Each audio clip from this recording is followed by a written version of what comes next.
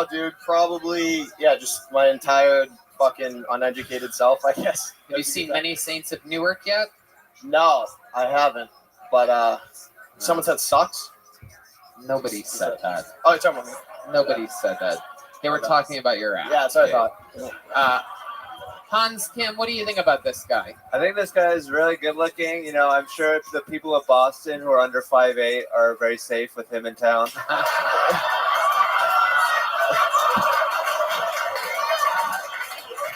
Decent. This is what the heroes look like in Boston. Tony, you look like a premature baby I rescued from a fire, literally. So Did you hear that? Did you hear that response from the audience? you're like again. A premature baby that got rescued from a fire, would you say? That's what you look like. That was it? That was the roast joke that you came up with? Yeah, it's not bad. Yeah, it's very bad, Dave. Premature babies are not 5'9" and 150 pounds of pure Youngstown steel. You know what I'm saying? You fucking pussy. 150 is generous. You pussy-ass non-hero firefighter. Most firefighters are heroes, not Dave here.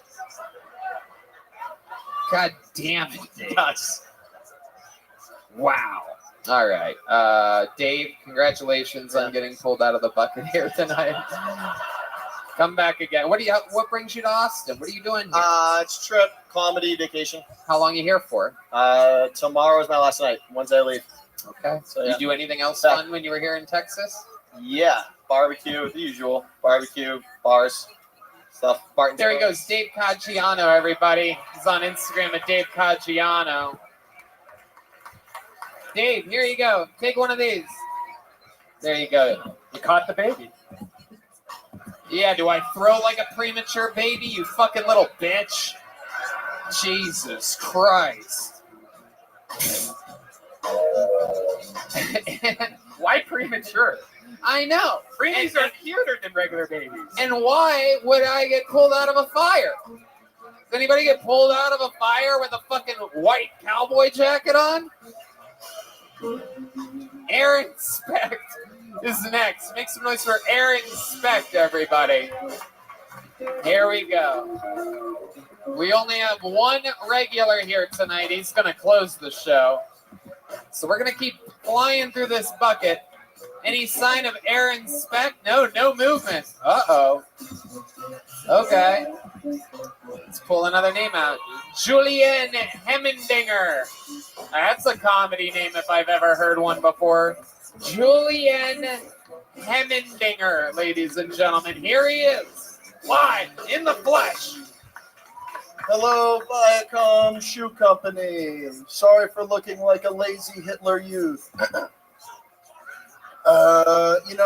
It's a good thing that Walt Disney's creations are nothing like him, right? Because then Goofy'd be walking around being a huge anti-Semite. We'd get him sitting down with his son. He'd say, Max, I gotta tell you something. The Holocaust, it never happened. I've never even seen a Jew. Well, maybe I heard one in the attic once. But what? That's all. I don't know. The point is, Maxie, I don't care what those dang Mexicans tell you. The Holocaust never happened. Nazis,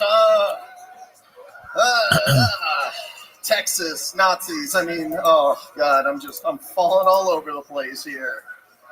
God damn it, it feels good to be on this stage. There it is. Julian Hemmendinger. Is that your real name, Hemmendinger? That is my real name, Julian Hemmendinger. Hell yeah, man. Where are you from? I am from Washington, D.C. Oh, welcome. What brings you here to Texas? Comedy, and I have a lot of friends out here. I've come through a couple times. I love Austin. Okay. How old are you, Julian? I just turned 30. Wow. 30 years old. You look like you could be your own father. It's incredible. Why do you think you've aged so poorly? Jewish? I don't know. You're Jewish? Yeah. Oh, okay. Yeah, go ahead, Hans. Why did you say you look like a Hitler youth? It's my hair's combed to the side. I don't know. That's all it takes to be a Hitler youth.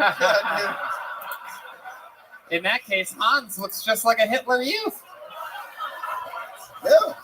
Really does. Jewish people have never fared well with guys named Hans. And yet, it continues.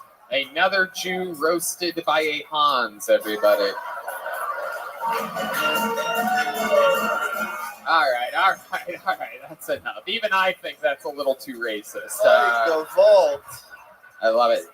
So you're born and raised in Washington, D.C.? Yes, sir. What do you do for a living? How do you make money? I actually stream on Twitch. Oh, Like, okay. I make just enough that I can do that. What are you streaming? What do you do on there? I play video games and I have puppets that like yell at me. One of them's a prostitute. You have puppets? Yeah, one of them's named Misty Fisty. The other one's One-Eyed Willie. Wow. I'm really lame, guys. I'm sorry. Oh my God. Holy shit. What do you keep in your backpack? I actually have like a gun for just a mass shoot. No, I'm kidding. That's not funny, I guess. I have like There's juggle. no Jewish mass shooters, everybody. Relax. That's a waste of bullets. Yeah, they're too expensive. I actually normally for my set, I have juggling balls and I have a Diablo that I use. Really? You have juggling balls? Yeah. Will you juggle a little bit Sure. more? Can we get some juggling music, guys? Hey! Time to juggle, motherfuckers! Oh, yeah, this is kill. Oh, he's horrible at it. Oh. Wow.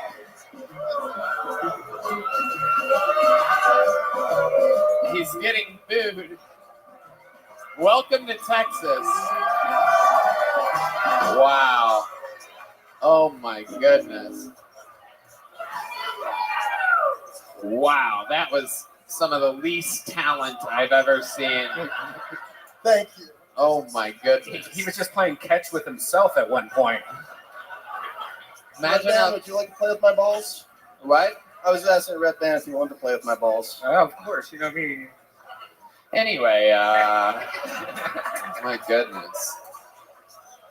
Imagine imagine if this was the Holocaust and he's like, I have a talent, Germans. Watch me juggle. I can be very good. I promise. I swear. Just, watch me juggle, Germans. Right to the head. They would shoot you, is what I'm implying. Oh, yes. Hemmendinger. Yes. All right. So you Twitch professionally. How much money do you make twitching like that? A little bit over $1,000. It fluctuates, man. A month? Yeah. A month. Okay. Hell yeah. $12,000 a year, ladies and gentlemen. What kind of games do you play? Do you play like new games or old I school? play a variety of things. I was actually one of the first people in the world to get 100 wins on Fall Guys, if that means nothing to you. Oh, that's awesome. Wow. Yeah. That's Okay. impressive. Yeah, I'm up to like I think I have 970 crowns, almost Wow. 1,000. Yeah, pretty What's pathetic. I know. What's a good tip? What's a good secret? Yeah, that's what the listeners definitely want to know. Why don't you guys go suck each other off in Nerd Kingdom or whatever the fuck you guys are talking about right now? Jesus Christ. Guess we'll never know. Oh my God, you fucking twitchy motherfuckers. Hemmendinger, what's your love life like? Are you getting your balls juggled at all? I mean, I'm single, but I think I've been doing all right since I moved to Austin. Yeah?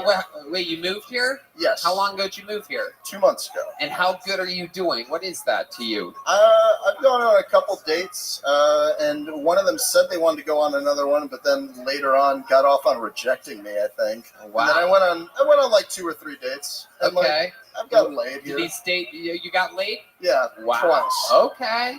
All right. I'm counting, okay?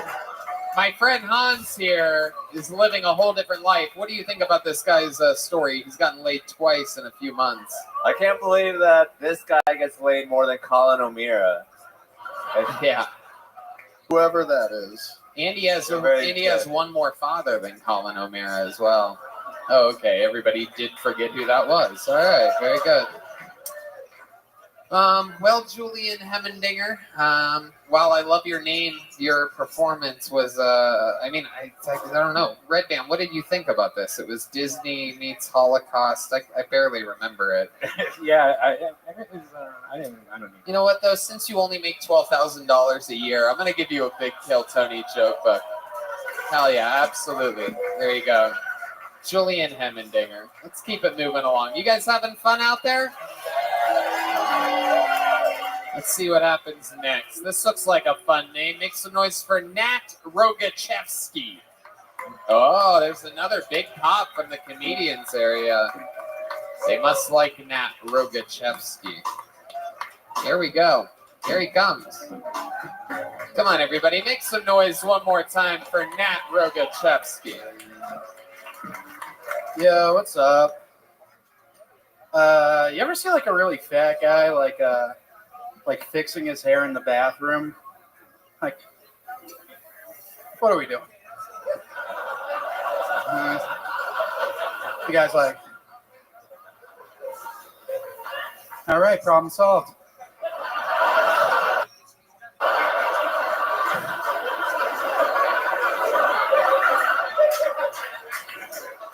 Now they won't know I'm fat as fuck.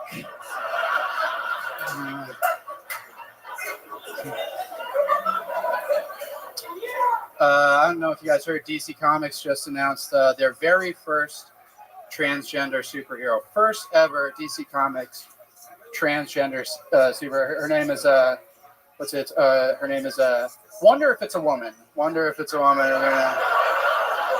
DC Comics. Yes, keep clapping. Let's keep clapping until the meow. Keep clapping until the meow. I don't have time for my last joke. Keep clapping until the meow. You want to do one more joke? Is that what you're saying? Yeah, go right ahead. Quick one. It's so I was at HEB the other day. I was getting helped out by a person that was over there. It was a transgender person. Their name was Alex, but they spelled their name ALYKS. And I was like, look, man, you already changed your name. You don't have to change the name. Nat Rogachevsky. Wow. Awesome. Very, very, very good. Nat Rogachevsky. Welcome to the show. A fantastic performance. How long have you been doing stand-up comedy? Just over 6 months. Okay. Wow. That's really great. good. Really, really good. Good to see you, buddy. I love your fat guy fixing his hair joke. What I love about that is you're almost too fat to be able to do that joke. You're like 10 pounds away from being the guy in that joke. Because when I was writing that joke, I was like looking in the mirror. I was like, I don't know, dude.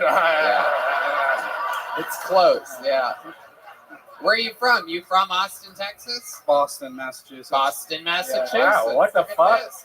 I just keep pulling people from Boston since I performed in the Mecca there this weekend. That's incredible. Dave is my. Did you know that I performed in the Boston Garden this weekend? He did it with Joe Rogan. 16,000 people. No kidding. Yeah. In the Boston Garden? Yeah. That sounds about right. Hell yeah.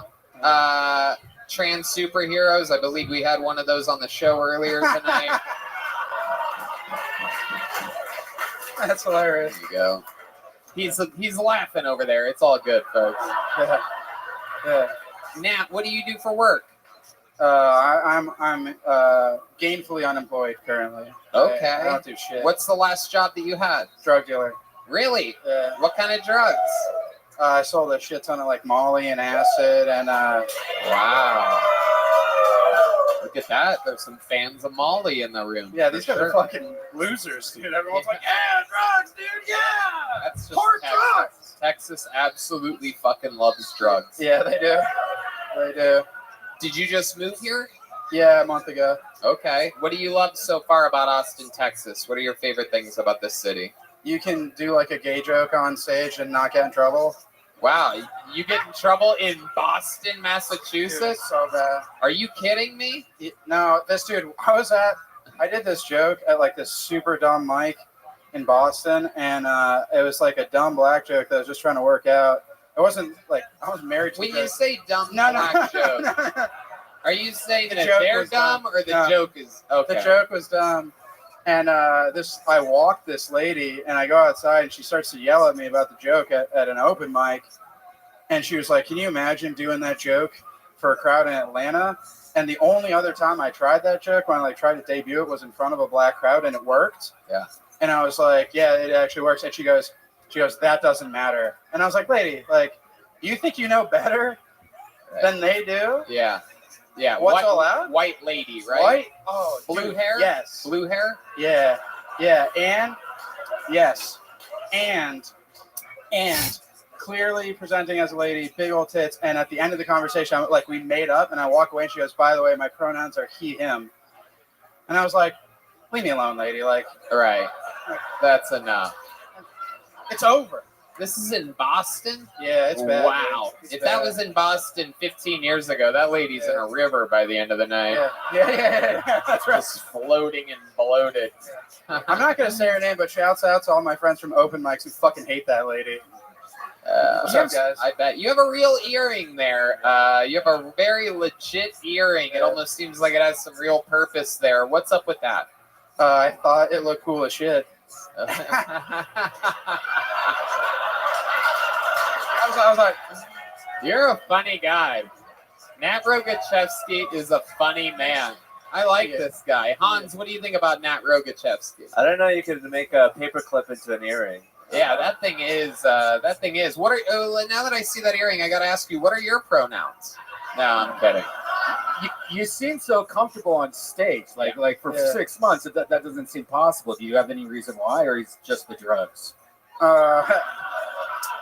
I'm a sober guy.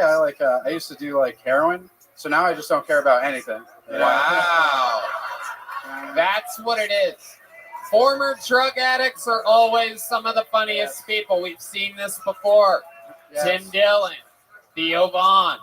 There's a lot of newly sober people that end up being able to obtain a level of funny that is just Very absolutely true. incredible. So that's where Very you get true. your swagger from. I How think so. often were you? How long were you hooked on heroin for? Like 5 years. Wow. Yeah. My goodness gracious. Shooting it up or snorting it? Shooting it up. Oh, Yeah. wow. Yeah. This guy's not snorting. Dude, I'm not gay. Dude. Yeah, come on. Don't let the earring fool you, dude. This guy's shooting up. Absolutely doodly. Wow. So how'd you get off of heroin? What did you fill that gaping hole with? I do all the like 12-step stuff. Yeah, Yeah. like consistently all the time. Awesome. There you go. Look at that. They love you, Nat. You know you're good if you get a I'm sober applause break in Texas. Yeah, That means you're really talented. yeah. It's funny the reactions you get. It's like, you tell women they think you're like a 9/11 firefighter. Yeah. Right? Like you're like I'm sober. They're like, oh my god, you're so brave. Yeah. You know what's braver actually is never having done heroin. I would say, Yeah. for my money. And it's also like being a 9/11 fireman because you both have to deal with black tar at some point. Very good. Very good. Yeah, baby. That was a good one. I don't Yeah. need your laughter. I know, because I'm smart, how good that one was. It deserved much more.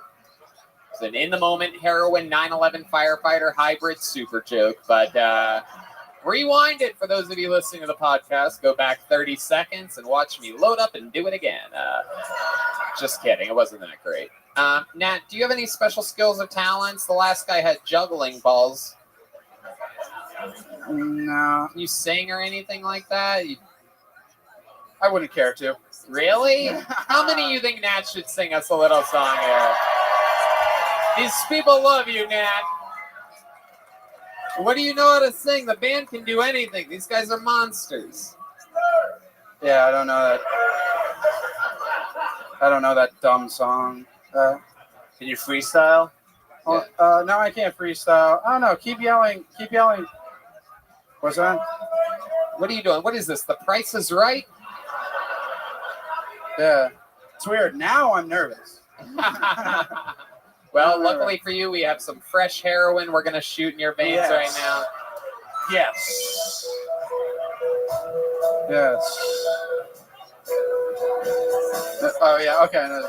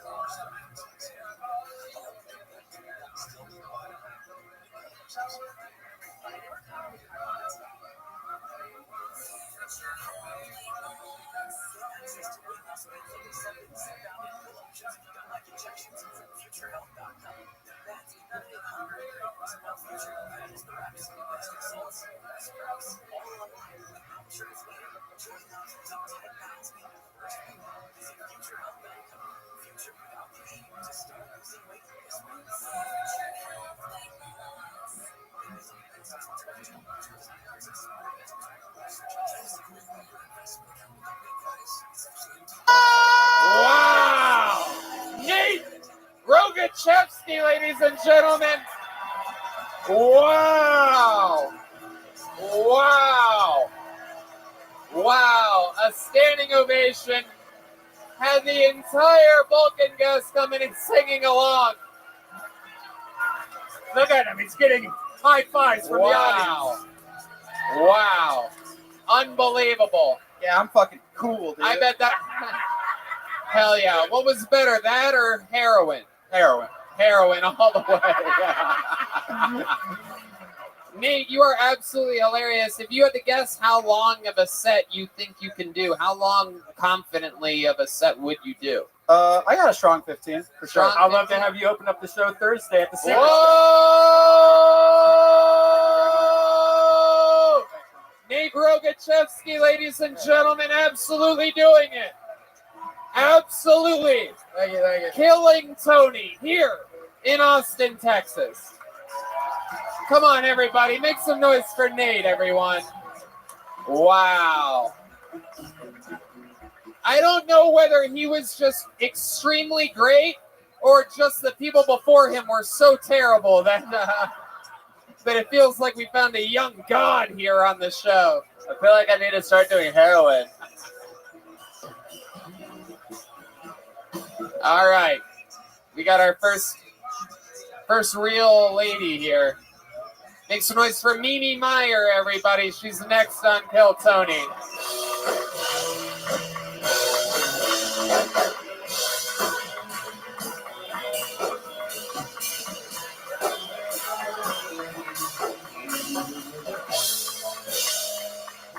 Hi. Come on, one more you. time for Mimi Meyer, everybody. Come on.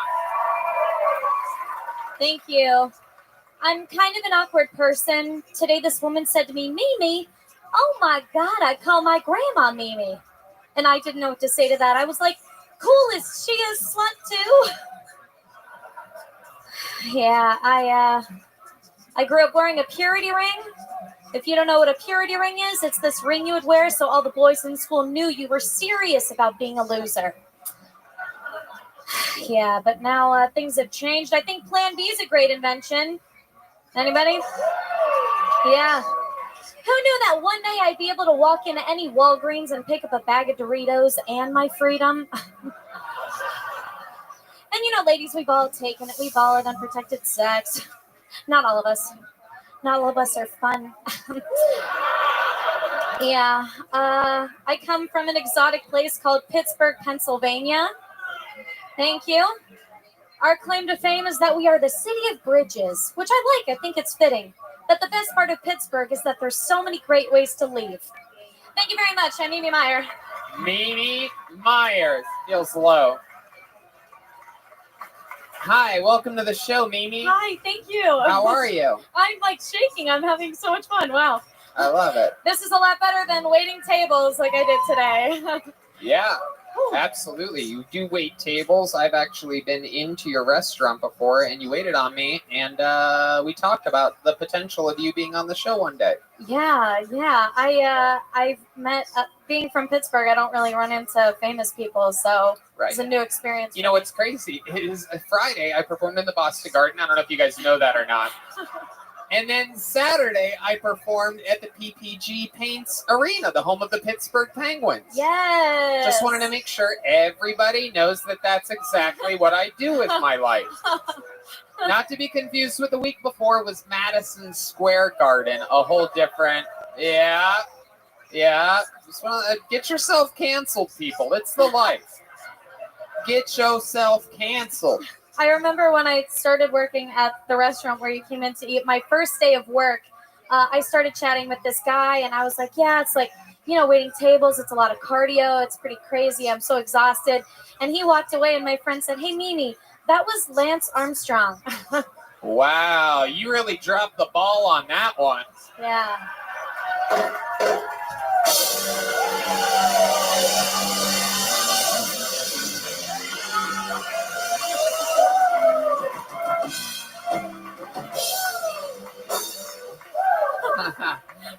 God, I'm so good at this. Jesus Christ. Mimi, you seem like a wild, wild girl. You're bit. somewhere between like super dork, but you also seem a little bit freaky. Am I correct? Little bit.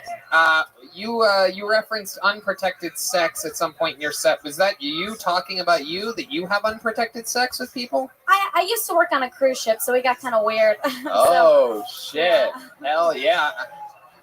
Hell yeah. Okay. We talking about what? Carnival cruises or Norwegian? I worked for Disney Cruise Line.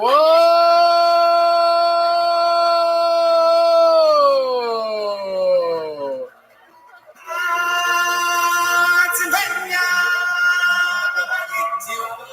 Wow. That means Red Band thinks you hooked up with an African.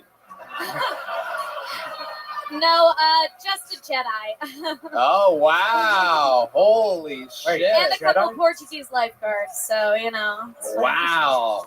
A real life Jedi. What, Absolutely. was it the new black guy or What? you No. said Jedi? Jedi. Okay. All right. Sometimes that'll be edited out of the regular podcast. Yeah. So, Mimi Meyer, do you have a boyfriend now? No, I'm single. Okay. What are your thoughts about Hans Kim? Have you ever been with an Asian man before? I couldn't date him. He looks too much like my dad. I'm just Really? kidding. You No, have not an really. Asian dad? No, I was joking. Hans, what do you think about this? We were at a party and she was dressed like a stewardess, and You what? we were at a party together and you were dressed like a stewardess. I was Yes. a boxer, and You were wearing a toga. yeah, I was wearing the toga at first. That's a joke where Hans was on Molly. I Yeah. was on acid. Yeah, and I'm sorry that you didn't bomb because I kind of want to kiss you, but it's fine. Aw. Wow. Maybe if I get on the show another time. What'd you say, Mimi? I said maybe if I get on the show another time and bomb. Right.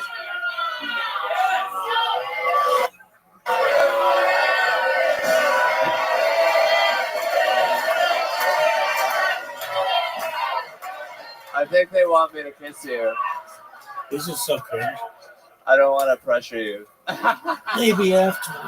I can't say. I'll ask for consent. We can film it and put it on TikTok That's what. I can film it and put on TikTok. after the show. If you don't want to do it now, yeah, That's sorry, worse. I'm okay. Turn it down again. Turn it down. Wow. Just for that, Hans, I'm going to make you eat her pussy right now on the show. Mimi, what do you like to do for fun when you're not waiting tables or doing stand-up comedy? What else? I do like to sing a little bit. Oh, really? I like it. It's Yeah. Can we just hear a little? Blackberry You or have a something. song that you know how to do? Good. They know how to play Don't Stop Believin'. Oh, darling from the Beatles. Oh, darling. That's what You guys know that one? D. Magnus? You know the Beatles? Darling, please believe me. Okay, Matt, here we go. Here's a little bit of the Beatles with Mimi Meyer, everybody. Oh, darling, Oh, shit. please believe me. I'll never make it alone. Believe me when I tell you, I'll never do you no harm. Wow. Oh, darling, if you leave me, I forgot the words, but it's okay. Mimi Meyer, everybody. Wow. You know what? After their performance, I'm going to make Hans eat your ass, everybody. So there you go. He eats it with chopsticks, so it's okay. When you told me, Oh, wow. She's. Wow. Jesus. sorry, I was an attention whore. Fine. My goodness.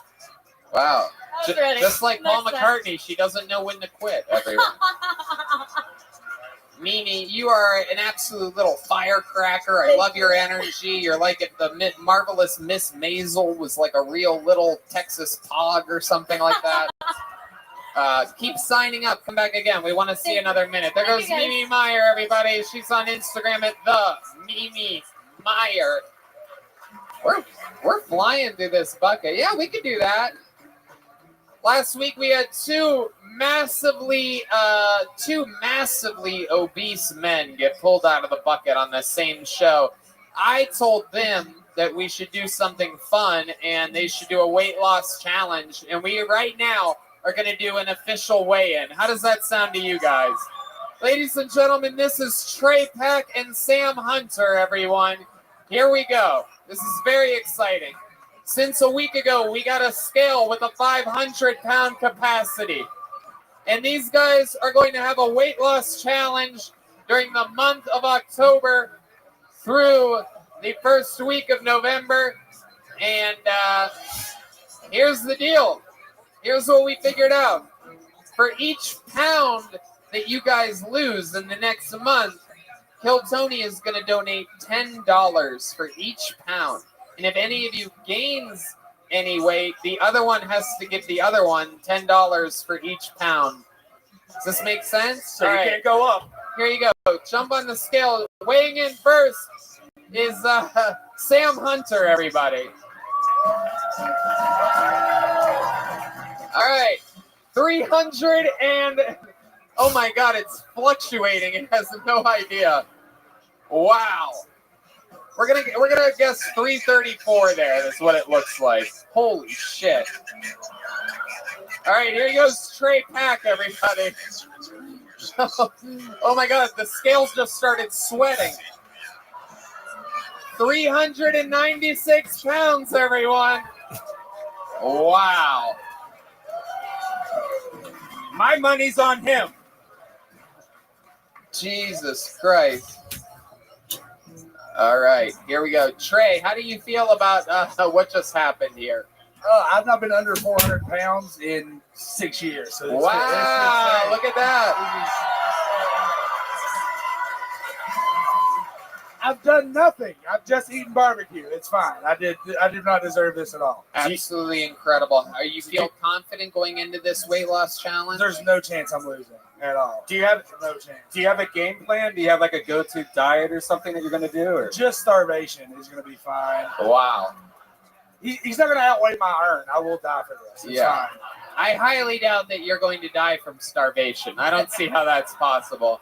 Man dies today at starvation. 360 pounds. I find that to be impossible. I'm pretty sure you're going to survive. Hand the mic over to little Sam Hunter over there, who next to you is a tiny little boy, it turns out. Sam, what's your plan for the next month? What's your plan of action here? I'm going to reach out to one of the trainers I used to work with in college. Oh. Fucking shithouse. Wow. Trey's about to run into an absolute buzzsaw. Wow. In the next month, dude. Oh, Let's shit. go, boys. Come on. Oh, my God. That's right. He knows how to shake his tits. Show the people. Wow. No, that's not even muscles. That's just heart palpitations, folks. Well, I'm so excited for you guys, and I wish you both the best of luck. I'm glad that Kill Tony can get behind something as positive as a weight loss challenge here. And I thank you guys for doing it. Feel free to keep signing up for the show and keep doing comedy in the meanwhile. We'll get updates along the way. We're going to see them the first Monday in November, and someone's going to win a bunch of money. We should bet. We should bet on this. I mean, Jesus, imagine if Sam Hunter, or imagine if one of them loses 200 pounds and we have to pay them, what is it, $2,000? Jesus Christ. Well, the one dude weighs a lot more than the other guy, so he's probably going to lose more. But then when he said the other guy said the trainer, like that's, I don't know about that. Anything can happen. We're gonna see. There's gonna be a lot of fucking, lot of missed meals between the two of them. Your next comedian is Mason Smith. Back to the bucket we go. Let's meet another stranger together. Mason Smith is next on Kill Tony in Austin, motherfucking Texas. Here comes Mason.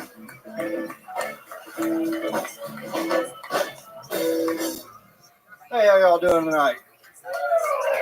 I'm going through a divorce. Yeah. Thank you. I either get that response or, oh, I'm sorry. Yeah, but I'm going through a divorce. Guys, if your wife ever comes home and tells you that she's feeling empowered, just know there's a divorce around the corner.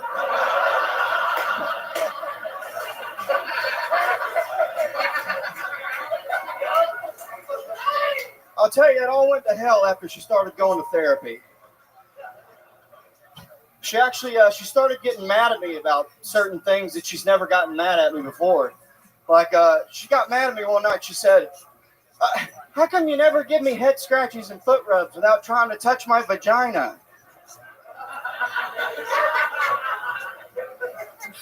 I'm sorry. Sorry, I'm not gay.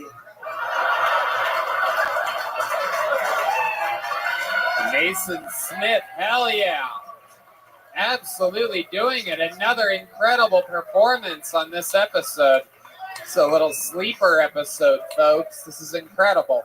Mason, how long have you been doing stand-up? Very, very good set. Thank you very much. 3 years next month. 3 years. Where were you doing it at? Where are you from?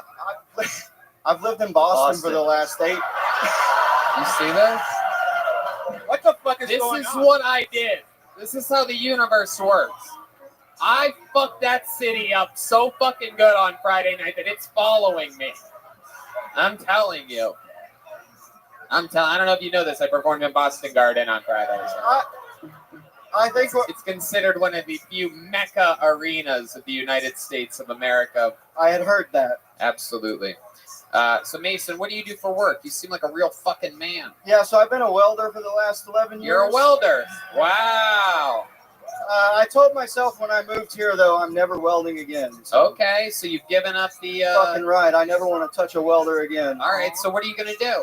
I'm trying to do comedy, but right now I'm just going to fucking... This is how people end up underneath bridges, Mason. Yeah.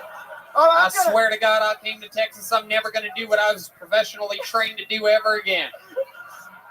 No, I'm gonna get a couple part-time jobs for the daytime, you know. Okay. I got no problem working. What do you think? What's a real man like you thinking about doing part-time job? I used to work at a liquor store when I first moved to Boston, and that was pretty fun and easy.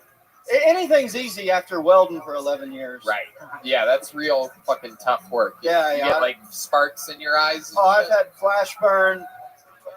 I got burn marks all over me, yeah. You ever think to like stick with the welding thing though and like become something like a seamstress or something? Or like something that's fabric. It's a lot, it's not as dangerous as welding, but you're putting two things together, it might be good for you. Jesus fucking Christ. Mason,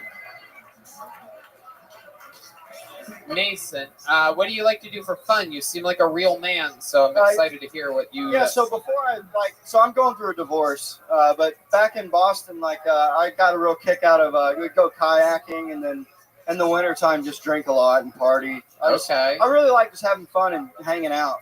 Okay. You know, take drugs every now and again. What kind of drugs are we talking about? I got acid tattooed on my arm.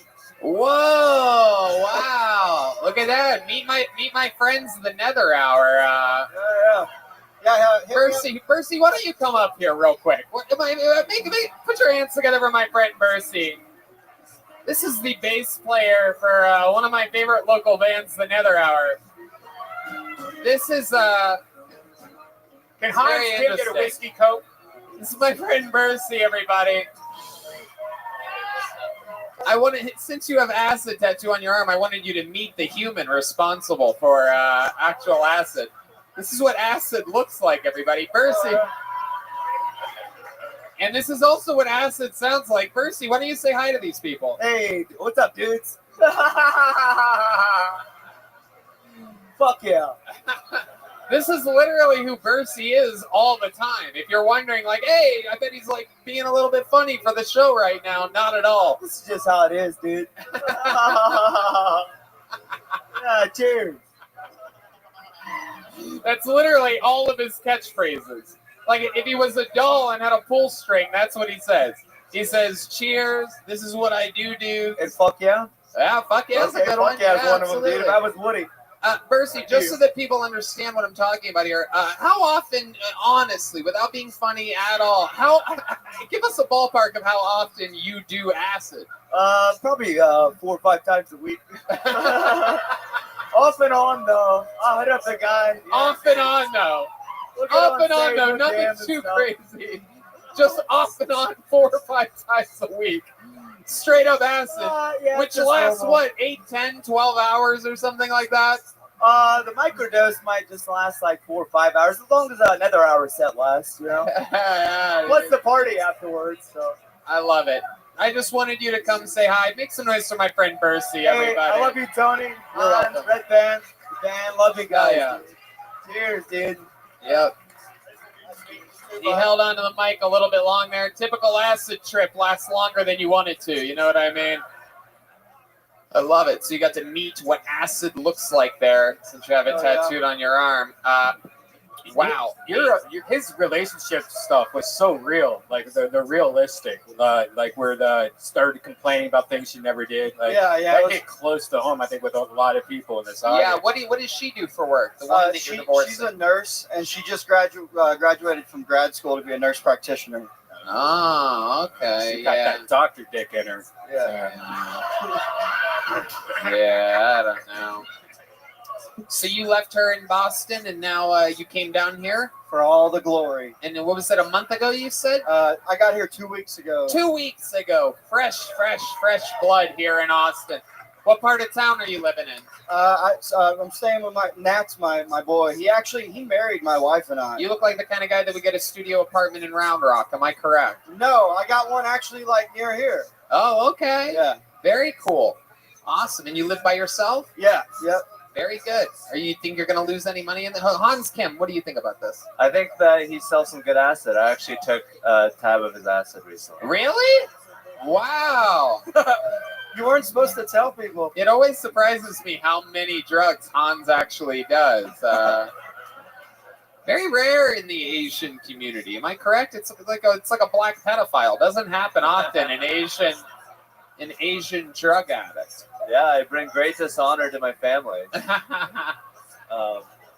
It's too bad you couldn't weld your relationship with your wife together. Oh,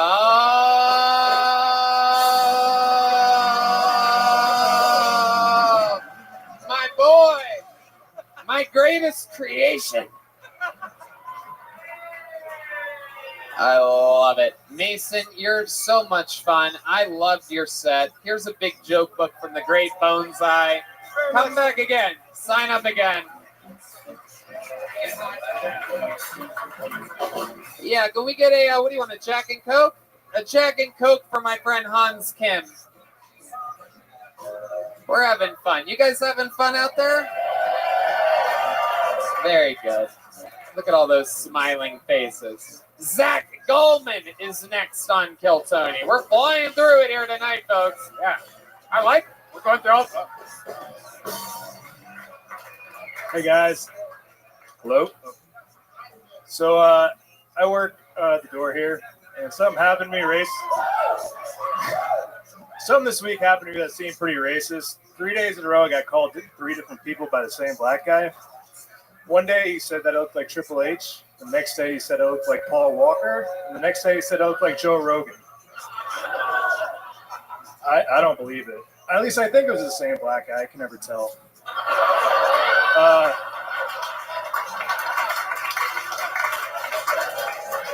I've been going to therapy a lot, and I like it, but I feel like they don't let me take the blame for a lot of things. Like, pretty sure my dad had nothing to do with me getting drunk and shitting on my ex-girlfriend's front porch. I mean, he was there, but it was my idea.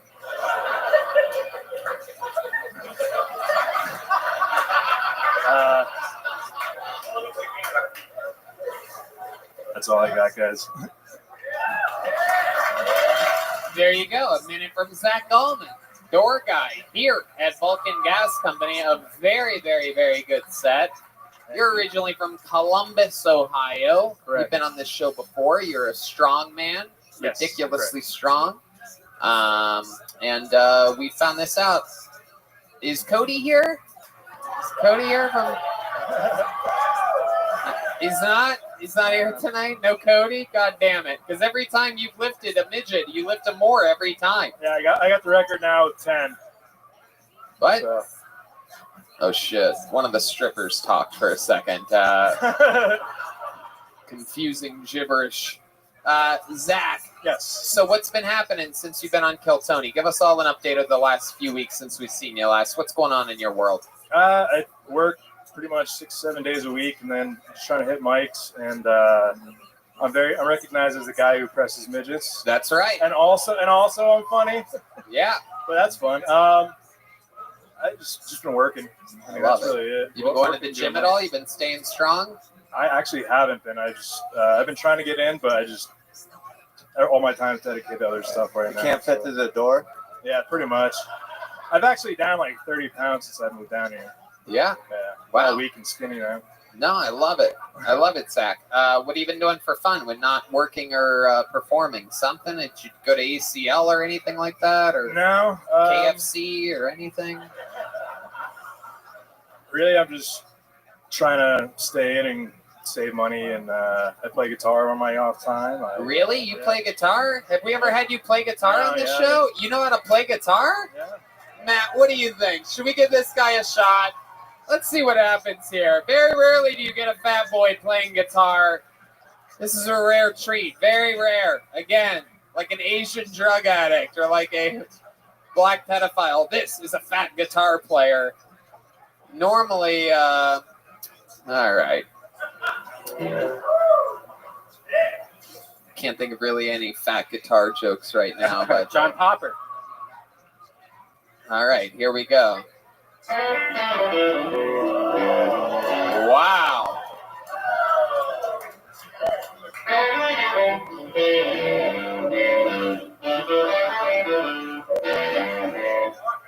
I'm screwing this up real bad, guys. Sorry.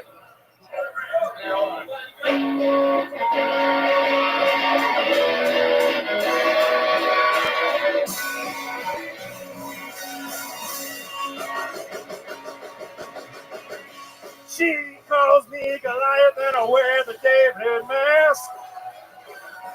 Guess the stones are coming too fast for her now. I'd like to believe I can bring up the past.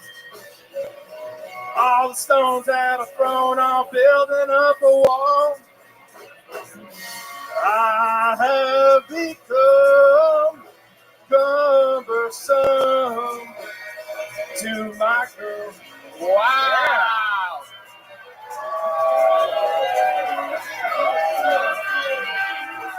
Look at that. My goodness gracious. That was absolutely incredible. I was more nervous for that. Holy shit. That sounded like Soundgarden, which reminds me, I performed in the Boston Garden this weekend at Madison Square Garden the weekend before. You can catch a lot of the comedians you saw tonight performing in actual gardens.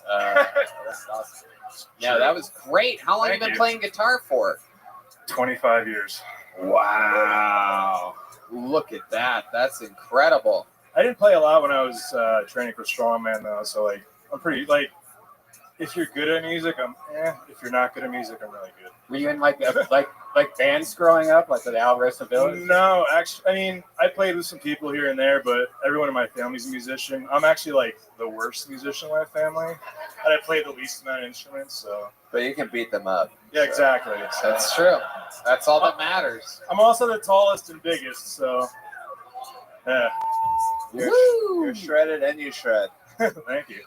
Zach, I love it. You've been on the show quite a few times. You always do good. You already have a joke book, right? Yes, I do. All right. Well, then there you go. Another great performance by Zach Allman.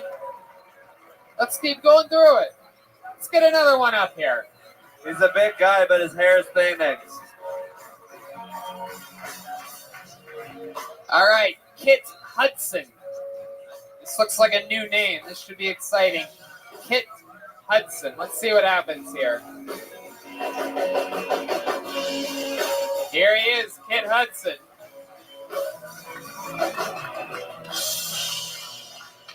One more time for Kit Hudson, everybody.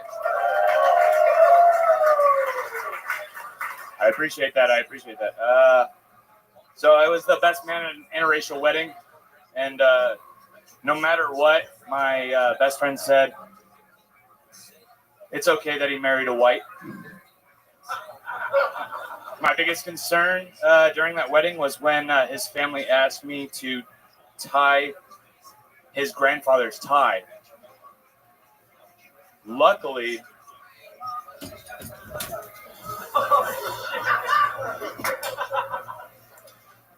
he said that it was the most pleasant experience he had out of the times a white man has tied a knot around his neck.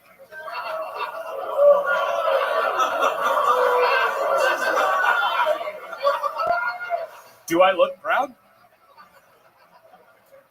I should look proud because it was pleasant.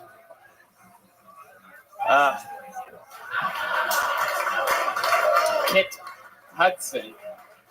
Really, that all sounds true. 100% true.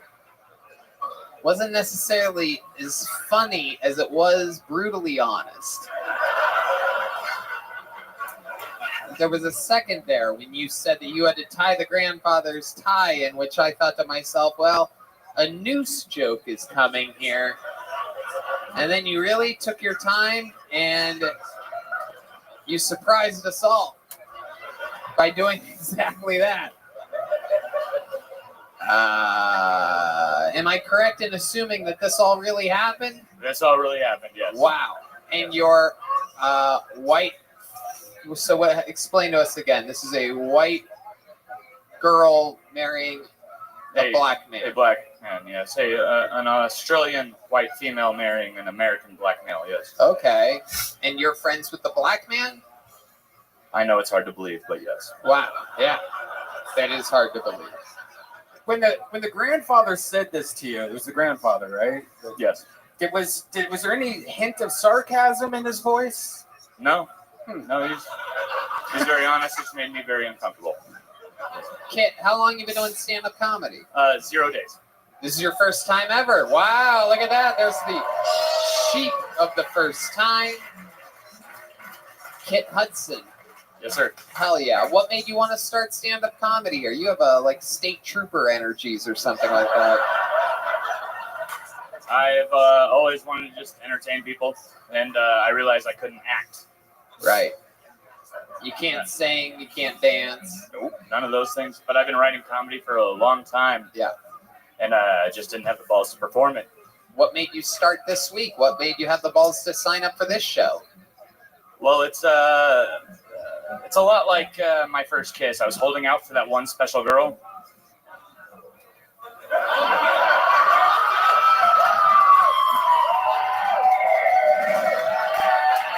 There you go. It's really. How dedicated are you to comedy? Kill Tony is that one special girl that I wanted to do stand-up for the very first time. So that me. Yes. Thank you very much. Yes. Thank you. There you go. Again, I saw that coming 40 seconds away. Much like you have a very special delivery style, Kit. All right, so you just started stand-up. What have you been doing for work up until this point? I've been in the Army for the last 11 years. Oh, wow, an American hero, everybody. What do you do in the Army? During active duty, I was dropping bombs. During active duty. Where at? I was in Oahu, Hawaii. You're dropping bombs in Hawaii? I was. Jesus Christ. What army are you fighting for? The Japanese, apparently. My goodness. No, that's where I was stationed. I went to Afghanistan, yes. Okay. All right. Well, we see how that ended up. My bad. So, Kit, what's your love life like? You seem like a good-looking guy for someone that loves the flavor of water.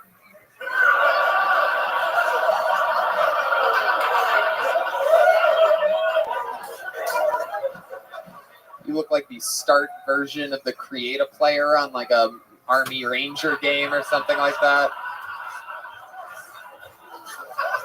Like, level 1 recruiter level.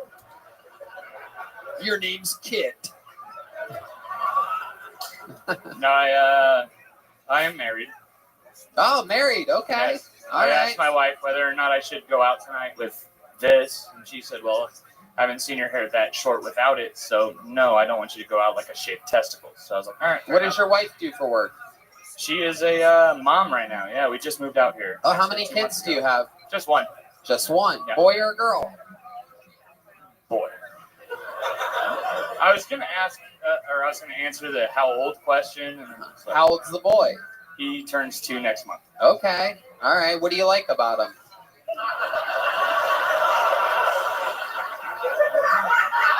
Oh. What's his pronouns? It's a good question. We did move here from California, so that's a valid question. Yeah. What part of California did you move from? We were in Green Valley, just outside of Valencia, or Oh shit. yeah, it's All up in right. the mountains. Yeah. Okay. Wow. And you just moved here to Austin? We moved to New Braunfels 2 months ago. New Braunfels. How do you like it out there? We love it. I was originally born in San Antonio and raised, Texas Yeah. in Arizona, so I was very excited to get the Yeah. fuck out of California. You have a truck? Yes, What we ki- bought it before Yeah.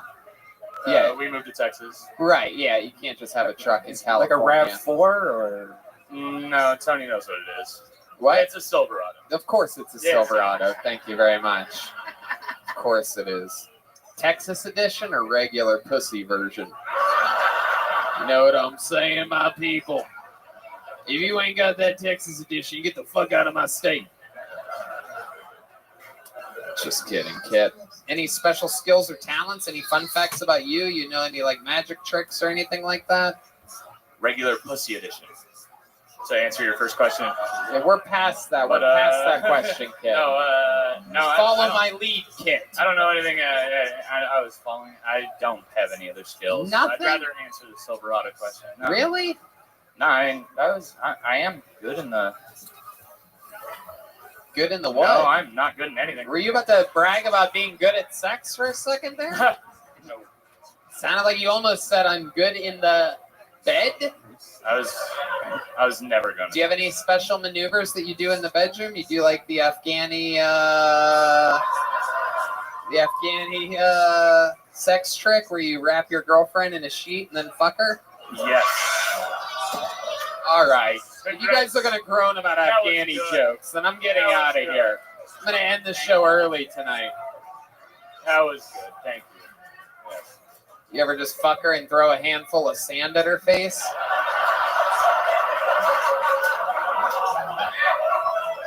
No, but I will. Jeez. Hey, come on. We're having fun here tonight.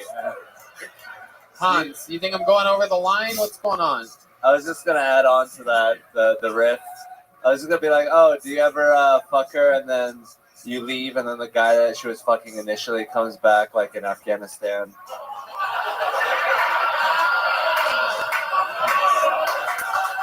By the way, Hans, pro tip, you don't have to say I was going to make the riff and then say the riff. You just say the riff. I'm really nervous right now. Thank you for having me. This is an honor. Hans Kim, ladies and gentlemen.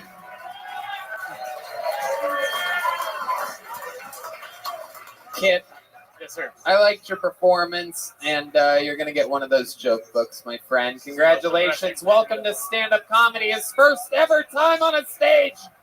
Kit Hudson. Thank you. What do you guys think? Should I pull one more name out of this bucket? Okay. I'm going to go deep in here. Really Go mix it up. Let's see what happens You're here. real deep. Let's see what happens. Arlene Hayes, everyone. This is another new name for sure. I know a real new name when I see one, and I would remember in Arlene Hayes. Here comes Arlene, everybody. Come on, it's your final bucket pull of the night. Make some noise for Arlene, everybody. So I just flew in. I took Spirit. Yeah. Hell yeah. $70 round trip. Anybody with me? That's right. So I'm convinced that Spirit Airlines is the only company where if you fail the competency test, you're guaranteed the job.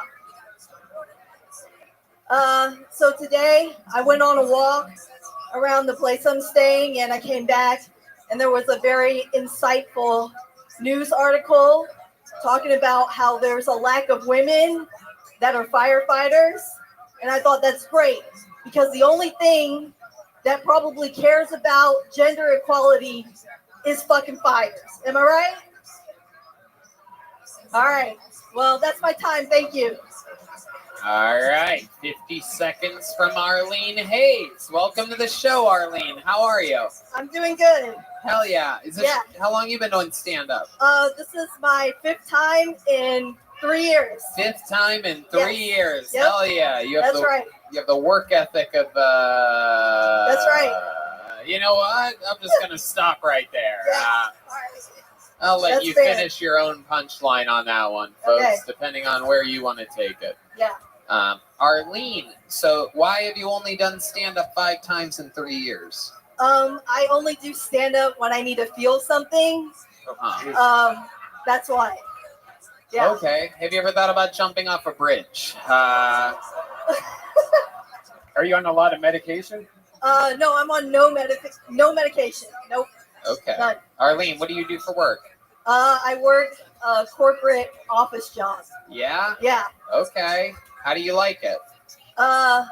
It's okay. I mean, I just pretend like I'm somebody else to get through the day, basically. Yeah. Okay. Yeah. All right. What do you do at the office job? I market insurance. Yes. That's Wow. right. Holy shit. Have you ever thought about going on medication? There you go. No. I would never. No. I'm good. Okay. What do you like to do for fun?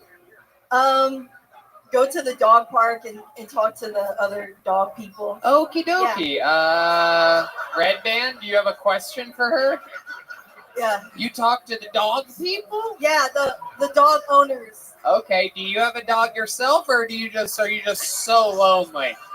Have we I have a finally? dog. How many of you think we found the world's loneliest woman here tonight? Arlene, how would it make you feel to make out with Hans Kim right now on this show? Oh no. No, I can't. I'm married. Oh, she's married, everybody. So what? Oh. So what? No, just kidding. I hung out with Arlene yesterday. She has a beautiful husband that knows MMA.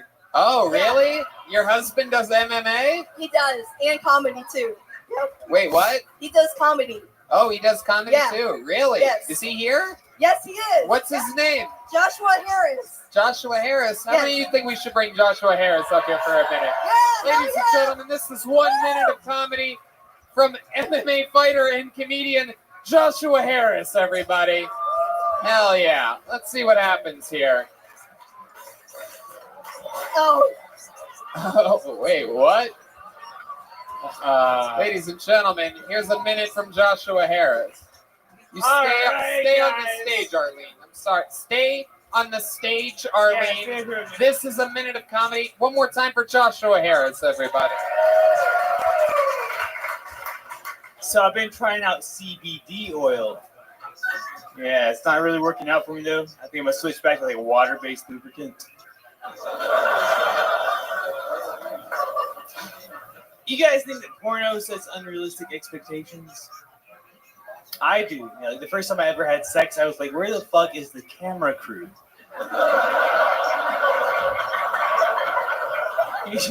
You know, where's the fluffer? I need a fluffer. All right. Next joke.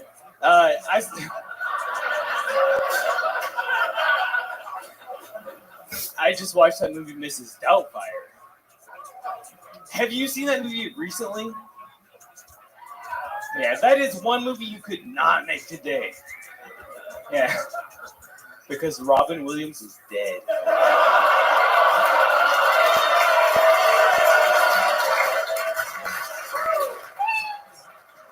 Here's the movie.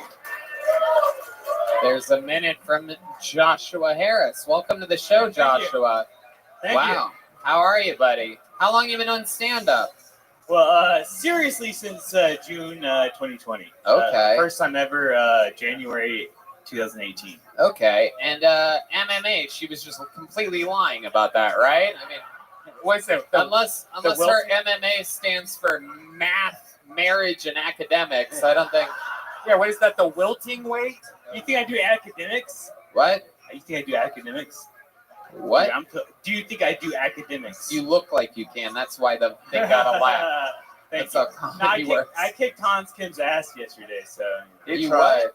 I kicked Hans Kim's ass yesterday. Did you? Is this true, Hans? No, not at all. Why is your shirt tucked in the front but not the back? Yeah, dude. Oh, his wife liked that one. Hans is asking the tough questions here. My wife told me to do this. She said this is the look. Is this not the look? Maybe don't get your advice from your suicidal corporate office working wife. Did she tell you that, or did one of her friends at the dog park tell her that? My goodness gracious. All right, How long have you two been married for? Since 2019. 2019. Where'd you meet her at? High school. High school, okay. Yeah. How old are you? How old am I? Yeah. 31. What were you doing at a high school? What grade is she? Oh, you guys dated for a long time. Just looking for chicks, bro. You guys dated for like, what, 10 years or something? Yeah. Okay. That's adorable. Wow. Yeah, man. Is that the only girl you've ever had sex with? Is this going to be on the internet?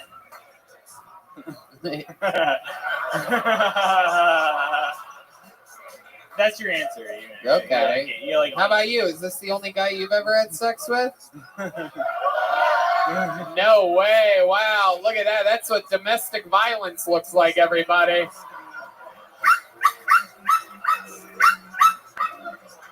She beats me all the time, guys. Hell yeah. Oh, shit, dude. Was she kidding about you guys are all kidding about the MMA thing, or are you literally? I do mixed martial arts. Really? Shout out to Lady Breeze Fight Club. That's my teacher. What? Lady Breeze? Yeah, he's Why does he sound like a douche? Tony Hinchcliffe said that, sir. He's a feminine. Yeah, you know what, Lady Breeze? I'm in Austin, Texas, my friend, and with a name like that, I don't care what you're trained in. You come here, get a little cup of ass whoop, all right?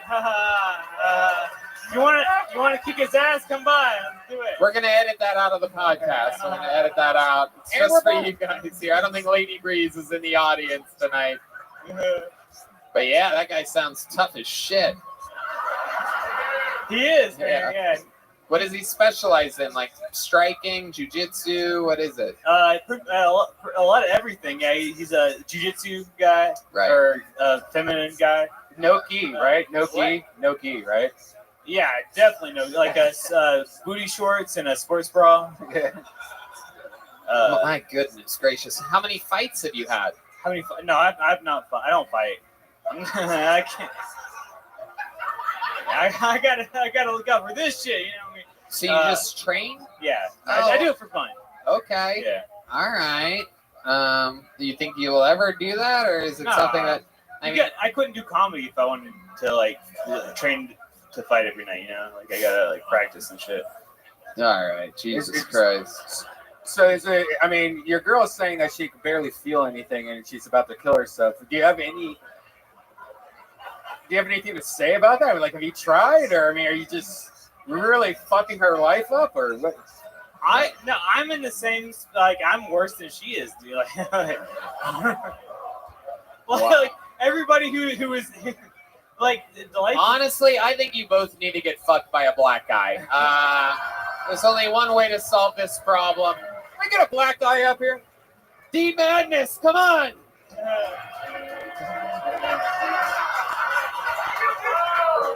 I am not used to doing comedy in front of this many white people, by the way.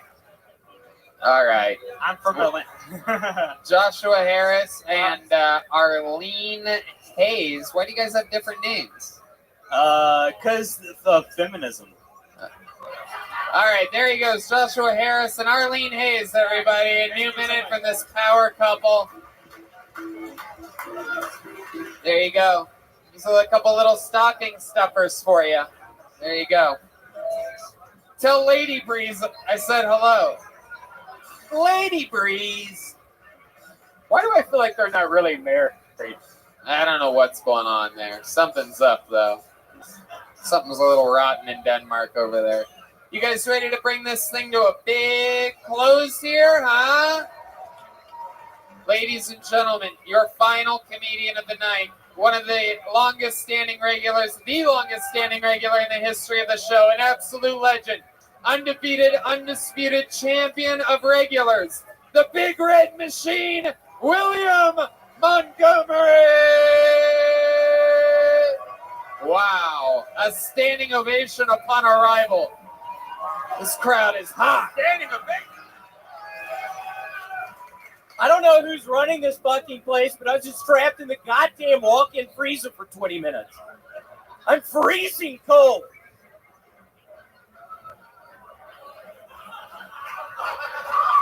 Sorry, I'm back on my bullshit. I had 7 kombuchas earlier. I just crop dusted the stage, so the good news is that by the time it reaches you, I'll be off stage. They say Jesus Christ was a liberal, and look at where it got him.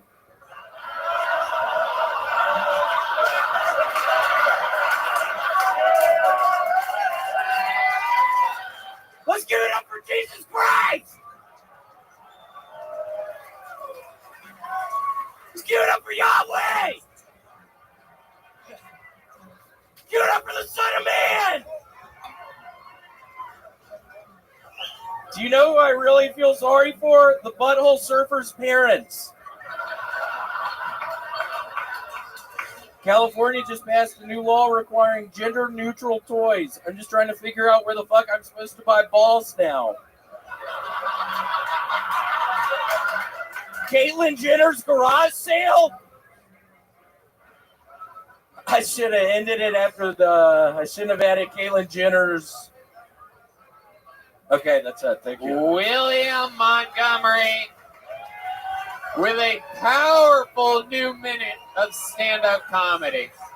Unbelievable. William coming off of an entire week of opening for myself and Joe Rogan here at Vulcan Gas Company. Hans Kim was also on those shows. Very, very, very exciting stuff. This guy on the top of his game. You're watching a man in his prime right now. And I'm not kidding. I'm also freezing fucking cold. I'm not fucking around. I was in that goddamn place for 20 minutes. What happened? I went in there to smoke a joint and the fucking door shut and I was trapped in the dark. It was freezing fucking cold. I'm wearing this goddamn t-shirt. It's like 30 degrees in there. Did you get to smoke the joint? Yeah, I did. I got way too fucking high in there, and then I got fucking paranoid that I'm never gonna get out.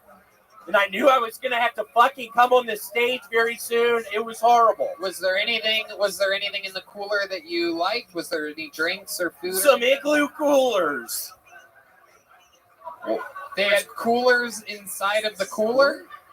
They did some Igloo brand coolers.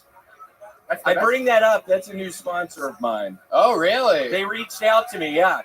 Okay. Now, you're very famously, as the crowd is aggressively yelling, we have... Yeah, I don't know who the fuck just said raisin bread. Shut your fucking mouth. Don't fucking throw me off. I'm literally freezing cold. How much raisin bread have you had this week? We found out you're newly addicted to raisin bread after gaining sobriety a few months ago. How much raisin bread did we get through this week? It's like 3.5 loaves. Since Thursday. Since Thursday? Oh my goodness, that is a loaf a day, basically. Pretty much. Wow.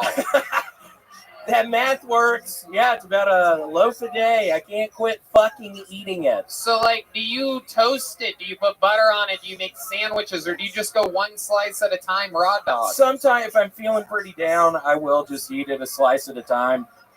Wow.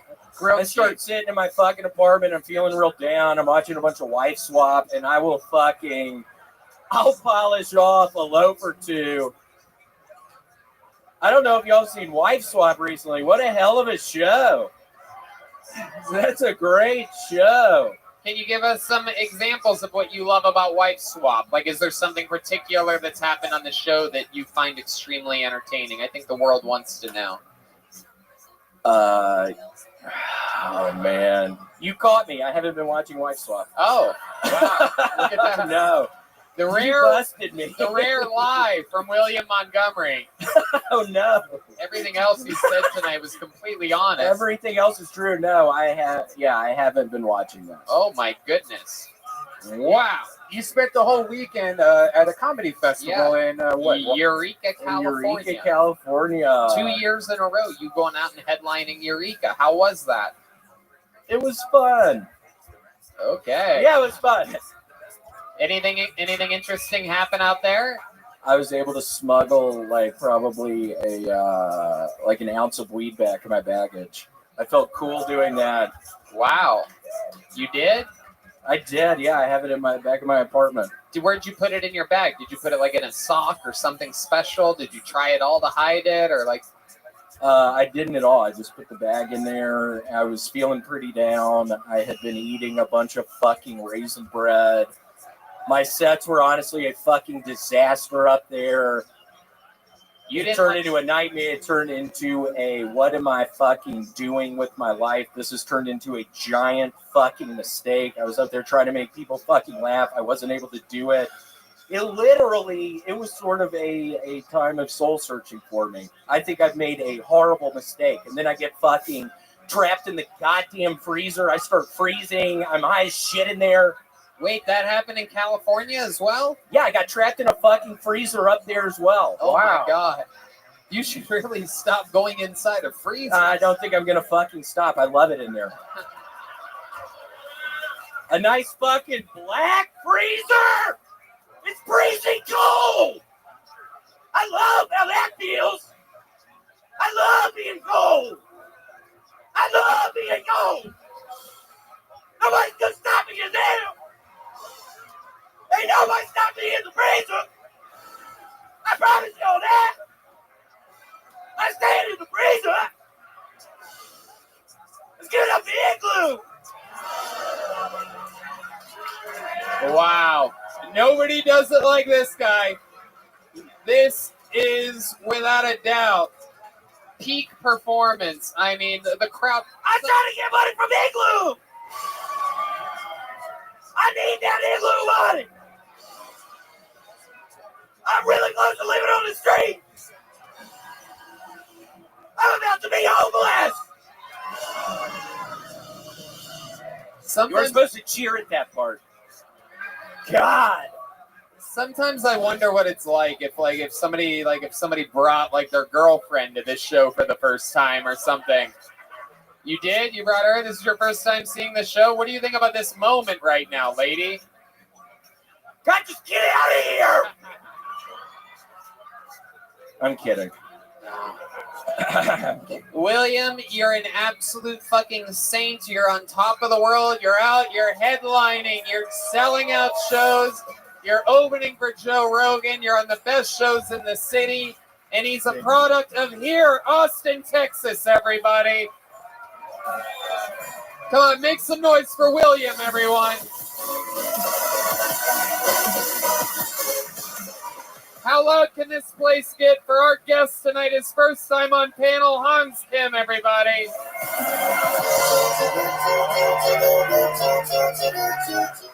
How about one more time for the Kill Tony Band, everyone?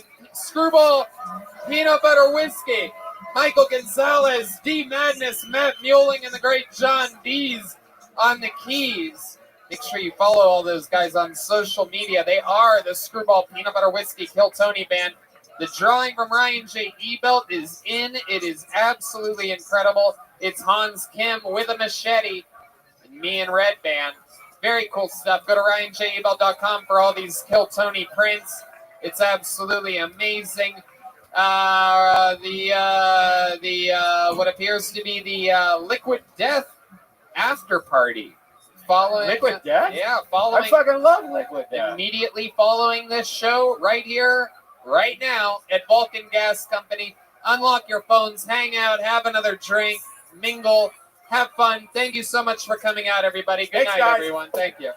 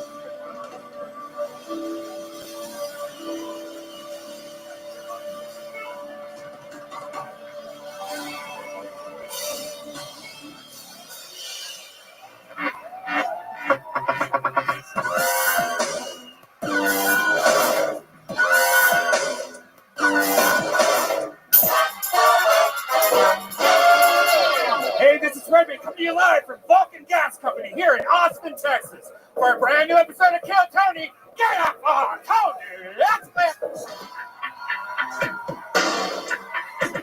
Come on, it's Monday night in Austin, Texas. You guys can make more fucking noise than that. You guys ready? Yeah, let's do this shit. How about a hand for the band, everybody? Come on. That's the goddamn Screwball Peanut Butter Whiskey Band.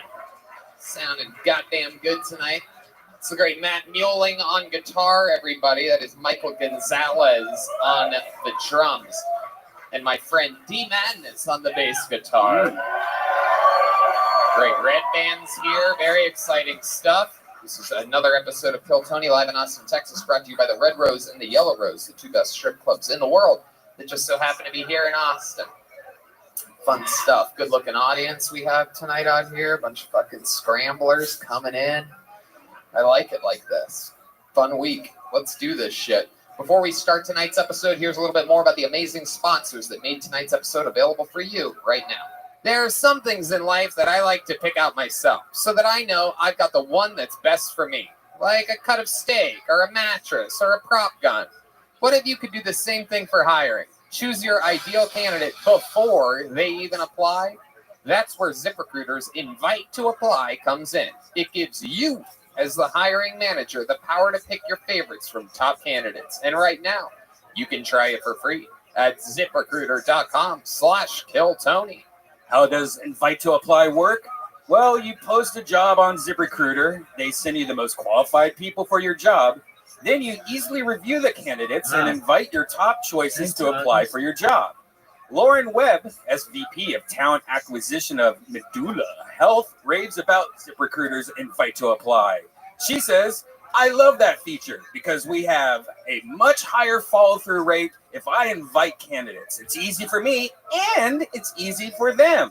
In fact, according to ZipRecruiter's internal data, jobs where employers use ZipRecruiter's Invite to Apply get, on average, 2.5 times more candidates, which helps make for a faster hiring process. Ooh, that's right. See for yourself. Just go to this exclusive web address, ZipRecruiter.com/KILLTONY to try ZipRecruiter for free. That's ZipRecruiter.com/KillTony.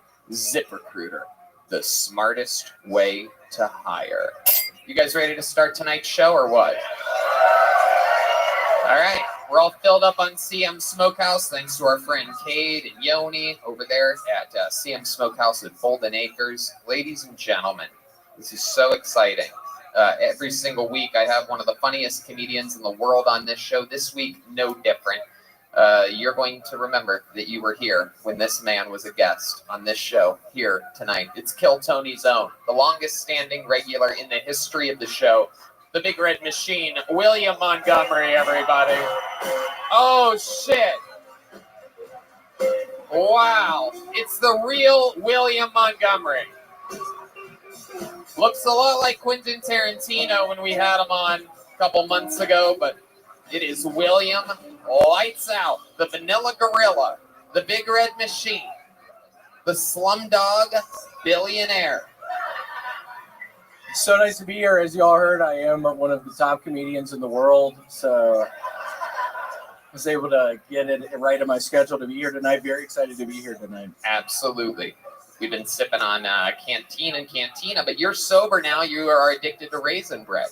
Yeah, I'm just eating the shit out of raisin bread now. I've had 2 loaves since Sunday. There you go. Today's Monday, so you can guess. Yeah, do the math on that one. I'm eating a shit ton of that fucking bread. He's addicted to raisin bread. He's 3 months sober. He was a heavy drinker, and now he's heavy raisin bread. We're going to have fun tonight. How's your bathrooms with that much raisin bread? Like, thank you. How's my what? Your bathrooms. Is it just coming like just raisins? Is it thick? That's sweet. You called it my bathrooms. All right. For those of you watching the video, why not subscribe to our YouTube channel? That's what everybody's telling me to say every week. Yeah, smash that like button. Subscribe, boys and girls. We have a bunch of joke books made here by the great Adrian Cavazos at Bonsai. We're going to be handing those out tonight. Another amazing local artist, the great Ryan J. Ebelt, drawing tonight's episode from Los Angeles, California. You guys know how this show works. It's a bunch of people that get the opportunity to do stand-up comedy on this stage. I pull their name out. They get 60 seconds uninterrupted to do stand-up comedy. You know their time is up when you hear the sound of a kitten. That means wrap it up then, or else they're going to bring out the angry West Hollywood bear. That's how that works. Then I interview them afterwards, and we talk to them about their lives and find out more about them. Are you guys ready to start tonight's fucking show? Huh? Let's do it. Your first comedian is a regular on the show, much like William has been for years. We always have maintained a cool group of comedians that write and perform a brand new 60 seconds every single week. You get to watch them grow. This guy has been opening up for Joe Rogan because of his appearances here on Kill Tony. He is the only regular that was made a regular here in Austin, Texas. The very own Hans Kim, everybody. Here we go. Oh, shit. Here we go. Hey, what's up, guys? My name is Hans Kim, and I'm not a racist. I'm a minority. How could I be? Impossible. I don't even see race. I only smell it. Especially in the Ubers.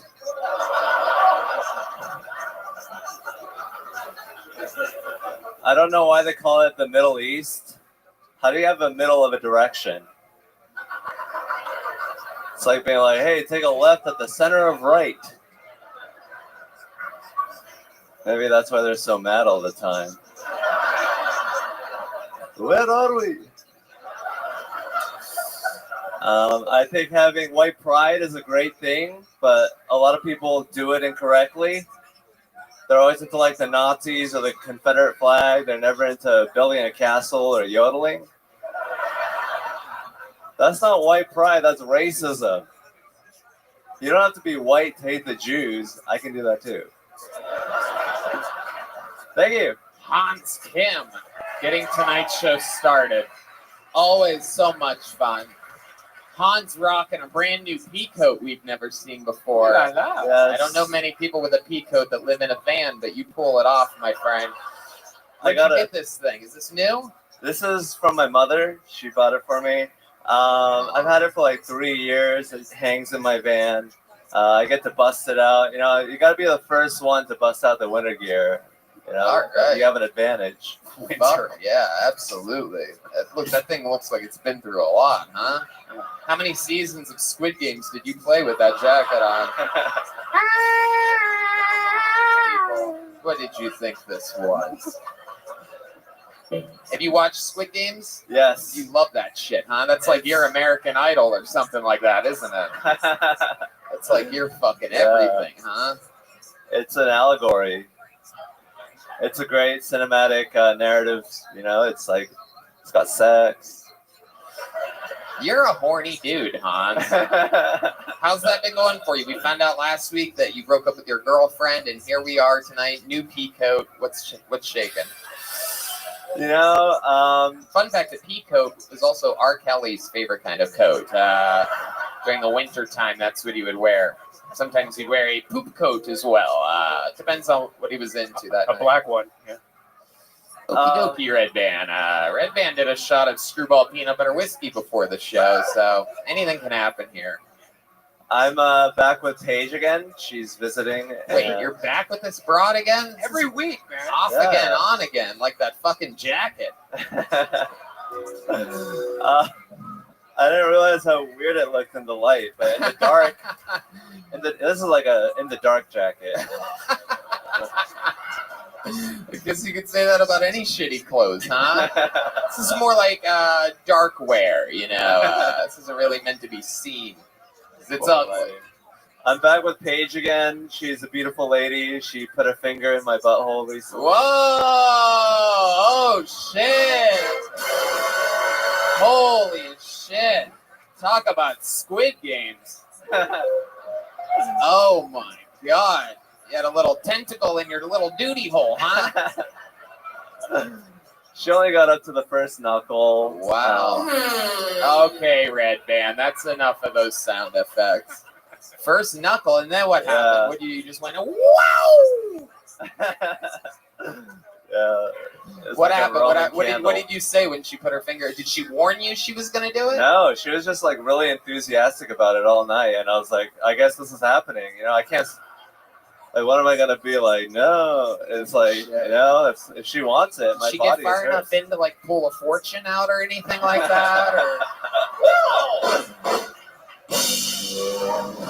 stop it with the lights. Hilarious. When the lighting guy loves a joke, he goes a little crazy sometimes. What else is going on in life, Hans? What else you been up to lately? I'm going on the road. I'm hitting Abilene and Sweetwater, Texas. Wow. Gonna get to know the country. Hopefully. Red Band loves Sweetwater. I do. He calls it Kool-Aid. I love that you did the joke about you don't see race, you smell it. I noticed Deep Madness laughed extra hard at that one. I could really relate. And White Pride. Can you smell Asian? Oh shit! Yes. Don't ask questions you don't want the answer to. Shit. Hell yeah, we smell. Even in Parasite, the South Koreans smell the South Koreans and judge each other. Remember that movie? It's not me. I'm just referencing a movie. Everybody, not being racist against Asians. Oh, I would never. All right, Hans. But is life good? Are you happy to be back with Paige? Yes, it's the first day back together, but I just couldn't keep my hands off of her. First day is today, and she's already got one knuckle in on you, dude. Jesus Christ! Isn't that mentally draining though? Going back and forth with the same girl over and over every week. You don't know if you're together or back, but you could just be fucking tons of strangers. Yeah, well, for those of you that don't know, Hans was Olympic swimming in pussy before settling down with. Yeah, pussy is like so easy for me to get. It's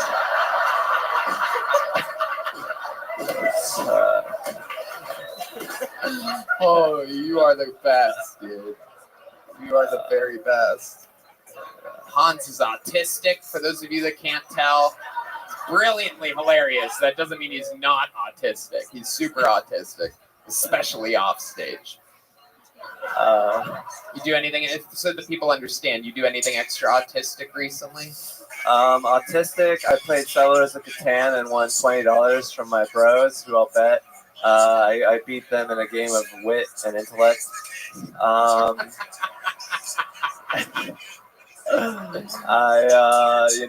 did I do? I went to like this show and I hung out with the guys afterwards, and I was like, dude, what is life all about? Like just asking them questions and stuff. It's super interesting because they're like normal people, and I'm like living in a van doing comedy. So, right. William, you know Hans. You've seen him many times. What do you think about his performance here?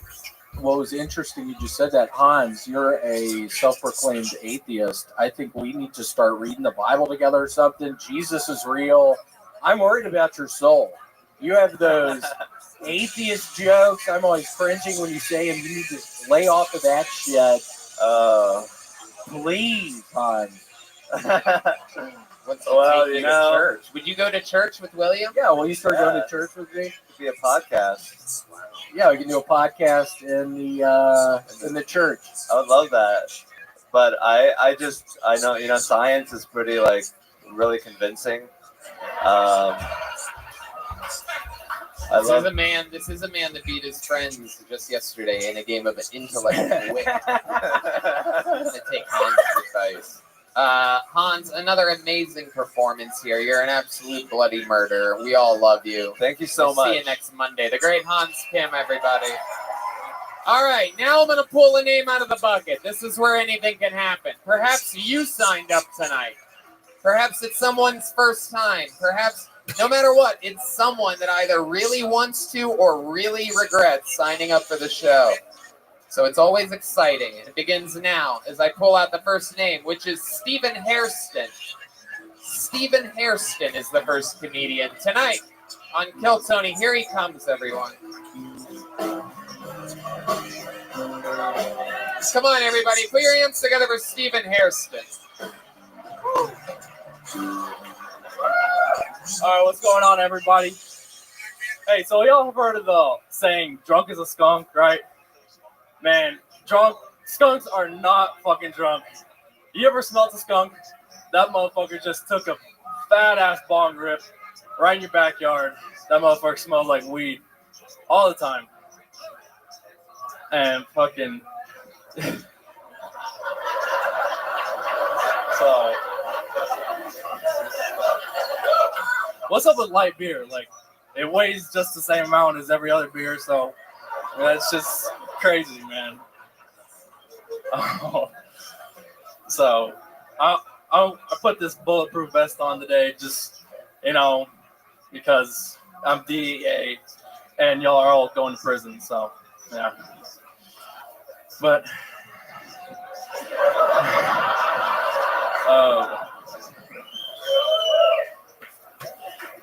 I didn't prepare very well today. All right, Stephen Hairston. Here we go. That was 60 seconds from Stephen Hairston. This is a very special look you have, Stephen. You look like Cabbage Patch Kid Rock. You look like you should be looking for Brian Laundrie right now. Oh, yeah? Oh, yeah. Hey, Tony Hinchcliffe, he looks like one of Jeff Dunham's puppets come to life. Oh, you fucking got me good, dude. Trying to start an insurrection up in here? Why are you dressed like that? Why are you wearing a bulletproof vest? Bulletproof vests don't protect against bombing. I don't know if you know that. That would be a bomb suit. Perhaps a bomb suit, ladies and gentlemen, would have been more fitting. I love it, though. It's good. That was good. What's going on? You trying to hunt with Joe Rogan? What did you think was happening? Hell yeah. Why are you dressed like? Is this your new look? Yeah, you go on Joe a lot Rogan of stages security. like this, or is this a one-night only thing? What's going on? No, I just like Warzone and playing video games. So I was like, bulletproof vests are cool. So I bought one. I got a bulletproof mask too. William, what do you think about this guy? I think you better keep playing fucking video games because that was a fucking nightmare. The fuck did I just witness? Is that scared you have a fucking gun somewhere or something? Oh, man. Steven, you've been on this show before, am I correct? Yeah, so I was just on the Joe Rogan and Bert Kreischer and Don Marrero With his parents. Remember his parents? Oh, it's all coming back to me. So this is like your second time ever on stage, right? Yeah. Wow. Look at you. You're already trying to be a fucking character over here. He's big on TikTok, so I feel like that's some TikTok shit right there. Wow. I don't ever want those 900,000. words big on TikTok ever spoken in succession on this show ever Smash again. that I will 69 never want to know when someone's big on TikTok, by the way. Ever again. That is this show's N-word. I'm saying it right now. I don't want to hear it. And anybody that says it, I'm going to beat them up. Sorry, black people. We're just using the N-word. All right, forget it. I made it weird. So what is your story, dude? Remind us all of what made you want to start stand-up comedy a couple weeks ago. Well, this show honestly inspired me a whole lot just because I saw the opportunity that I could perform in front of. What am I doing? What have I done? Giving these people hopes and dreams. Good job, Tony.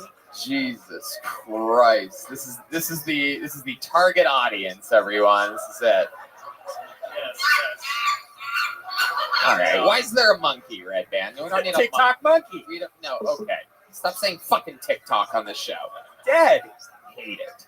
Of course he's big on TikTok. This is how lame TikTok people are. This guy's big on TikTok. Fuck yeah, a bunch of daydreaming idiots watching this guy dance in a circle or something gay like that. What do you do on TikTok? Have you ever thought about killing yourself on it? Because I think the video would do good. I think it would, right? I'd probably get taken down. Just avoid the bulletproof vest if you shoot yourself. Aim for the face. I have said 69, It really sucks if you're like, I'm going to do a couple shots to the chest and end it all. All right. Well, Steven, what did you think was going to happen here tonight with the act that you prepared for 60 seconds? Honestly, I just had written some stuff down in the new Kill Tony book. Okay.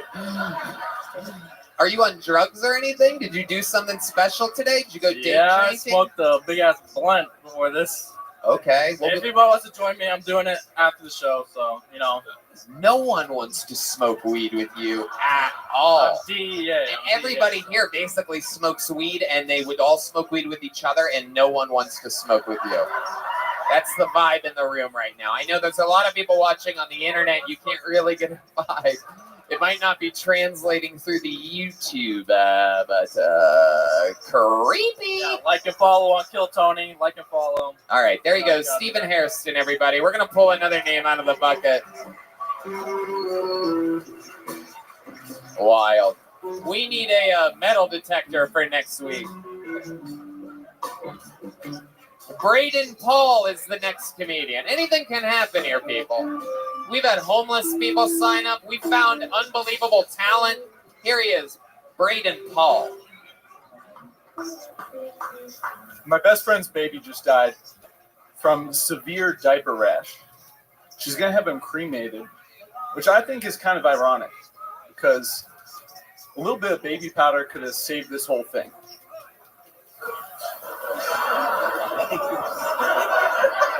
My first job was at Planned Parenthood in marketing.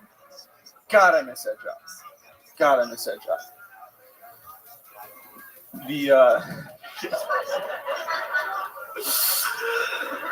I'm not even a doctor, and I killed it at Planned Parenthood.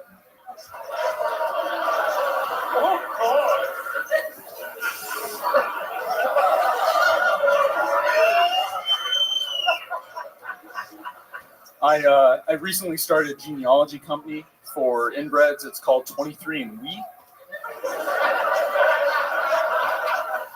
It's way better than my last idea. Also a genealogy company. It was targeted at people with extra chromosomes. That one was called 47 and going to be dead before you turn 11. Jesus Christ. Braden Paul, everybody. 60 seconds of stand-up comedy from Braden Paul. Hell yeah, dude. From one school shooter to the next. Look at us just churning them out in here. Just everyone Could be any one of these fucking mug shots walking up.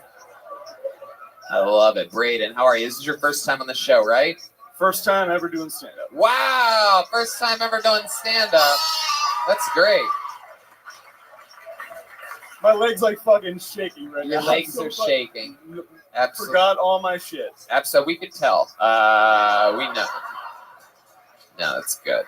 That's good. You had a good idea. The baby powder joke would have been funny if you're just like, if you cremate a baby, is that how you make baby powder? Like you have a good idea, but you took I think 45 seconds to get to mentioning. It was supposed to be a lot quicker. Because diaper rash, you can't really die from diaper rash, right? I looked it up, and no, you cannot. Right, exactly. And you start your set. Well, if you get an infection, I try to make it plausible, but then I decided I didn't really care that much. But when you say it's your friend's baby, you immediately put this like feeling out into the audience, like, oh god. Yeah, you get away from comedy. You know, have you ever thought about maybe opening up your set, just bring a baby and then smash its head on the stage? Because that would get people's attention. If anyone has do one, that. There's no like Gallagher smashing babies up here.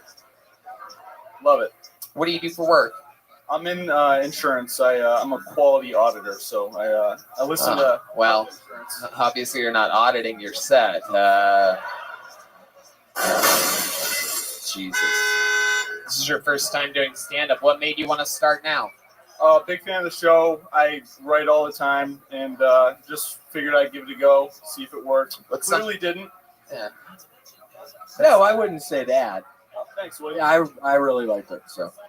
William is my favorite comedian in the All right, entire shut world. the fuck up, dude. Jesus Christ. I paid him to say that. This fucking guy. All right. Tell us something fun or interesting about your life. You come from like a weird family or a weird place. Anything fun that you can do? It's tragically normal, unfortunately. I used to be big into cliff jumping, so into water, not concrete, which I wish I didn't. I was actually going to recommend you jump off a cliff after seeing your set. I think we all thought the same thing there, but no, I'm kidding. What were you saying? Cliff jumping and then what? Yeah, I used to cliff jump a lot. In Ithaca, biggest cliff was like 90 feet and like 8 feet of water. All right. Well, what else? What else, Braden? Anything else interesting about you? What's your love life like? Got a fiance. So Nice. Shout out Hannah. Love you. Oh, okay. Wow, that was adorable. Damn. You really do insurance quality auditing. Look at you fucking romantic. What does Hannah do? Hannah waits tables. She's going to school now. So. Oh, okay. All right. Is she young? Is this Hannah Montana we're talking about? What's she going to school for? Occupational therapy. Okay. What do those people do? It's kind of like, from my understanding, like physical therapy, but a little bit different. Fuck yeah. Sounds like you're really good at listening to her when she's... Yeah. I go in and out. All right, well, I don't know. Can you imagine like being younger and like, I want to be an whatever that therapist is. Yeah. I want to be a brain surgeon. I want to be a heart doctor. I want to be an occupational therapist. Who does that? Braden, you seem like a fit guy. You work out a lot? Fuck no. I'm naturally skinny, but I'm starting to get beer gut because I have a kegerator at home, so I'm just pounding beer all the time. How old are you? So 26. Sorry. 26 years old. Absolutely. All right. Well. Remember when kegerators used to be the cool thing in college? You're like, man, one day I'm gonna get a kegerator. Nope. Nope. Red Band's old. Remember when the locomotive used to bring the alcohol? Remember the times, the prohibition? No, Red Band. No, Really? I'm just kidding. I'm kidding. Yeah, of course, there were kegs. Yes, there's still kegs at every No, kegerator, where it's like a tap, where you have like at the bar. That's what a kegerator is. Like, never mind. All right, well. What else? What else about you, Braden? I feel like there's something. I feel like there's a question I could ask you that could blow the whole fucking roof off. You seem more boring than anything that I've ever... I got some for you. You're literally like if a glass of water, I don't even know what you're like, dude. Like salt water or something. When I was in college, sophomore year. You remind me of saline solution. I've never told anyone that before. Been doing the show almost 9 years. You remind me of saline. Like Thank you. Okay. What were you gonna say? When I was in college, sophomore year, a girl I sort of knew gave birth to a baby, a live baby, in a fucking dorm shower. So, yeah, shout out Becca and Adam. All right, we don't need their names, Braden. Wow. Did you get to watch it? Did you see it? I did not see it. Heard secondhand. Wish I could have been there to welcome the little guy into the world, but wow. At least it wasn't a toilet baby. Okay, there we go. All right, Braden. Well, fun times. Congratulations on getting picked. Here's a little joke book for you, Braden. Welcome to stand-up comedy. His first time ever on his stage. He had the balls to do it. The courage that it takes to sign up for a show like this is... All right, this is a one-word name. These are usually pretty good. Make some noise for strategy. Strategy. This should be interesting. Maybe I'm wrong, though. Strategy. A one-word name. Next on Kill Tony. Here he is, everybody. Make some noise for strategy, everyone. So I feel like the toughest part about being in a relationship is staying loyal. And I don't know if you really know about loyalty until you dated a girl who thinks she's down for a threesome. Loyalty is waking up your girlfriend while you're getting blown by the hot Puerto Rican chick that you guys brought home together earlier that night.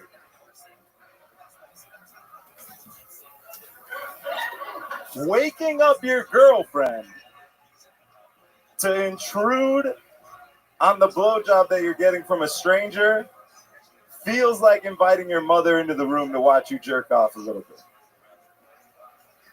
It's really one of the only things where two heads are not better than one. That's all I got. 1 minute from strategy. All right, strategy. I welcome to the show. Thank you. I love it. Here, move that mic stand out of the way so that the people on YouTube can see you clearly. If you leave that in front of them, they're going to think they're watching Fred Durst in 1999 try stand-up comedy. You look like that. You're always like this. You're like a more brain-damaged Ron Gronkowski or something like that. Yeah. Yeah. What's your story, strategy? Let's talk about it. Is your first time you're new at stand-up? Yeah, I mean, I've never done stand-up.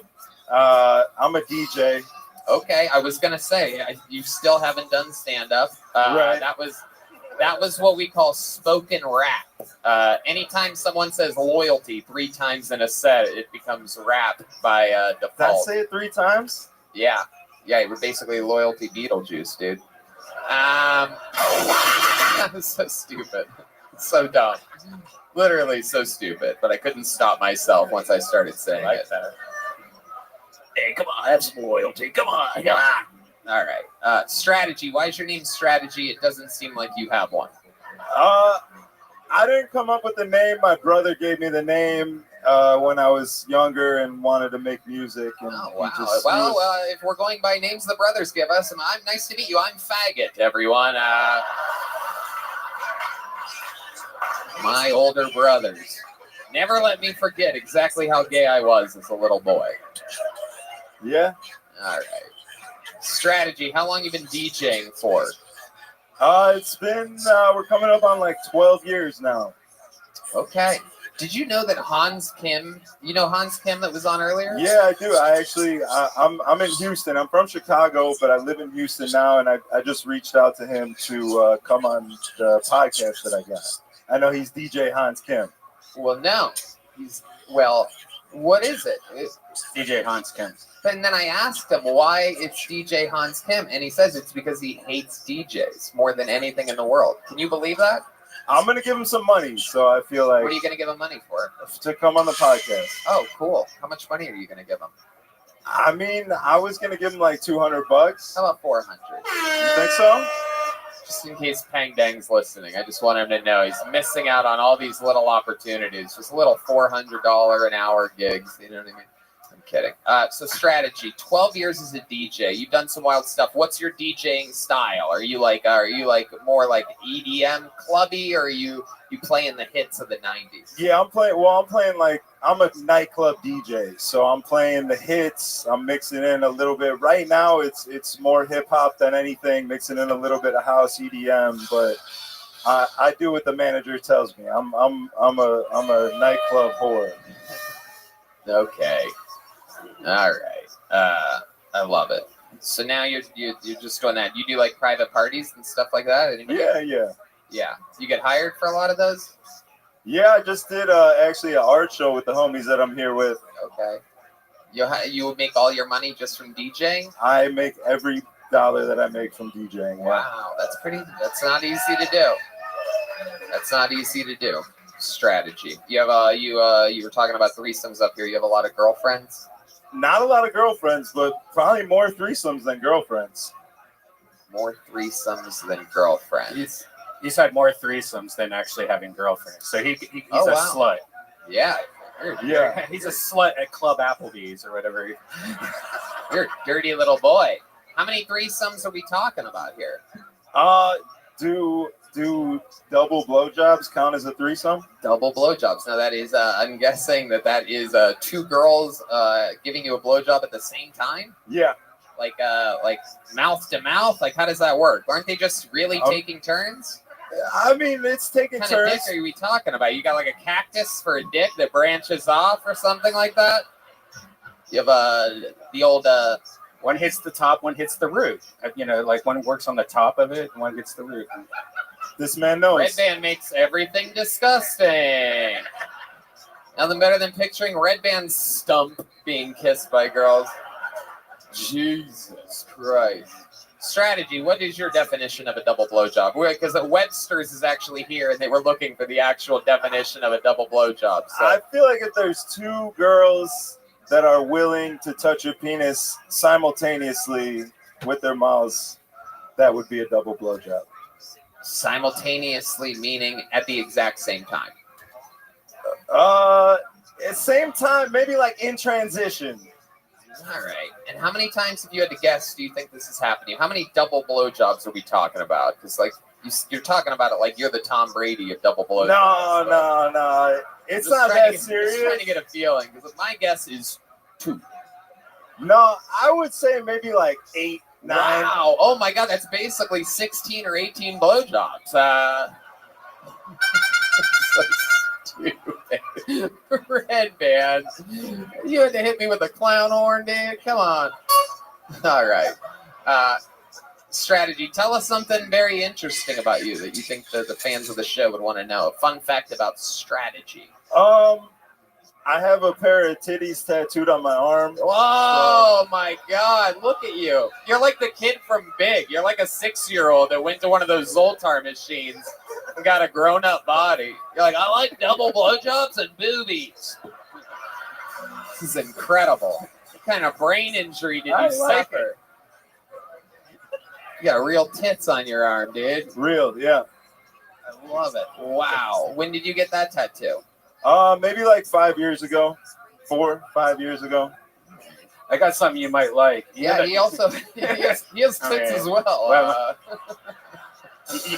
So you guys know the slingshot ride where it's like a ride where you get shot up into, and they always record the people like passing out and stuff. Yeah. There's a whole porn category of tits that have fallen out of the slingshot ride, and it's always great because they're there with their kids, and their kids have no idea their mom's tits are flopping all around. It's Jesus. Should be illegal, but it's not because they can't see each other. Oh my God. God, what is going on, Red Band? You have to fucking Is that stop. a specific tattoo of someone's tits? Yeah. Who's that person? Her name's Jenna. I would have been more happier if you would have said it was your mother's tits, to be honest with you. It seems like it makes more sense. Then you can get some of that mama's milksies.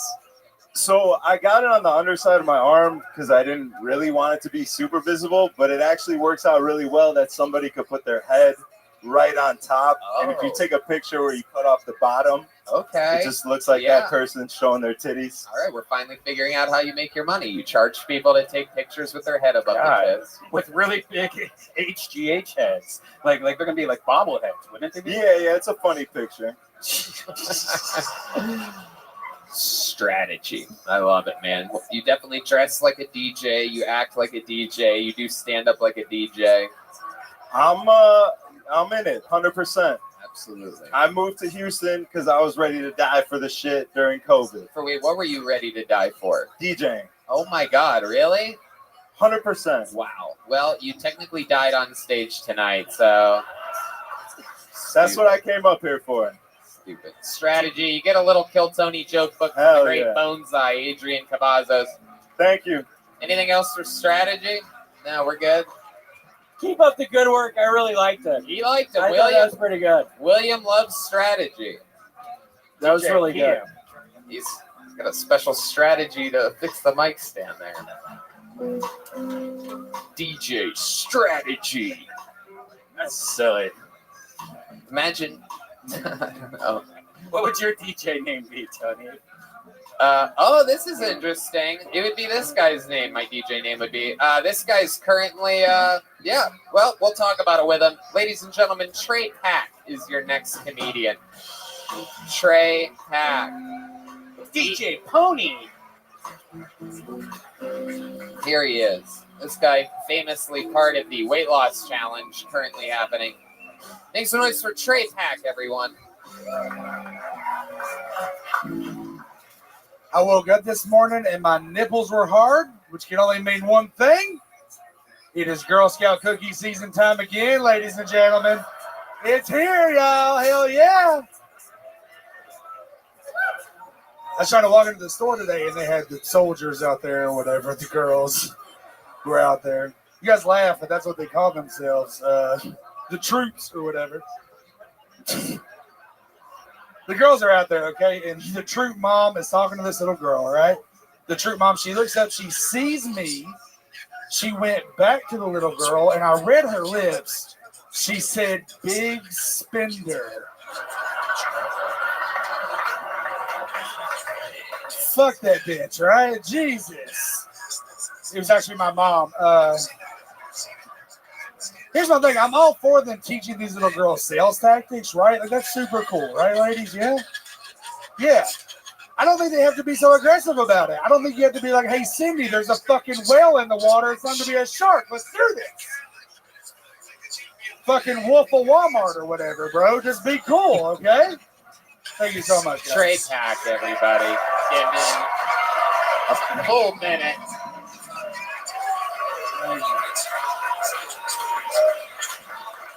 Using all of his time and then some extra. Very good, Trey. What is your favorite kind of cookie? That's what everybody wants to know. Samoa's. It's the only kind of cookie. Okay. Yeah. Hell yeah. Yeah, it's the only kind. Yep. They're all great. I'm going to be honest with you. It's a real problem. I took you for more of a not so thin mint kind of guy. Talking about Girl Scout cookies here. Trey, that was an unbelievable minute, by the way. Congratulations. Really changing the tone here. A lot of first timers and people up here, but you're something special. Remind us again how long you've been doing stand up. Consistently about 4 years. And where are you from? Knoxville, Tennessee. And now you live here. Yes, sir. What do you do for work? I worked bar security at home, so I'm just kind of trying to figure stand-up out right now. So. Okay. You worked bar security out. Yeah, I was a bouncer. Okay. Yep. You saved a bunch of money. Yes, sort of, I guess. Something like that. How are you surviving out here if you don't have a job? I'm just kind of waiting on Rogan's Club to open. I'm going to go try to door guy. Yes. Okay. Yeah. All right. So you're just basically hibernating until then, just living low, using your reserves. I've done some like side security stuff, like some one-offs and stuff. What do you like to do for fun? What else about you? Man, I do stand up every single day of the week. So what else? This is it. Yeah. I love working as a bouncer. I mean, that's really what I couldn't imagine doing anything else other than this. You love it, huh? It's the most fun job in the world other than this. Okay, if you were gonna kick this guy right here out of a bar, if he kept grabbing guys' asses or something like that, Like, how would you handle that exactly? I'm more of a talker. Well, yeah, well, show us. That's what I'm asking you. What would you say to him? William's he's gonna yell at me, and I'm not Hey, bouncing all right, around. real fucking. You go to UCB or Second City? This is brilliant. What's going on right now? Why don't you just fucking try what I'm telling you to do? And then Okay, let's fucking fight, William. Let's go. Okay, that's not how you work. Yeah, I don't think he fucking said that. Jesus Christ. Some of these stand-up comedians, it's so funny. The guy can be hilarious and then not know how to improvise whatsoever. Tony, if you do that, he's just going to yell at me, and it's going to be hilarious. I don't want to do this. All right, let's go, buddy. Come on, let's get you out of the bar. Yeah, it's still not working. No, I'm not getting out. Then you Patrick Swayze them out the door. You just walk them out. It's very simple. What does that mean, Patrick Swayze? You slowly die from pancreatic cancer? Oh, fuck you. I've had a rough week, all right?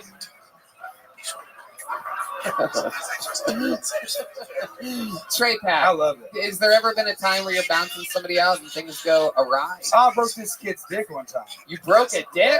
Holy Yeah. shit. Hell Was he yeah. getting a double blowjob at the time? No, man. He was, so we had like a porch and like an upstairs porch or whatever, a balcony or whatever, and he was pissing off the balcony, and I caught him, and I was like, "Hey, fucking quit," or whatever, right? And he flipped me off, so I was pissed off and offended. Right. So I went to yank him out of the bar, got him downstairs, was getting him to the door, and somewhere in the mix, his dick had gotten hard, and I don't know what that was about. Are you serious? I swear to God. And I had him. It was out and it was hard. Yeah. Or it's in his pants. No, it was out. I had no idea. So this guy was peeing with a boner? No, I think he got the boner in the mix. I don't know. Again, that's between him and Jesus. I don't know. So I had him in like a full Nelson. He kept trying to bite me, which was weird. Wait, you had him. He's hard as a rock, and yeah. You are behind him with your arms. For those of you that don't know what a full Nelson is, it's basically what you wouldn't want to do to a guy that's hard as a rock.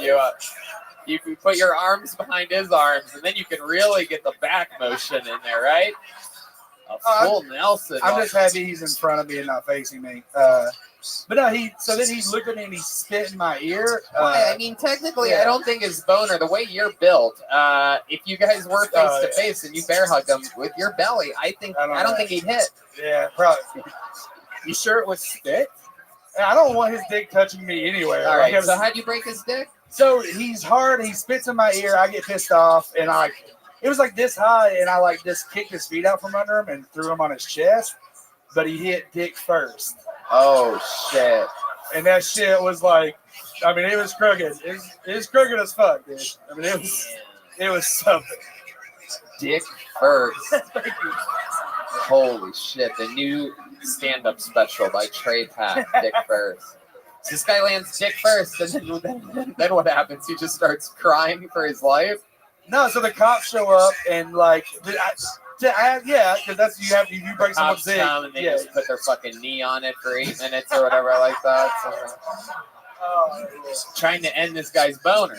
Right. Did he immediately get soft? No, he put it back in his pants when the cops come. He was like, "This fat ass broke my dick, dude. Like what?" And they arrested the guy. He's an idiot. So was his dick like crooked, like having like an elbow? it looked like my finger. I mean, it was broken as fuck. Yeah.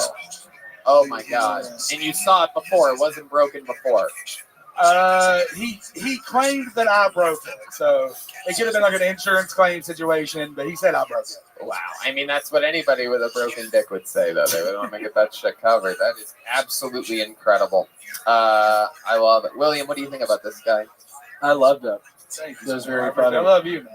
And go Vols! Yes, I got my sir, Tennessee absolutely. shirt on tonight. Trey, we did a thing last week. We weighed you in. You and Sam Hunter are currently in, just out of the kindness of our hearts, in a weight loss challenge because we pulled 2 obnoxiously fat people out of the bucket back to back on an episode a couple weeks ago. It's been a week since your weigh-in. Remind these people what you weighed in at. I weighed in at 398. Yeah. Absolutely. You did. And how do you think it's going so far? I weighed in this morning, and I'm down to 382, ladies. Whoa! Wow! You're losing 16 pounds a week. What's your secret? What you do? Get food poisoning? It's just starvation. I literally just stopped drinking like 2 liters of Mountain Dew a day. It's really easy. Oh, It's wow. not that crazy. Yeah. Oh yeah. Thirsty. It's probably diabetes. But who knows? God damn. Out there just fucking breaking dicks and. All right. Trey, fun times. I'm excited to see how the whole thing goes. Congratulations, 16 pounds lighter in 1 week. Trey, do you already have a joke book? You already have one of these. No? There you go. You deserve it. A big one from Bonsai. Check out his books. They are, follow him on Instagram at Bonsai, Bonezeye. You can buy a book from him. Just ask him. Yeah, he makes custom books. Yep. All right, Arash Tajia. Arash Tajin or Tajil. Really could be a lot of things at the end here. Arash or Arash. Here it is. Arash Tajila.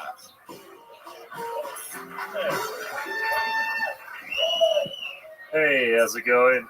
Yeah, my name's Arash. I moved to the United States when I was 2001, which is, yeah. That's, didn't finish the joke. All right, this is, yeah, great time to come to the United States. Great time. I moved to Utah in 2001. Good decision.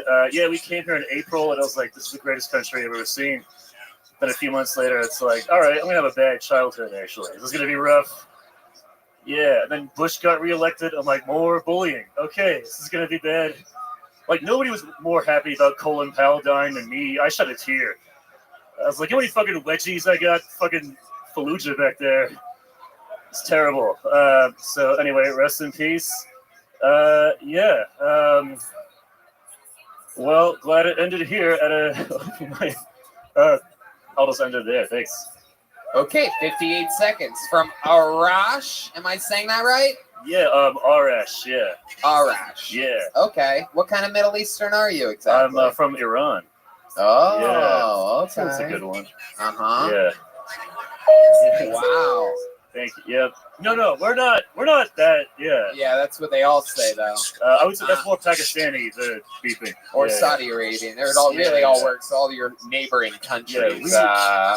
So, Arash, tell us more about you. What do your parents do for work? Did they come here with you, or did they? Yeah, we all just moved as a unit. Like we moved a lot. Like they're chemists. So yeah, they were students. Jesus, Iranian. I know. chemists. Yeah, dude. Yeah. I didn't realize how bad that sounded until now. That's really bad. Frightening. This is nice literally our worst nightmares. Yeah. I should not have said my name here. This is a bad idea.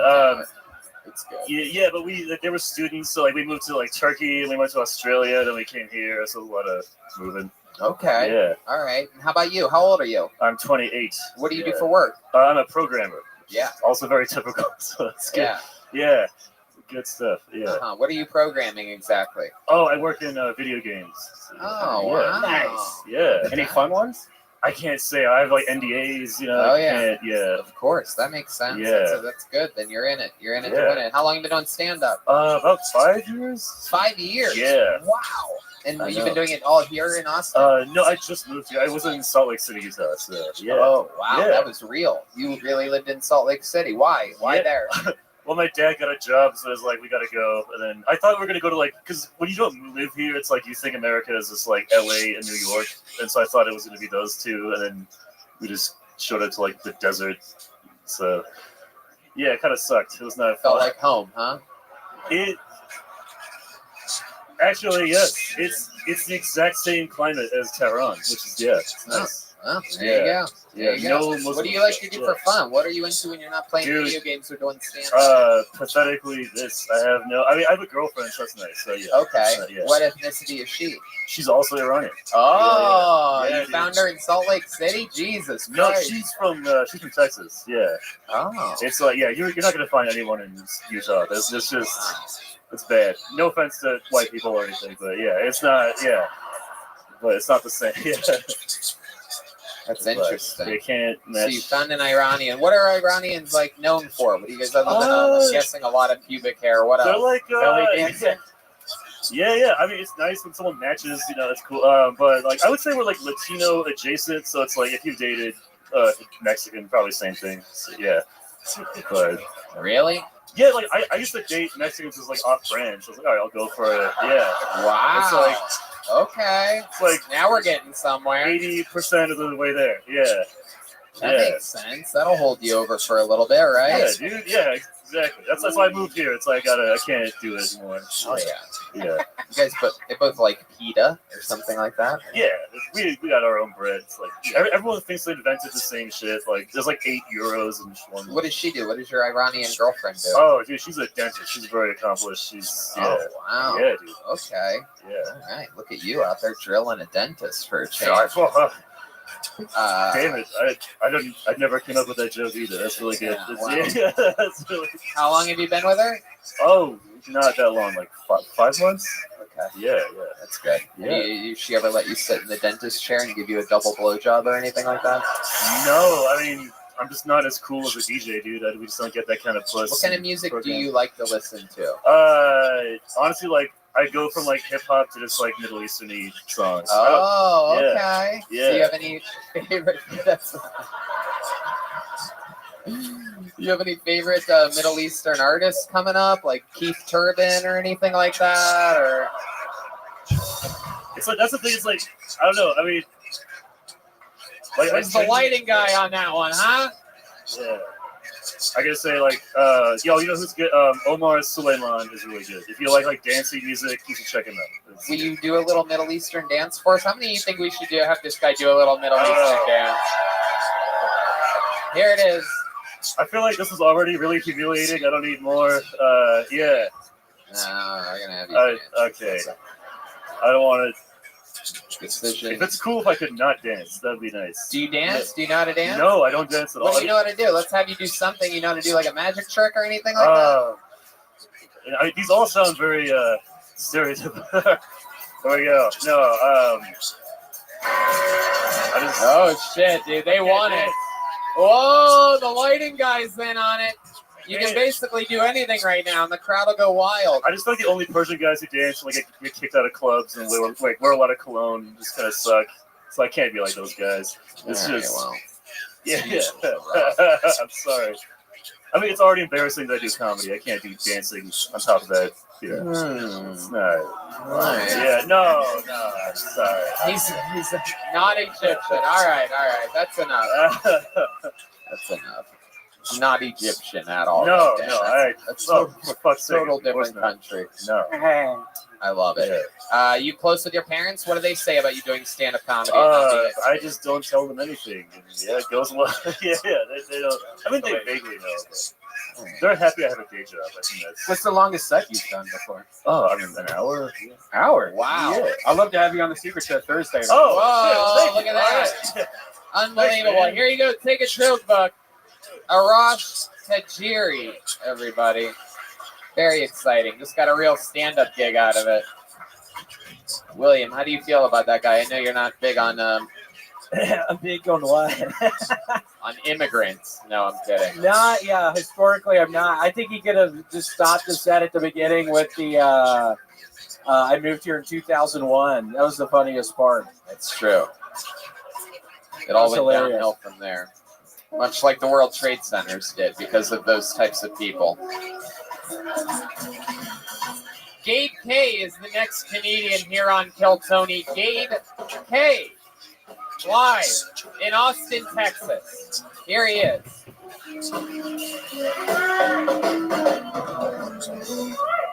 What's up, everybody? So I, believe it or not, was raised Christian. Not like a little bit, but super Christian. My dad was a pastor. His dad was a pastor. I was actually a pastor for a little while myself. And gone a slightly different direction since then. So I don't have a lot of fond memories of that time. But one thing that was a lot of fun for a young pastor's kid was church girls. Listen, if you never had a rushed, paranoid, guilt-ridden hand job in the back of youth room on Wednesday night, you missed out, my friend. And if you were any kind of bad guy, that you became like their own personal project. And the more your soul was in danger, the nastier the shit that they would do. Listen, until you had a girl suck your dick like your salvation is on the line, you haven't lived. It's a real come to Jesus moment. All right. Gabe K, talking about Christianity. Mm-hmm. I love it. Makes sense. You look like fat Jesus. Oh, you son of a bitch. You look like the crucifix wouldn't be able to hold you up there. You know. The only holes on your hands have been donut holes. You look like you turn everything into bread and wine. How fucking many do you have? Were you going to get me back? Was that what I noticed? It looked like you were loading up for one. Yeah. Oh, okay. You got one on me? Come on. You got months to prepare. Go ahead. You look like... Somebody's puppet, you faggot? Come on. No. You son of a bitch. You look like that frat boy character in every early 2000s movie that would beat up the gay kid. I look like a frat boy and you look like a fat boy. What are we doing here? You don't want to try to roast me back. You don't roast me back. You can't do that. Look, you have D Madness leaving now. He's disappointed. I walked fucking D Madness. He thinks the show's over. Bye, D Madness. All right, Gabe K. Remind us all. You've been doing stand-up for how long? 2 years. 2 years. All of it here in Austin, Texas? No, I did some in California. You moved here? I broke him. Yeah, from San Jose. Yeah, what am I, a couch? You broke me for a second. San Jose. But now you live here. Yeah. Right. With your, you and your wife let a lady in, join your relationship. Yeah. We broke it off with that girl, but we're talking to a couple other girls. Wow, look at you. I didn't realize this is like the new thing. Disgusting is the new hot or something like that. I can't believe that there's girls just lining up to Where do you find these girls? Like, is this like a Craigslist thing, or is this like you go to JCPenney's? No, there's apps for it. There's apps for everything. Hell yeah. What is it? Fucking 3 fun. What is it? 3 fun. Really? Yeah. The number 3 and the word fun? Yeah, right on the nose. Yeah. And you can find threesomes. Yeah. Wow. Have you ever gotten I have to ask, I know everyone knows where I'm going with this, but we all learned about the double blowjob for the first time. Yeah, it's good shit. Yeah. Oh, you know about that. Yeah. Oh my goodness. Can you even see them when they're doing it? Doesn't it just look like? I had my phone and I recorded it. Yeah. Got a little selfie stick down there. I love it. Gabe, what do you do for work? This. You do stand up full time. Full time. Yeah. Wow. How do you? Okay, 2 years at stand up comedy. So how are you making money doing it? Not making a lot. Right. Yeah. How do you make a little bit of money? My wife makes fucking money. Okay. My wife makes money. Oh, okay. What does she do? She's an engineer. She's an engineer? Yeah. Damn. We see where's the pants in this fucking relationship. You're dressed like a giant baby. I love it. You seem comfortable though. Are you comfortable? Yeah, very much. Yeah. You seem like the most comfortable comedian on stage all night. Seems super fucking cozy.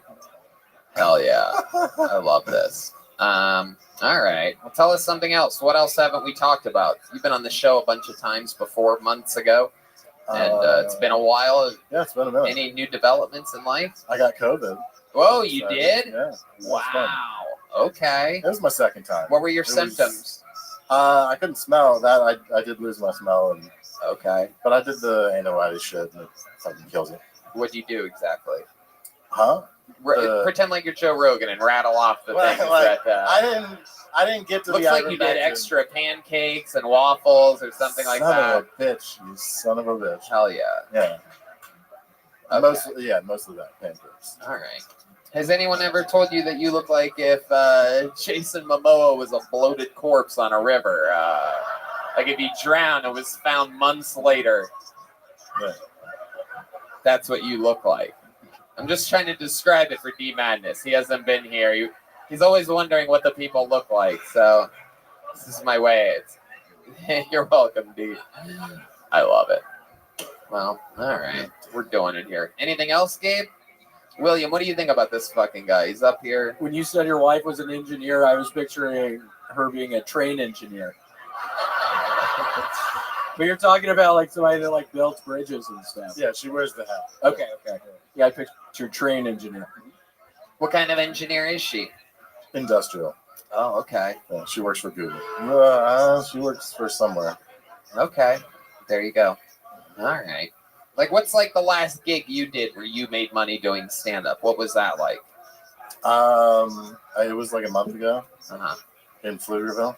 Okay. Hell yeah, that's Red Band's territory. Oh, yeah. Red Band set up shop in old Pflugerville, everyone. Nothing more exciting than a 30-minute drive home. Is that where you live, Pflugerville? No, I live further than Pflugerville. Further north? Yeah. How far north?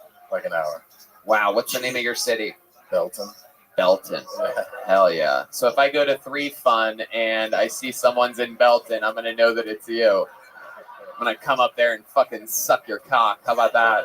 I don't know what's going on here tonight. I'm an animal tonight. All right, make some noise for Gabe K, everyone. Gabe, do you have a joke book yet? You do? Okay, there you go. All right, we're having fun here. You know We're gonna keep flying through it. You know the real big guy that was just up? He got out of his car and he hit my car. My alarm went off and it said my car was broken into, but it was just his big ass. Wow, that's crazy. There you go.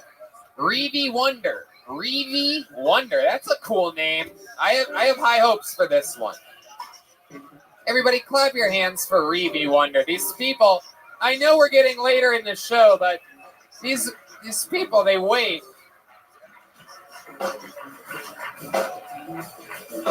Here we go. This is Reevy Wonder. One more time for Reevy, everybody. What's up, y'all? What's up? How y'all feeling?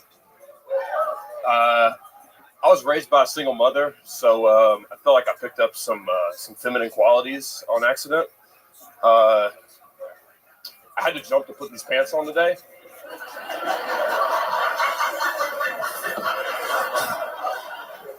That's not a joke. I really did. I'm really nervous, so I forgot the next one. I put my my hair up in a towel as well when I get out of the shower. I say yes, queen, after drinking a little bit of wine and taking pictures.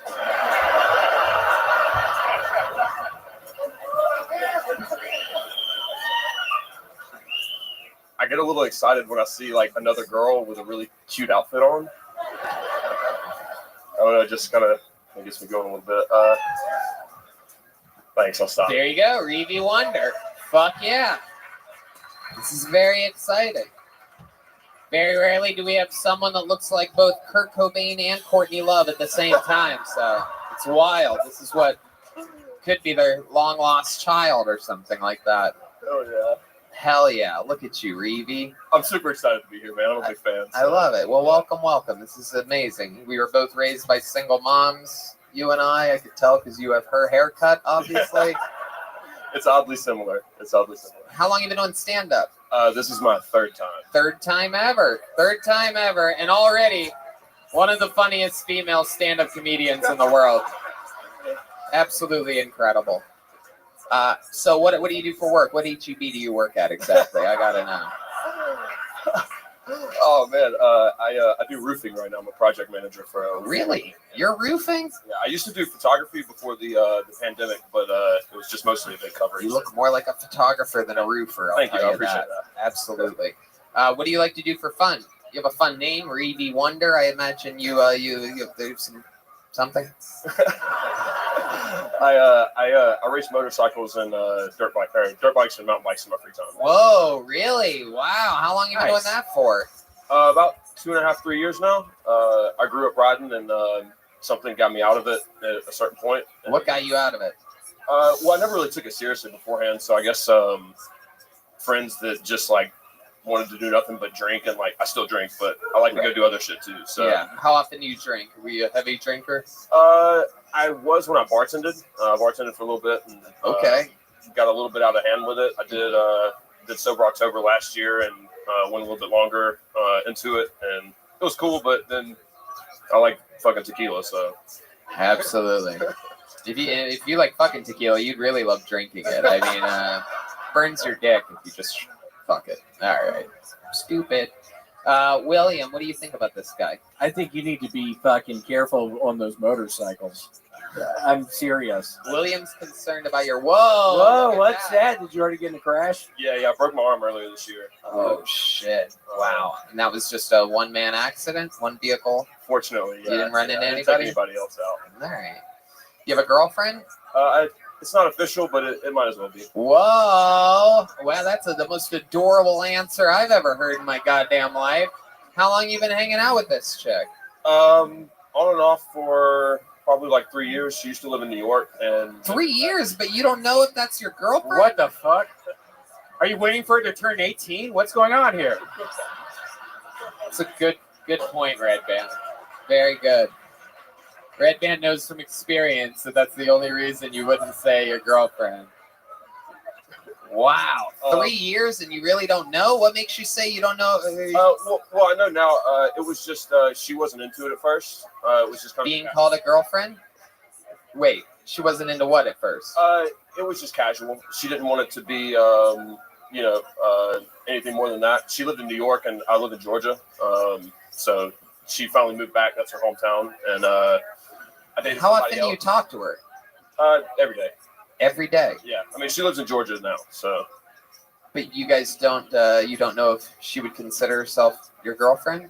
Oh, no, she would, for sure. Oh, okay. Yeah, I just haven't, asked her, hey, you want to be my girlfriend? Well, what? How many of you think you should call her right now and ask her? Oopsie daisy. Long distance call to Georgia.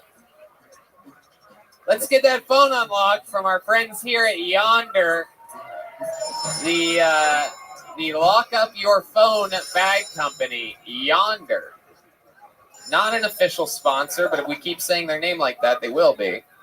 Here it is, the Yonder Unlocker. Here you go. Here's the fat Lebowski to unlock it for That's you. a Yonder wizard right there. My goodness, look at that fucking bag of brisket right there. Jesus Christ, dude. It's even dressed like mustard. Incredible. All right. You calling her? You got to put the end up, the speaker, volume all the way up. Hello. Hi. Hi. I'm on Kiltony right now. Oh my god. Ask her the question. So this is, I guess, a little long overdue, but do you want to make things like Facebook official? Oh my god. Is this for real? You better ask her if she wants to be your girlfriend before. So the topic of me and you came up on the show, and I was calling to see if you wanted to be my girlfriend. Let's do it. Wow, look at that. Dreams are coming true. 3 years. 3 years people have been wondering when this day would come. And that call to Georgia makes it official. Absolutely incredible. I'll call you after. All right. He hung up real quick. You could tell I was thinking of another question. I was going to ask if there's anything weird about his penis. That was going to be my question to her. Reedy, how does that make you feel? You have a girlfriend, and by the looks of you, I think she has a girlfriend as well. This is very exciting. You guys are girlfriend. I love it. Who has longer hair? Her? Right now, her. I actually just got it. Okay, wow, look at you. Fuck yeah, you really do ride dirt bikes, dude. All right, Reeby. Well, you were fun, man. Congratulations. You've done stand-up. This is your 3rd time ever. I don't know. What do you guys think of his set? I don't even remember. Thank you. How was his set?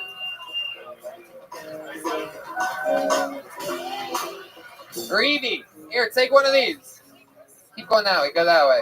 Right there. All right, I'm gonna pull another name out. Let's see what happens here. Mike Ivy. You guys having fun out there? Mike Ivy is next. Here he comes. He's got a steady pace coming to the stage. All right, one more time for Mike Ivy, everyone. Okay, hey, how's it going? Hey. I'm a weird black guy. Like I like Wu-Tang Clan and Japanese animation. Big fan of that stuff.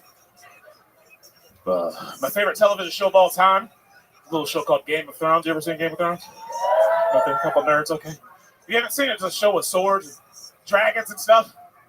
I'm kind of a nerdy guy, so I end up like doing it in public. I'll quote the show. We died today, brothers. We died bleeding from 100 wounds, with arrows in our necks and spears in our guts. They will sing about the Battle of Winterfell until the Iron Islands have slipped beneath the waves. Every man, woman, and child will know who we were and how long we stood. Ironborn warriors will scream out our names as we leap over the walls of Seagull Fair Castle. That's usually when they kick me out of HEB. They're like, you can't do this. Post 9/11.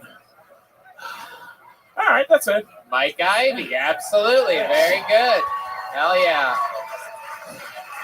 Wow. It's powerful. You did it. How's it going, Mike? You've been on this show before, right? No, I actually haven't. Really? Wow. Yeah. Well, welcome. How long have you been doing stand-up? About 14 years. Wow. Really? 14 years. Incredible. Are you Leslie Jones? Just kidding. I love it. 14 years. All of it here in Texas? Where you been doing that at? Cleveland. Cleveland, Ohio, Yeah. the home of hilarity. Home of Hilarities. My home club. That's your home club, absolutely. I've been on that stage more than anyone else. Really? Yep. Is that true? So absolutely true. Wow, that's so cool. So it's too much. It's I love basically. it. No, I love it. We love that place. It's incredible. It They is make great. They have good food. Yeah, good food. Great Yeah. pasta back there. Yeah. Okay, how long have you lived in Austin? About 3 weeks. 3 weeks. Wow, and you already have a good HEB reference. Look at that. You know Yeah. what's up, dude. You know the quickest way to people's hearts. You know what it is. You got to pander. You know what it is. Absolutely. You got to pander. You know who really likes pandering? The great state of Texas. All right. I love it. You really are a weird black guy. He said it first. He said it first. I feel like you've cosplayed before. What's your character that you play? That is true. Which Power Ranger are you? The green one, of course. I mean, the coolest one. Have Green you Ranger. have you dressed up as things? The only thing I've really done, I was a Jehovah's Witness when I was a kid, so I never did Halloween. I did Scary Spice in a talent show. Yeah. Damn, Jehovah's Witness, huh? Yeah, when we were kids, for a little bit. It got a little culty. Like, my mom she was willing to Jesus, but she was also black, so it was like, it was too much. Like, they were good with the Jesus, but then too much with the, hey, how about your business? What's going on? Right. Yeah, so. Right. Yeah. Normally, people that look like you that are a witness, it's in a courtroom. I meant defendant. I'm sorry. I said the wrong thing. Just kidding. You get it. You are a weird black guy. You're wearing a Fila. Is that a Fila? Like, Fila's back. Fila's back. I'm saying it right now. Italia. Yeah, you know. Italy, man. And the bandana around your neck. What's going on there exactly? So during the pandemic, when they wanted to put masks on, I hate government shit. Like, I was into punk rock when I was a kid. I was into real hip hop. I like looking like a ninja. I like looking like the ninja, so I'm cool with that. All right. Blazing Saddles. Okay. Occupy Wall Street, something like that. All right, Mike, what do you like to do for fun? What else? Tell us some interesting shit about you. I'm a classically trained chef. Oh, wow. I can make all that shit. Okay. All of it, and anything. I make pizza by hand. I do all that shit. Damn, really? Yeah. What got you into that? I loved eating. Seriously, when I started as a kid, I loved eating. So I was like, why don't I try to become a chef? And that's the wrong way to do it, by the way. What's your one meal? What's your one thing you're proud of that you would like make? Yeah, what's your specialty? I make a authentic Chinese style fried rice. Wow. Yeah, crispy. Oh. Yeah. Okay. You got to use old rice. That's the secret. Oh, wow. Yeah, it's true. All right. They're just trying to throw away old rice, so they fry it, and it's like, oh, this worked. All right, yeah. Let's just sell this to white people. It'd be great. Yeah. Mike, what's your love life like? What's going on there? You are you seem a little bit nerdy. Yeah, I'm a little bit nerdy. I'm a serial monogamist, I guess. I had a relationship with a girl who was smarter than me. She had a doctorate. She's like the world's premier authority on slow lorises. Are you familiar with these animals? On what? Slow lorises. Okay, a couple of people out there. They're like these little mammals that like climb around, and they're kind of like sloths, but they're cute, and people are trying to like hoard them and shit. So she's like the premier authority. Basically, she broke up with me because she's like, you're not going to make any money, are you? Right. So, yeah. So now I'm here in Austin trying to make my money, as a comedian. Cleveland, not the media center of the world, so I don't think it's going to happen there. Figured I'd come to where it's happening, Austin, Texas. This is true. This is exactly where it is indeed happening. Tell us something weird about you. What's something crazy? A fun fact about your life? There must be something. I crack my neck about 40 times a day. Oh, okay. Why is that? I do yoga. I was a cook, so I'm like doing like this, tall, neck's fucked up. You know what I mean? Like it's bad on your neck. So I have to do yoga in order to keep myself balanced. Wow. Yeah. Wow. Yeah. This is a very rare episode of Black Yoga, everybody. You don't very rarely get to see this. Next, he's going to do downward facing cop. I don't know. I can't help myself. I don't know what type of Black Yoga jokes can I do. It's a real stretch. There is a lot of crazy shit about me. I've had a lot of we were homeless when we were kids. Oh, really? Yeah, Wow. for a while. But I've turned that into being able to be poor. So like I'm fucking awesome at being poor. I bought a salvage Toyota Scion because all poor people know that Toyotas are big cars, even if they're pieces of shit. Yeah. So I got it for $1,500. I drove it down here, changed a couple of sparks plugs. Like I'm that kind of guy. I'm like the black guy that can fix your car by hitting it with a hammer. Yeah. I've become that person now. So wow, look at that. Repping a Toyota Scion. Huh? Yeah. That's great. Scion XB, baby. All right. Oh, All right. Even D Madness is like, I wouldn't drive a Scion.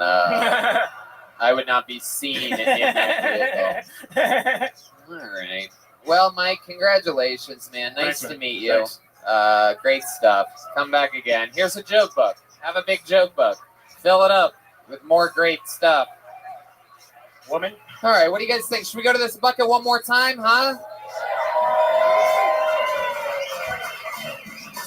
Oh, yeah, we haven't had a lady yet tonight, huh? Should I keep pulling until I get a woman up here? Ooh, sorry to Zach. Sorry to Sam. Sorry to David. You guys were so close. Cousin Berto. I bet that would have been great. Sorry, Brad, Thomas, Cameron, Chad, another Gabe, Thomas, Will. Okay, here we go. I got one. You guys ready for this? It's Lauren Jameson, everybody.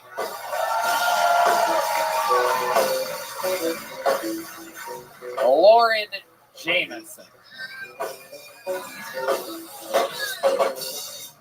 One more time for Lauren Jameson, everybody. Hey, y'all.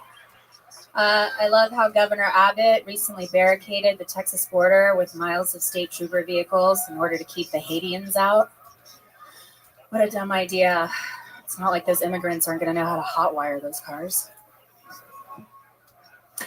I'm a big Disney fan. I'm really excited about the remakes that are coming out, like Cinderella. This time around, she's going to be a Mexican, which makes sense because she is a maid.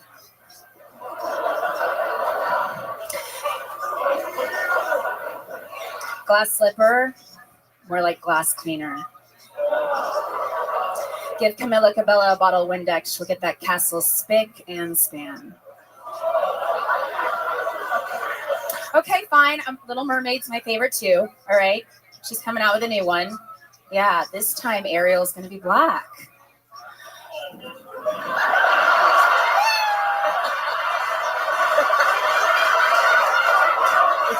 Cover your ears. Cover your ears. I just don't think I'm going to watch it. I'm afraid she might drown. No. Oh, God. Lauren Jameson. Almost knocked D Madness out of his seat by even acknowledging that there's going to be a black Ariel. Wow. Couple slurs in there, but who am I to judge? It's the perfect platform. Lauren, welcome to the show. Have you been on before? Have. In LA? San Diego. Okay. The All whales, right. the hee-hee. Yeah. Hell yeah. While back. What did I say about you back then? Do you remember any of the things that I made fun of you about? Did I tell you that you look like the corpse of John Benet Ramsey?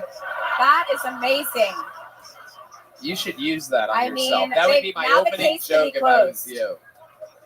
Can finally close that case. I love it. Do you remember anything that I said where I made fun of you in San know, Diego? it's funny that Mike was talking about Game of Thrones because it was actually then Sunday. It was the finale. I of Game of remember that. Thrones. I remember So I driving love home from San Diego very fast that day in my Corvette. I made it there in like 45 minutes. For those of you that know, the drive from San Diego to LA shouldn't be that short at all. But I made it. I remember being 20 minutes in and passing up Disneyland and being like, wow.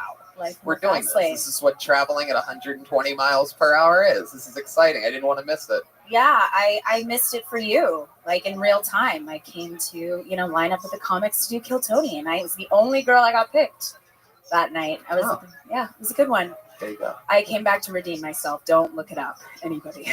Oh, it's buried in the archive. You bombed harder than you did here tonight? Oh, boy. Was that redemption? That was not a bomb. We're just kidding. Lauren, how long have you been doing stand-up? Are you smoking a cig in here? Is that allowed? Yeah. We are back in Texas. I just moved from California. So Lauren, why don't you take your liberal mentality No! and... I love it. Give me one. This is Texas, where it is a state law that artists are allowed to I perform love on it. stage. I'm from Texas. I'm from Houston. Well, then you should know better. I was just surprised. I know. Yeah, because we're on stage, we're allowed to because we're doing like a play. Okay. How long you been doing stand-up? I enjoyed the monologue earlier. That was beautiful. Very Shakespearean. 4 years? 4 years? Okay, what do you do for work? This and this. Come on, what are you people lying about I'm tonight? really not. You make a living doing stand-up comedy. I do. I'm still living off the government, but fun employment. Right, so that's the answer. No, I walk dogs. I do. I take care of some animals. during the Okay. day. Yeah. All right. Of other comedians. How long you been doing that for? A few months. I've only been in Austin 4 or 5 months now. Okay. Yeah. What do you love about Austin?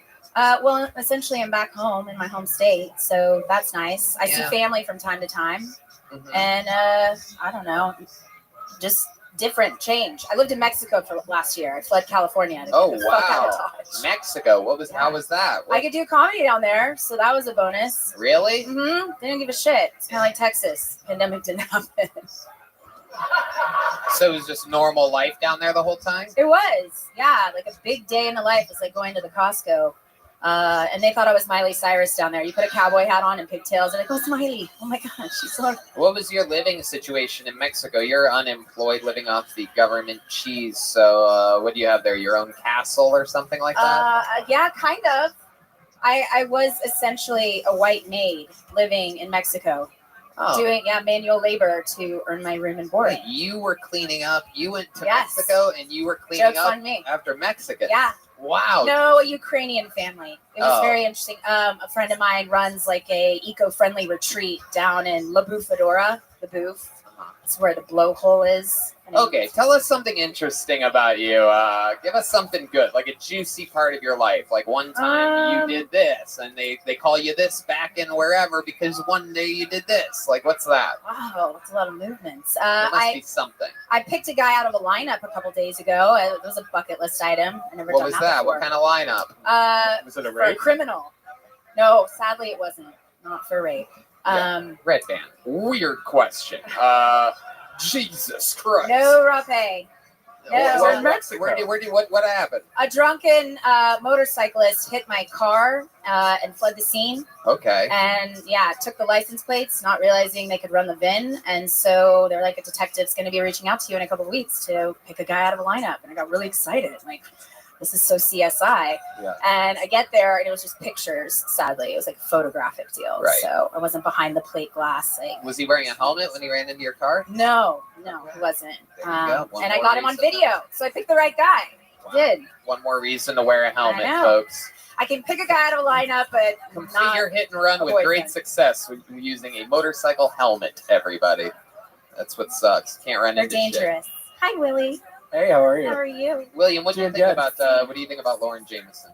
I enjoyed it. We went with her. I don't know if you and Ryan. It sounded like that wasn't going good recently, but I went with Philadelphia with them. We did some comedy. What about Ryan? Yeah, what's going on there? It sounds like there's a lot of bullshit going on. Well, What's even happening? I thought we were friends. Are you guys in a relationship? You and this Ryan? Divine relationship. William. Oh, well, I mean, it's not a big deal. Yeah. This is not the place to come and talk about your personal life, is it? Anyway. I can't even tell jokes. Yeah, well, you didn't do that either. Oh, wow. I thought I heard Lauren. laughs. Lauren. So you currently are like sort of kind of dating a comedian? Is that what I'm getting the impression of here, the Williams? Because William knows him, yes, he might be in the realm of comedy. Okay. Is he here tonight? I hope not. You don't know if the guy that you might be in a relationship with is here tonight? No, he's definitely not. Okay. He wouldn't be. Okay. No, he definitely wouldn't be. He All wouldn't be right. caught dead here, actually. I mean, what does that mean exactly? Who the fuck is this Ryan guy? I'm not going to say. You know who he is. William, don't you Is it dare. Ryan Joseph? Yes. Oh, my God. Is that the answer? Yes. Oh, wow. Yeah, he would totally be caught dead here. He'd be caught alive here almost every single Monday. Ryan, are you here? No. Not this week, huh? No. He's home with COVID, so. Oh, He's an that's what it anti-vaxxer. is. Wow, well, then he might be I caught gave it dead to here him. next week. Who knows? All right, Lauren. Fun times. Congratulations on getting your redemption. Thank you. I appreciate that from you, Tony. Lauren It was a blast. Jameson, Thanks, everybody. guys. Here's a joke book for you, Lauren, so that you remember your redemption. A handmade Kill Tony joke book. I don't know. You guys think we should do one more out of the bucket? Just a quick one. Let's get a quickie up here. Let's see what happens here. I'm going to really dig around here and try to find a good one. Here we go. Swiggy. Swiggy. Here comes Swiggy, everybody. Your final comedian of the night. Come on. It's the last time you got to do it. Make noise for Swiggy, everybody. Oh, fuck's up. Swiggy. Yo, I actually went to get a massage a little bit ago. It was like a few months ago. I went to go. It was $160. It's fucking expensive. I'm like, yo. As soon as the masseuse came out, it dawned on me, you know, like she started taking her robe off, got naked. I'm like, yo, she's probably like a sex slave, like a human trafficker. I'm like, yo, I got to save you, you know, like, shit, get your shit together. Let's get you the fuck out of here real quick. You finished jerking me off first? I'm just kidding. I didn't save her. I just came on her tits. But as I was leaving, she's like, ooh, why you come here? You know, you're kind of funny, got a bigger dick, you know, why you come here? I'm like, yo, lady, not a very good salesperson, are you? If anything, you should be like, ooh, this is the best pussy. That's where you come to get it, you know, it's the only place to get it. Like, shit, man, like, bitch trying to make a sale. I don't know. The fuck. Swiggy.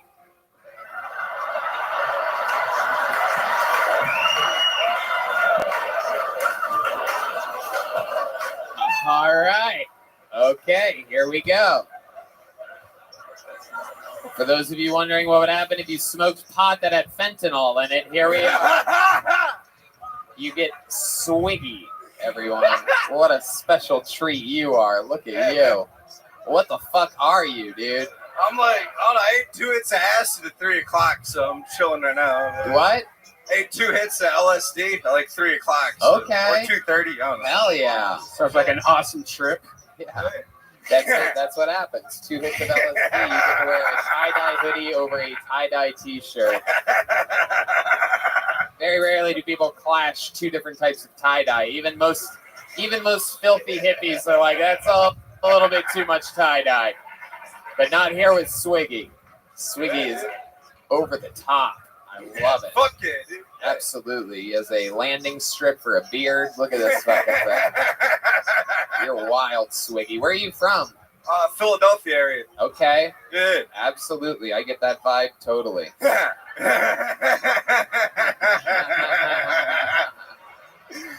What do you do for work, Swiggy? What? I work at Terry Black's. Whoa! Holy shit!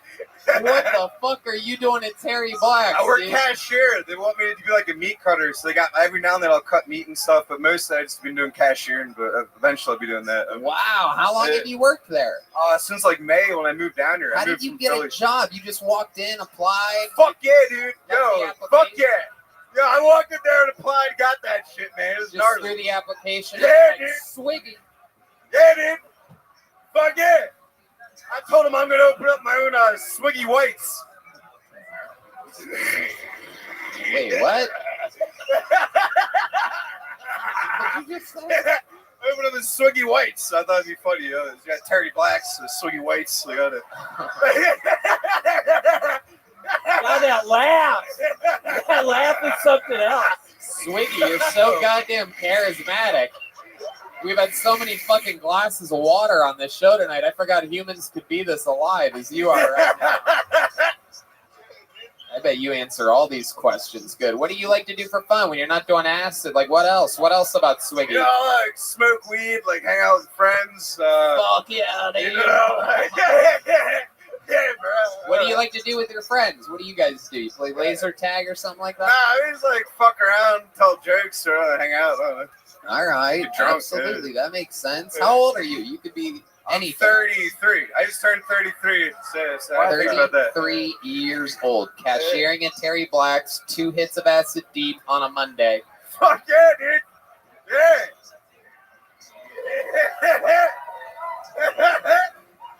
And now you live here in Austin, or are you just visiting? No, I live here. Yeah. I moved here in May or whatever. Right, that's right. I knew that actually. Yeah. I actually got a show coming up at the Green J like tomorrow night on 9 You have o'clock. a show coming Yeah, up? doing 10 minutes. Okay. It's like the best of Houston. I've never even been to Houston. Somehow I'm on the best of Houston. Oh no, I've never been there. The line. The scene must be struggling tremendously. Oh shit, there it is. That's what everybody wants. Tony, how did you? He opened up his set by saying Swiggy, and I leaned over to Red Band in the middle of it, and I said that he's going to say Swiggy after all of his punchlines. I didn't know you were only going to do one punchline, but You called that shit. I did. And here's how I know is because I started with a guy that has the exact same energy that you have, Swiggy. His name, I swear to God, was Skeezy. And he would literally go on stage and say, Skeezy. And the audience would be like, what? Like, they'd start laughing because, well, why the fuck would anyone do that? And then he had a bunch of great jokes. And after each quick, short, great joke, he'd go, Skeezy. And the crowd would lose their shit. It really worked. Have you ever heard of Skeezy? Shane Skeezy? No, I haven't heard. Where did you get that then? Why do you say that? Like, did you? I don't know. I've been called Swiggy since I've been like middle school, and then like for a little while I used to rap my own buddy. Swiggy? My last name is Pearl Swig. Pearl Swig? Yeah, it's Jewish. It's weird. Wow. Yeah. It's one of them kike names. I don't know. Wow, Pearl Swig. Your parents must be disappointed as fuck, dude. Drop the mic, held the beer though the whole time, everybody. Fuck yeah! Swiggy. Swiggy.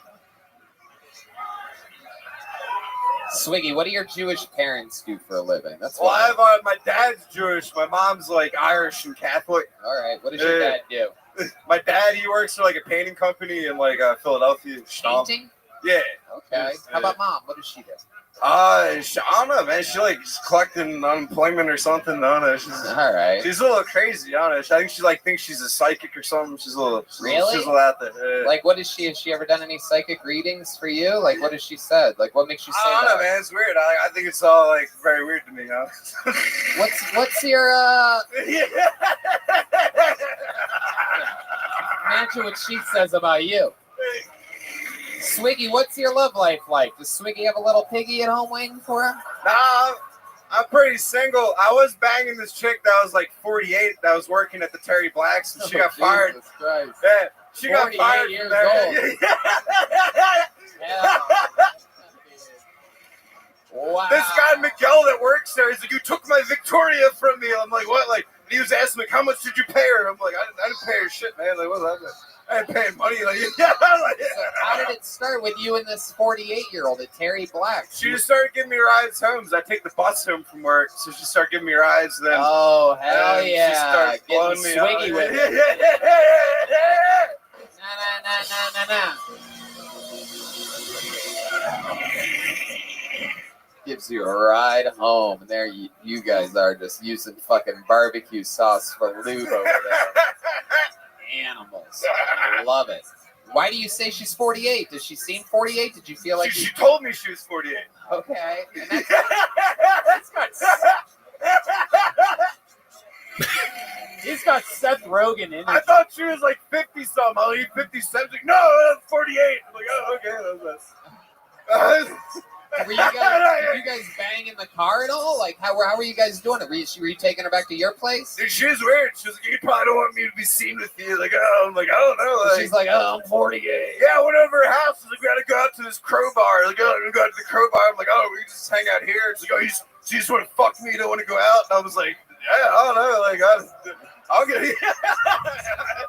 Did you take her to a bar after having sex with her? Now we went there. Yeah. I remember they had like a dude that looked like King Diamond or something, and it said like Employee of the Month. I was yeah. I thought that was pretty cool. Did you have sex with her again after having drinks at the crowbar? Yeah. Okay. Before and after. Yeah. And again, I don't know. I'm not quite sure that I got a direct answer there. Where exactly did you have sex with her? I had her apartment, and then at my place at a different time. I don't know. Okay. How many roommates do you have? My guess is 13. Yeah. I'll have one roommate. Yeah. Okay. Yeah. What's your roommate do for work? He works at the bank. Wow. Look at you. That's weird. The Jewish father works in painting, and the roommate works at the bank. Very interesting twist here. It's 2021. Stereotypes no longer exist. Was the chickie bang black? No, I banged a black chick before, but no, this chick was white. Have you ever noticed, let me ask you this, have you ever noticed a difference between having sex with a black woman and a white woman? What's different having sex with a black woman? I mean, I remember one time I was with one and like her weave popped off. That blew me off. And then I thought it was her hair. She was like, Swiggy, really? You thought that was my hair? And it was a guy. I'm like, yeah, I don't know. I thought that's why there's so many barbershop movies. What the fuck? Like, I don't know. What the fuck? Swiggy, you're a wild man, dude. I fucking love you. You're crazy. What do you have in your pockets? Anything exciting? I feel like you have one of those like little hands that you put on your fingertips. A weed vape pen. Look at that. Absolutely, pal. Go for it. We're all basically in a play right now, so it's okay. Oh, shit. William taking a hit from the little red machine. Oh, what the fuck was that? That tastes weird. Oh, no, man. You don't know. DMT, William. No, there's no DMT in it. No, it's crazy. But the dude I got it from had it on. Swiggy, please keep signing up for the show. We absolutely have to get you out of this bucket again. Fuck yeah! Swiggy! Swiggy! Swiggy! Swiggy! Swiggy! Fuck yeah, dude. Very hard fist bump from Swiggy. Very aggressive fist bump. Ladies and gentlemen, your final comedian of the night. Another regular, everybody. He just flew in today from Los Angeles, California. This is the legendary David Lucas, everybody.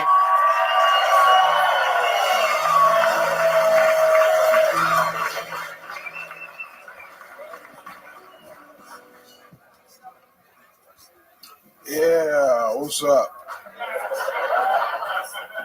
They finally got my dog R. Kelly, man. R. Kelly is gone. R. Kelly. I knew R. Kelly was going to prison when they brought that gay nigga out to testify. He was like, God damn, man, I said I'm fucking guilty, bro. What the fuck? Y'all brought Latrell out? Niggas. I don't know, man. Like, I'm not canceling R. Kelly, man. Like, so what? He peed on some bitches, you know? Women pee on men and call that shit squirt, you know? Why the fuck should I cancel R. Kelly for doing the same shit y'all do to us? Like, nigga, I would sacrifice my mama for the remix to the Ignition. You know what I mean? I'm not canceling no goddamn R. If we cancel R. Kelly, what the fuck we gonna step in the name of at a wedding? That's what I want to know. All right, guys, thanks. Hell yeah. Brand new R. Kelly material. Yeah. Hot off the presses with the recent imprisonment of the great R. Kelly. I ain't seen you in like 3 weeks, bro. You got rid of that cowboy shit. No, I'm just taking the night off tonight. Yeah, you came dressed like a gay Harry Potter tonight. Oh. Oh, no, you didn't. Oh, my God. Harry Potter and the Sorcerer's Dildo. Oh, my God.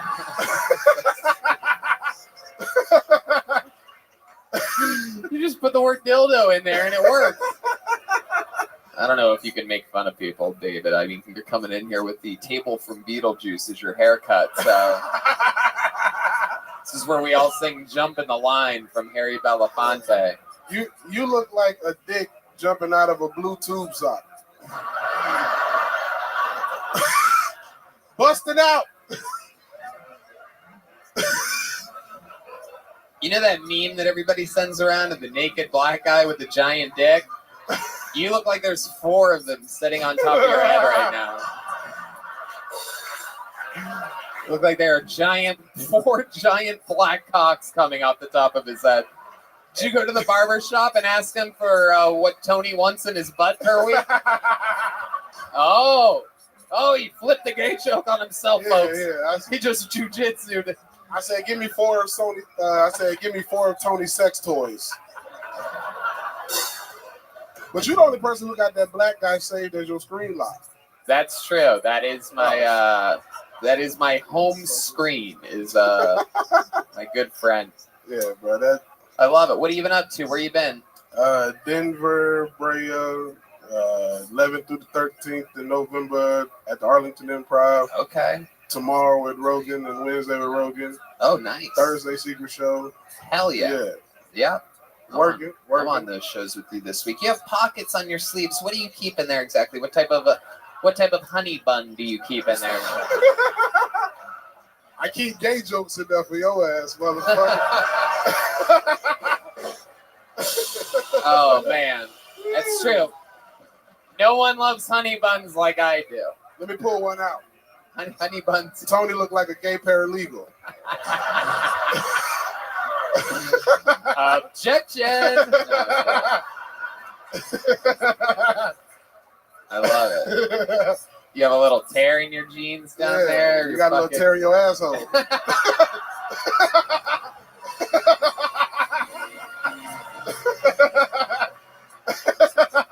It's been 3 weeks, man. I got some shit on your ass.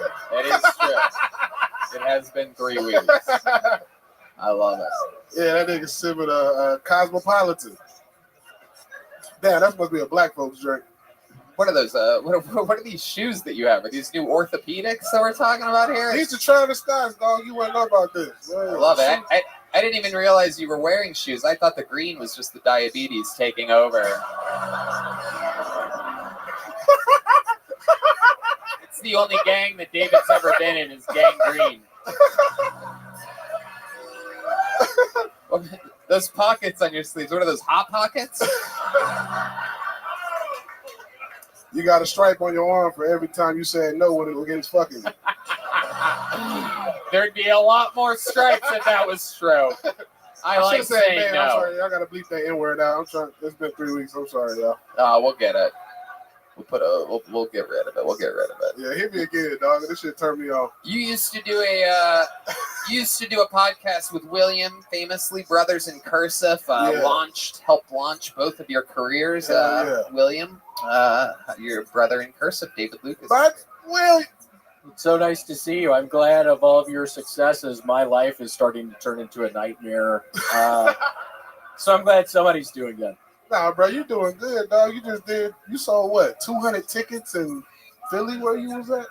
That was a made-up story. After you told me all the places you were opening, I had to make that up. So Nah, I'm bro. telling you it here first. We need somebody to put me and Will on a co-headliner tour. That'll sell out all over America, dog. Yeah, absolutely. That'll sell out, bro. Like, hey, what? Last time I asked for a manager, I got one. Where agent at? Oh, well, there you go. Yeah, that's how it happens. Yeah, that's how it happens. Absolutely. Bro. There's Put it probably out a big there. Hollywood agent out there right now. Yeah. I'm gonna sign the guy with cat poop on his head. Does look like cat poop. That looks like leopard poop. Yeah, bro. If they'll sign the stand-in for Woody on Toy Story, they'll sign me. No, fuck. Is that a Toy Story joke? Yeah. Hell I said yeah. you was the stand-in for Woody on Toy Story. Oh, okay. But is it Woody that you look If like? you were in Toy Story, you'd be Buzz Heavy-Ear.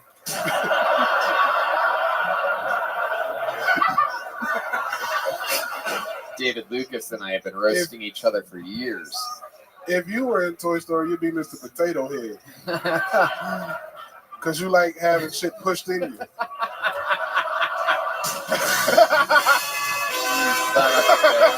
You son of a bitch. You son of a bitch. God damn it. You got me good. You got me good on that one.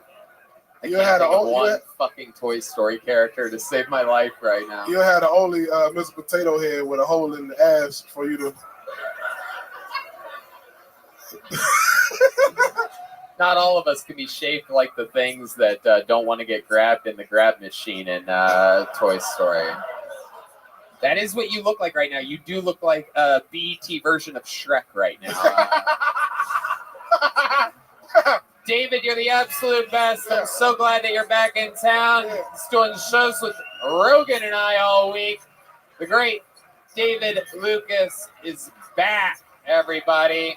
And that was tonight's amazing episode. Thank you to the Yellow Rose and the Red Rose. And of course, how about another hand for the Screwball Peanut Butter Whiskey Kill Tony Band, huh? Matt Mueling, Michael Gonzalez, and D Madness.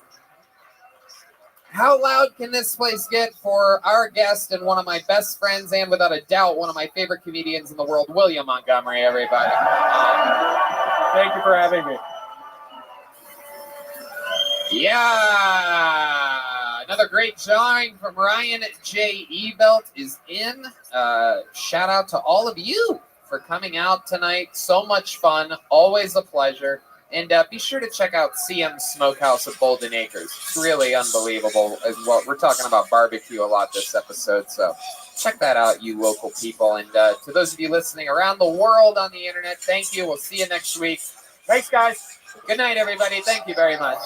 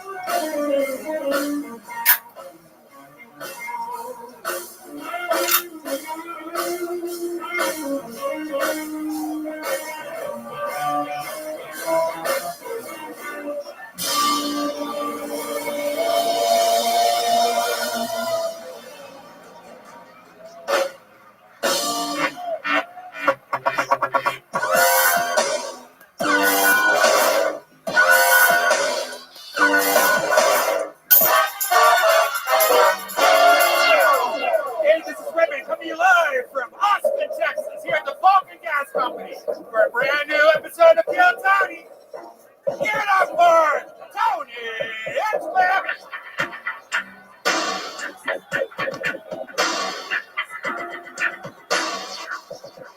Wow. Austin, Texas. Come on, you can make more noise than that. It's Monday fucking night. Oh, shit, dude. It's going down. Brian Redband's here. What's up, everybody? How about a hand for the band, everybody? Am I right? What the fuck is going on here? Nobody does Mondays quite like we do. The #1 live podcast in the world, and this is the Screwball Peanut Butter Whiskey Kill Tony Band, everybody. The great Matt Muehling on guitar.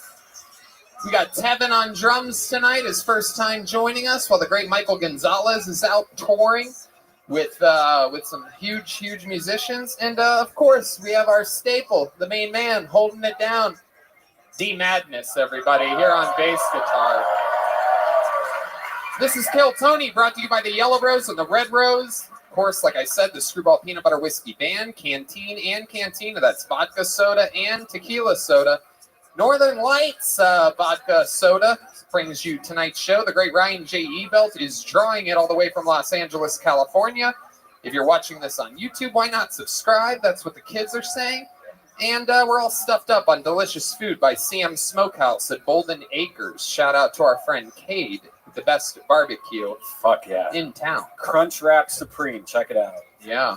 A bunch of good shit over there. And follow our friend Yoni, the producer of the show at Best BDQ. And let's do it, right? But before we start tonight's show, here's a little bit more about the amazing sponsors that made tonight's episode available for you here right now. You know, when the moment for intimacy arrives, you need to be ready. Roman ready.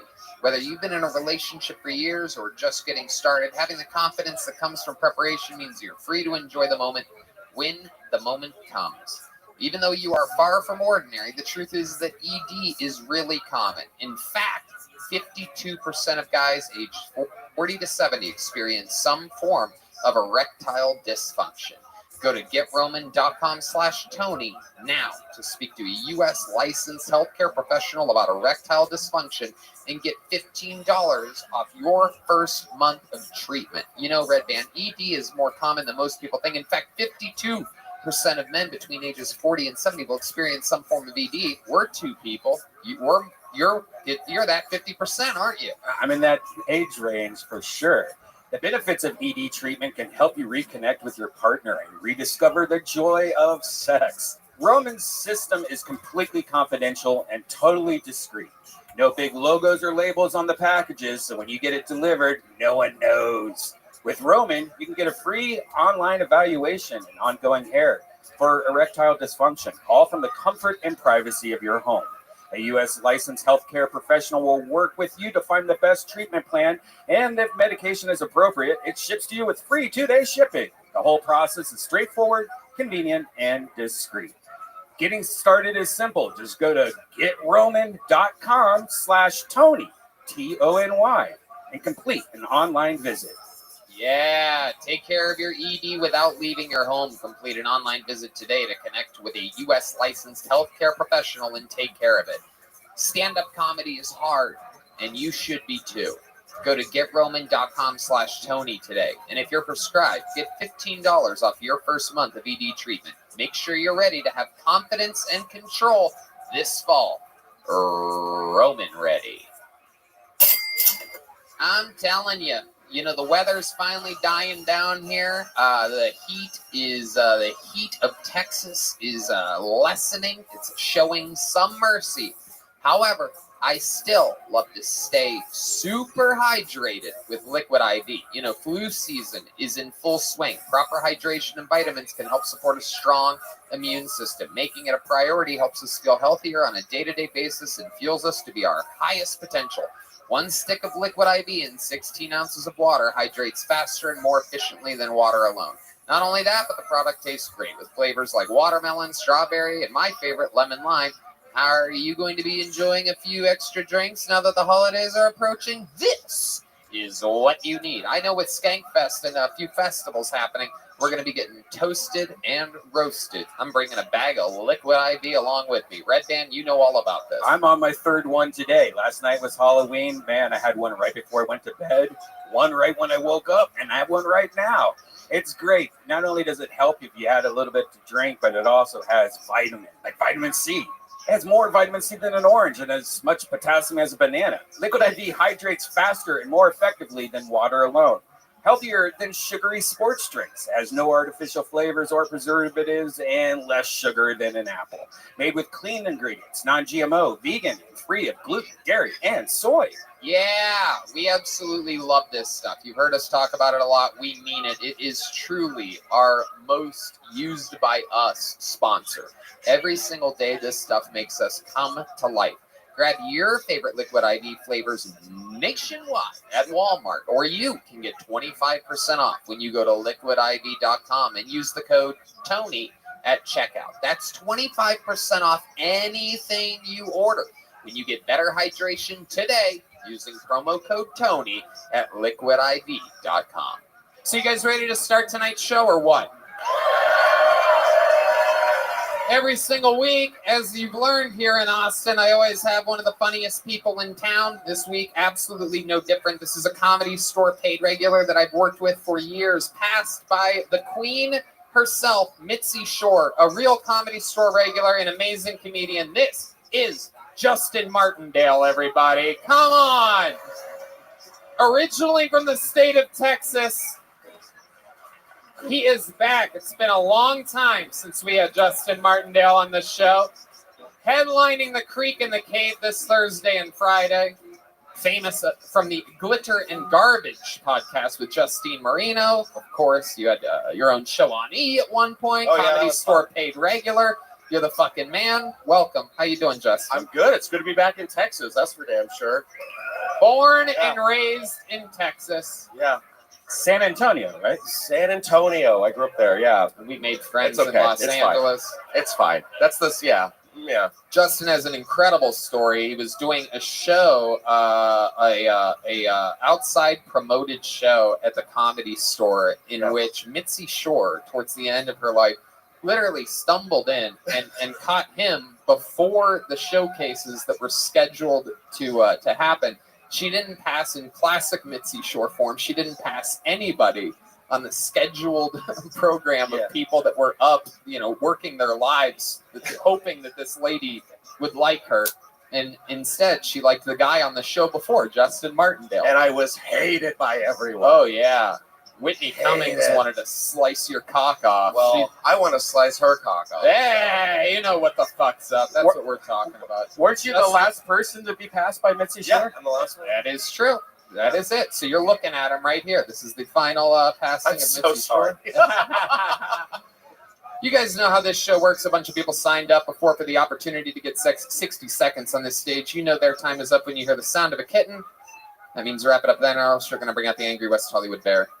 And then after their time is up, I interview them. I talk with them about the set that they just had, and we find out more about their lives. You guys ready to start tonight's show or what? Yes! Let's start it off with a bang. Before I reach my hand in this bucket where over 100 people signed up for the opportunity to get on the show tonight, why don't we use one of our regulars, huh? What do you guys think? We with this tonight? This guy was made a regular here in Austin, Texas. He's on an absolute fucking kill streak that nobody could possibly fathom. He might be our greatest ever regular in the making. Ladies and gentlemen, kicking off tonight's show, 60 seconds new from the great Hans Kim. And here we go.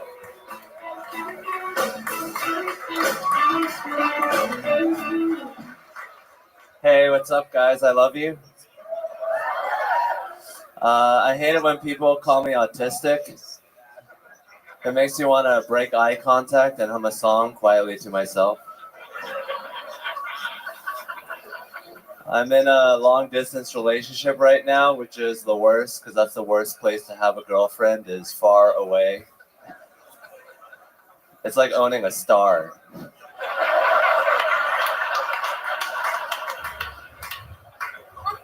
I got the certificate right here. She's really hot.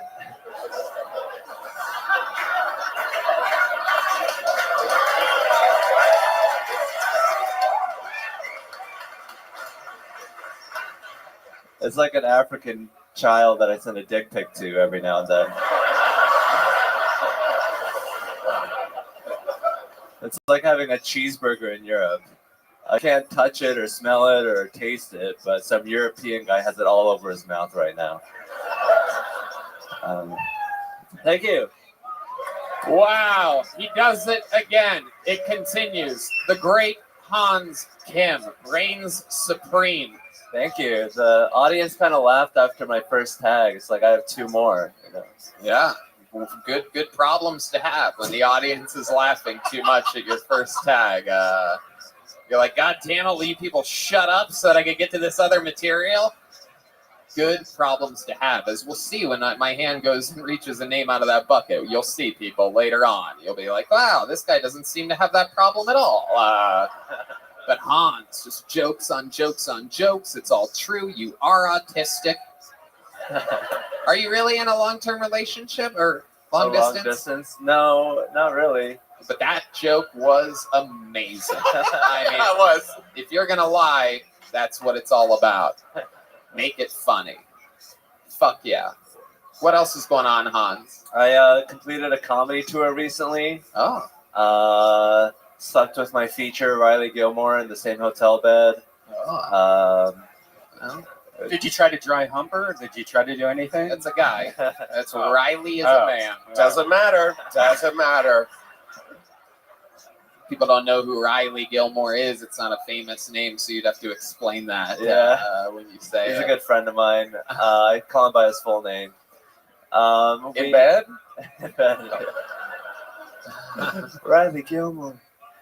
So you did a tour. How many nights? What cities? 3 nights, 2 nights, 1 night in Abilene, 1 night in Sweetwater, Texas. Got to know the people of Texas. Wow. You made Sweetwater sweet and sour water, huh? I don't know, people. We're just getting warmed up here. You know what I'm saying? So how did these shows go for you? How long of a set did you do? Were you headlining? Yeah, I was headlining. I did 40 minutes. Yeah! Yes! The little baby boy is all grown up. So look at you. I can't wait to do it more. I would love to be booked. Please book me. I can do child's parties. No. Hell yeah. Was that the longest set you've ever done? I did 45 before, but it's the longest that I've done recently after the pandemic. Okay. All right. Very good. What else is going on? You're single now? Yes. Oh. There's a pause there. Well, yeah, because he's in this on again, off again relationship with this white girl. And he's autistic. Yeah. he thinks the feeling he feels is love. But what we know is it's just that little fucking South Korean egg roll just fucking getting wild down there. It gets a little hard. Goes from a spring roll to an egg roll real quick. You know what I'm saying? It's hard. All right, forget it. So what's going on? Have you hooked up with anyone new or anything? No, I got recognized at the Abilene Zoo by a dude. Oh, that makes sense. That tracks. I was hoping you were going to name an animal of some kind, just an elephant. I'm a big fan. Listen to Uncle Tony. That's what he said. What did the fan at the zoo say? He said, "You're hilarious. Bye." Wow, someone more autistic than you. Hard to do. Hard to pull off, but at a zoo is where you find these people. Hans, what else is happening? We found out you can sing. We found out you can play guitar. Are there any more special talents that you haven't shared with us yet? I mean, I could try freestyling. Oh, yes, absolutely. South Korean freestyle, nothing like it, people. Abso-fucking-lutely. I used to do it a lot. Really? Yeah, with just comedians, but I'm kind of rusty. But Okay. I sang Mulan at karaoke. I'm pretty good at Mulan. I want to hear you. How many do you think we should have Hans freestyle right now? You want to give us a little Give us a little something there, Tevin, or D Madness. Let's see what happens here. Give us a little beat. Oh, shit. Here Yo. Here on Kill Tony, freestyling like I'm bony, but don't worry, cause I'm made of money. Don't worry, I'll steal your honey. Don't worry, I'm kind of funny. Cause that's what I'm all about. On Kill Tony, I sing Mulan at karaoke. Feel your bitch, she owes me a fee. Watch out, cause I'll pee on her, and she'll like it, cause that's what she's all about. She'll like it when I take a shit on her. She'll like it when I purr, like on Kill Tony, feeling real bony. Watch out, I'm made of money. Oh shit, okay. I mean, it's got a chorus. He does have a chorus to his freestyle rap. You don't see that very often. I'm on Kill Tony. I'm not bony. I'm made of money. I take shits on women. Yeah. I think true words have never been spoken. Yeah. That's really good. That is a wild freestyle rap. I didn't realize you were made of money, Hans. I thought you lived in your van. Mulan would be proud, I think. But it's funny, in the rap world, that's what you could do. You can pretty much say anything about money, even if you owe the IRS a bunch of it. Do you pay taxes, Hans? Have you? Yeah, my dad does it for me. Yeah, that's a Asian stereotype right there. They always pay their taxes. I specialize in Asian stereotypes, for those of you that don't know. Oh, yeah. I heard about that. I got to study. Yeah. I have a degree in, all right, anyway. Have you ever dated an Asian girl, Hans, your whole life? He's not into No, it. Nuh-uh. I haven't, no. It's like looking in a mirror. He doesn't like it very much. He likes white, as he's described, Nordic women. Oh, yes. The pure whiteness. I love defiling pure whiteness. So like an Elsa? So, yeah. But you didn't get laid after any of these shows. You're out there headlining. Yeah, no, I mean, it didn't happen, but, it's fine. There weren't that many women at these shows. I tend to draw a large male audience. Were you at a gay bar? Yeah. Do Asian butch lesbians exist, or are they just like one of the guys? Like, yeah, they exist. They're slightly more masculine than me. Oh, wow. All right. Okay. Well, Hans, another unbelievable new minute. Great times always talking with you. Kill Tony. He's not bony. He's made of money. It's Hans Kim, ladies and gentlemen. Let's go to this bucket. Let's see what happens here. This is where the shit really gets crazy. Could be somebody that is not well. Could be an amazing local talent. The first name that I pull out of the bucket, 60 seconds, uninterrupted, goes to Ryan Westover. Ryan Westover is first on Kill Tony.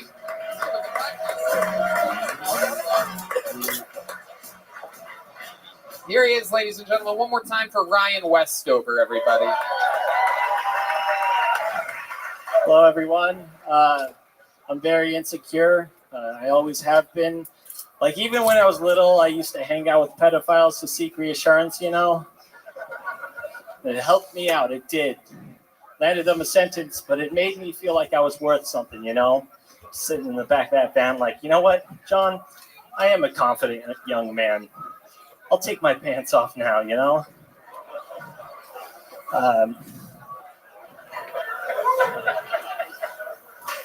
My girlfriend and I just moved to Texas. We're living with her brother, and it's been hard trying to have sex living under the same roof. We try our best to be discreet about it, but no matter what, my girlfriend always ends up catching us every single time.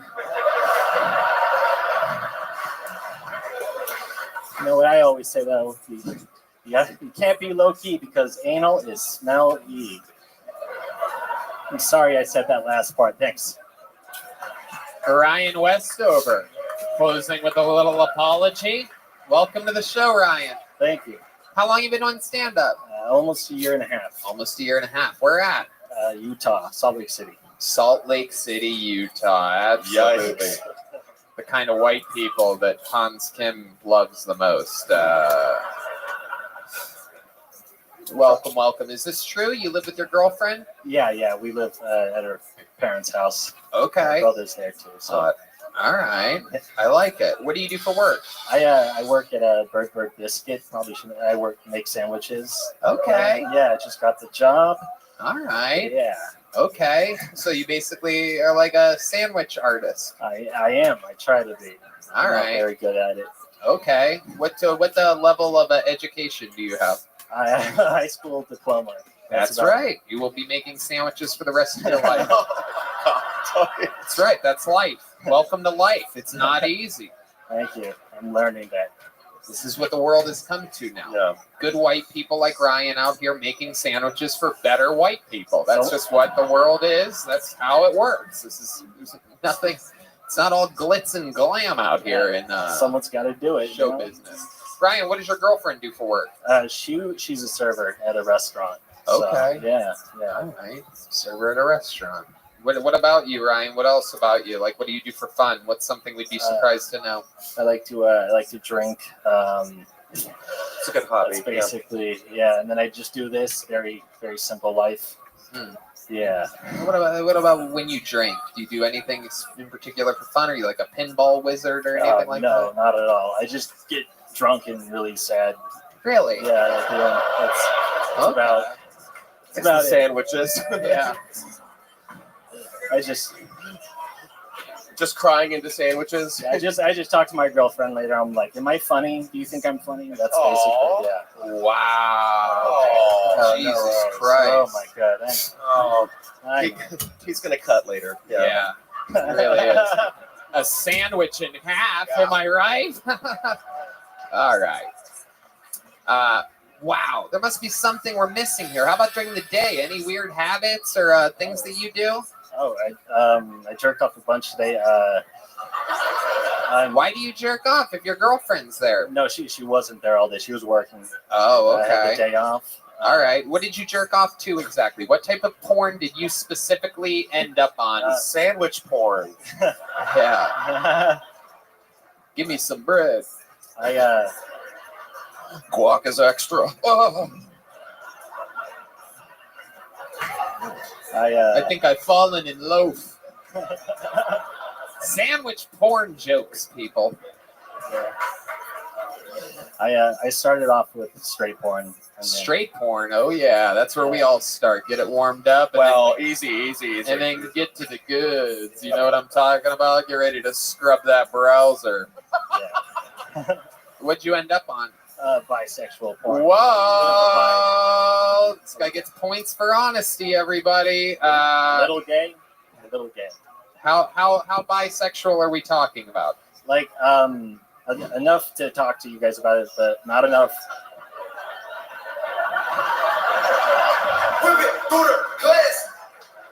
Yeah. Go on. But not enough to tell my uncle about it. Very good. Fair. I love it, Ryan. Very, very interesting. Have you always had that mustache? No. It goes in waves. Sometimes I have it. It just depends how I'm feeling. You know. It matches the bail bond shirt. Thank you. It does. It does. Any fun facts about your family, Ryan? What do your parents do for work? My dad's a financial advisor. Wow! Look at that. How disappointed is he in you? My goodness. No, he wants me to take over. Wow, you're out there fucking buttering bread and he's fucking crunching numbers. Wow. How about your mom? What does she do? She used to be a personal trainer. Now she's a stay-at-home mom. Okay. Now that you're out of the house, she's a stay-at-home mom. She was just avoiding you the whole time. He's gone. All right. Now I'll do my mom duties instead of raising a sandwich maker. You have younger brothers and sisters, obviously? I do. I have an older brother, a younger brother, and a younger sister. Okay. Yeah. That's good. That's good. Well, is there anyone in the family more promising than you? Yeah. Actually, my older brother has a bachelor's in psychology, so he's doing good. He's doing pretty Wow. well. And my little brother's in college, so I'm the only one that has. I went to community college. That's about it. So Oh my goodness gracious. Yeah. Yikes. You're doing great, you know? How old are you? How old are you, Ryan? I'm 23. 23 years old. I love it. You're doing a good job, dude. Yeah. You're going to be just fine. You're making sandwiches today. These are custom-made, handmade leather joke books by the great Boneseye. You get a big one today. Congratulations. There you go. Ryan Westover. There you go. Yes, I like it. He's cute. He'll be fine. He'll be fine. He'll be fine.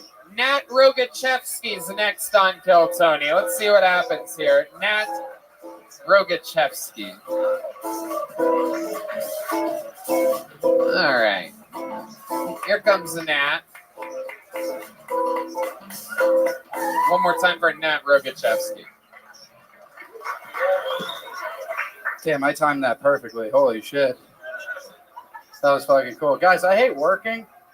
I hate like 9 to 5s and stuff like that. Like, how do you work a 9 to 5, go home, and not just like immediately like just beat the shit out of your kids? You know what I mean? Like,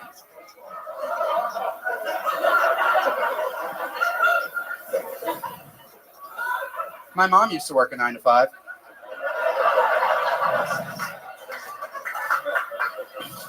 Not good, dude. Not good at all. She would come home. This was like the 90s or whatever.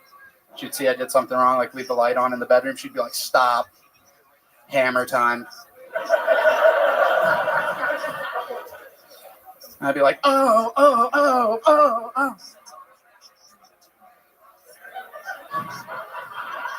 My mom hits me so hard.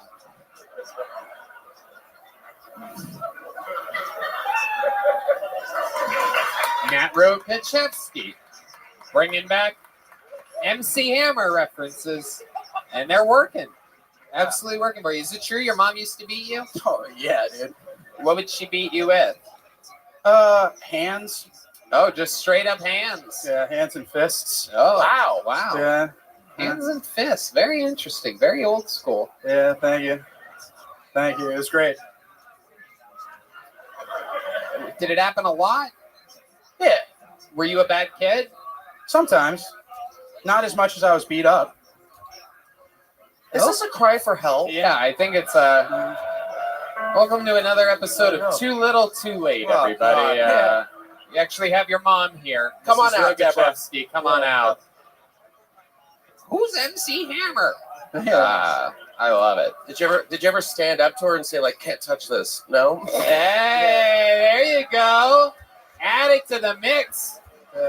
Add it to the mix. You could be like Hans Kim and have too many tags. I do have that tag. I just ran out of time. Oh, okay. Hell yeah. There you go. I dabble. Yeah. So Nat, you've been on this show before. Remind us of what we talked about last time you were on. I was addicted to heroin. We talked about that. Oh, yeah. Got into it pretty good there. That was it. We talked about me being addicted to heroin a lot. Yeah. That was cool. I love it. Your shirt still on heroin. That's what being on heroin feels like, is what that looks like. Yeah. I love it. What else is going on? What do you do for work again, Nat? I'm unemployed right now. Unemployed? How are you surviving? I'm rolling through savings. I used to sell a bunch of drugs, so I'm like just rolling through all that money. Wow. The rare drug dealer that saves money. Very interesting. Yeah. I love it. Yeah. I love it. You make any investments or anything like that? Yeah, I actually crushed on GameStop. Really? Yeah. Look at that. Absolutely. Damn, people going crazy over here at the GameStop reference. Yeah. How much money did you make? Are you like Hans Kim? Are you made of money? I went up like 60 on GameStop. 60,000? Yeah. Wow, that's very good. That's good for a comedian. That's good for a heroin addict. That's good for somebody that used to get beaten by their mother. A lot better than the fucking lazy-ass sandwich maker we had up here a second ago. Yeah. Quit your job. Sell drugs. I know. Way better. making sandwiches. Yeah. Jesus fucking Christ. I love it. What do you like to do for fun, Nat, now that you're not on heroin anymore? I like going to the movies. I like to work out, believe it or not. I like to Wow. I really enjoy doing it. Must be lower body workout. Yes, another feet day. Yeah, only legs. Every day's leg day, yeah. Yeah, only legs. I mean, I hang out with all my comic friends out here. The comic homies are the best here in Austin. They're the coolest dudes. It is. It's a real scene. A lot of people saying the comedy capital of the world. That's rocking. So that's fun. And what do you love about Austin? How long have you lived here? Just over a month and a half. Yeah. What do you love about it so far? HEB? HEB is the best. Yeah. HEB's the shit. HEB's the shit. We love HEB. HEB does rip. I love HEB. What are some of your favorite HEB brand products that you get from HEB? Yeah, they have the best almond butter in the game. Yeah, they do. What is the deal with HEB almond butter? So good. It So really good. is. It really is nuts. Anyway, I love it. No, it is true. They do it. They have a real special. They have a special almond going on over there because they're chocolate covered almonds. Unbelievable. Yeah. That's the truth. Hell yeah. Even D Madness knows what the fuck is up with the chocolate covered almonds. That's a fact. Of course, sometimes it's just like nuts and bolts that he ends up eating, but.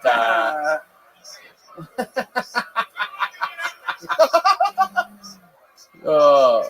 No, don't attack me, D. Don't attack me. D just jumps at one of the speakers thinking that he's going to get me. I know where I know where that sound's coming from.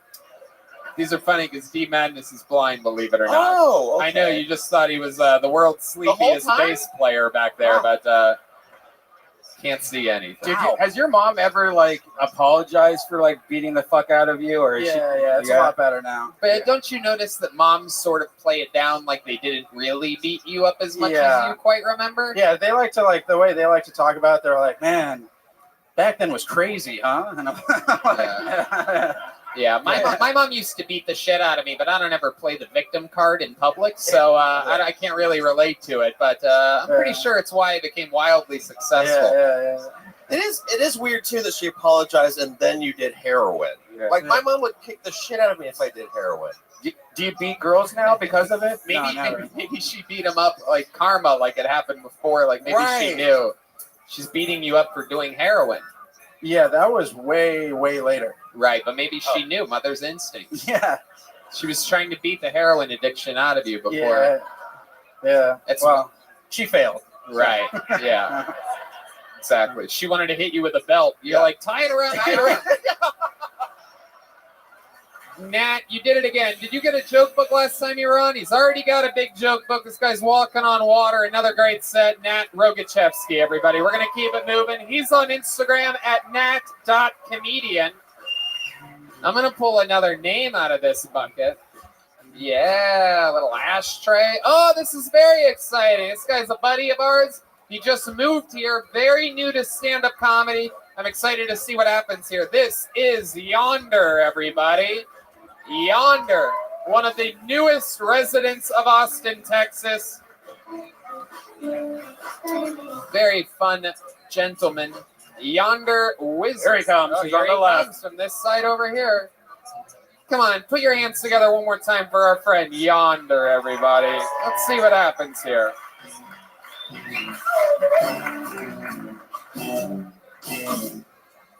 So I'm Hagrid. If the house he was sorted into was the Waffle House,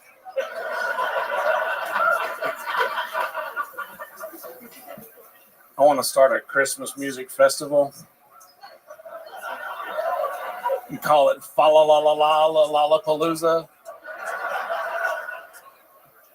We're a little too far away from Christmas for that. Halloween's coming up, though. It's nice to see the city of Austin got their Halloween decorations out.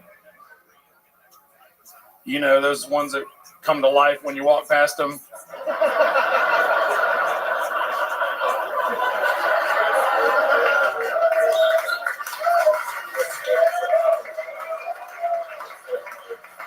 Except they only say, hey, man, you got a cigarette?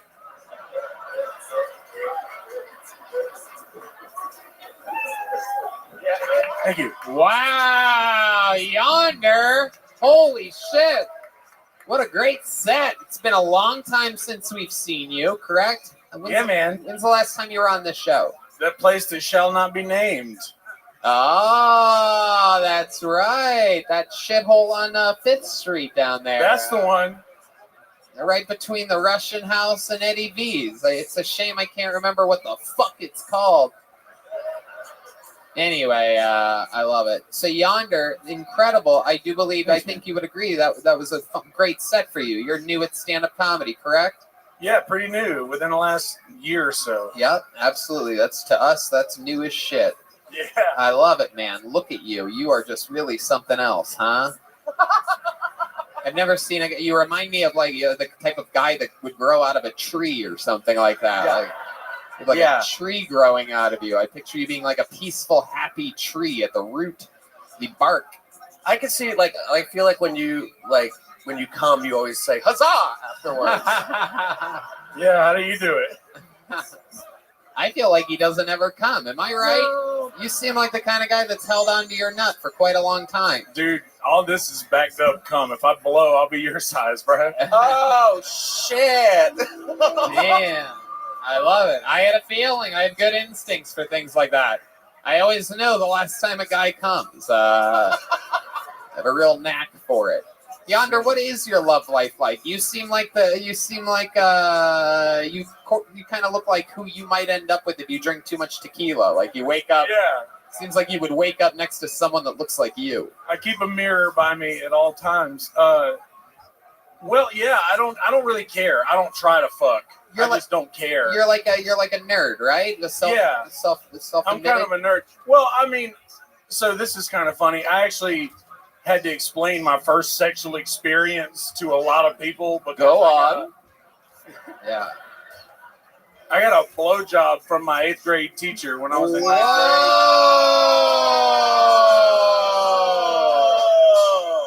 grade. Damn. By the looks of you, I'm guessing it was a science teacher. Yeah, nice guy.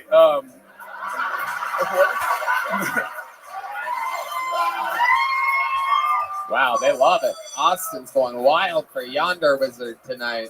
It was actually at a Christian school. It was one of those, Yeah. we'll teach you all the subjects. Spoiler alert, we're not surprised. Yeah. That's what they do at Christian schools. Get on your knees, boy, and pray. That's right. Was he a pastor? No, it was actually, it was a she. Yeah. But, no, she was the youth leader. She was our youth leader. Was she did she teach a specific subject? Yeah, it was one of those, like, commingled, one teacher would teach a couple subjects. Did she blow you to completion? Yes. Wow. Damn. Those little 8th grade fucking HEB almonds just busting right in. Praise be. Shooting that fucking almond butter right down her throat. Incredible. We had just finished praying for the health of our Sunday school teachers. I was a fucking Sunday school teacher. Wow. Look at 15. that. Who said Sundays can't be the best day of the week? Yeah. So how does this happen? Do you remember what she said to you or anything like that? Is she like, take your diaper off, I'm going to suck your cock? As a matter of fact, I do. She said, take your diaper off. No, come on. No, she literally, we got done, and I was a good little Christian boy, and I was so upset. I was like, I'm going to disappoint God. He's not going to let me in heaven, and I don't want to do this. Was this during the blowjob or after? Yeah, like, geez, no. This was before. That's the part where I usually come, is right there. We're like, oh, Jesus is disappointed in me. Oh, yeah. Me too. Same. Yeah. Yeah. That's the fun part. That's the best. But no, she called me on my grandmother's cell phone that I used to borrow back then. Whoa. And a Nokia? Yes. Hell yeah. Before she put your snake in her mouth. Look at that. Dude. And she said to me, all I need was 5 minutes. Wow. How long did it take? Not that long. She's like, what do I do with this extra 4.5 minutes? How old was she? Like, she was like 24, Oh, 25. that's hot. Yeah, Wow. Have you tried to find her on Facebook or anything? Yeah, let's find her. We're Facebook friends. Yeah. Fuck yeah.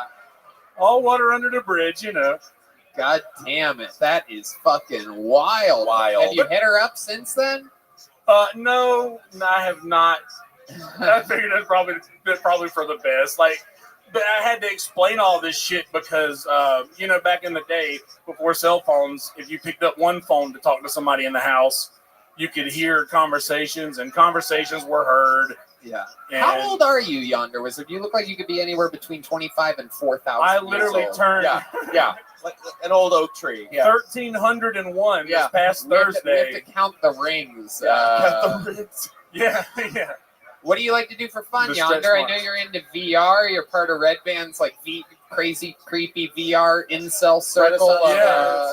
Shout out Virtual Red Band. No, I do music, man. I fuck around with music a lot. What do you do with music? Whatever's missing, honestly. Really? You play like multiple instruments and whatnot? Yeah. Really? You should hear him play guitar, man. It's fucking awesome.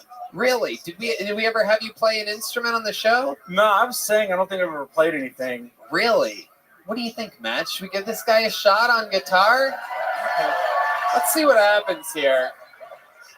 This guy looks like the Grateful Bread. Yonder. This guy looks like all right, here we go. It's a little something from Yonder Wizard. It's got a little cable there. This is very interesting. Can't fit the guitar strap around his massive head. I mean, for those of you just listening to the podcast, this guy is huge. Oh, shit. Whoa.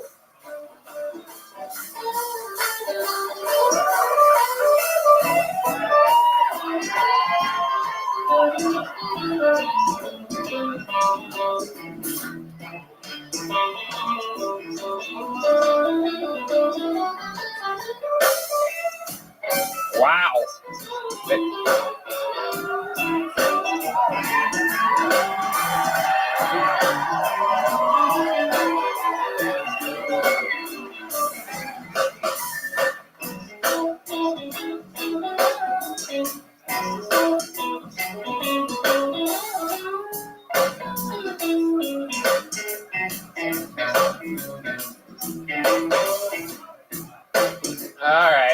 All right. Bring it. There we go. Hell yeah. This guy's jamming over here. Wow. That was good. Wow. Keep your eye on me, dude. It's like if fish had carbs in it. Fish fillet. Yeah. Bro, that's the one. With like the cheese. It's like if Nickelback went to Outback. Yeah.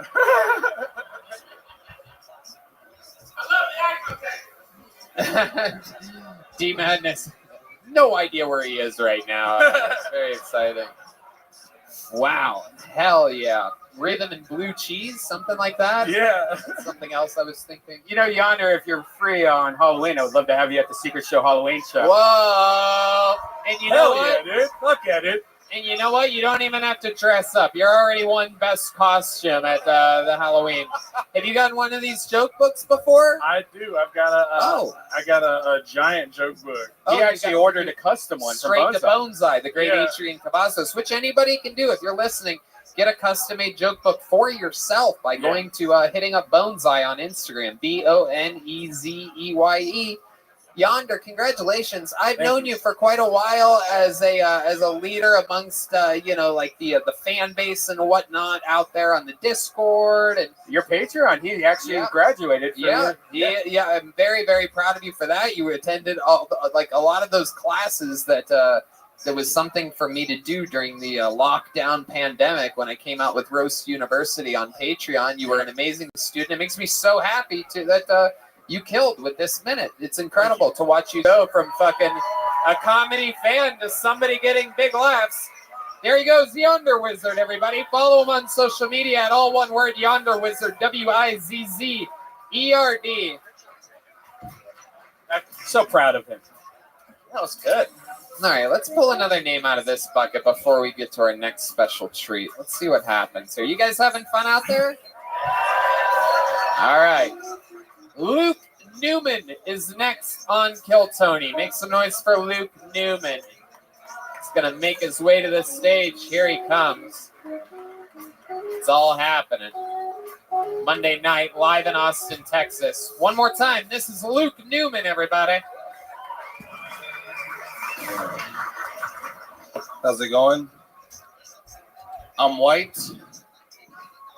Thank you. But I'm from Oakland, East Oakland, California. Okay. Not a lot of white people out there. My parents were some of the first white people to move out there, some OGs, original gentrifiers. And it was hard, man. It's hard being white in East Oakland. I got fucked with a lot, you know. People always think I was from the suburbs and shit, you know. Like, where you from, white boy? You know, I'd be like, man, you broke into my house.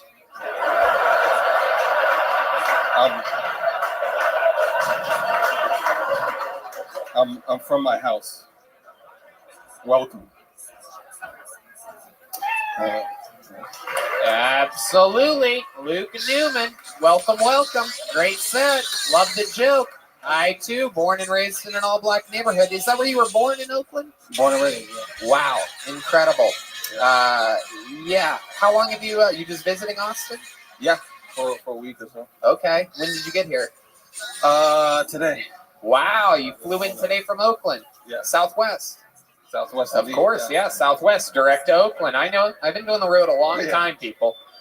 I mean, now I fly on jets and shit with Joe Rogan. But I mean, I remember the old routes. I remember the old days before. Get yourself canceled, people. It's a good life.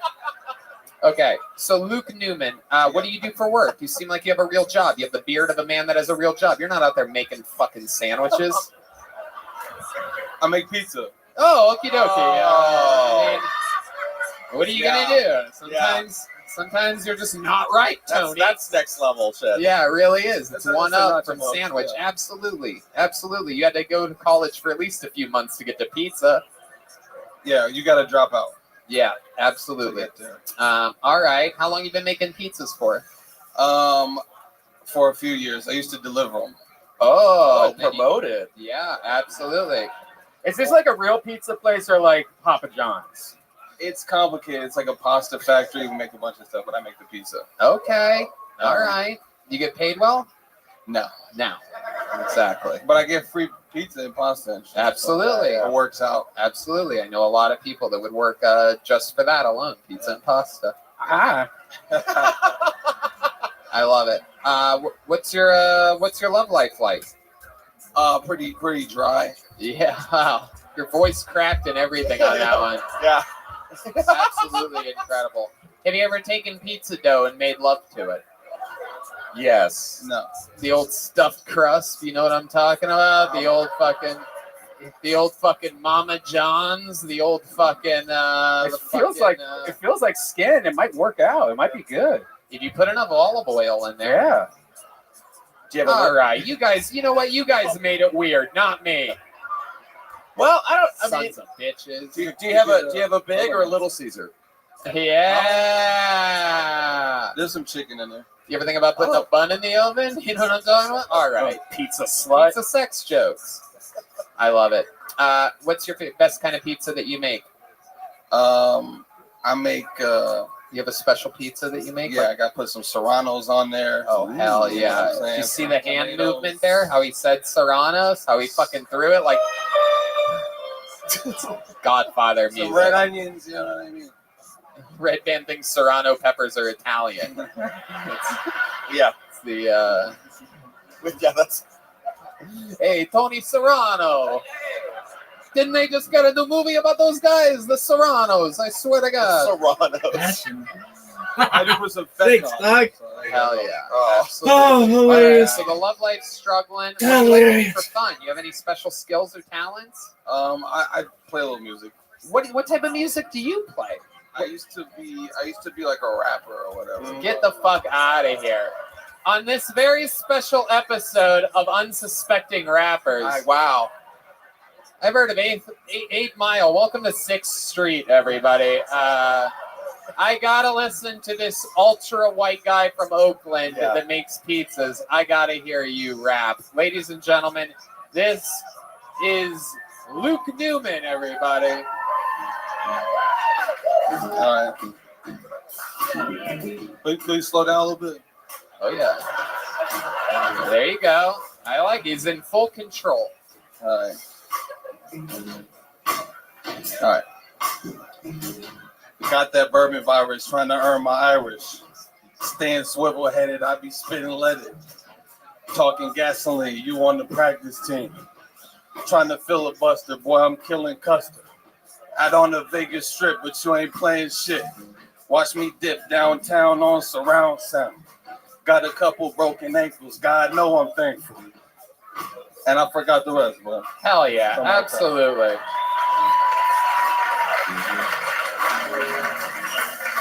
One of my favorite pizza making rappers of all time, actually, believe it or not. I love it. I love it. Were you in an Oakland gang growing up? Were you like? Oh, we don't really have gangs over there, but there's little cliques and shit. Yeah. Little clique. The Ku Klux Klan, it's called. That's the clique. Yeah, they lose out there. Small clique in Oakland. I love it. What are your, do you have any big goals or dreams or anything like that? I'd love to become a stand-up comedian. Right. How long you been doing this? About 5 years. 5 years. And you had a great set. You're already doing it. You think staying in Oakland's a move for you? You see yourself perhaps taking a chance, moving somewhere where comedy's a little bit bigger? Yeah, I'm out here doing some recon. Yeah. So I'm thinking about moving here. I like it. There you go. Yeah. Perhaps a future Austin resident, Luke Newman. We need someone that knows how to make a good pizza in this fucking city. I'm telling you. I don't know what's going on here, but somehow Austin has the best sushi I've ever had in my life, and there's no fucking pizza anywhere. Yeah, Everybody settles for Via 313, but I'm not buying that shit. Sorry. It's not that good. It's not. I'm a world traveler. I know a lot of you people didn't make it out of Abilene, but let me tell you. You know what? Everyone told me the same thing. I finally had it. That Detroit-style pizza, that tasted exactly like Pizza Hut's Detroit-style There you pizza. go. Nobody knows more about dog shit food than Brian Redband. So, he's a real specialist. He's like the Sanjay Gupta of shitty pizza. He sort of knows what he's talking about, unless someone else. 6.7. Nothing better than a good Sanjay Gupta reference. You know what I mean? I love it. Luke, congratulations. An amazing appearance. Take a big joke book from the great Bonsai. We love people like you. Different stories, different shapes, different sizes. The bucket can give us anything. The names that we've pulled out of this thing in the past 8.5 years have been incredible. And one of the names that we pulled out of this bucket has made her return here tonight on a very, very special episode of Kill Tony. This young lady that I'm about to bring up, how many of you are fans of the show and actually know anything about where you're at? Then you might be very excited to know that this lady, a legend here on Kill Tony, one of the greatest comedians in the history of the show. This is the return of Nicole Tran, everybody. A brand new minute and then an interview. Here she is, Kill Tony royalty, everybody.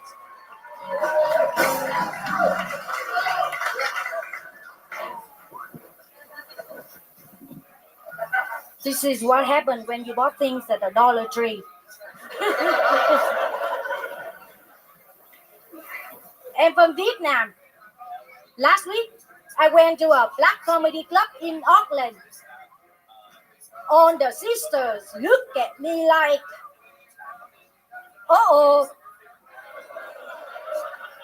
Somebody forgot to pay the bills at the nail salon.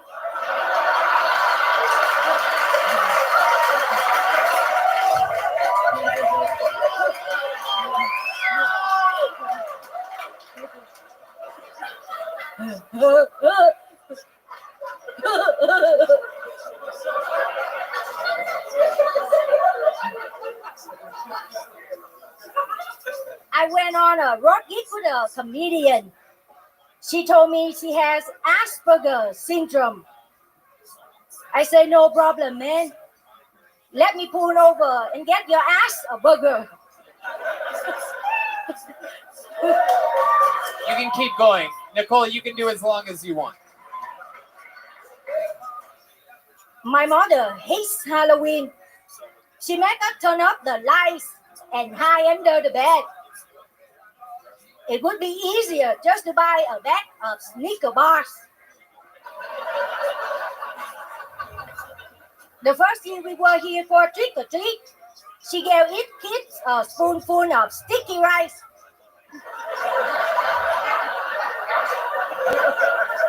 I had to clean the window for a week.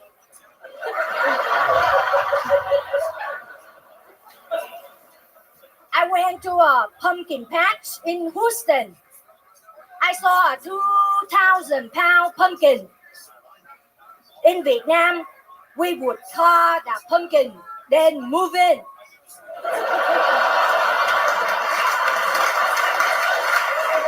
Hey, where's your house? It's the Fort Shackleton on the left.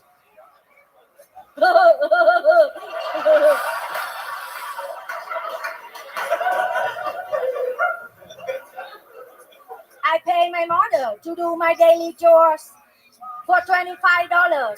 She does my laundry. For $15, she cleans my room. I pay her $10 an hour to surf the internet for blue-eyed white guys.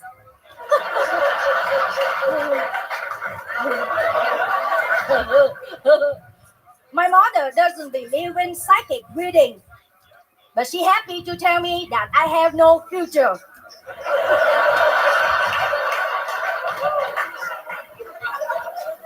If she hears me sing, someday my prince will come.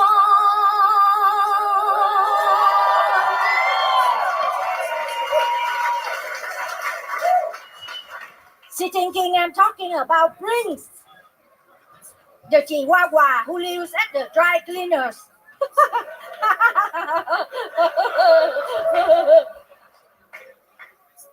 My little sister is my bookkeeper. With all the money I make in stand-up, she's not very busy. 2-hour lunch, no problem, man. She always carry a lot of cash with her in her purse, just in case the house burned down. She still can afford one karaoke night and some brisket barbecue.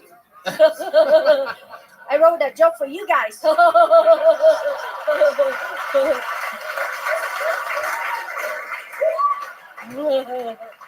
Nicole, what do you think? You got more? You're at 4.5 minutes right now.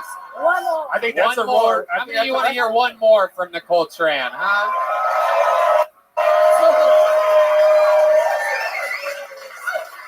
Tony, recently I found out I'm allergic to alcohol.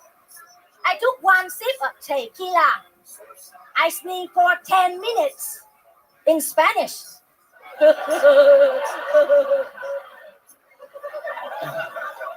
Hell yeah. Nicole Tran, ladies and gentlemen. Literally doing 5 times the work anybody else did up here tonight for the same price. I love it. Nicole, welcome back to the show. Absolutely incredible. Famously, the lady from the red light, green light part of Squid Game. Yes.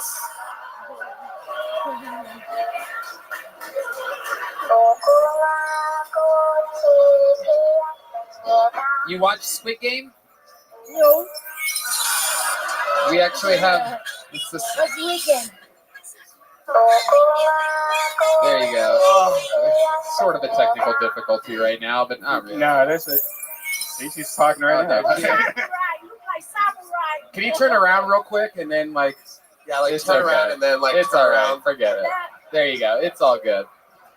Nicole, welcome back to the show. You are indeed Kill Tony royalty every single time you're on. It's unbelievable. There is an aggressive innocence to your style. You are adorable. You're so sweet, Yeah. Justin. This is your first time seeing Oh her, my right? God! Yeah. A star. Seriously, you're just adorable, and your jokes were solid and hot. So yeah, they were great. I love white guys. Yeah, she does. I'm an Asian girl. You're not the only Yeah, one. so does Justin, Yeah. actually. It is my curse. Yeah. I love it. You did reference blue-eyed white guys. How's that been going for you? Have you taken any down lately? Oh yeah. I just recently dated a blue-eyed white guy. He worked at the racetrack. Oh. I always looking for a man with a stable job. he clean up after horses. Oh. It's a horse racetrack. Okay. Well, there's a sandwich guy and a pizza guy back there. So I love it. From Oakland, the last guy was. Remind me, isn't that near where you're from? Where do you live in? Northern California? I live in San Jose, Little Saigon. Right. Little Saigon, is that true? Yeah. They have a Little Saigon? Yeah. Oh. Okay, Red Band. All right, that's enough. Red Band has this crazy Asian instrument he likes to play when she's on stage. It's super annoying. Yeah. I love it. So what have you been up to since the last time we saw you? What have you been doing for fun? Like, what do you do in real life when you're not doing stand-up comedy? You told me earlier when I saw you that you've been getting recognized all over as famous from Kill Tony, which of course I love and I know. But what else do you do? Oh, I love to show. And you can see I love fashion. What? Fashion? I love fashion. Oh, you like I fashion? love to show. So Okay. I love to show. This is a $10 dress. Wow. And a $75 spank. Oh. Hell yeah.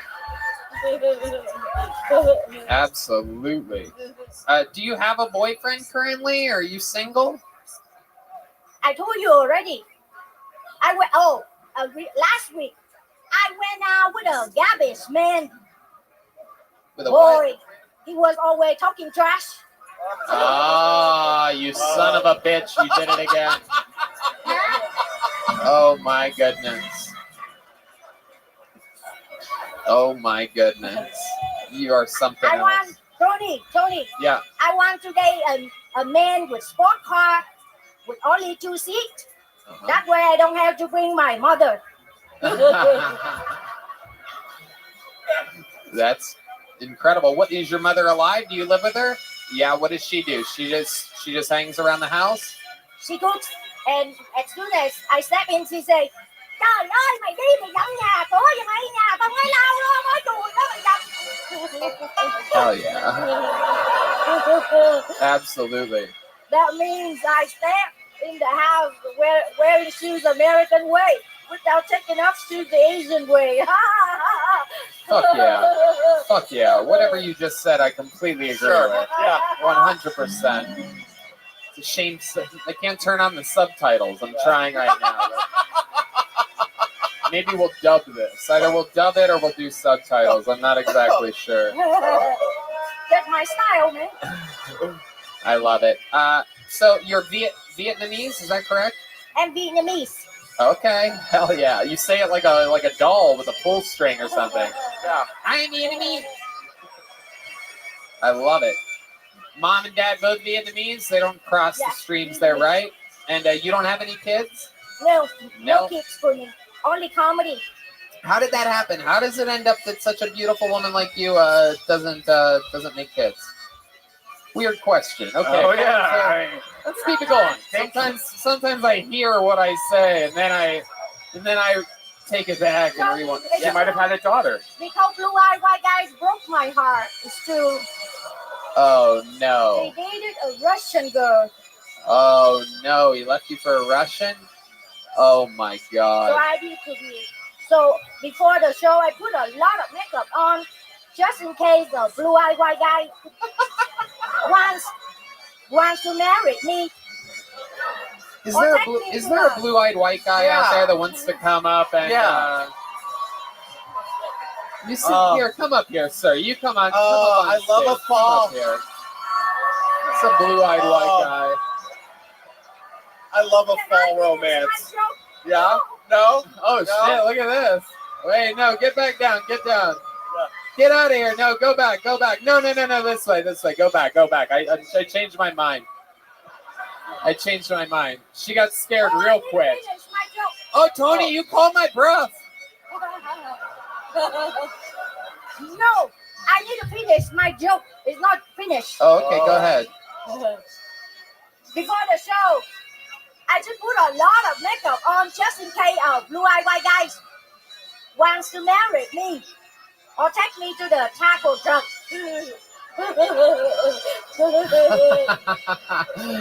What the fuck? These people in California, they've been locked down way too long, man. Yeah, I'm right here. Everybody. Even our Am I on mushrooms? Nicole Tran. You are the very best. You're the sweetest thing in the history of the show. You have anything else? What?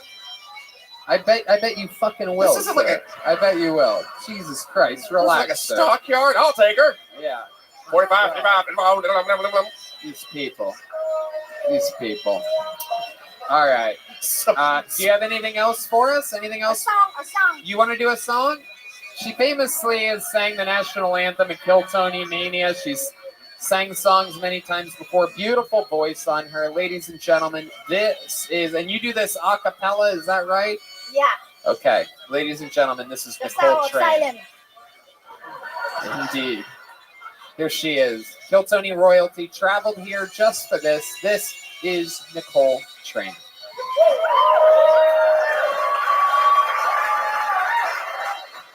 Also, can I have a Crown and Coke whenever you get a chance? Thank you. This is Nicole Tran, everybody. Hello, darkness, my old friend. I come to Texas once again. I love Tony, I got on the plane. I know he's dating, but my heart is sad. I hope his girlfriend fell in love with a green-eyed eyes. Then told me mine. The whispering sound of insult.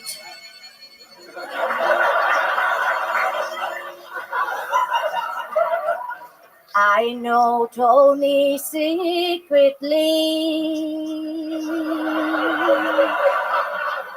love Asians very much.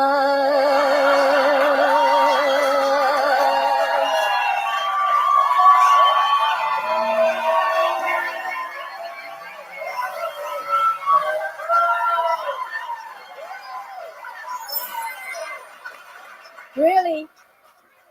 I came here for you, Tony. I'm a very well-educated person, so I think Tony really supports comedians of diverse culture. That is absolutely true. And you know what? Just for that, Nicole, I have blue eyes. I'm white. I'm gonna get you pregnant tonight. Let's do this. Oh no, I'm gonna do it. I'm gonna get America's revenge on Vietnam on you tonight. Take one down for the red, white, and blue. You know what I'm saying? Right. Tony, if you don't stop heckling me, I get my brother to eat your dog. Oh no! Don't do that. Yeah. Oh no! Good job. My poor dog. Oh. Nicole, you are an absolute angel. Somehow in this wild world, someone like you that doesn't seem like you should be at this show at all can come up and have full command of the stage for well over 15 minutes. We love you. Austin, Texas loves you. How about one more time for Nicole Tran, everybody? Legend. Oh, she's still here. Thank you. She's still here. got something to say. Oh God. Typical Vietnam, just like the war lasts a little bit longer than you need it to. But Yeah. A long time and then some. Thank you so much for coming to support live comedy and support Q Tony show. I think it's a great show. And by the way, I don't have a green card, so please do not tell anybody that you saw me here tonight. Hell yeah. Nicole Tran, ladies and gentlemen. Unbelievable. You're just unbelievable. Catch her November 12th through the 14th at the Santa Monica Playhouse Theater for those of you still in Los Angeles. She'll also be on the Secret Show Sunday. Oh, yeah. She'll be here doing stand-up comedy on Sunday as well. So for those of you in the house, if you don't have anything to do on Halloween, come see a real stand-up comedy show. It's different than the podcast. And she's going to be in costume, I heard. Ooh la la. All right. Pulled another name out of the bucket. Your next comedian, Doug Allen, everybody. Doug Allen has the pleasure of following the isolator, Nicole Tran. Here he is. Come on. It's a tough follow. One more time for Doug Allen, everybody. So beautiful. Oh, thank you, Alex. Hey, yeah, awesome to be here. Thanks for calling me. Fuck, dude. I recently got interested in van life, but not for like the travel and the free spiritedness, just because like I want to kill my girlfriend.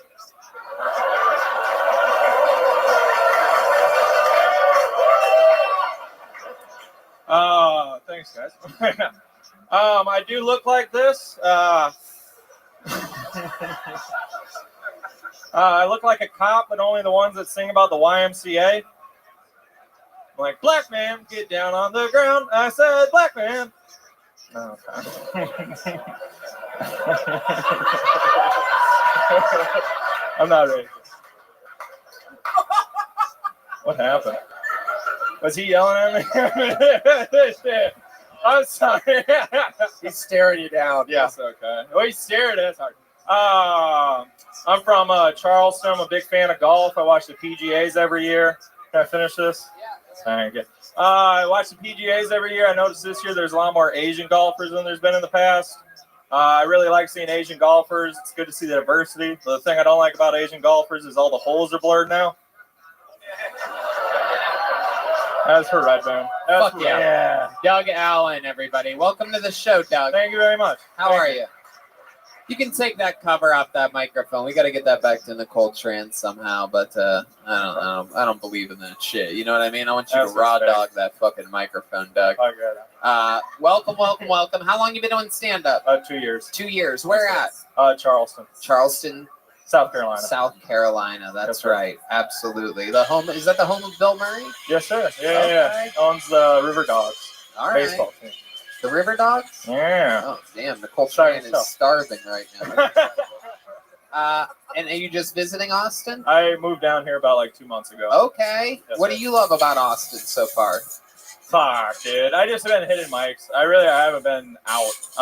Homeless people. My windshield's clean every stoplight. That's wild. There you go. That's wild. I hate those people.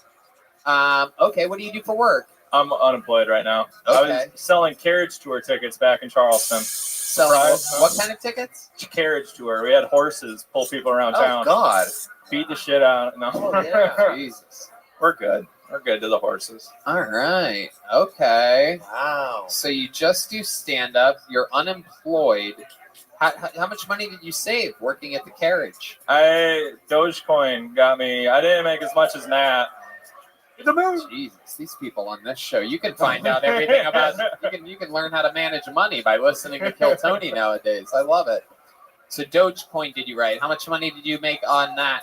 Like $30,000. Wow. Hell yeah! Absolutely incredible. I had 700,000 Dogecoin before it went to a penny, and then this isn't interesting. I would have made like $100,000, but yeah, sold it too soon. Hell yeah. Clearly, barbers don't take Dogecoin.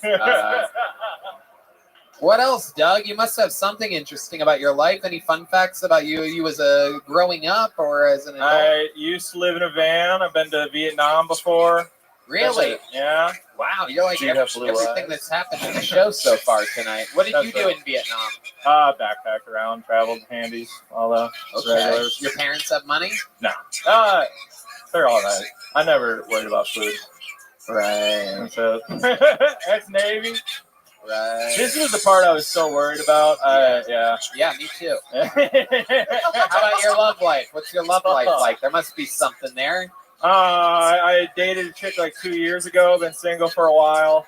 What happened with that relationship? Why'd that end? I went to Skankfest with her, and why would you ever do that? Wow. I like half-heartedly invited her to it, and she's like, "Yeah, sure." And when we were breaking up the entire time, she's like, 3 days, Doug. Yeah, this is an interesting. Deep Madness is back, everybody.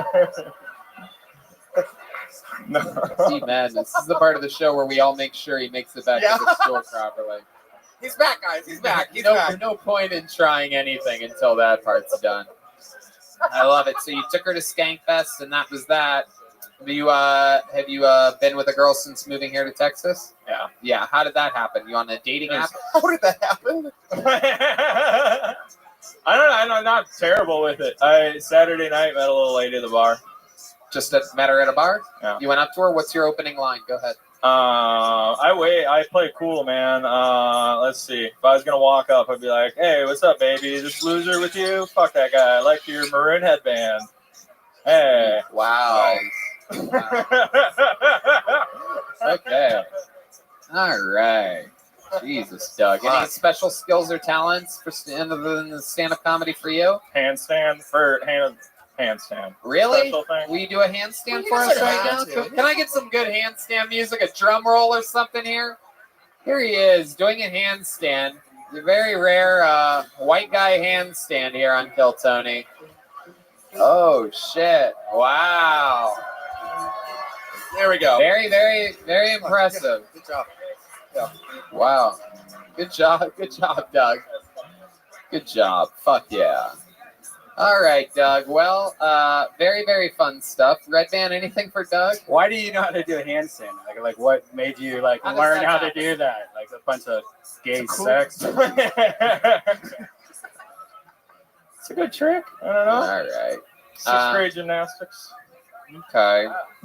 So I was right.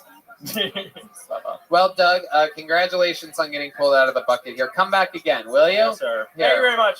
Here, have Doug, have one of these. Doug. There you go. Absolutely. Hell yeah, he caught it. I have a cannon on me, dude. This is a Buckeye arm right here. They don't have arms like this in Texas.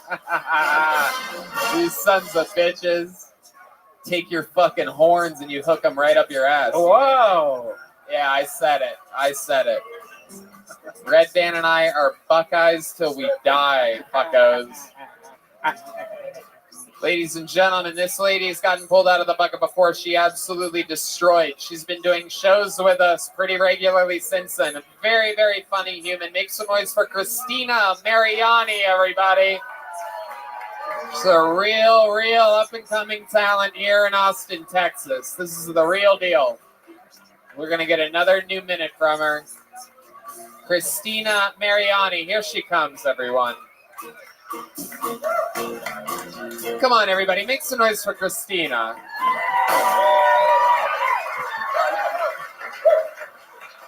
Oh, hi. I've been having a hard time dating. Well, at least getting laid's a little bit easier, you know.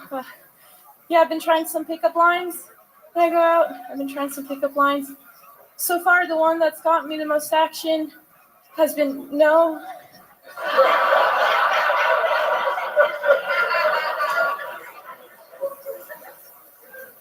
Usually that works, but, you know, when it doesn't, I'll go home and I have to turn to the internet for some material to help me get off, you know.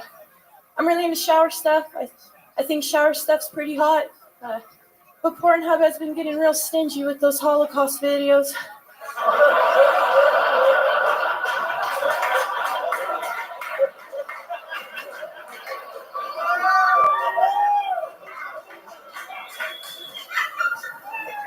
I guess I'm like a sucker for a guy in uniform or whatever.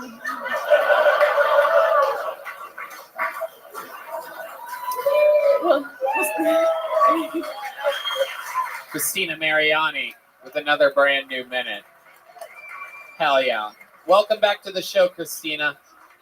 No, I don't know how to take How's it going? Just pull on it. You got it. Fuck yeah. Absolutely. You got this shit. Powerful. Another great set. Good stuff. I love it. Absolutely great. You were on the Secret Show here on Thursday, correct? Yeah, she's been killing it on the Secret Show. That's great. Thank you. Yeah. Remind us all, how long you been doing stand-up comedy again? Like 6 months now, I think, maybe 7. Yeah. Okay. 6 months, maybe 7. And in absolutely doing fantastic. All these sets, you have a very obviously awkward, shy style to you, which works well. You have the look of a young Howard Stern, which is yeah. I get that. It's a good vibe. WNBC. WNBC. All right, Christina.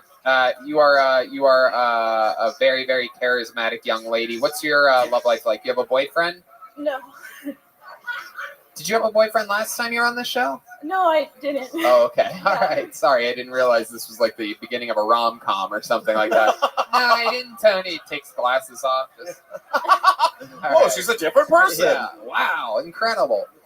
How do you stay single? These comedians, I'd imagine, I know what it's like being out there on the circuit. I've been there. These guys are all very aggressive. How do you stay single? I focus on comedy pretty much. Yeah. Right.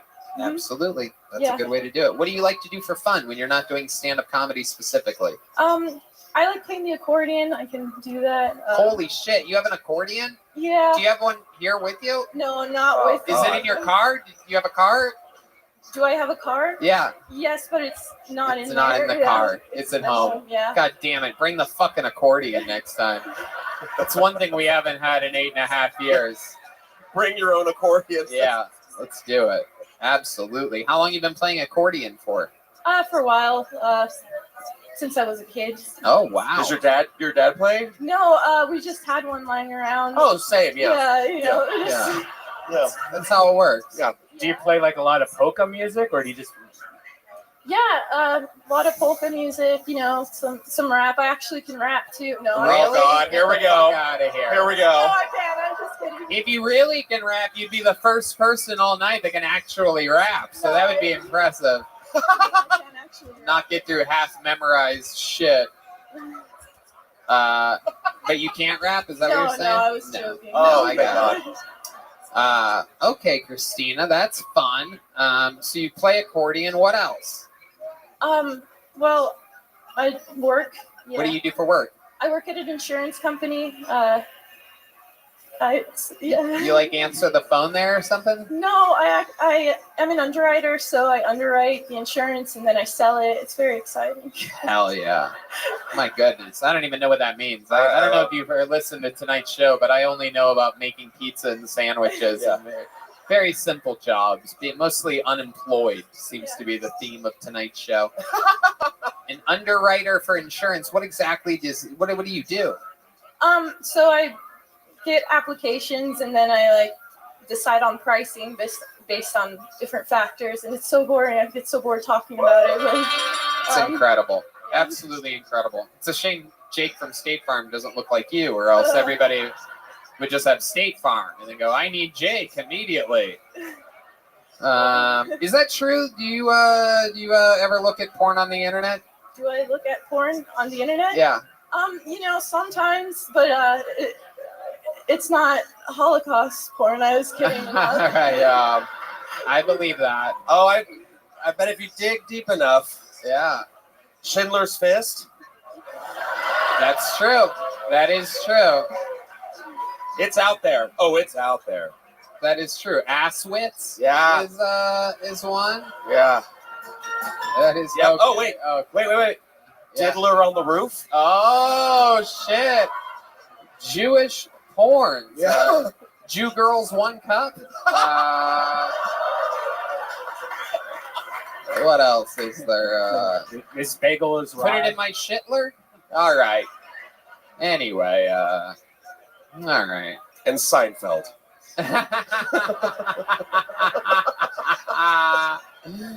Jewish porn jokes.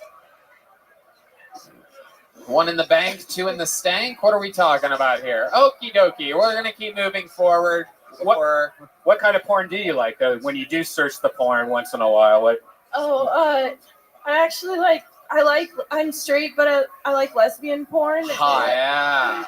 Just a bunch of women camping. I just feel like they're gentle with each other, you know, they like each other. I don't know. I never get that vibe from the guys. Hell yeah. Listen to all the unsatisfied women out there whooping and hollering, everybody. Yeah.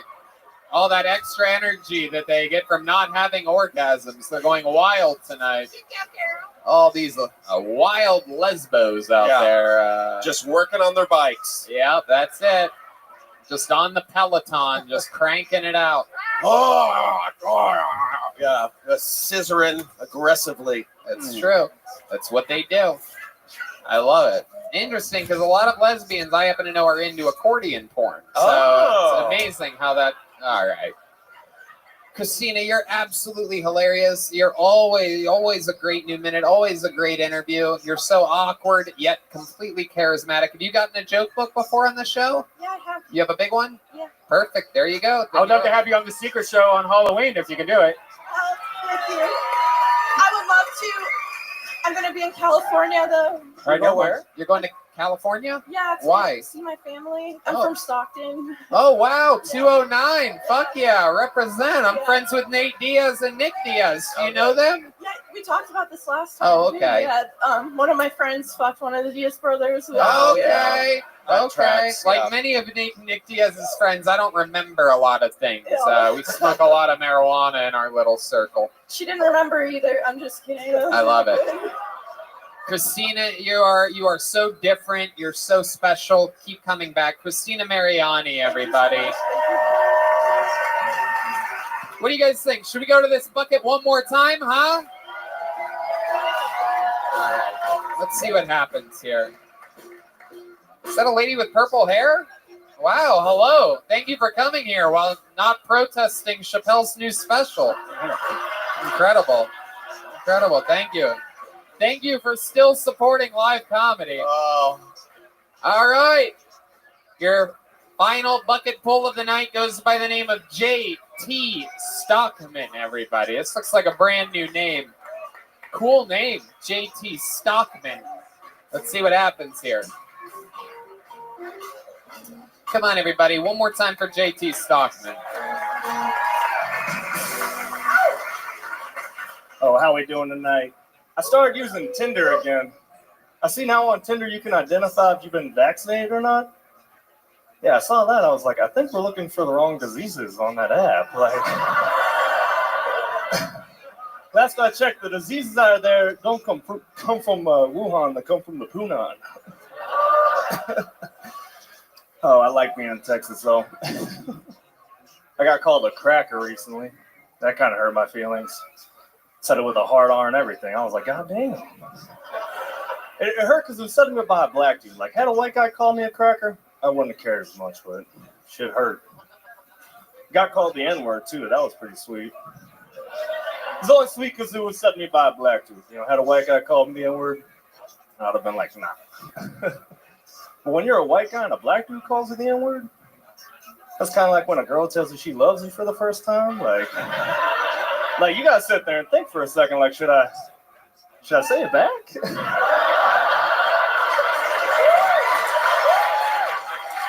J.T. Stockman, welcome to the show, sir. This is your first time here, right? No, actually, I met you after the freeze over at the other place you don't talk about. Oh, okay. Yeah. All right, after the freeze. What did we find out last time you were on the show? February. I was dyslexic.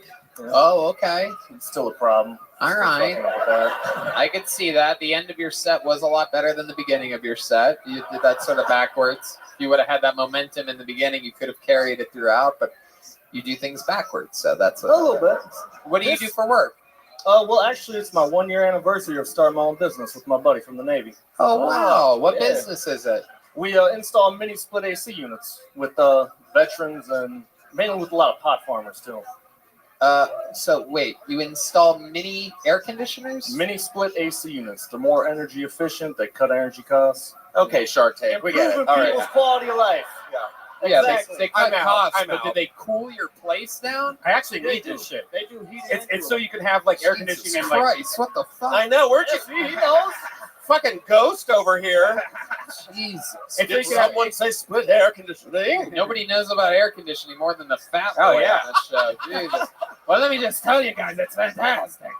It's so you can separate your house in different zones, so you don't have to have air conditioning your whole house. Wow. Right? Did you hook Red Band up with your fucking No, I shit? need it. want our services, let us know, man. Win Sandy Enterprises. Okay, let's go. Oh my god. I need it. Wow. Look at that. We're learning homeowner Brian Red Band. Yeah. Oh my god. Absolutely. Okay, so business is booming over there? It's doing a lot better. Actually, this is also a 1 year anniversary. I'm out of debt too, completely out of there. Okay. Hell yeah. What are we talking about? How much money do you have? How much money do you have? How much do I have left? No, yeah. Or how much was I down? Who gives a fuck? What do you do for fun, JT, when you're not installing air conditioners or? I mainly play basketball with my roommates over in Houston. That's where I live now. Okay, is that where you were called a cracker? Yes. On the basketball court? No, it was by someone on a crackhead on a bicycle. Sorry about that. Yeah. It wasn't you, but there you go. Did you say it was a crackhead on a Yeah, bus? it looked like one. A crackhead called you a cracker? Maybe that means they like you. Wait, did he? What does a crack have like? Doesn't- Crack profiling people? Yeah, I think so. I think it happens. What were you doing on the bus if the AC business is going so well? I wasn't on the bus. Okie dokie. I never all took the right. bus. When you're not playing basketball, what else, JT? You seem like the kind of guy that's into like Uno or something like that. Uno? Yeah. No, I play Bones. Bones? Yeah. Okay. Oh No, shit! D Madness knows what's up. Again. How the yes, fuck sir. do you play dominoes, D Madness? Easiest guy to cheat ever. Yeah, you can feel the dominoes. Oh, you can feel the dominoes? Oh, shit. Oh. Son of a bitch. I just got called a dumbass by a blind guy, so knock that off my fucking bucket list. Jesus Christ, D Madness is ruthless over here. Oh my god. They got holes in them, you dumbass. That's what I'm gonna Like accordions, yeah. I love it. D Madness, you are the very best. JT, your love life. What are we talking about here? You seem like a tall glass of water. What do you got going on over there? I've been single ever since I got divorced. Oh, you got a divorce, huh? That's it, yeah. What was that? What happened there? How long were you with that lady for? 4 years. And what went on there? Why'd you get a divorce? She joined the army. Oh, okay. She lives in Hawaii now. Okay. Ooh. Does she like camping? I think so. I don't know. She didn't really seem like it, but You ever miss her? Do you miss her? I do. Yeah, that must have been weird that she left you to go to the army. We got married when I was in the Navy too. Wow. Okay. So why do you think she did that? Why do you think she went to the army? She always wanted to do it. She went as a medvac, so she wanted to help people more, and just an opportunity for her. Okay. I'm not buying it. Not buying it. We grew I'm not buying it. No. What do you think? I don't know. I think there's a dude. Yeah, well, she's In definitely Hawaii. yeah, she's definitely getting fucking. She's like, I want to join the army. Damn it. No. Yeah. I mean, that's Give me the my deal. space. Any woman that's like, I want a divorce, I'm going to the army, Yeah. just wants to get gangbanged, Yeah, pretty much. yeah. So Yeah. it's just a bunch of soldiers. She Fucking, wants, she's squirting all over that mess hall. Yeah. Absolutely. Take your word for it. It's like one of those Hawaiian volcanoes. Just So yeah, I do miss her, but yeah. incredible. So what's it like ever since your divorce? What's going on with you? Nothing real steady, just on and off with different. Yeah, you really on Tinder? I am, but not really that much. It's weird on there. Yeah, why is it weird? It's just kind of dead, I guess. I don't know. I have a profile, but I don't really use it. Yeah, what does your profile say? What's your description? Hi, I'm JT, and my wife left me to go to the army, so I'm sure you'll have a fucking blast. Is that what it says? Yeah, you're in the ballpark, I guess. I'm kind of guessing that like any girl that's on Tinder nowadays, that's kind of gross, right? Like they've Why are you looking at me? You're gross, right, Justin? Well, yeah, women on there, they have their age and then they have their Tinder age on there. So, What? Like how long they've been on Tinder? Like a 34-year-old that's 27. What's a fun fact about your life that you think makes you different than everybody else? There must be something, JT Stockman. Where are you originally from? Minnesota. Ugh. Yeah, I know, right? The Canada of America. The Everybody. deep south of Canada. It really is what I is. call it. I got the fuck out of there. My God. Yeah, no, it's not that great. Yeah. Had to leave, but Any fun facts about you or your family or anything like that? Your great grandfather was a. no, not really. My mom's a sociologist, and then my dad's a truck driver. That's it. Really? Yeah. Truck driver. Was he around a lot during your childhood? Oh, yeah, 50-50. He was in and out. Jesus Christ. Good thing about having a truck driver father is that at least he can't leave you and go to Hawaii. Can't drive to Hawaii, people.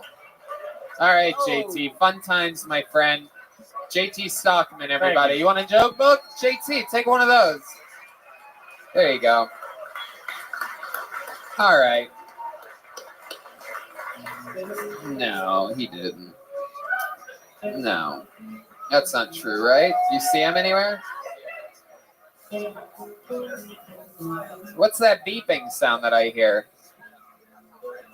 What is that? Someone want to come up over there? You want to come up, make an appearance? You do? Hey, let's get a couple of the boys over here to help my friend. This guy, a former regular on this show, famously retired a couple months ago. Yeah. This is going to be very cool. This is completely unplanned, completely improvised. I didn't think this day was going to come this soon or here right now, but I'm very excited about it. Ladies and gentlemen, this is former Kill Tony regular legend all the way. Lives here now, but followed the show all the way from Los Angeles, California. This is the return of Michael Lair, everybody. Holy shit. Wow. Abso-fucking-lutely. Kill Tony royalty. Legend of the game. Over 100 new minutes of material we've seen this man provide. A legend. Soaking it in. He got a standing ovation. He's still soaking it in even though they're not clapping anymore.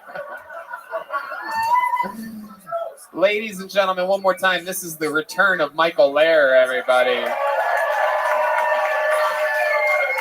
fucking thing's in there tight tonight, huh? Yank that out of there for him. This fucking mic is in there deep. No, I'm nothing. I'm nothing prepared. Alright. One last now. Justin, pull that out for him real quick. Yank that thing out. Not the first time Justin's pulled it out for another man. He has nothing prepared, he said. How about one more time for Michael Lair, everybody? He's here. Famously diagnosed with ALS a few years ago. One of the worst diseases that a human being can possibly have. Meanwhile, this guy fights the good fight all the time. We live in the same area. We have coffee together a couple times a week or so. At least we try. And it seems as though he's just staring down the barrel of the camera. I think he's going to try to walk for the first time. We've never seen this before. It's a miracle. Something's happening. Hell yeah. It's getting back and Oh, fuck yeah. An unstoppable force. Michael Lights Out Lair. I'm nothing more than Madison. What's a suggestion? Oh, he wants a suggestion from the audience. Why don't you guys, one of you normal people, yell something out at a genius? What? No, come on, something. Somebody else. said herpes over here. Famously has a rainy street joke. This guy's trying to help Michael Lair. What'd you say? You guys suck at this. This is all references from earlier in the show. Does anybody have anything that we haven't talked about? Alec Baldwin. Alec Baldwin. Somebody did say Alec Baldwin. Alec Baldwin. God, man. It's okay. Oh, your foot's on it. It's your foot, Michael. You got this shit. Alec Baldwin is a famous theater actor. He sang in Glengarry Glen Ross on Broadway. He sang Always Be Closing. And what he meant was always kill your cinematography.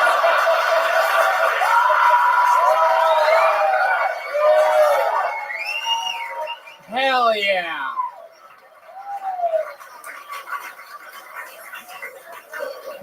Alec Baldwin is one of the rare white people. There are a lot of white people in this audience, but no one ever has ever met anyone else named Alec.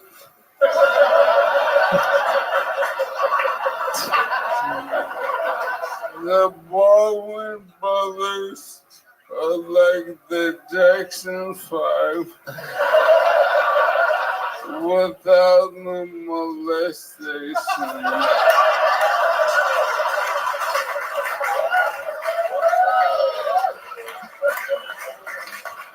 But they're Roman Catholic, so you never know. Wow. I mean, look how easy he makes it look. Still fucking got it, this guy. What are you doing tonight? You're just hanging out? Just came to hang with some old friends? I was you know I love all you. And I was 10 days sober. But, that's pretty good. Well, I gotta find when my nurse. Oh, you got into a fight with your nurse/girlfriend. Oh shit! You got out of the house. Yeah. Oh shit!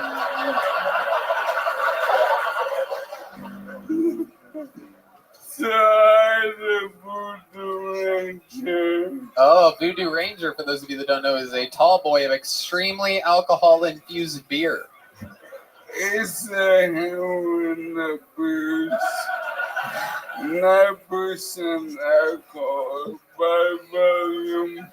If you're done and you can't get heroin, you want to do Voodoo Ranger. It is true. A lot of people call Miller High Life the champagne of beers. Voodoo Ranger is the heroin of beers. Pretty much. I love it, Michael Lair. What a fun surprise. Yeah, man, but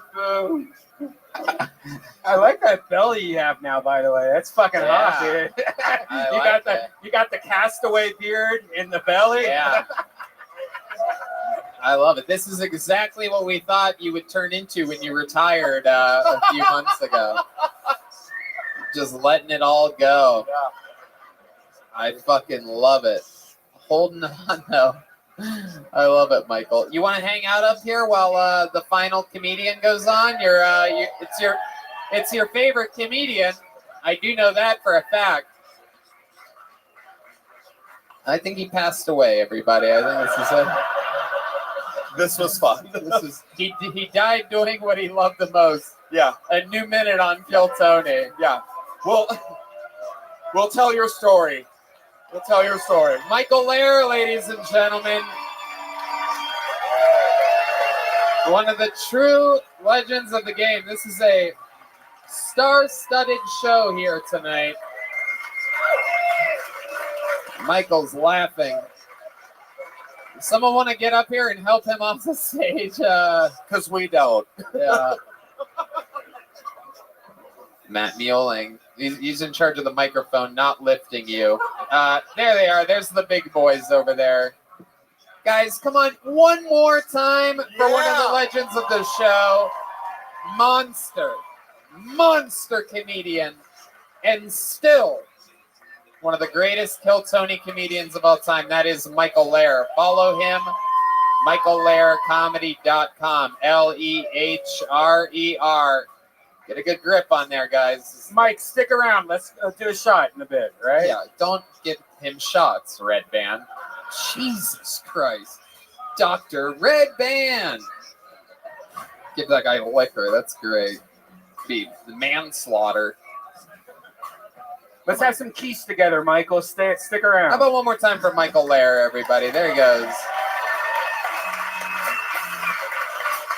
And now it's time to bring up the man who took over for Michael, closing the show. He is the longest standing regular in the show's history. He absolutely destroys everywhere he goes. He's headlining now, just headlined a festival. He opens for Joe Rogan almost every single week here in Austin, Texas. Ladies and gentlemen, born and bred here on Kill Tony, this is the Big Red Machine, William Montgomery, everybody. Boom. The Vanilla Gorilla, the Big Red Machine, the Widespread Panic.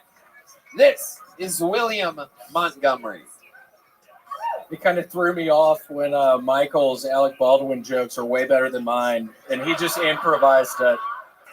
So let's try this out. I can't believe what happened with Alec Baldwin killing someone, so I went back to look at what he's been in, and I think we should have seen it coming. I mean, you have Dr. Death, Glenn Gary, Glenn Bang, and who can forget 30 Glock? Y'all know I love Alec Baldwin! I bet after Fight Club came out, the Pixies were like, just what we needed, more downloads. Y'all know I love the Pixies! Very unhappy to announce I ran over a guy earlier today. I was looking up at a billboard trying to figure out what it said, and the dumbass walked right in front of my car. It turns out the billboard said, "Please be careful, pedestrian deaths are on the rise." Y'all know I love running over homeless people. Y'all can make all the Alec Baldwin jokes you want, but if he were to do stand-up, he would kill. Y'all know I've killed homeless people before. Just ding the fucking thing, Red Band. What are you doing? You should say that you're done. I'm done. Thank you. That's my time. Thank you. That's my time. Yeah. William Montgomery. My name's William Montgomery. Thank you so much. That's been my time. As good as he is, he's at the peak of his career, and somehow he doesn't really end his sets. That was my time. Thank you all so much. My name is William Montgomery. That was my time. Thank you all so much. It was a real pleasure. That was my time. My name is William Montgomery. Thank you all so much for being here. Thank you for driving so far. That was actually my time. Y'all are so sweet. Y'all came from such far distances. My name is William Montgomery. That was my time. You're getting good at it. This is good practice for you. That was my time. William, how's it going? You just got back from Los Angeles, California. I did. It was honestly a fucking nightmare. I go to Six Flags. The second day I'm there, my phone gets sucked out of my pocket on the X2 roller coaster. Oh. All my fucking Chick-fil-A points were connected to that phone on that app. I had like 5,000 fucking Chick-fil-A points. I've spent probably $500 this year there. Now it's all fucking gone. So my week was honestly awful. Wow. You lost your Chick-fil-A points. Have you gotten a new phone since then? I did. Have you re-downloaded your Chick-fil-A app? Yeah, but it was on like another email that I can't remember the password to, so I was unable to access the Chick-fil-A app. Did you go to forgot password? I honestly did not click on That'll that. send an email to your, that'll send a link to your email. Yeah, but I'm not logged in that email, and it's a whole fucking mess. Who just fucking said that? I have a fucking gun in my car. No, I'm not fucking around. I have a gun in my car. I will bring it back in here. I don't think this is the week to talk about. We have a prop gun here on Kiltony, actually, but stupid. Ours, we keep a flag jammed into it so that nobody can possibly do anything stupid. Shoot out the fucking dart at the end. Yeah, that's how it works. So did Alec Baldwin. Welcome to Cartoon Kill Tony, where the dart flies out. William, I love this style. You've been dressing up a lot lately, and then tonight you did this. You did abusive grandfather or something like that. Yeah. I'm not kidding when I say when I lost those fucking points, my week literally was a disaster. I started drinking again. I'm fucking drunk as fuck right now. No, you didn't. Shut the fuck up, you pussies! I'm drinking again! William, someone... I'm doing blue tonight! William, someone just threw raisin bread on the stage at you. They're trying to get you back on the... I'm not eating this shit anymore! Get that out of my face! The raisin bread just hit an old Vietnam veteran on the lap. Right on his dick. Oh shit! They're throwing it back on the stage again. This is like when a Yankee. Who fucking brought that? You have a really weak arm, William. It's something else. Your raisin bread just hit the purple-haired lady in the head. Yeah. Who fucking brought that? Whoa, he got it. Oh. Look at that. Oh, absolutely incredible, sir. You can get that autographed after the show, the official Kill Tony after party, where the great band Nether Hour will be playing. We have fun here. We hang out after the show. You can unlock your phones and hang out if you want. I also did a set at the Comedy Store on Saturday night, and some lady probably 5 minutes into it said, "You're not funny." And I called her a bitch, and then she got up. And she's like, "What'd you just call me a bitch?" And I was like, "Yeah, you bitch." And then they had to escort her out. Really? She was pissed. Wow. I wasn't fucking playing that night. Wow. And so then what happened? Did you hang out at the Comedy Store till late? What's the Comedy Store not like really. right now? Give us a report. It was fun. A lot of people were wearing orange for some reason. It's fall. It's fall. Yeah, it's because they want to make sure Alec Baldwin sees them. Yeah. That's. Why did I say a bunch of people were wearing orange? What the fuck was I thinking that was going to accomplish? Why did I say that? Set me up for a joke. William, do you ever go hunting or anything like that? Do you ever do any outdoorsy things? Because you look like a lumberjack. Yeah, you look like the guy that like comes out of a cuckoo clock or something like that. I went hunting one time with my Uncle Lance down in Mississippi, and we shot someone. Oh. We were hunting people at a convenience store. Oh. All right. Somebody owed my uncle a bunch of money. I was only 6 years old. Uncle Lance fucking shot him through the chest. It was horribly gory. But yeah, that was the one time I went hunting. Did you try to save the person at all when they had an open wound in their chest? Did you go over and like try to plug it or something? Well, like that? I was driving the car and I immediately hit the person as they were falling down. Okay. God, what a weird story. Why did I even say that? It was totally made up. William, are you kidding about starting drinking again, or is this true? No, I'm kidding. I haven't. Okay, well then in that case, I'll ask you. A lot of you might not know, William, famously a heavy drinker, quit drinking, got addicted to raisin bread. How much raisin bread have you eaten since the last episode a week ago? Well, since last Thursday, I've had 4 loaves. 4 Wow. loaves since last Thursday. Since this past fucking Thursday, That I is love not a that loaf shit. a day. Did you eat a loaf today? Yeah, All right. earlier today. That's why I didn't want to fucking see that because I don't want to be tested. That's right. You're already at your limit for raisin bread. What's your favorite kind of raisin bread, William? You fucking said blueberry. Yeah. I mean, I have a fucking gun in my trunk. I swear to God, I'll bring it back in here. I swear to God.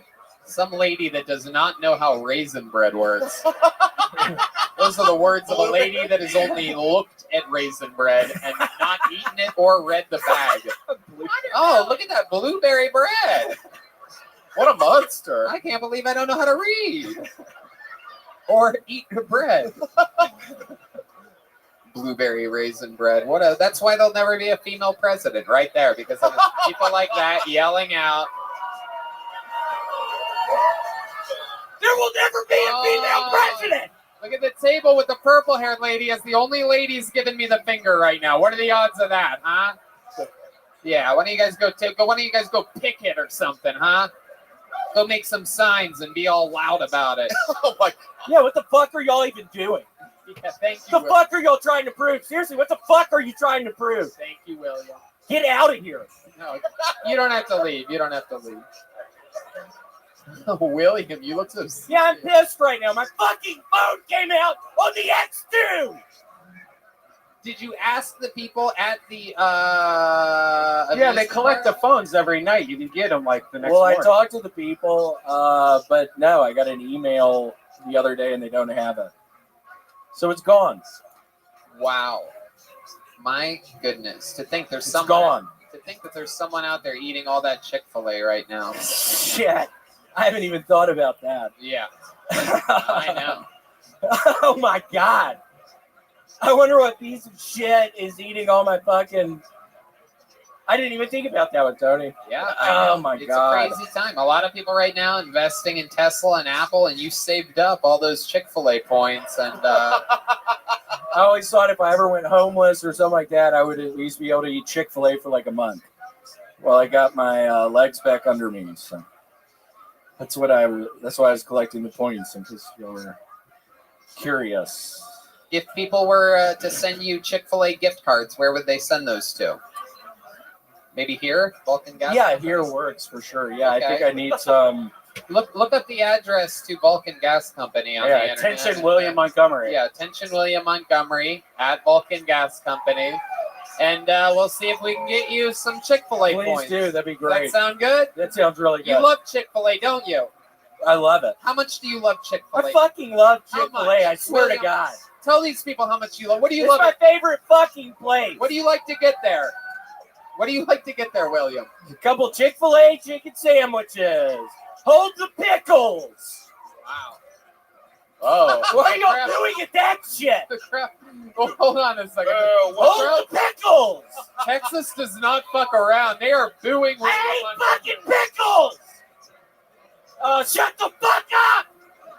Wow. There's no way. This is what I we hate call. fucking pickles. There's no way all of y'all like pickles. There's It's no like way. when Hulk Hogan joined There's the NBA. no way. There's no way. I feel like I'm in a nightmare right now. This is a Yeah. I cannot believe it. The crowd is turned on William Montgomery. Yeah, what the fuck happened? This is a pro pickle audience. That's bullshit. The lady with purple hair just pulled one out of her vagina. Yeah. I refuse to fucking believe that. That many people like fucking pickles. That's unbelievable. How many of you love pickles out there? Oh my God. Grillos. It's fucking bullshit. There's no way. How many of you love dill pickles? That's the worst kind. There's no way. There's no way. I refuse to believe what's going on. What the fuck are you doing with your hands? I'm gonna get my gun. Oh shit. I think that's tonight's episode of Kill Tony. How about another hand for William Montgomery, everybody? We did it again. Good stuff, William. Guys, listen to the Glitter and Garbage podcast with Justin Martindale and Justine Marino. He's at the Creek in the Cave this Thursday and Friday. How about one more time for our friend Justin Martindale, huh? Yes. How about a hand for the Kill Tony band, the Screwball Peanut Butter Whiskey Band, Matt Muelling on guitar, Tevin on drums, and one more time for the great D Madness on the bass guitar, everybody. Tonight's drawing from Ryan J. Ebelt, unbelievable. Me, Red Band, and the great Justin Martindale. Right down the barrel. All those prints are available at RyanJEbelt.com, including the new Kill Tony Bingo card set where you can play live Kill Tony Bingo along with the episode. I do believe there's going to be some Kill Tony merch for sale perhaps immediately after the show at the official Kill Tony after party. You guys are free now to unlock your phones and hang out and drink more. How about a hand for the amazing staff here at Vulcan Gas Company? Thanks a lot, guys. Having fun every Monday. And thank you to the live audience. We love you. We'll see you next week, everybody. Good night. Thank you.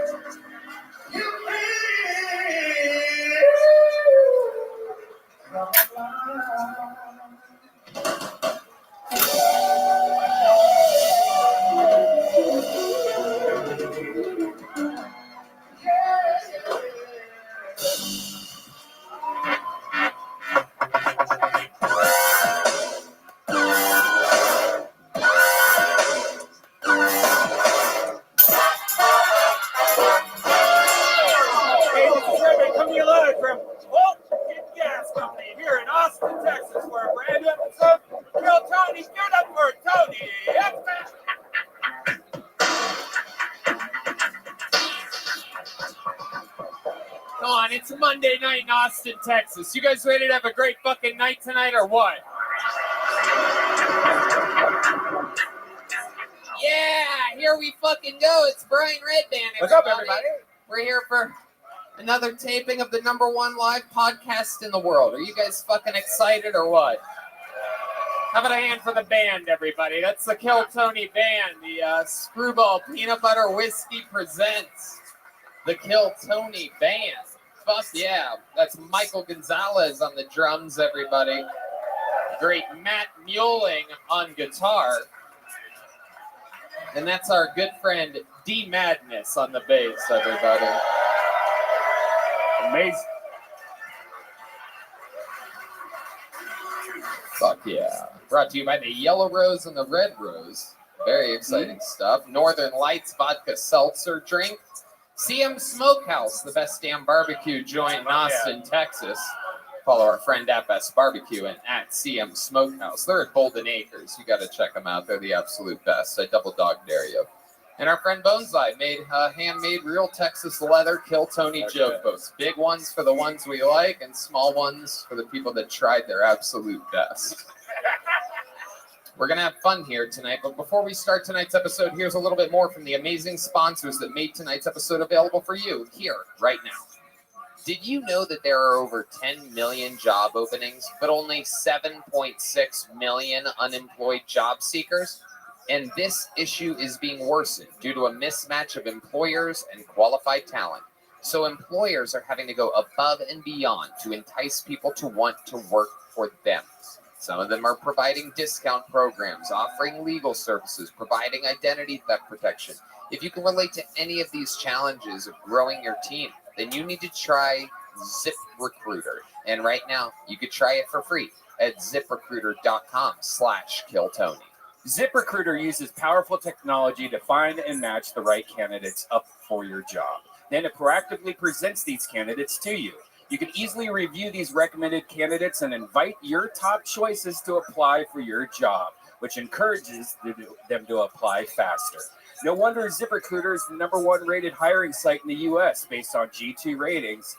ZipRecruiter's technology is so effective that 4 out of 5 employers who post on ZipRecruiter get a qualified candidate within the first day. Within the first day, wow. And now you can try ZipRecruiter for free at this exclusive web address, ziprecruiter.com/killtony. That's ziprecruiter.com/KILLTONY. ZipRecruiter, the smartest way to hire.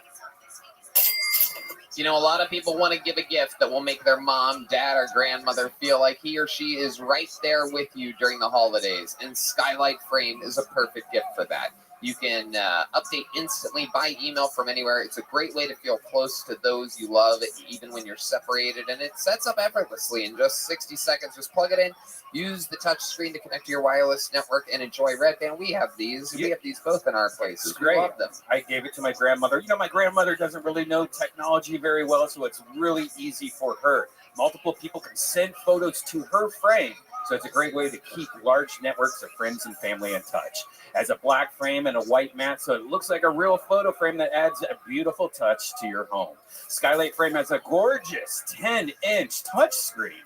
You can swipe through photos with your finger and even tap to thank the person who sent the photo. It's 100% satisfaction guaranteed. If you don't love your Skylight, then we'll offer you a full refund. You can preload it with your favorite photos for a personalized gift. So you can like preload it and then give it to them as a gift. So it already has the photos in there. You can import pictures of you and your significant others. Look, Red Band's right. It's so simple that even my non-tech savvy mom and dad could set it up and use it. And they're old, beat up. They don't know what they're doing, but this stuff's easy. Now, as a special offer, you can get $10 off your purchase of a Skylight Frame when you go to skylightframe.com and enter the code TONY. That's right. To get $10 off your purchase of a Skylight Frame, just go to skylightframe.com and enter the code TONY. That's SKYLIGHTFRAME.com. Promo code TONY. Hey there, auto mechanics and super cool do-it-yourself guys who work on their own cars. I want to tell you about rockauto.com, the online store with every auto part at the best prices. This is your one-stop shop for everything auto parts. RockAuto.com has been in business for 20 years, and they make it easy to find the parts you need at the best possible prices. You know about this, Red Band. You know, I actually grew up and I used to work on my own cars. We'd go to junkyards, we'd go to all of these miscellaneous stores just to find one part. No more talking to counter guys who need to order your parts. You're not really sure what you're looking for. You never have quite what you need and all that hassle, and they still charge you storefront markups.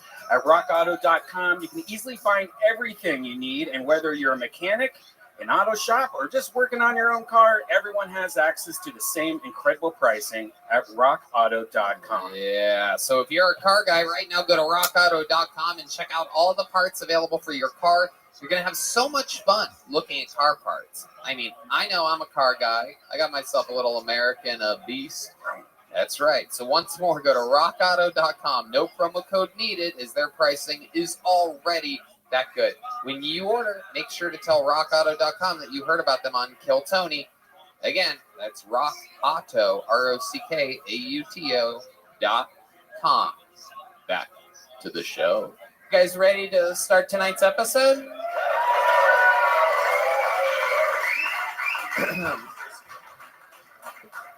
I love it. Ladies and gentlemen, every single week we have two of the best comedians in the world on this show to sit along with us and talk to people.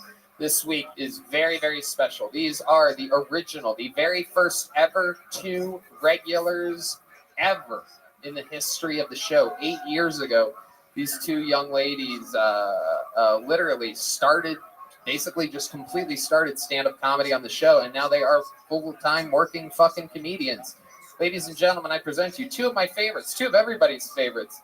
They're in town this week. Make some noise for the great Sarah Wineshank and Kim Congdon, everybody. Holy shit. Oh, shit. Oh, shit. Gangsters of Kiltony. On the Mount Rushmore of Kiltony. The two young ladies that had the courageous, almost impossible job at the time of writing a brand new minute every single week to start their young comedy careers, and look at them now. Wow, thank you so much, Tony. How you guys doing? So good. We got so high in the green room. We are. We got so high they ended up with matching sunglasses somehow. That's cool. Rose-colored glasses, which reminds me, the red rose and the yellow rose are sponsors of the show. There we go. Welcome, ladies. You guys are at. You guys have your own podcast. It is Thicky, Kimmy, and Shank. Yes, it just launched today. Oh, look at that. Thank you. Listen, you guys, I know every single one of you personally. You've been begging for it, and I'm here. I'm talking about the podcast, but Broad Topics is the podcast that Kim also does. And this Wednesday, they are co-headlining at the Creek in the Cave. Oh, yeah. We love you guys. We're so glad that you're in town visiting our insane fun chamber called Austin, Texas. Where this place is. How many of you have been to one of these live shows here at Vulcan Gas Company? All right, well, the rest of you are in for a real special treat. A lot of insanity is going to happen. A bunch of people signed up for the chance to come on this stage and join us. They all signed up on their way in for the chance to get 60 seconds. You know their time is up and you hear the sound of a kitten. That means wrap it up then, or else they're going to bring out the angry West Hollywood Bear. It's a whole thing. The place we used to do the show. You guys ready to start this Mamma Jammer or what, huh? Austin, I'm telling you, it's about to fucking go down. Are you guys ready to do this shit? We're sort of there. We're sort of almost there tonight. I think we're going to get there. We're going to start the show with something very, very special. A couple months ago, another on this very special Kill Tony Regulars episode. One of our favorite regulars in the history of the show retired from stand-up, Michael Laird, who, of course, is, since we met him, been under the tutelage of the disease ALS. And, yes, there's the frog of ALS, the official. You guys all know that when you hear the word ALS, that the sound of a frog is never too far behind. Anyway, he retired. However, one of the characters that he was famous for, I do believe I saw before the show, so this should be interesting. It's on my piece of paper here. Ladies and gentlemen, this is very exciting. The return of one of our favorite human beings of all time. You've seen this guy on Kill Tony before. It's the one and only Injured Dice Clay. Andrew Dice Clay's very sick brother. Injured Dice Clay. I'm going to kick it off with something special here.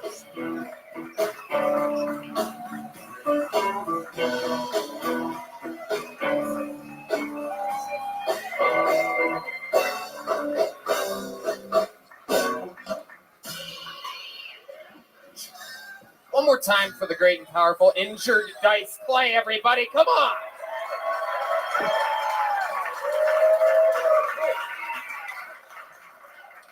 Tag me nipple, tag me quick, tag shows off to fucking marks. Oh!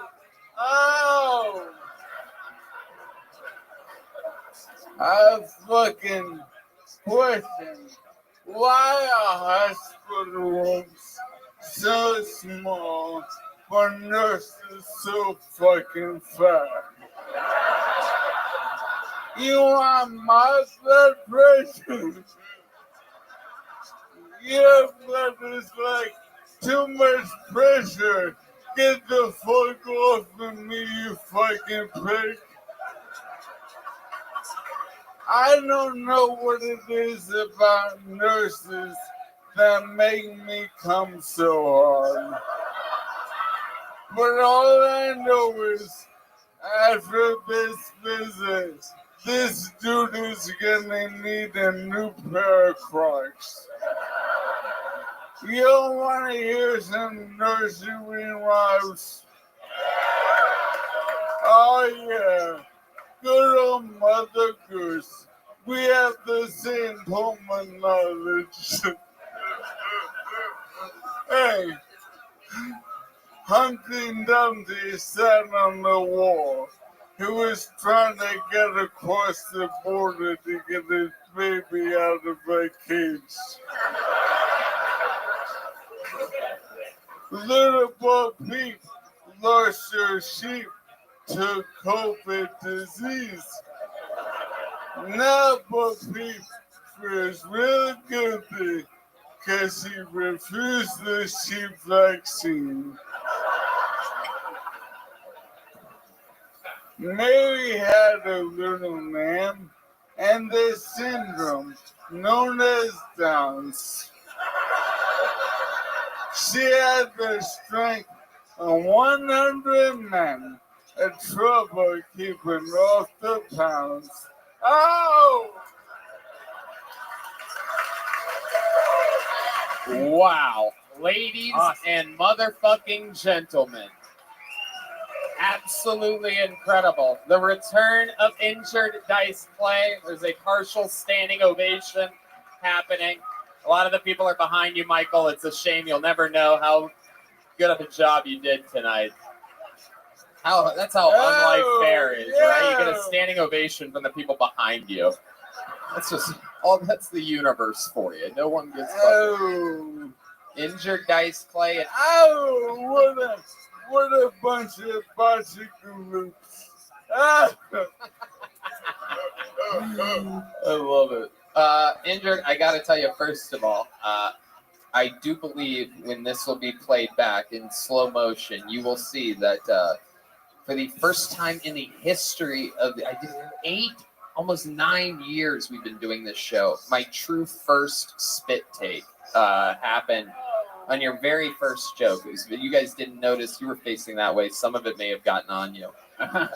It was in your general direction. I thought Michael had puked on you. Like, I just saw a bunch of water flying, and it's gross. It was very, very bizarre, but you got me right from the beginning. Your timing is unbelievable. You have the timing of a guy that spent over 20 years in the Chicago Second City system, but it's crazy to think that you're just Andrew Dice Clay's injured brother. Oh, Blue Cross Blue Shield. Yeah, they fucked me. I'm trying to think, Colette, what are the ones who I have that are real fun?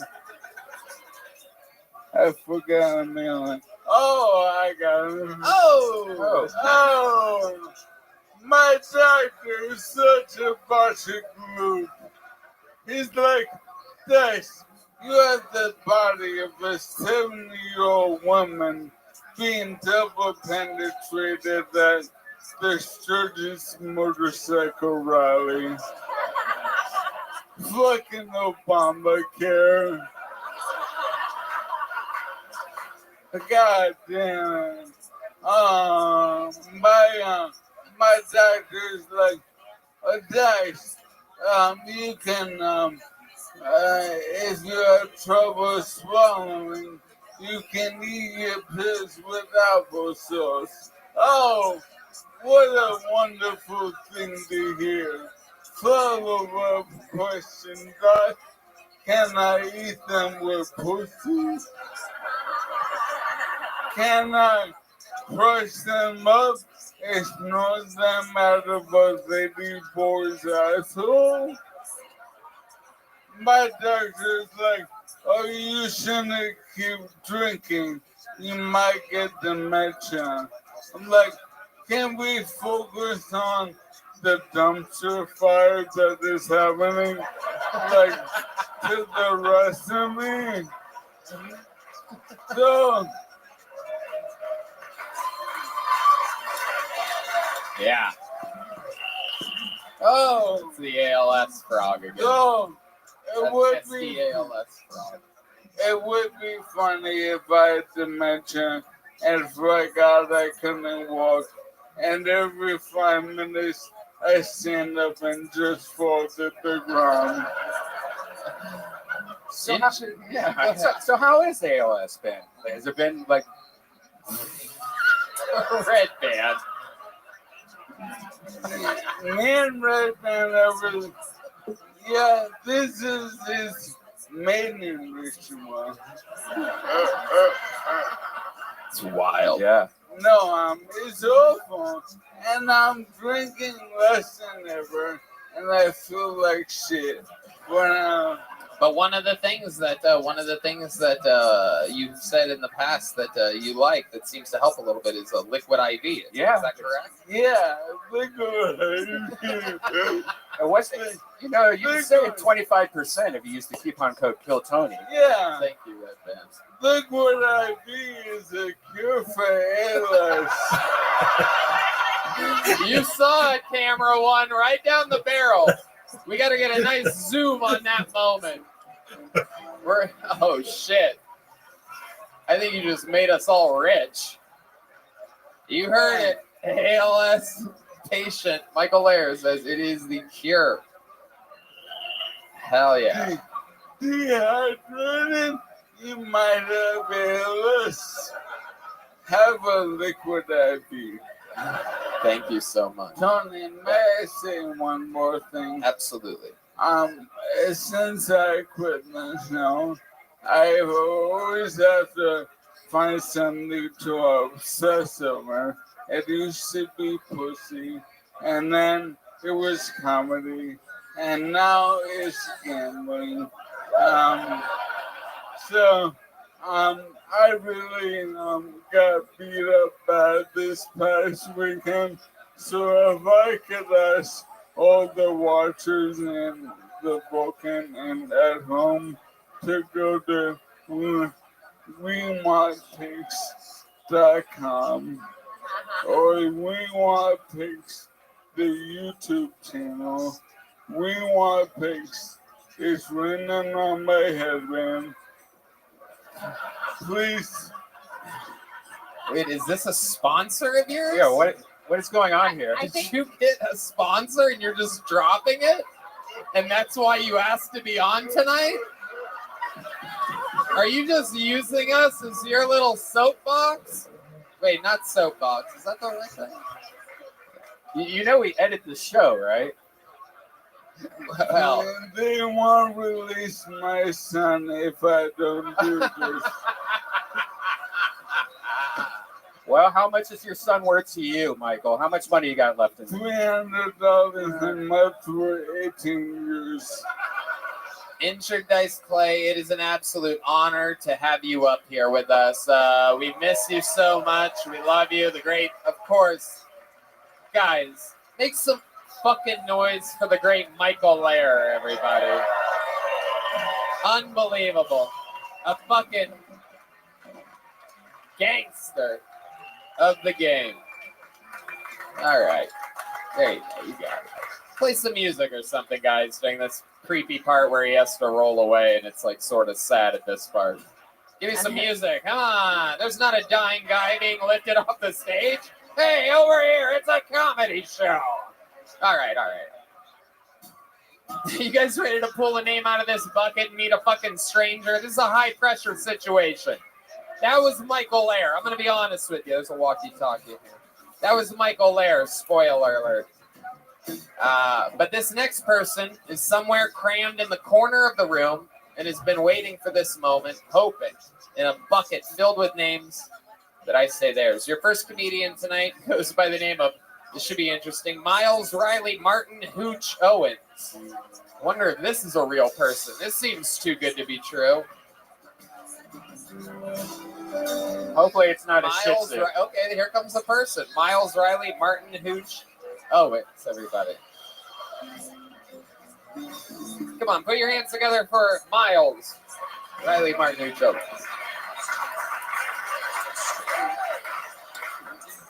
I had to quit my job because my boss was in love with me. Like, it was already a really hard job. And then she's always trying to kiss me. Like, cooking beans is already, like, that's tough as hell. Like, I gotta sit there, I gotta cook beans. And then she's over here trying to give me kisses. Like, I did not have time for that. One time she trapped me in the walk-in fridge, and she wouldn't let me out until I gave her a kiss. My beans were gonna burn. So I had to kiss my boss. And then I put my 2 weeks in, and I didn't have a backup plan. So I flew to LA. I was like, I'll just be in mine. I'll figure it out. I'm not in LA. I don't know how to. I can't even do the wall thing.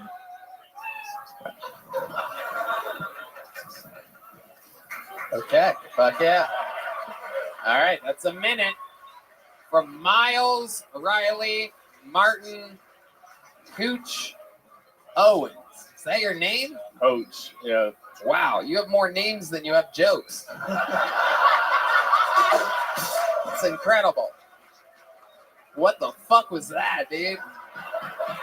What was that? What were you trying to say that whole time? 2 people came on the stage and only one of them was dying. I can't believe. Yeah, it sounded like you were writing it as you were saying it. Like, and then I kissed her. Like, who the fuck? What are you talking about? I don't know. Is this a job that you had? Yeah, I cook beans.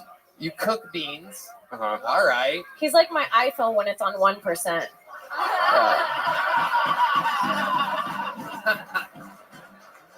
So, you cook beans. That's what you do for a living, right? That's what I did for a living. So I quit. Now I see why your act stinks, by the way, around beans all day. Beans farting jokes, everybody. This is what I'm up to nowadays.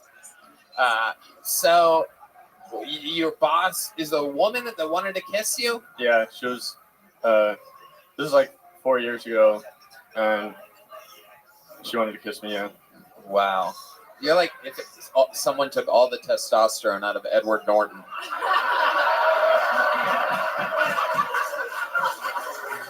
This is like if he did like the reverse Hulk, where he got like super sick instead of super strong. Young Edward Norton. Okay. How long have you been cooking beans for? You still do that job? No, I did that for 2 years now. I work in a kindergarten classroom. Oh, wow. my God. Everybody got sketched out. Yeah, this is frightening.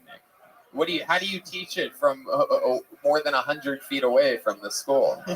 You just yell through the window? All right, today, kids, get out your books. The worst part is they keep showing me their genitals. And what the fuck are you talking about, dude? Oh, no. Now this is going to be used in court or something. We were all having fun on a podcast a second ago, and you had to go and fucking talk about kids showing you their genitals. Like, they got to cut it out. Like, what? They got to stop showing me the Sarah genitals. Weinshank. First of all, I don't know what's been happening since I've been up here. Second of all, I really want to like you because your shirt says "I love Grandma," and then you come up here. It's hard to understand what you're saying, and I'm rooting for you, really. But then you just keep digging yourself deeper into like this weird hole. Well, you started with "a girl kissed me," and everybody was like, "I don't know."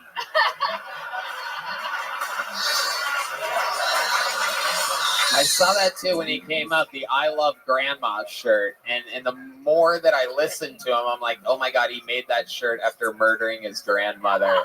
Like, this is like a weird way for him to separate himself from the crime. Like, well, if they see me on the podcast, they'll know that I always loved my grandma. Couldn't have been me. I don't know where she went.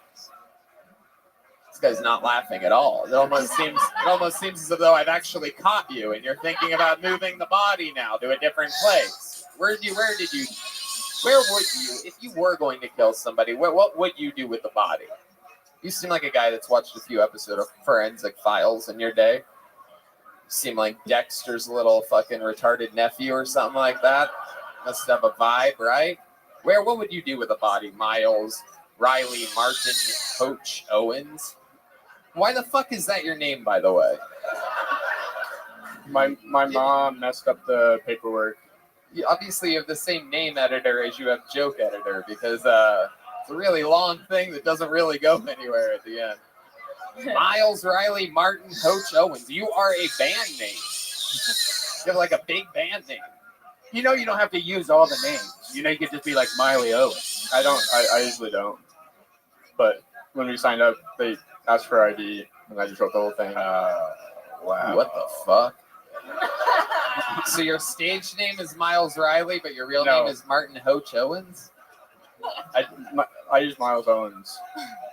Miles Miles Owens is Love good. it. Totally not a criminal with all these aliases. What's the craziest crime you've ever committed? You seem like the kind of guy that's lit a cat on fire before. I'm gonna be honest with you. I've never guessed that about anybody, but am I close to one? You ever come close to lighting a cat on fire at some point? No, I don't play with fire. How about a rock? Have you ever thrown a rock at a cat? Have you ever fucked a cat? No. How many trench coats do you have? Good question. So what do you do now? Kindergarten. Yeah, that's Kindergarten right. advisor. How long you been on stand-up? I did my first mic when I was 20, but it's never been like consistent. How old are you now? 26. Okay. Why'd you laugh like that? Because I've been doing it 6 years and I don't look 26. Where have you been doing this at? Where do you do this DC. comedy? Is this in front of the bodies? You go to the shed sometimes and go, hey, real cold audience tonight. Mostly in the mirror, just the bathroom mirror. Okay, the bathroom mirror. Okay, so the bodies are propped behind you. That's good. You can see them and yourself at the same time. Keep an eye on your evidence. I love it. Weird energy. 6 years. Are you on medication? No. I Why feel not? like I know where Brian Laundry went. This is the guy that took bites out of Brian Laundry and left him in a creek. Wait, when you say you work with kids, are you a teacher? Assistant.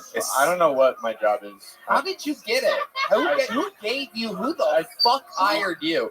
Are you one of these people that got hired when all the completely capable vaccinated people had to quit, or unvaccinated people had to quit their jobs because they already had the virus? I think nobody else applied.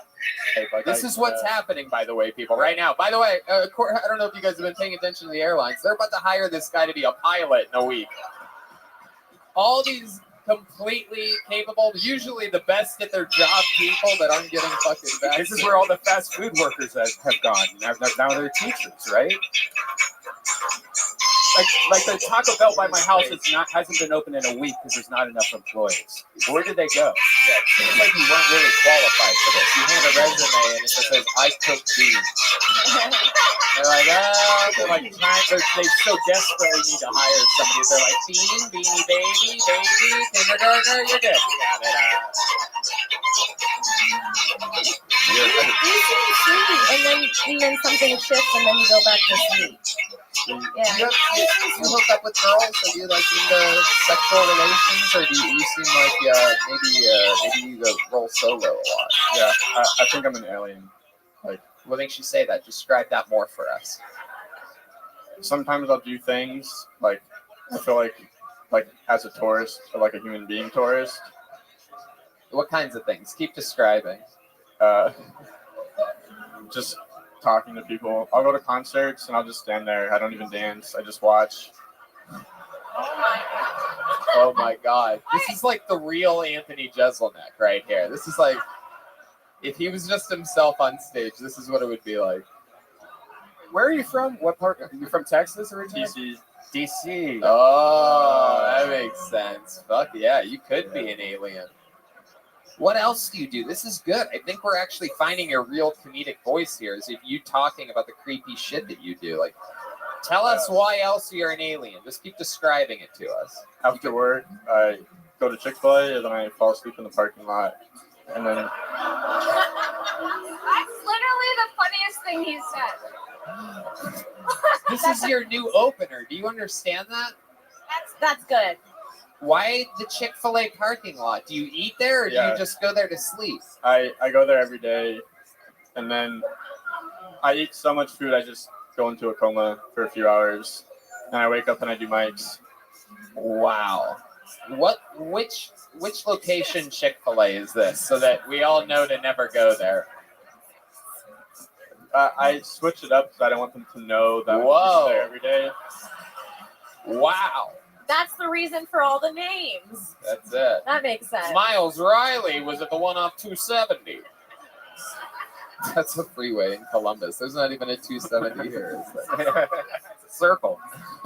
It is. It is the circle around Columbus. Wait. Anyway, yeah. I'm sorry. Did Yeah. you say you go Chick-fil-A hopping? Like you Yeah. rotate Chick-fil-A? It started.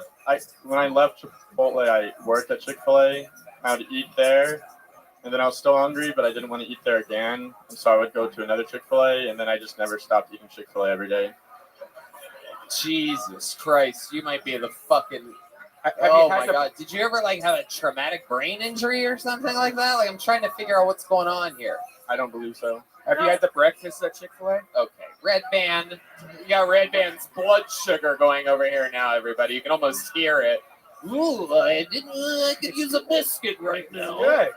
Simple good. All right, Miles Riley, Martin and Hocho, and congratulations, your first time on Kill Tony. 6 years in the game. Here, take one of these. There you go. It's a real Kill Tony leather joke book made by the great Boneseye. Let's get someone else out of this bucket. Jesus Christ. That was fucking weird. That guy seems like he did a fucking line of lithium before coming Yeah. up here tonight. And they all showed me his dick. All right, your next comedian goes by the name of Isabella Carrozza. Yeah.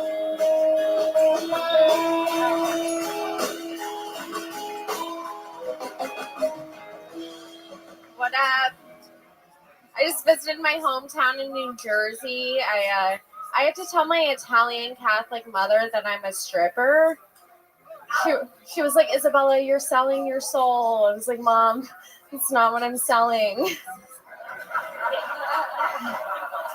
I don't know.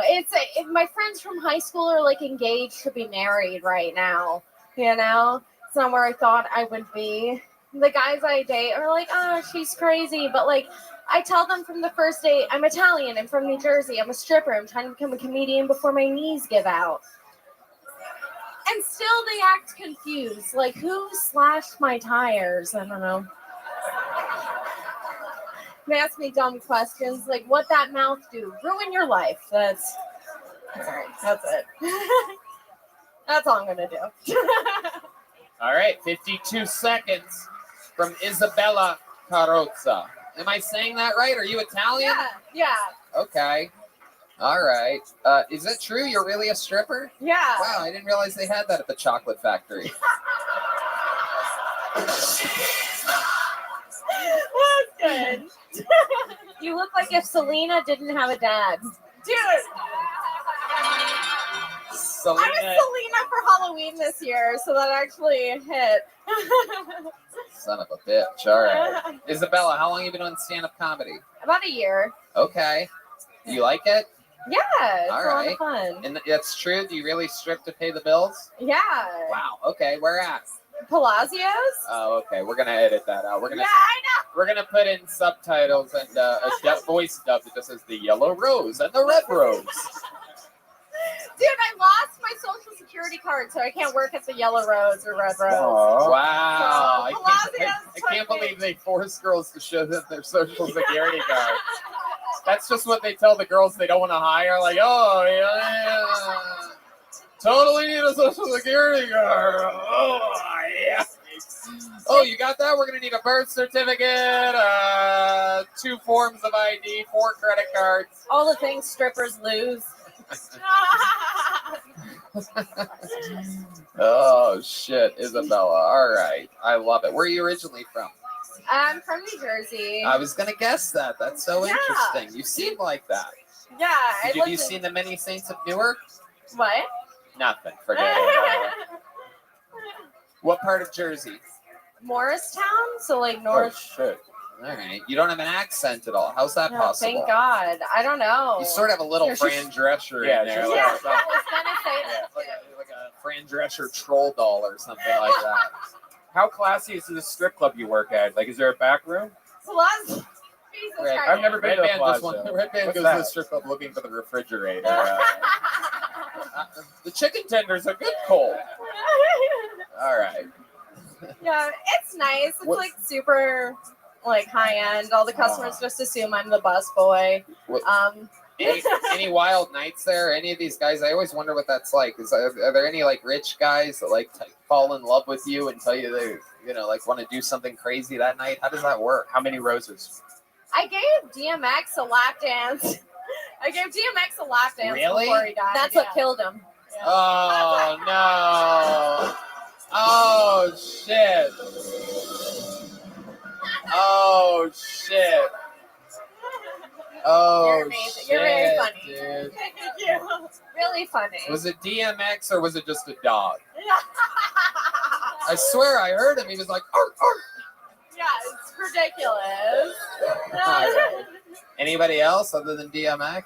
No, that was about the extent. It was DMX right before he died, and then I was Wow, how soon before he died? like 2 weeks. That was no. like Oh no! Oh my God, this is the saddest thing about DMX's death is finding out that this was his last lap dance. Everybody, is there anything more depressing than finding out this is a Kill Tony exclusive? Breaking news: we found the girl to give DMX his last lap dance. Oh my God. Yeah. It's just in. We got her. It is. She goes by the name of Isabella Carrozza. She's been identified. I want to know more about the lap dance. Tell us more about it. So what is? Hey, what's up, girl? He ended up getting kicked out. He got kicked out. He whipped out his dick, and I was like, "No, DMX, no!" Oh shit! And I was like, "No!" And then he was like, "Huh?" And then the bouncers came and like, "We're like, we gotta go." Yeah. Wait, Wait a second. Hold on. Let's slow it down. So DMX pulls out his dick. Let me ask you this: does his dick make a noise? Is it like? I'm pretty sure. It was the one doing the barking. Yeah, that echo? That's legit. It was an intimidating dick, and I was like, Really? No. What are we talking about here? What are we talking about? Is it true that it had the same glasses D Madness is wearing right now? All right. So DMX pulled. So did you tell on DMX?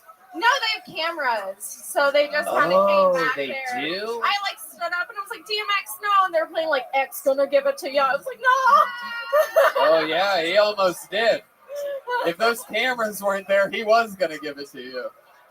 There's no doubt about it. What a nightmare. If it was a little bit smaller, would you have done it? No. Oh. No. It's like, why do that when you could just not do that? Did he give you a heads up, or you just look down and there's just DMX's D? Just DMX That XL. He was. Yeah. Was he wearing boxers or briefs? What's your stage name? My state is Sophia, Sophia. like the Gilmore Girls. Hey, for those of you into strippers under the height of 4'5", you're in for a treat. Here comes Sophia, everybody. Oompa loompa doopa dee doo. I've got another stripper for you. Everybody in the room agrees. There's something a little oompa loopy about it. It's what I've gotten since I was like 4. I Like, bet. Have you ever been that for Halloween? No. You wouldn't have to do anything. You just go outside, trick or treating, and oh, sweetheart, look at the cute little Oompa Loompa. What kind of body spray do you use? All right, Red Band, too creepy. He has all of them at home, and then he goes and he thinks about you. No, because I feel like you're a coconut girl. You come around, you smell like coconut. No? Cucumber. Oh God. She definitely smells like cucumber. Yeah. That's a famous stripper thing is cucumber, I do believe. Really? No, I have no idea. Is Cody here from the Red Rose and the he Yellow is. Rose? Yes. Cody, why don't you come down? Let's see if it's true. We happen to have the general manager of the Yellow Rose and the Red Rose here tonight. These are the two monopolized, by far, best strip clubs in the city. We're going to find out what would happen if this girl walked into Cody's office looking for a job. We're going to find out right now. This is the type of show. People sign up for this. You're taking a risk on this show. If great things happen, then great things happen. But every once in a while, here he is, ladies and gentlemen. Just when the show doesn't get any better, this is the general manager of the Yellow Rose and the Red Rose. I've now confirmed Weinshank and Kangen are indeed too high for this moment right now. Way too high. Oh my I'm looking god. at them just spinning around in their chairs. The glasses aren't going to help this situation. All right, Cody, this girl walks into your office. What are you saying? Are you taking her back to Oz with you? What are we doing here? I'm not hiring her. What's that? I'm not gonna hire her. You're not going to hire her? Oh my God. Cody is cold as ice. Hey, just kick him. He's as cold as ice, Cody, which makes sense because you're built like an ice cube. So, Tuck can't take. Wow. What you guys actually take social security cards up there? We do. You gotta have 2 forms of ID. How about this one? How many forms of ID does she need? 3 at least. So, there's nothing better. This is such a great moment in the history of the show where I brought up a midget to make fun of somebody else. You just gotta love Kill Tony. This is like auditioning for Book of Mormon, but in stripper world. You don't have a passport? All right. What club did you say you work at again? Oh, that's a. Oh, the competition. I don't know if I can believe that one. Hell yeah. Those people at those other strip clubs, they all fucking turn their nose up at you, Cody. Yeah. And they don't even have to do it. That's the sad part because they're already towering above you. Technically, they're. All right. Cody is the fucking man. Isabella Carrozza, thank you guys for being on this show. Cody, we love you. Yellow Rose, Red Rose, he's the best. How about a hand for my friend Cody? Here you go, Isabella. Take a joke book. You have one of those already? There you go. Whatever. She's been on this show before. I think she once made out with Hans. Yeah, maybe we should do that, huh? Mm-hmm. Let's wait a beat. Let's get one more person out of here. Okay, make some noise for your next comedian. It is Hunter Geo, everyone.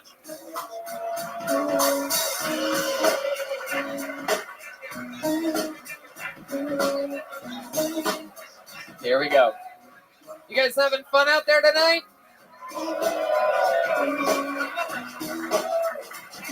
Somebody coming? I don't see any movement. Is that a human coming? All right. Here he comes.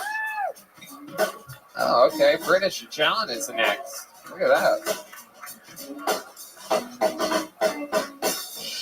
All right, everybody. One more time for Hunter Geo. Clap your hands for Hunter, everybody. It's a real live show. Do I start now? Go? Okay. This is my first time doing stand-up, so if it sucks. Hey, put the mic in your mouth. Put the mic up to Like put this? the mic up to your mouth. We're gonna start it over Do I one more sound like a time, dying everybody. cat? One more time for Hunter Geo, everybody. My time's over already?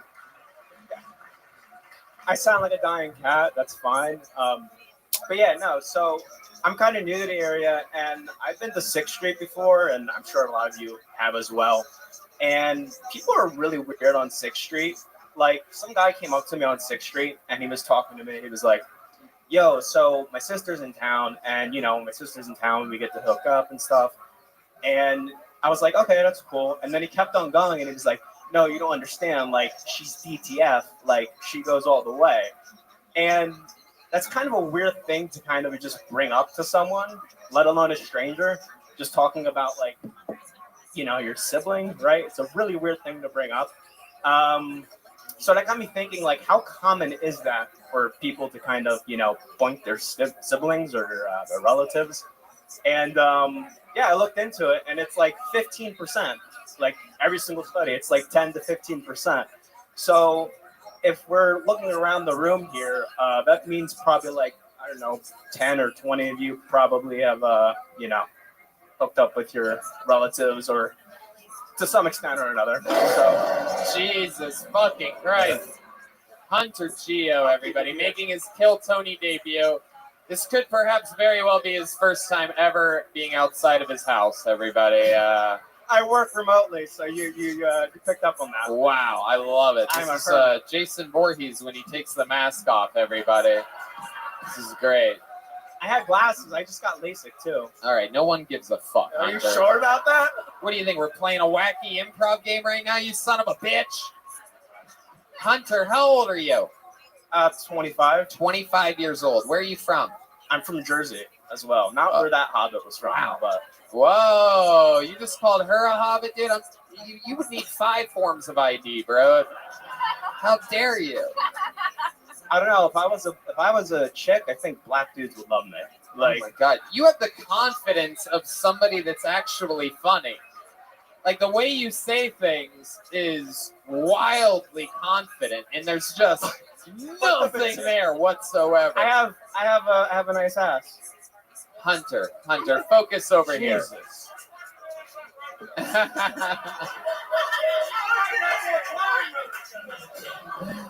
That is true. He's blind. He's so confident. You look like in college, like you were in a fraternity. Like if you roofied a girl, you'd go down on her first. Yeah. Pretty much. Just to smell it, though. He wouldn't even do anything. He would just smell it all creepy continuously. He wouldn't even use his mouth on it at all. Seems like a real sniffer, this guy. You know what I mean? Hunter, have you ever been with a woman before? Does porn count? Have you ever done porn? Jesus. Welcome to a very special brain-damaged episode of Kill Tony. Do you know each other? Do I know him? No, did they know each other, him and the other guy? Do you know the other guy that was up earlier? Are you talking about Riley, Miles Riley, Martin Hoach Owens? Yeah. Maybe you guys just have a gas leak. Are they like roommates? Yeah. There is something going on. You seem like you're having the time of your life, though, up here right now. You seem so happy. I'm shaking. I'm so nervous. It's his first time doing stand-up ever. Yeah. You ever do karaoke or anything like that? You ever had a microphone in front of your face? No. Right. That's how the universe was trying to keep it for a long time. And then, what made you want to do this? Did somebody tell you you're funny at the ice cream parlor or something like that? The fuck happened here? How does this happen? Just seemed like something to do in Austin. Something to do in Austin? Yeah. Jesus Christ, man. The crazy part about this night is you still somehow had the second best set of the night, according to my notes. That's how bad the show's been tonight. Where's your cowboy hat, by the way? What the fuck did you just say to me? Where's your cowboy hat? Wherever the fuck I want it to be. What are you asking me right now? Where's your fucking cowboy hat? It's at home. Jesus, do you really have a cowboy hat? It's a Stetson hat. I spent like $300 on it. Wow, how do you have $300? I don't. I spent it all on the hat. Jesus, you're like if Jim Carrey wasn't funny. Just a not funny, like Down syndrome Jim Carrey. You're like Jim Scary. There you go. Thank you, sound effect for that. That was a dolphin, everybody. All right. What should we know about you before I let you go? Because you're frightening the shit out of me. What should we know about you? What's a fun fact about Hunter Geo? I pretended to be a Marine for a whole semester of community college. Oh my God, I fucking love you. Oh my God, you're a special kind of honest. Are you a little autistic? I'm probably on the spectrum. Hey, okay, there we go. There's an organization called Autism Speaks. Unfortunately, it sounds like this. Oh my God. You're so likable until you talk. A little bit here. I'm probably gonna get fired now. Fucking sea animals. Jesus. That was another attempted joke by Hunter Geo. He sounds like this thing. Do you live with your parents still? No, I moved here by myself. Whoa! I'm a grown man. What's your apartment like? You live by yourself? I have a stuffed bobcat in the corner. What? Do you really? Yeah. His name's Hunter? Yeah. Your parents named you after what you do to women? After what Luis J. Gomez does to women. What the fuck is that? I don't know. Is Michael Lair's chair stuck on the stairs or something? What is that? It's wild. He's backing up. He's just shit-faced by now. That guy does a shot of tequila. He's rocked. All right, Hunter. Wild stuff, dude. How do you make money? I asked you that already. Marketing. Marketing? Just the normal job. Yeah. Yeah, you say that like that's not the truth, though. That flailing arm when he said it, you guys see that? That fucking right arm is fucking marketing. Totally nothing going on. You're a suspicious fucking dude, bro. I'm going to be looking at the TV for your mugshot in the near future. What kind of things do you market? I don't know. I don't even know. I just I show up and I BS my way through that. I mean, if you market something, you have to know what it is. It's kind of 90% of the job. Yeah. Yeah, I mean, I don't know. I'm surprised they pay me too. So. Wow, you're literally the worst. It's incredible. I love it. Hunter Geo, thanks for signing up for the show. Hopefully things get better for you. Here, take a little joke bug. It's a tough business, bro. A lot of these people prepare. They prepare for months, years.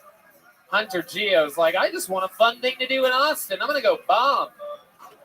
All right, let's get a regular up here, everybody. Let's get someone up here that we know is going to make the best of this moment. This guy is a regular here on Kill Tony. He was made a regular here in Austin, Texas.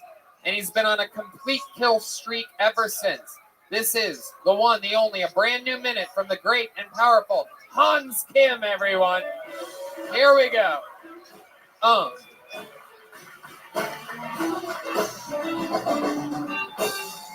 Yes. Good to be here. My name is Hans Kim, and my grandparents are Holocaust survivors. They were in Korea the whole time. Yeah.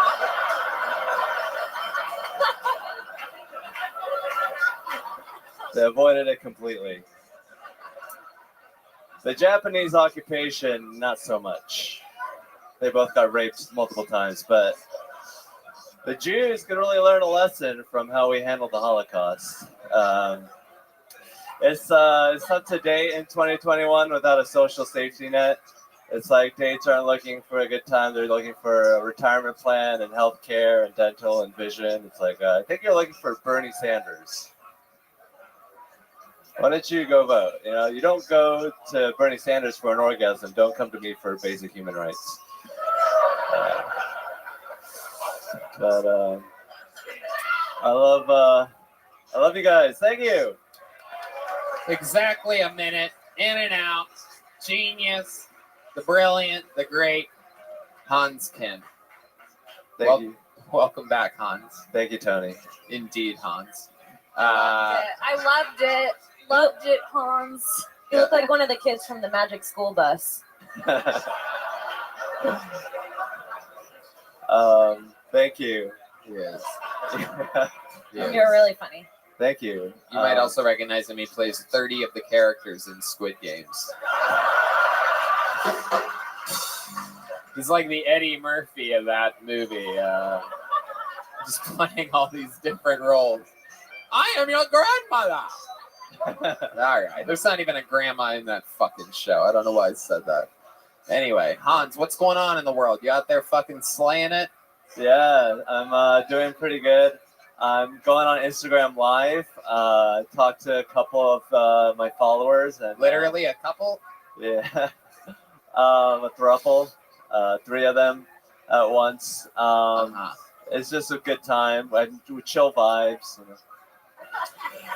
All right, Instagram Live, super exciting. Is this something you just found out about? Like you're just sitting there talking to people? Yeah. Oh shit, dude. I can't believe I can do it. Are you lonely? A little bit. Wow. What's been going on with your love life? Absolutely zero. You know, it's like women don't even watch Kill Tony anymore.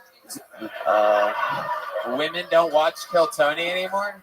Is that what he said? I meant like I'm not attractive, probably. What the fuck just happened there, Hans? Did you just insult the show and then insulted yourself to save the show? Is that what just happened? Is that what I just witnessed? He's a genius. Shit. Yeah. Wow.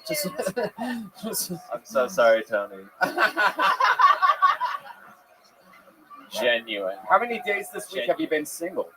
About 5. 5 of the 7 days this week. What happened the other 2 days? I broke up with Paige again. I took her table because she let me. You live in a van. What do you need a table for? It was for my friend Riley. It's like I was the in between. I went down to get a table and break up with Paige, and then came back. Okay, well, you got a table. Yeah, I got the table. That's tight. Damn, it doesn't take 4 legs to leave a woman. That's a breakup with your girl and a table joke at the same time. That's why it didn't work, and I'll never do it again. I promise. I promise everybody. A one time only. You know, we might even. How many of you think we should edit that out of the? I'm kidding. I'm just joking. They all get to hear this part, and they're like, "Why do they talk about editing stuff?" And then we don't even do it. Hans, if you could edit one thing out of the history of this podcast, what would it be?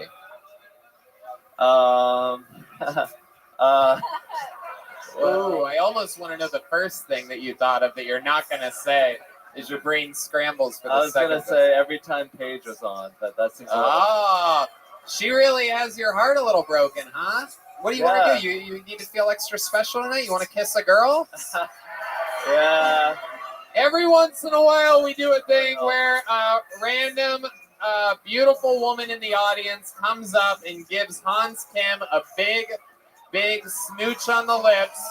Famously, girls, when they come up here, they really never go for a peck. They always shove their tongue down his throat. The crowd goes wild. They suck his dick. Is there a woman out there that wants to come give Hans Kim a big kiss? He's a good boy.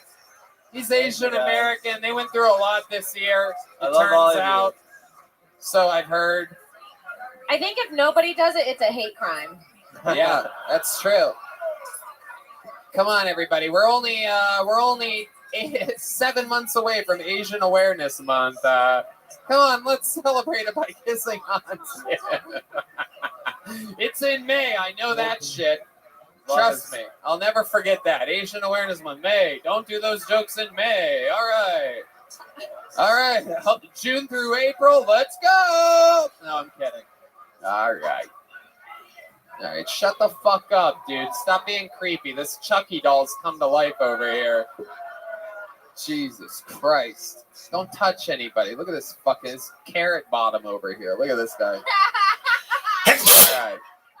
All right. Hans, what else is going on? You want to do a song or something? It seems like you have like a bunch of pent up energy. Nobody wants to kiss you. Yeah, I could do a song. Hold on, this guy's standing up. Here we go. This guy with a beard. The first ever man to kiss. Come on. Oh, where's he going? Oh, he's going to put money in his meter. What do you want to do? I could try to like entertain with a funny story. Oh, okay. What's a funny story? Go ahead, Hans. You didn't think I would call your bluff on that? I got arrested for shoplifting in college. Whoa, you did? Yeah. What were you stealing? I was stealing like a computer mouse and some bowls and like food. That is the most Asian shit I've ever heard in my entire life. Black kids are cool. They're out there stealing sneakers, fucking. Did you get caught shoplifting? I mean, I had something worse than that. I had a Paula Abdul CD. Like, that was even... Wow. Red Band was shoplifting Arby's. Yeah. You don't have to shoplift Arby's. Yeah, it's hard to shoplift in an Arby's, too, because you have to get on the other side of the counter. That made no sense, Cam. Yeah, that's really no, but my friend Billy Poole used to get in trouble. He would always be the one that got caught. Anyway. What happened? Did they put you in the little? Where was this at? Atlanta. What store? A Target. Oh shit. Dude. I bet you're great to shoplift with. Nobody even fucking looks at you. Yeah. I'm pretty skinny, so I was putting it in my coat. So. Oh wow. It's pretty sneaky. Hey, look at the skinny Asian guy with bowls in his coat, everybody. Oh my goodness, there he goes. So what did you say when they caught you? How did they catch you? The security guard come up to you or a cashier? They were watching me on the camera and they saw I had a little knife, so they called the police because they have to. Oh, and the police was like, "Don't reach in your pocket or I'll fucking punch you in the face." Wow. So then I started taking my glasses off because I didn't want him to punch me with my glasses on. And by the shape of your face, I'm guessing he punched you really hard. Tony, you can't say that. I did it again. Britney's free, everybody. All right. Anyway. Did your parents find out? Yeah, they paid for my lawyer. Oh. That's the second most Asian thing I've ever heard in my life. Absolutely incredible. Wait, you had a lawyer? Like, I mean, that's just like a ticket, isn't it? Yeah, I just did community service. And what did you have to do? What kind of community service? I helped set up chairs at a church. Oh, And then I look at you dirty little sinner boy, dirtying up the chairs at a church. Wow. Absolutely incredible. Any crazy church things ever happen with you? They make you wear like an orange jumpsuit or something? in church for my community service. Yeah. I was like a peon. I mean, they were like not that serious about it, and I just foraged the document and then I sent it in. It's like I did all these hours, but I didn't really do all of it. So I was. Whoa, I think we might send this clip into them and get you back on the community service. I love it. Hans, you're a legend. Every single week you come on, you do another new minute. So much fun. We love you. Thank you Hans so Kim, much. everybody. Let's keep it moving. Back to the bucket we go. Your next comedian goes by the name of Pedro Valenzuela. Pedro Valenzuela, right out of the bucket. Poor Hans. No one wanted to kiss him. Yeah. Hey, what the fuck is up, Vulcan? Who's trying to turn up tonight? Let's go. Last night I got so turned up, I didn't even turn up to my Narcotics Anonymous meeting. Come on. Let's go. You ever done a bunch of cocaine, but you only use one nostril? So one half of your brain's coming up with business deals?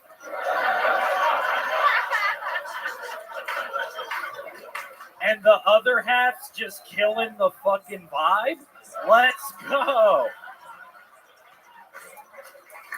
Bro, with all this white girl on me, you would think I was Elsa from Frozen. Let it go. Let's go. Hey, man, I miss my hood drug dealer. Just because, he always had drugs I didn't even know I wanted. You know, he had ecstasy. I was like, oh, I'm good, bro. And he was like, hey, bro, this will put the tits back on Ellen Page. I was like, all right, I'll take it. All right, thank you, guys. All right, Pedro Valenzuela, everybody. All right. Pedro, grab that microphone. I'm going to talk to you. How do you look like a grandmother and a grandson at the same time? First of all, it's very tricky to cover generations and genders like you do. Hey, it's incredible. You look like if Napoleon Dynamite, if the dynamite went off. What kind of dynamite, Tony? Shut the fuck up, dude. I hate it when people try to tag or play along. It's a great joke. Why was it a Napoleon Dynamite joke? That dynamite joke was great. Was that from the movie or something? No, that's a great joke. Oh, okay. Thank you. Yes, indeed. Yes, I know that. I know that my jokes are great, Red Band. Thank you so much. I literally didn't know what you were talking about. Thank you for the validation, though. Okay, so let's talk about it, Pedro. You've been on this show before. Remind us what we know about you. I was on the show before.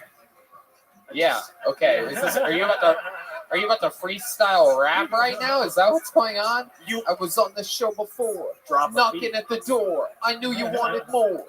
If you were a rapper, your name would be Fenty Wap.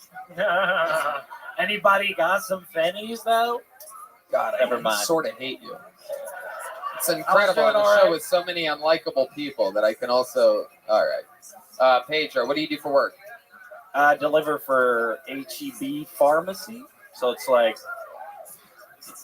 give pharmaceuticals to old people, and sometimes they're really happy, sometimes they're kind of angry at me because they're like, why did it take so long?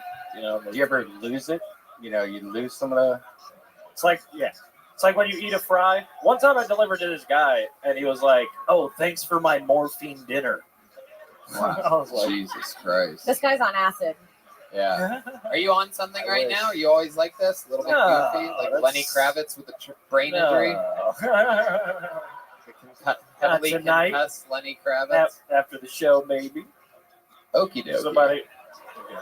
All right. This is an episode where I want to ask everybody, are you okay? It's a very interesting one. Every once in a while, it makes you wonder what's going on in the corner of that room. If there's some kind of black mold over everybody or something, where they just come up here and they're just fucking, everybody's all googly-eyed like this fucking guy. Look at those glasses. That's just the I remember you once said that he looks like Uncle Junior from The Sopranos.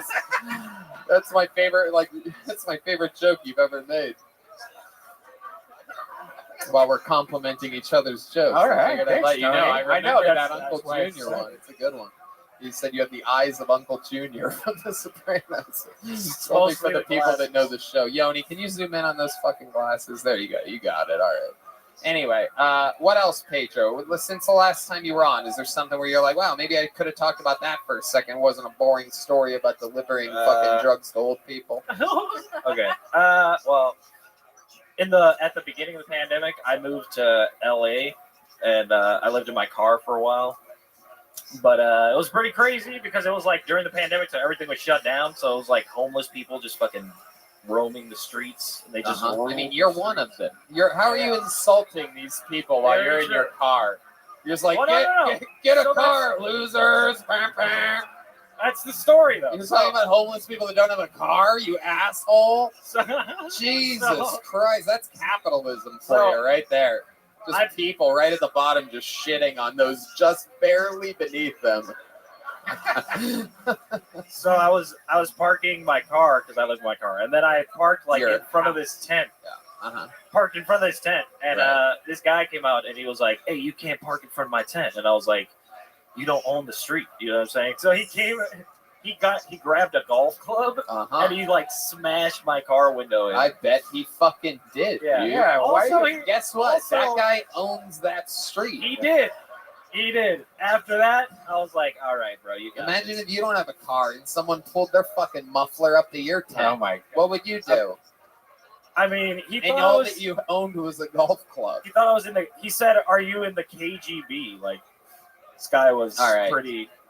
Yeah, when you have a car, you could just you're not parking somewhere.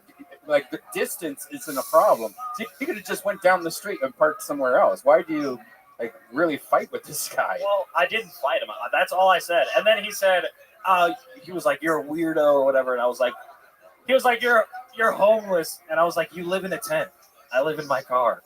You know it's bad when a homeless dude calls you a That's when he grabbed the weirdo. golf club. Yeah, exactly. Yeah. This isn't the story most people would brag about. I'm not bragging about it. I'm just saying. Pedro, good to have you on again. You already have a small joke book, Yeah. right? All right, there he goes. Pedro Valenzuela. That's what he was getting tonight. We need more small joke books. Bones Eye. I pulled a name out earlier when someone was walking slow. Your next comedian's name is British John, everybody. British John is next on Kill Tony.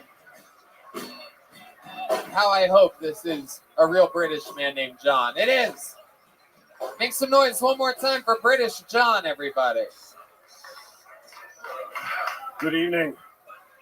I'm keeping the mask. This is the solution to British dentistry. This is...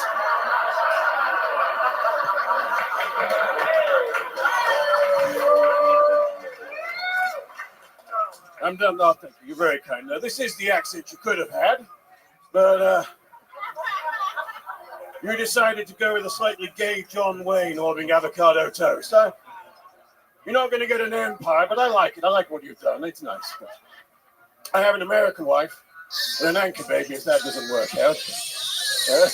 That's the new white people shit. Yeah, we're taking that as well. No, I am truly blessed. I want to apologize for my appearance. There's some horrible creases in my shirt, but you're the ones that made wire hangers illegal, so fuck you.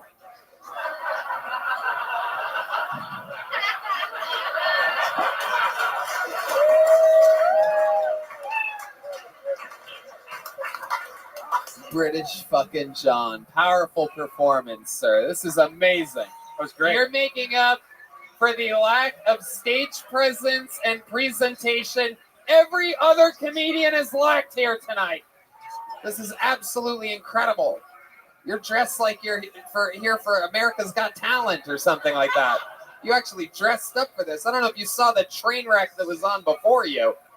Those thick, dirty glasses he had on, but you are a class act, sir. He could have been my father. We don't... Wait, why would he be your father?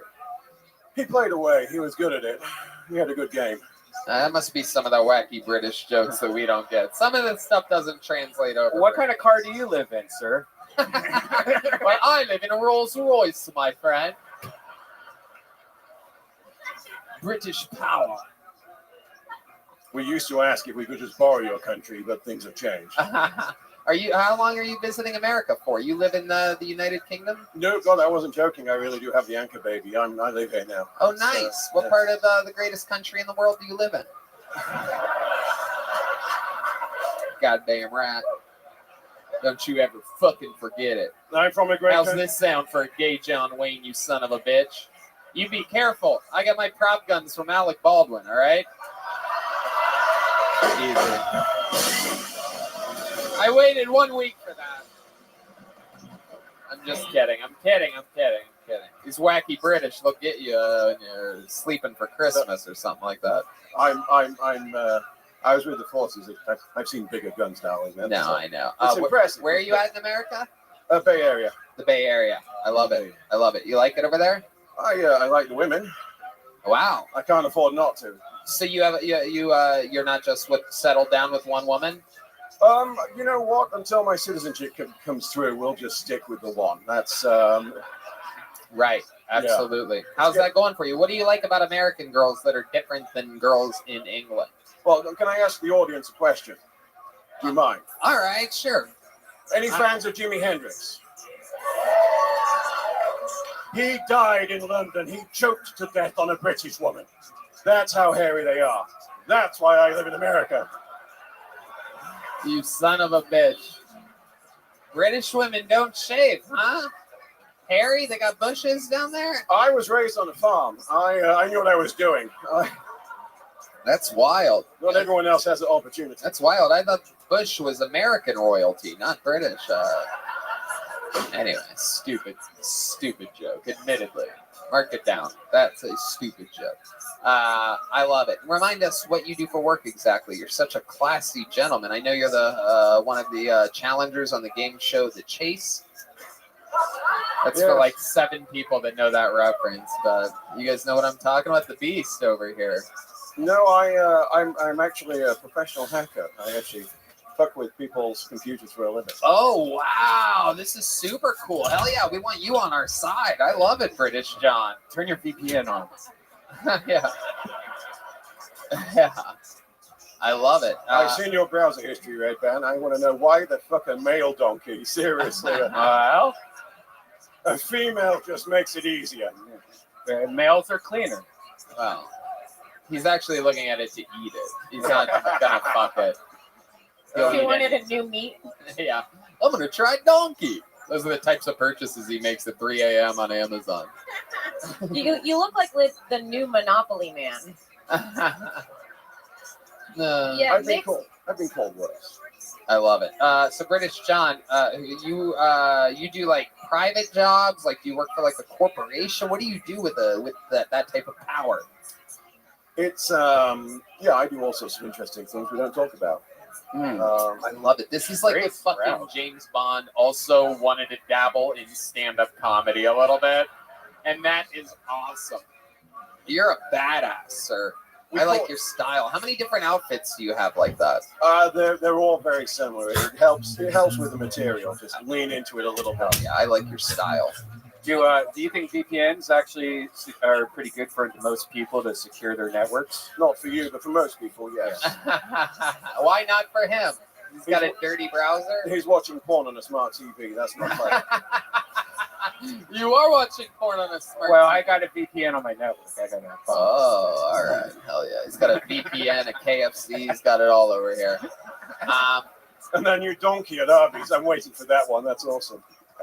I love it. What the fuck was I just going to ask you? You have any special skills or talents? You seem like the kind of guy that has a few fucking magic tricks on him at all times or something like that. You play any music or anything like that? I used to front a rhythm and blues band, but it was You would sing? I used to. Is there a song that you used to sing in particular? How many of you think we should have British John sing a fucking song here tonight? Soul Man? Bit of rhythm and blues, bit of soul man. Oh shit! Here we go. The British are coming, everybody. The British are coming. My favorite blackface movie. British John putting it together here. It's like if Elton John slayed American Puss. This fucking guy. It makes sense that he's British because he's shaped like a teacup. Hey, I like that. This is the full COVID 45. I'll be honest with you. This Oh is shit! Look at that. That's just fucking crumpets right there. This guy's made of crumpets. You guys gonna play a little something? All right, here we go. Oh shit! No way. What is about to happen here? coming to you on a dusty road. Good loving, I got a truck road. And when you get it, you got something. So don't worry, cause I'm coming. I'm a soul man. I'm a soul man. I'm a soul man. I'm a soul man. Fuck yeah! Wow, British John. Incredible. God bless the Queen. Holy shit. That was amazing. Wow, British John. That's great. Absolutely incredible. I love it. What do you ladies think about British John? I'm getting real Ask Jeeves vibes. What if this was Jeeves the whole time, just answering everything on the other end? I get your answer, you stupid American peasant. Easy for me. I can disappear in body if you need me to, darling. I feel like you could, though. You say it with an English accent, I believe you. I feel like you're the security guard at the other girl strip club. Actually, that's not a bad idea. That could be. I should check their backgrounds very thoroughly later on. I've had all my vaccines. Okay. You must be terrifying to date, like as a girl. Like you ever do that? Like you meet a new girl at a bar. Did I ever date anybody as a girl? Well, there was a period of time, Red Band, and I don't talk much about it. Yeah, in what do you public. mean you'd be frightened? No, like you meet somebody and then you know. Let's be honest. The only reason I got laid, it wasn't the personality, it was the accent. Let's be fucking clear. I mean, it's Does that work on a lot of American girls? They all like sort of. not since I got married. No, I just eased off a bit. You know. Right. But before that, Right. there's the reason I don't play at home. Right. Their own vanilla. Right. I gotcha. All right. The movie was originally American Cream Pie. Son of a bitch. British John, anything else crazy we should know about you before we let you go? You're very kind. You can watch me in Salt Lake City at Wise Guys on the 13th, Oh, and awesome. at San Diego at the American Comedy Club on the 15th, and BritishJohn.com. I'm supporting Kabir Singh for the next couple of months. Are you in town Thursday? Damn it for you, darling. Yes. I would love to have you on the Secret Show, man. If you want to. Hell yeah. British John joining us. Getting a big joke book, handmade leather Kill Tony joke book. Very fun. All right. The tide is turning. Back to the bucket we go. British John. All right, let's see what happens now. It's Ellis H, everyone. Ellis H. Ooh, I heard like a groan from the comedian circle. That's interesting. Here he comes running, everybody. One more time for Ellis H, everyone. All right. Okay, so parents love giving their kids cute names like Pookie, Peanut, shit like that, right? You know what my mama called me growing up? Deep throat.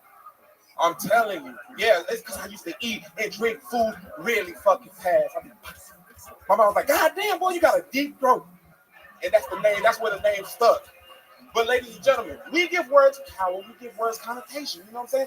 In London, spotted dick is a dish. In America, spotted dick is a problem. I did not know the sexual implications behind the name until I got into high school. My homeboy pulled me aside and said, hey man, you know Rachel? I said, yeah, Rachel. He said, bro, she got a deep throat. I said, shit, me too. Yeah, my daddy said I got a real deep throat. He said, your daddy? I'm like, well, it's my mama who started it. Hey, are we playing basketball or not? All right, that's it. If that's really good, give me a hell yeah. Yeah, I like your energy. Ellis H, fuck yeah. I love it. Wow. Ellis H, look at you. Yes, sir. Yes, sir. Fuck yeah, like a thick Kevin Hart. Yeah. Hey, Kevin Hart failure, right? You know what I'm saying? Fuck it. I love it. Absolutely. Welcome to the show, Ellis. This is your first time on Kill Tony, correct? Yes, sir. How long you been doing stand-up? 3 years, sir. Where at? In San Antonio and San Marcos. Nice, nice. Is that where you're from?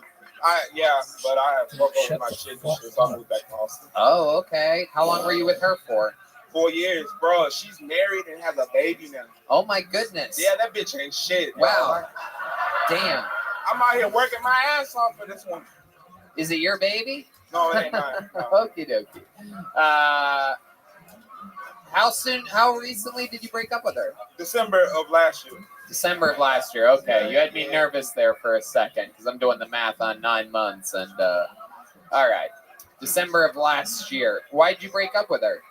Bro, she like because she got pregnant from somebody else. No, you know what's crazy? Like women don't believe you when you say like I'm an actor and I do stand up. And she thought it was cute in the beginning, but when I was still doing it, she's like, okay, so you really serious about this shit. Right, right. Because you weren't spending a lot of time with her is what you're saying, right? Yeah, man. But you loved her. No. Oh, okay. She a dirty ass bitch. Oh my God, there's sometimes this show just has little moments like that where it's so honest and real and powerful. Holy fucking shit. How long? 4 years you were with her and you didn't even love her? Bro, like, it's just like, I'm loyal. And I just tried to make it work. I was like, we're going to fight through this. We're going to get it together. You ain't going to love everybody all the time. I just wanted to, I said, it's normal if you want to kill yourself. It's cool. It's cool. Man, I found out, man, I hate when you fucking, why is it that when you break up with somebody, you start learning the truth and shit? It was like, my mom was like, look, you're better off. The bitch didn't have a neck. I was like, what? Baby, that woman was like a shampoo bottle, just head and shoulders. I said, God damn. My daddy said that she looked like a Batman villain. I'm upset. I'm like, oh, like Catwoman? No. Oh, Poison Ivy? No. The Penguin. I said, this nigga let me go around the city clapping cheeks with Danny DeVito. Matilda cat. Oh, shit. Oh, shit. LSH is a monster, everybody. Wow. Every once in a while, this bucket fucking provides. Wow. You're a funny man, Ellis. What do you do for work? I do Lyft, bro. You what? Lyft. Weights? No. You drive the car? No, just driving cars. Gotcha. How long you been doing that for? Since March. Since March. Okay. What were you doing before that? Working at Lowe's. Oh, okay. Man, fuck Lowe's. Oh, shit. What happened with Lowe's? It sounds like you never really loved it either. It just like, I don't know, man. Like, it's just a number of old white folks that go there, old white men, and I don't know why race is always in, like, play. Like, he's asking me about lumber, and then somehow he's telling me about how his daddy marched with Martin Luther King Jr. I'm like, man, bitch, do you want the red oak or not? Oh, I don't my give a God. fuck. Oh, my God, dude. I've seen this before. This is a fucking star, everybody. This is what a star This really is. Thank you, man. You're one of those guys. God is This is good. very exciting. Thanks, y'all. Very exciting moment. I love it, Ellis. So 3 years, you've been going real hard at this, huh? Yes, sir. And you said you act as well. Have you been in anything or done anything, or you just... Well, Lord willing, I was in we did a show, our feature in May called Hierarchy. It's coming out summer 22. Maybe not. I don't know. So if you don't see it, I said maybe not. God damn it, you are by far the most talented Lyft driver I've ever had on this show. Hey, thank you. You're in the top 3 Uber drivers, but you're the best Lyft driver we've ever had. Hey, let's go. Yeah, you're going to love be it. famous. Hey, thank you, ma'am. I appreciate you. You look like... Oh, okay, shit, it's dude. either Ice Cube, Andre She 3000. slips on her words only when she wants to fuck the guy.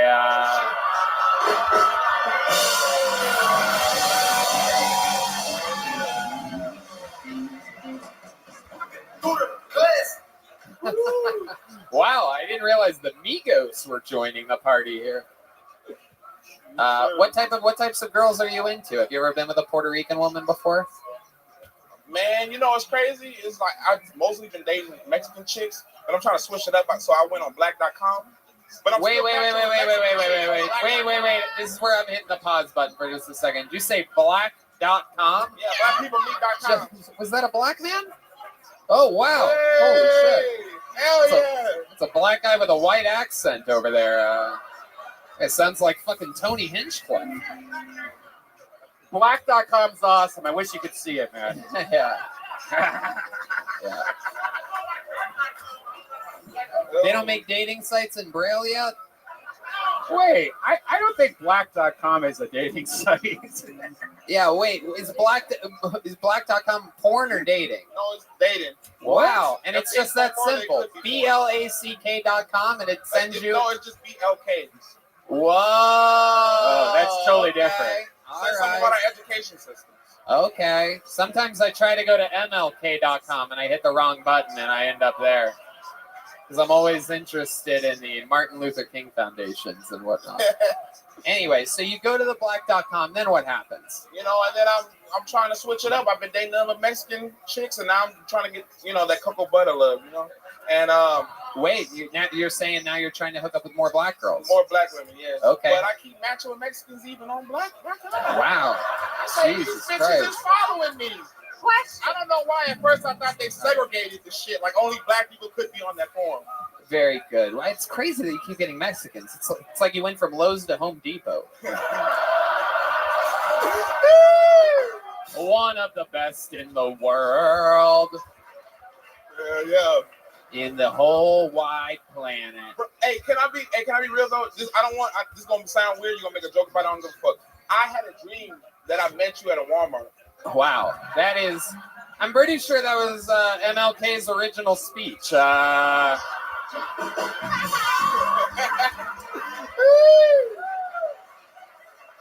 had a dream that I met you in a Walmart. What was I doing in this Walmart? I love it. I love that only my fantasy version is there ever.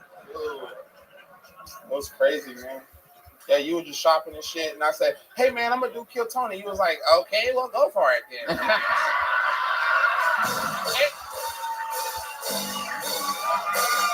That was me.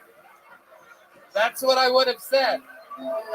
That's a very realistic dream. Wow. You know what, man? I would love to have you on the Secret Show Thursday also.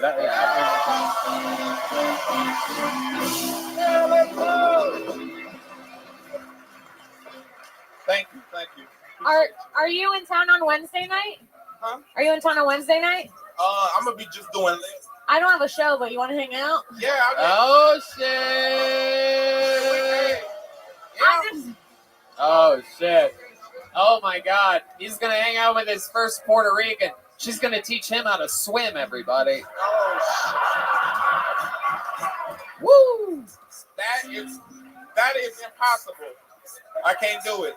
Two types of people in this world: people who swim and people who sink. And I'm a sinking son of a bitch. Wow. You look like you float. I look like I should float, but I'm dense than a motherfucker.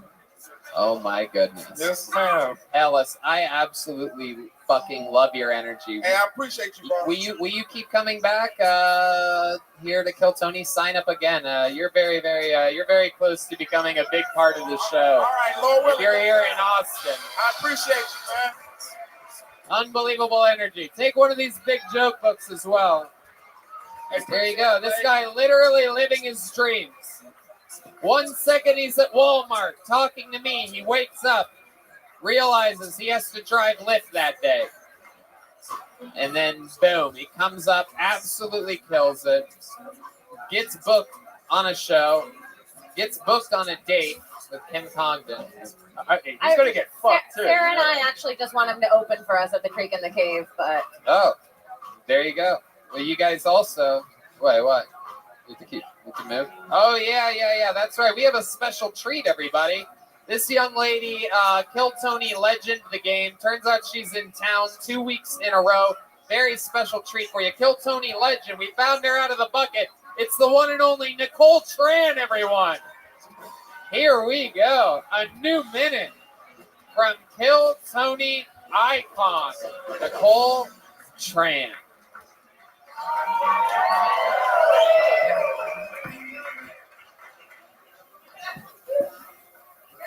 am from Vietnam.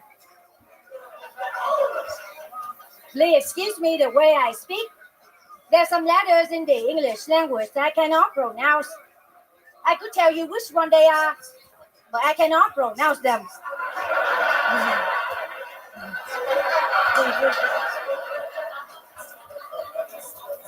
When I was a kid, we played ding dong ditch.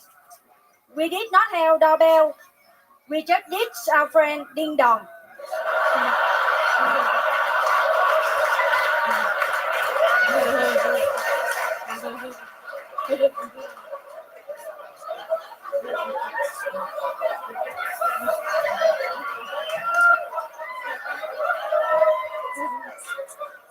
This is what happens when you bought things at garage sales. I have a porcelain wind chime. Sounds like classical music. My neighbor has a metal wind chime. King, bing, bong, gang. It sounds like roll call back in my high school.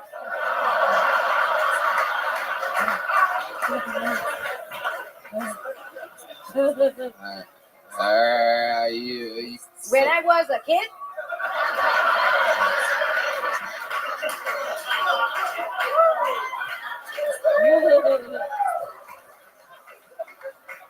my family and I always had picnic at the beach. The seagulls were annoying, but so tasty.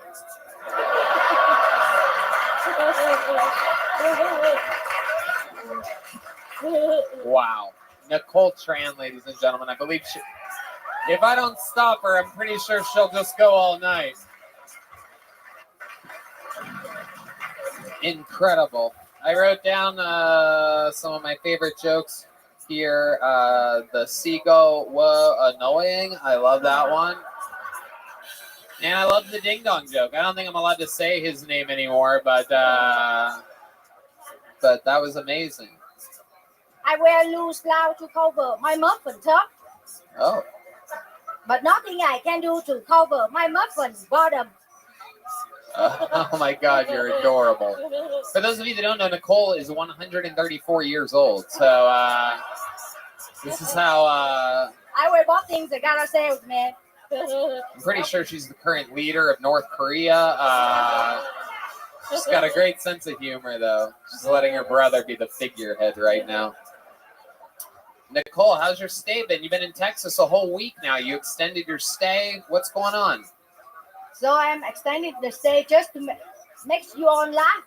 Look at me. This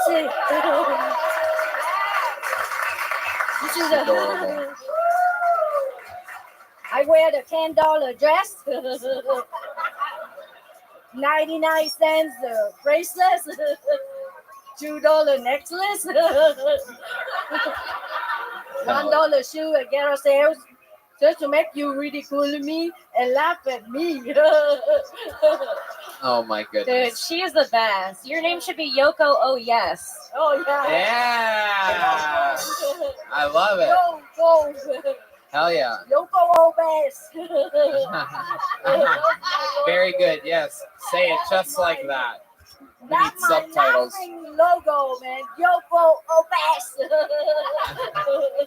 Hell yeah, Nicole, you nailed it. So tell us, what else you've been doing this week while in town? What have you been doing? What Texas stuff have you done? Did you go to a rodeo or perhaps an HEB or anything like that? Oh, I went to eat. You went to eat I went to eat at the restaurant at the restaurant. named Bak Bak. Oh shit. That's exactly what I ordered. Bak Bak. Wait. And a glass of moo. Jesus, wow. Christ, this is either an Asian woman or a Down syndrome boy on mushrooms. Not exactly sure what's happening right now. Your commentary is hilarious. Could be anything. I'm trying to keep up. You went to Bak Bak? Is that the name of an actual place? Yeah, their specialty is falafel. I tried one. They were right. I feel awful. Oh my God. Nicole, you're out of control. You're out of control. She gets all of her jokes out of the insides of fortune cookies. So It was really good at first, then she turned into Slobby Lee. oh no. Oh no. I love it. Nicole, I mean, you're on 2 weeks in a row. Is there anything else crazy we should know about? You're going back to the San Francisco Bay Area, correct? Yeah, right after the shows, man. Hell yeah. Are you flying Jet Yellow? What airline are you? Oh, shut up. Shut the fuck up. I don't know what you're talking about, man. I fly out Delta, man. Okay. It doesn't have to do anything with coronavirus.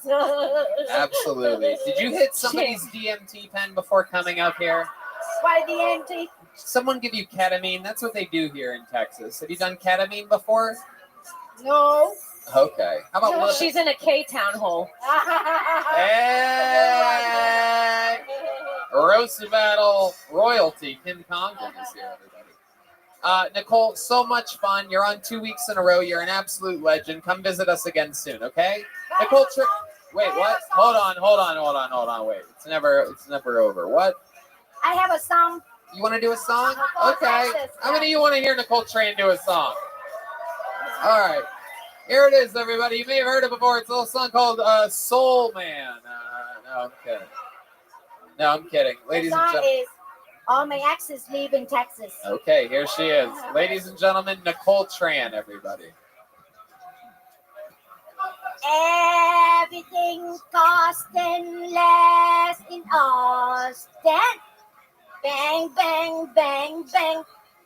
I got a room for $27.95.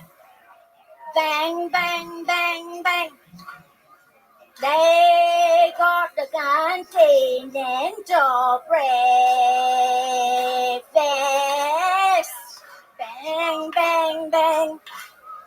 I ate so much waffle, I thought I would die.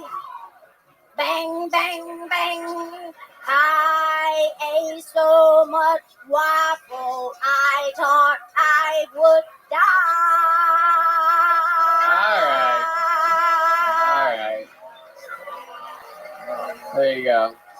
That's the song that plays in between red light, green light. And then she turns around and you have to stop where you're at. I thought I would die. Now I know what I'm going to see on my nightmares tonight, so that's exciting. It's just Nicole Tran over my bed at Walmart. I eat so much. You are absolutely adorable, Nicole. Thank you so much for being such an amazing part of Kill Tony. All different shapes and sizes of people here on this show. Nicole's got to go back to the Bay. Nicole, put the microphone back in the mic stand, you goddamn. I will be back. You will be back? Yeah. All right. Will you be back? Yeah. All right. Nicole Tran, everybody. That's for blue-eyed Tony, man. Thank you. That's me. I'm blue-eyed Tony. Blue-eyed white guy. But A lot he of must people- have two of them. I don't think she's going to walk off. Leave it up to an Asian to run the light. Here she goes. What did you say? Nicole, put the fucking mic in the mic stand. What the hell's wrong with you? Okay, thank you very much for coming to support live comedy at the Google. Yeah, they're going to clap. And by the way, I don't have a green card, so please do not tell anybody that you saw me here tonight. You son of a bitch. You did it again. Nicole Tran, everybody. God damn it. One star after the other here. I spent a lot of time with a lot of people. Can we get one more bucket pull, you think? We can do it, right? You guys want to do one more? All right.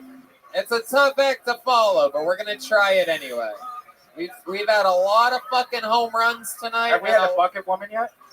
Yeah, we have. We had Isabella Carrozza. All right, your final comedian out of the bucket, it appears, goes by the name of Tyler Hofares. Tyler Hoforest. Or Hoforest? Hoforest? Tyler. Is there movement back there? Someone coming? Somebody moving? Is that Tyler? All right. Here he is, everybody. One more time for Tyler Hoforest, everyone.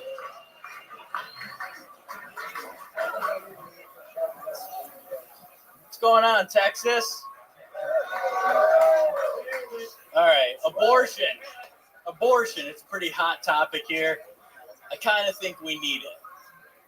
Perspective is everything.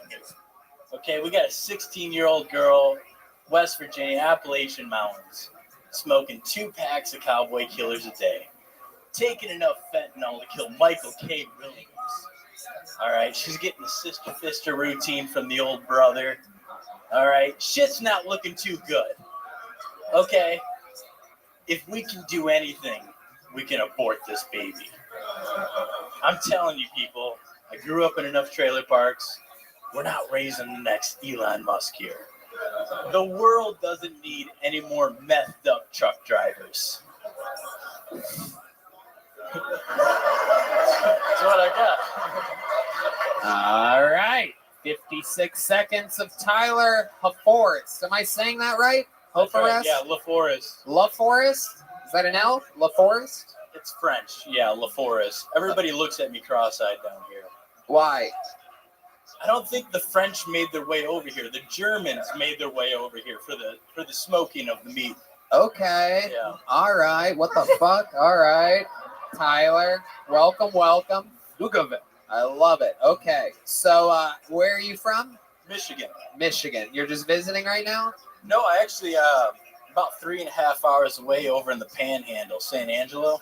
Okay. What made you move over there from Michigan? Money, man. I started working in the oil field, actually. I got a GED.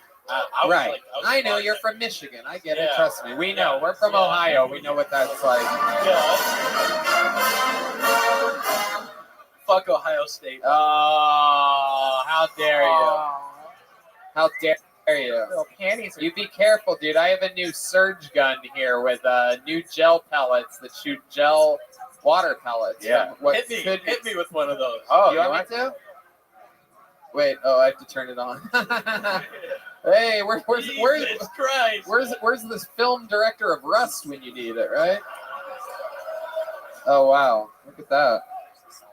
That shoots a bunch at once, and then this way. Yeah. You get it. So fun. It's the new gel blaster, a new gun that I have from the great people over at Surge. You could go to, what is it, gelblaster.com? Yep, go to gelblaster.com. And it doesn't hurt, and it's just water. There you go. The gun just breaks right on the live podcast.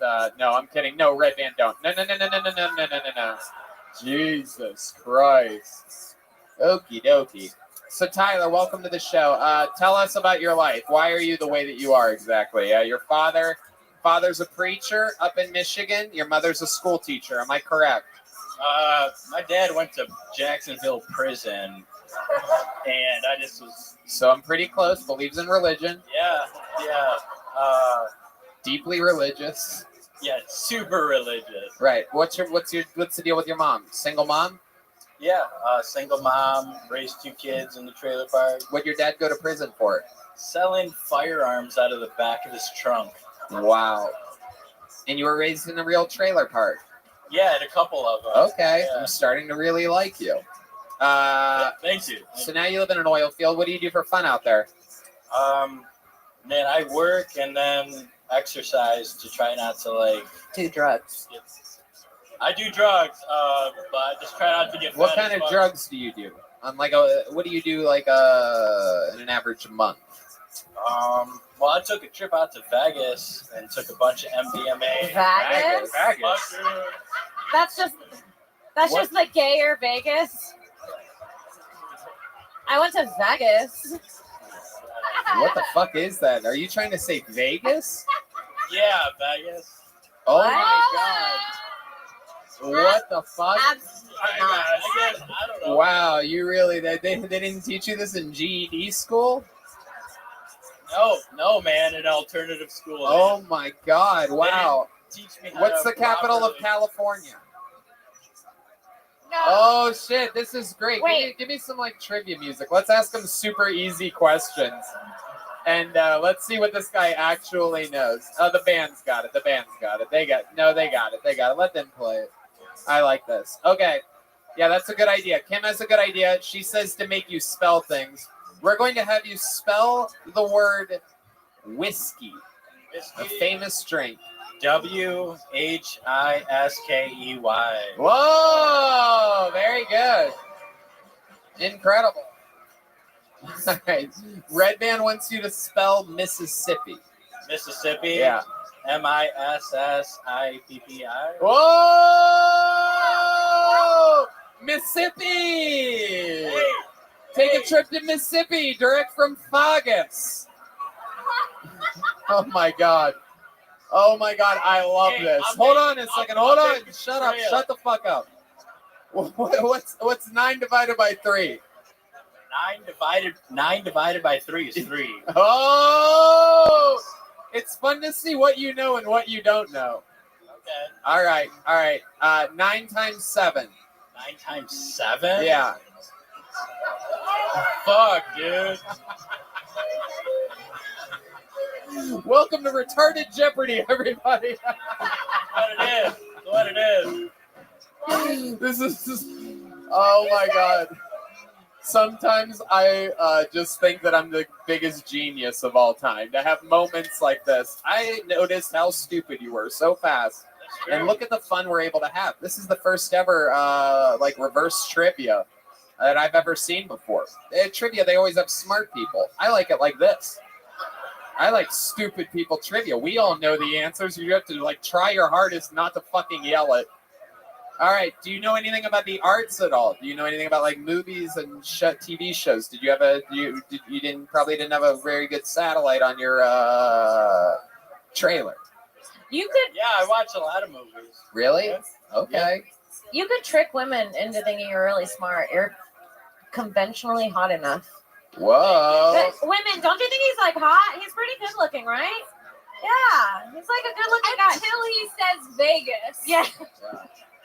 My wanna- pussy has never been drier. I want to take you somewhere romantic, like Fagus. Or perhaps we could travel internationally to Kentucky. What the fuck? Your geography is what really boggles my mind. LA? What? California, not knowing the capital. Did you say LA? Was that your final answer? Do you want to lock that in? Do you want to fucking lock that shit in? Los Angeles, a big city. It seems like a good bet. How many of you think you should lock in Los Angeles right now? You guys are assholes. It's fun for me to get a barometer on how many of you are dicks as well out there. Look at all you people going wild. You want to lock it in? LA, final answer, capital of California. These people all clapped. There's some people screaming no from the back of the room. They don't want you to go down this road. The crowd's saying no, Tony. All right, so you're going to say no. All right, you want to give it a second guess? Definitely not. No, I'm just a stupid truck driver. Can you name a second city in California? Sacramento? Whoa!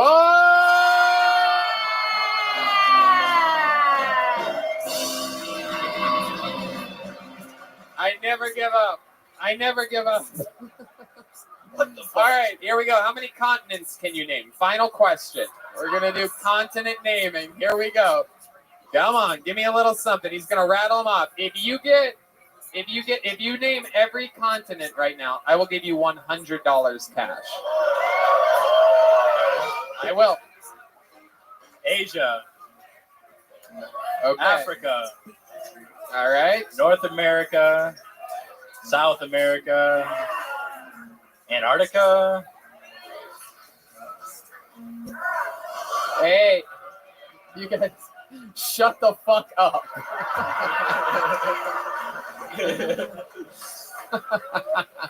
Come on, we'll give you some time here. It's harder to think up here. Okay, don't judge me. This is the guy that fucking went cross-eyed when I asked him 9 to 7. Hey, there's one remaining. For those of you, Fuck is the last? for those of you that don't know, it's a big one.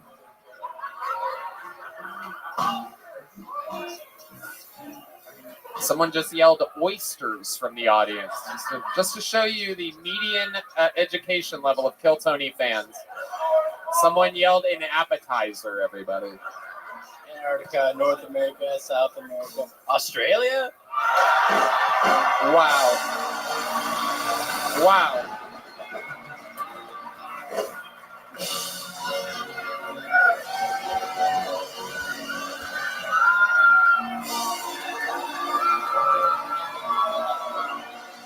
What can I say? You're a fucking genius. How old are you, Tyler? 29. 29 years old. It took him 8.5 minutes to name the continents, everybody. Tyler, we love you, man. You're a very charismatic guy. Is this your first time doing stand-up? First time. Wow, I love it. Look, dude, I don't think you can do anything else. So work out in the oil field. Come visit us again. Sign up again for the show, okay? There goes Tyler, everybody. And you know what?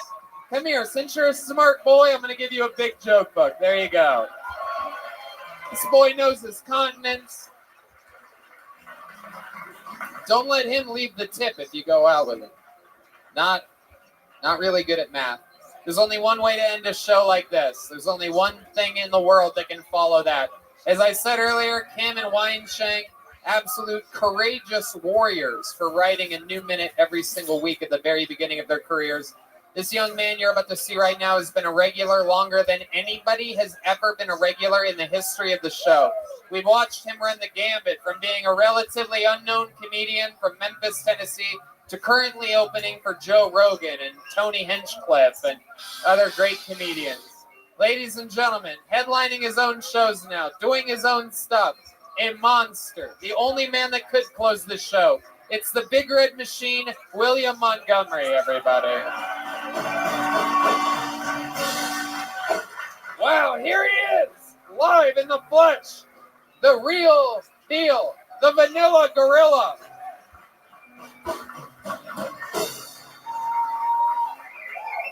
Bang, bang, bang. That's what Nicole Tran and I were doing in her hotel room last night. At this point, I'm not sure if Wes Anderson is making new films. Pretty sure he's just splicing together deleted scenes. And also, Wes Anderson, can I be in one of those deleted scenes? What does it take? I look interesting. I can dress funky and listen to the Kinks and the Velvet Underground and be casually racist. It can't be that hard. Just have me say something neurotic and pseudo-intellectual, and God damn it, Wes Anderson, I'm right here. I cost 8% of Adrian Brody. God damn it, I screwed that part up. I cost 8% of Adrian. Oh, man. Adrian Brody's salary. Let me on a deleted scene. I'm in love with my sister and play tennis and slice my wrists. I'll make documentary films in the ocean. I ride a train and work at a hotel and can be Claymation Fox. I don't give a shit. Man, y'all really don't know who Wes Anderson is. This was a fucking horrible nightmare. Oh my God. But on a serious note, did they ever find that plane from Lost?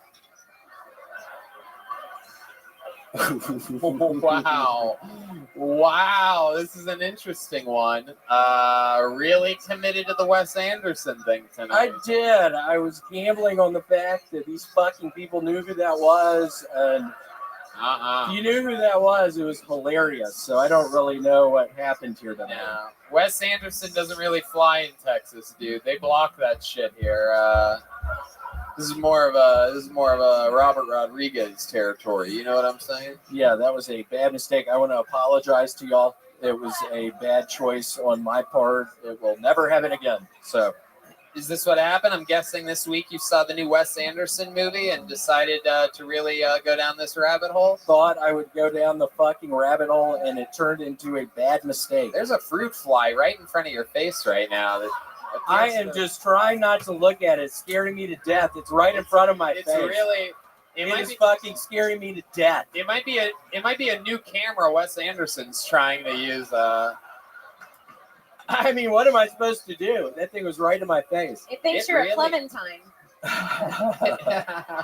It really likes you. It's really really close to you.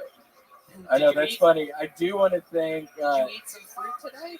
No, I actually ate some Chick-fil-A. I want to thank Nate F. He brought me 2 Chick-fil-A sandwiches. You didn't see earlier the guy that talked about Chick-fil-A? Okie dokie. You wanted to thank somebody? I want to thank Nate F. He brought me 2 sandwiches, hold the pickles. Oh, yeah. We found out last week, famously, that William does not like pickles. The crowd went into a frenzy booing him. We've never seen a thing before, but that type of energy towards William. But it turns out people are pro pickles here. They are, yeah. It didn't have the pickles, and it's a damn good fucking thing. It didn't have the pickles because I hate those fucking things. Oh, wow. Look at this audience. Strangely, also anti-pickles. Yeah, I mean, what's the fucking deal with pickles? I hate those fucking things. My goodness. Wow. Look at this. Maybe you should have done your Wes Anderson jokes last week and the pickle material this week. Yeah, I mean, seriously, what's the deal with fucking pickles? They're awful. They taste weird. Tell us more about your hatred for pickles. I don't know. I think it was since I was a little boy. I was forced to drink pickle juice. Is that true? Who forced you to do that? The guy named Emmy who used to clean up our yard. Named what? He drank pickle juice all the time, and I started drinking it with him, and wow. He pulled it out of his pants. He was like, yeah, this is pickle juice. Yeah, I was sucking Emmy's dick. It's You're gonna be right. a little salty and sour, and it's pickle juice. Yeah, I was sucking Emmy's dick. You figured it out. God. You figured that one out. Wow. He looks like I used to suck a guy's dick. You fucking found me out. Tell us. I used to love it. I don't know how many of y'all suck dick, but it's great. I had to stop. Yeah, I stopped like 5 years ago. I had to stop. You stopped sucking people's penises. Yeah, I was really getting in the way of my relationship. So, yeah, it got really weird for some reason. But yeah, I couldn't stop sucking people's dick that I was meeting online. I was meeting them on Craigslist, and I was in a real healthy, happy relationship. And once that was found out, it was kind of a nightmare. I got broken up with. Do you have any special techniques that you use while giving a blowjob? I can't imagine what getting a blowjob from a manly man like yourself is like. Even D Madness is bothered by this, and he doesn't even know what you look like. He just knows what you sound like. You look like it gave up.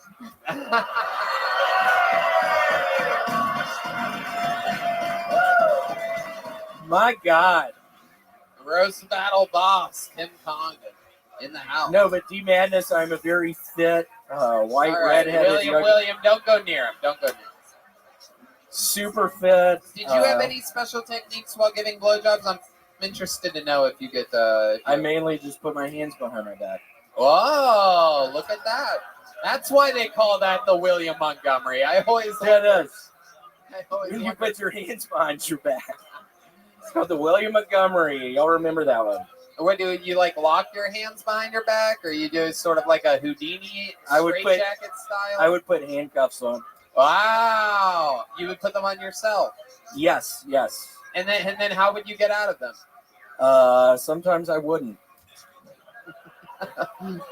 Sometimes I wouldn't. I was at a fucking Red Roof Inn in Phoenix, Arizona. And I was literally trapped in the fucking Red Roof Inn in Arizona for, 36 hours. I couldn't fucking get out. I was starving. What'd you end up doing? I eventually got out. A lady came to clean up the room, and I was in there naked, handcuffed, very emaciated Wait, looking. you get naked for the blowjobs that you give? Yeah, you have to. Wait. Wait, what do you mean you have to? I mean, you have to. Those were always the rules I was going by. Would you sometimes give these blowjobs with your butthole? I don't know what you're getting at with that question. Would you sometimes use things other than your mouth to pleasure another man? Why are you shaking your fucking head? Yes, Redband. Why the fuck are you doing that? He does. Redband seems to. Yeah, he's seen it. Shut the fuck up. You have seen it one time. Shut the fuck up, Redband. Seriously, shut up. Do you like? I've been having a good time tonight, and then you're about to fucking say you haven't seen it. Shut the fuck up. You're being mean. This is like Louis C.K. defending himself. Boom.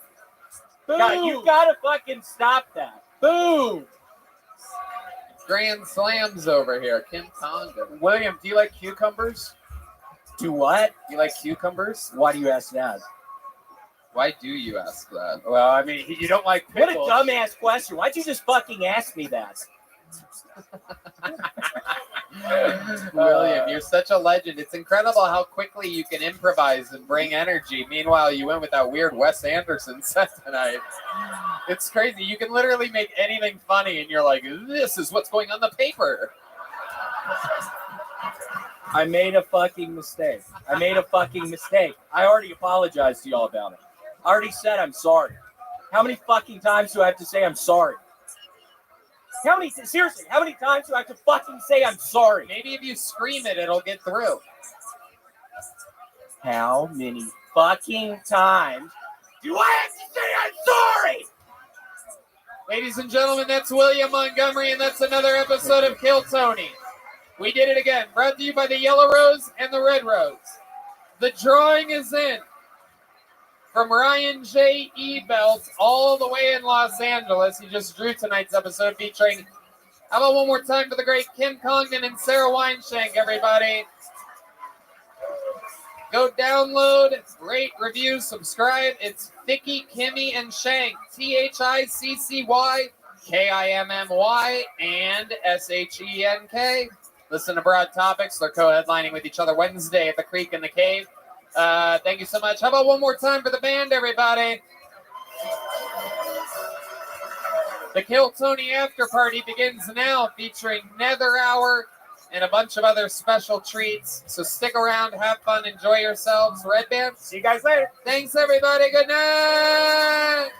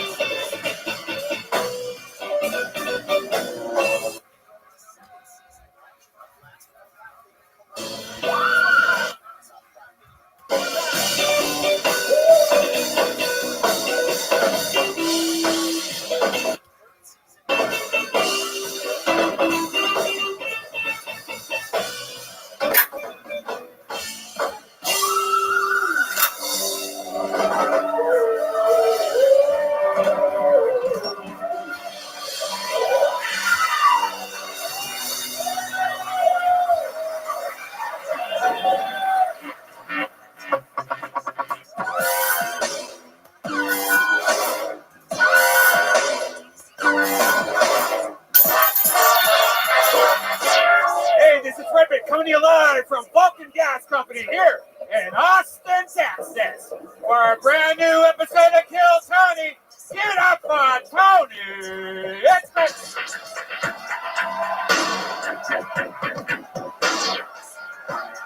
Come on, this is a live podcast. There's people around the world listening to this. So you guys ready to have some fucking fun tonight? Yeah! Great Ryan Red Band's here, everybody. How about a hand for the band, huh? Come on. Wow. Austin just does it a little bit fucking differently, doesn't it? That's the great Michael Gonzalez on the drums. The great Matt Mueling on guitar. And Deep Madness on the bass guitar, everybody.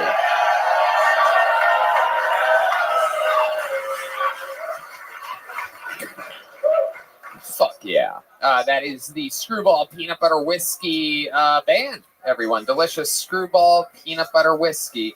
How many of you like whiskey out there? Make some goddamn noise if you like peanut butter. Fuck. I say mix them together. Screwball Peanut Butter Whiskey, it's delicious. You can mix it with shit. Tastes like peanut butter. Don't try that at home. Don't try to just put peanut butter in like Jack Daniels. It's fucking disgusting. Nah, I tried it. Also brought to you tonight, of course, by our longtime sponsors with us through thick and thin, the Yellow Rose and the Red Rose, everyone. The best strip clubs in the world here in Austin, Texas. Shout out to Blue Norther Vodka Seltzer, available here for sale tonight. Very, very good stuff. And CM Smokehouse, our favorite barbecue in town. Great Yoni leads us there, the best barbecue show. We got handmade joke books made by the great Boneseye. This guy used to fucking... So these are real Texas leather right here. Give them out to comedians. He's a taxidermist. The guy that makes these really fucking stuffs animals. Real Texas shit. You guys know what it is. Before we start tonight's show, here's a little bit more from the amazing sponsors that made tonight's episode available for you here right now. Hey y'all, the holiday season is here, and with it come the yearly questions of what do I wear to non-ugly sweater parties, and how do I maximize my time savoring holiday moments and minimize my time shopping for gifts? Fear not, weary holiday wanderer. Mac Weldon has all the answers. Whether it's an office party, a party with family or friends, or just a holiday party of you, your couch, and a game on TV, Mac Weldon has all the essentials to keep you stylish and comfortable throughout the season. And their innovative daily wear system has taken the hard work out of outfit planning with pieces designed to work together for any occasion, saving you time and sparing you any holiday stress. And we're talking about top-notch tops, best-selling bottoms, like me, and underwear and accessories that will please even the Scroogiest guys on your list. With Mac Weldon, your holiday heavy lifting will be complete within minutes. I got a lot of their stuff. I love it. I know you're into it too, Red Band. Heck yeah, Mac Weldon's Ace sweatshirts and sweatpants are some of the most comfortable clothes I've ever worn. Definitely would make some amazing gifts. And as somebody that hates, going shopping and stuff, you could just go online, order it all together at once. As something of a stickler when it comes to comfortable sweatpants and sweatshirts, I was initially skeptical. But when I heard the hype around Mac Weldon's Ace collection, I was on board. I'm not going to lie, I'm not a fan of the cold. Feeling like a walking popsicle just doesn't suit me.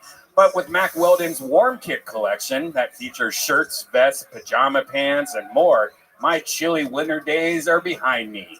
Using innovative technology that uses your own body heat to keep you at the perfect temperature. These products from Mac Weldon have me saying something I never thought I would. I'm ready for the cold. Ooh, what a concept. One gift that holds many gifts inside. And no one is doing better gift sets this holiday season than Mac Weldon. With limited edition color drops and a bevy of new releases, their holiday gift sets are the perfect present for any guy on your list. So, for 20% off your first order, visit macweldon.com/Tony and enter promo code Tony. That's macweldon.com/Tony. Promo code Tony for 20% off. MACKWELDON. Mac Weldon. Get it right this holiday season. Are you guys ready to start tonight's episode or what, huh? All right. Look. Sometimes we have 2 comedian guests on the show. Sometimes in the past, we've had 3. You know what this chaos is. Tonight, I like this. Fucking one guest, Texas gentleman, literally one of the greatest comedians of all time. You know him. You love him from everything. The Blue Collar Comedy Tour, everything. It's the great and powerful Ron White, everyone. Wow. Oh, shit. One of the best to ever do it. Austin's own Ron White. This is the man that convinced me to move to Texas in November of the year 2020. And here we are. He was selling me on it a year ago today. And here we are, almost a 1 year anniversary of me living here with my pal, the great Ron White, is here, everybody. Thank you. On top It has been a year, hasn't it? That's very cool. That's crazy, very cool. right? We had all taken a long break from stand-up. The pandemic shut us all down, and I came in town to do a show, and I could not. It was right here at Vulcan Gas Company, that one night stand-up show that I did, and you and Joe Rogan opened for me that night, and it was so fucking cool. And you hadn't done stand-up in 8 months, and he hadn't done stand-up since moving to Austin, and it was fucking awkward, man. It was unbelievable. It was unbelievable. People falling over the balconies. It was chaos. And it happened here at Vulcan, where I couldn't believe that a dirty little electronic dance club could ever become a comedy fucking hub. But here we are. Everything's just normal now. Ron, we're going to have fun. You guys all know what it is. A bunch of people signed up for the chance to do 60 seconds uninterrupted on this stage. You guys know their time is up when you hear the sound of a kitten. That means they have to wrap it up then, or else they're going to bring out the Angry West Hollywood Bear. That's a big trouble. That's what that sounds like when that happens. And yeah, and then we talk to them afterwards about their set and their life and whatever else might be interesting about them. Anything can happen. A lot of wild people sign up for this show. It's a fucking crazy. Are you guys ready to start this thing or what? Great. Let's do it. But before I go to that bucket, what do you guys think? Should we start with a regular here tonight, huh? Someone you guys know and love already.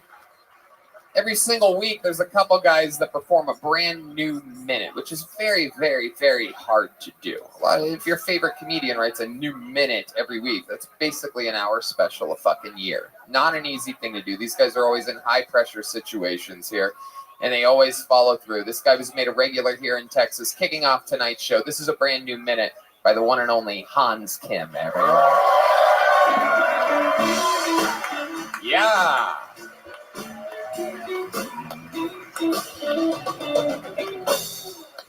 Thank you guys. So the Travis Scott concert happened, and a bunch of people got trapped at a trap concert. If only they could have seen that coming. It was a very terrible tragedy, but they also set a world record for the most Supreme shirts ironed at the same time.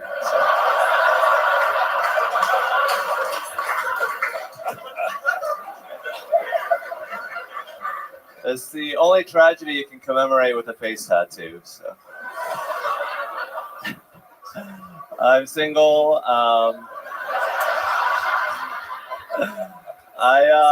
It's hard to online date because you need to have like a Bumble, a Tinder, a Hinge. It's like I have to start a small PR firm just to get laid nowadays. It's like, here's my press packet. Oh, someone touched my dick already. All right, thank you guys. Hans Kim.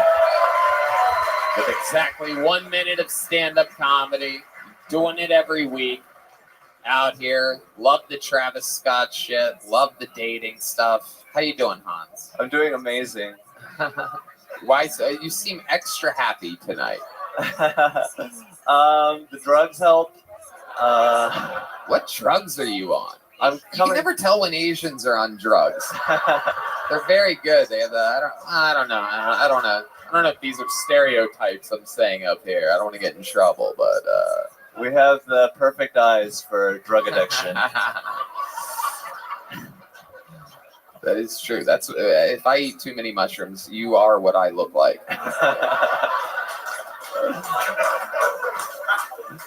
I love it. So what drugs are you on right now? Just a tad bit of marijuana, but I'm coming off of acid from a little skank fest action this weekend. I love it. Skankfest was a wild success, if anybody's wondering. We are just all getting back from a 4-day fucking insane. We did a bunch of Kill Tony tapings. What else did you do for fun? What else did you love about Skankfest? I went to Joel Osteen's church. Get the fuck out of here. Did you really? It was on the way to Ragin' Cajun, and we were like, hey, look at that thing over there. So what happened? What was that like? Well, luckily their doors were open because there wasn't a hurricane in town.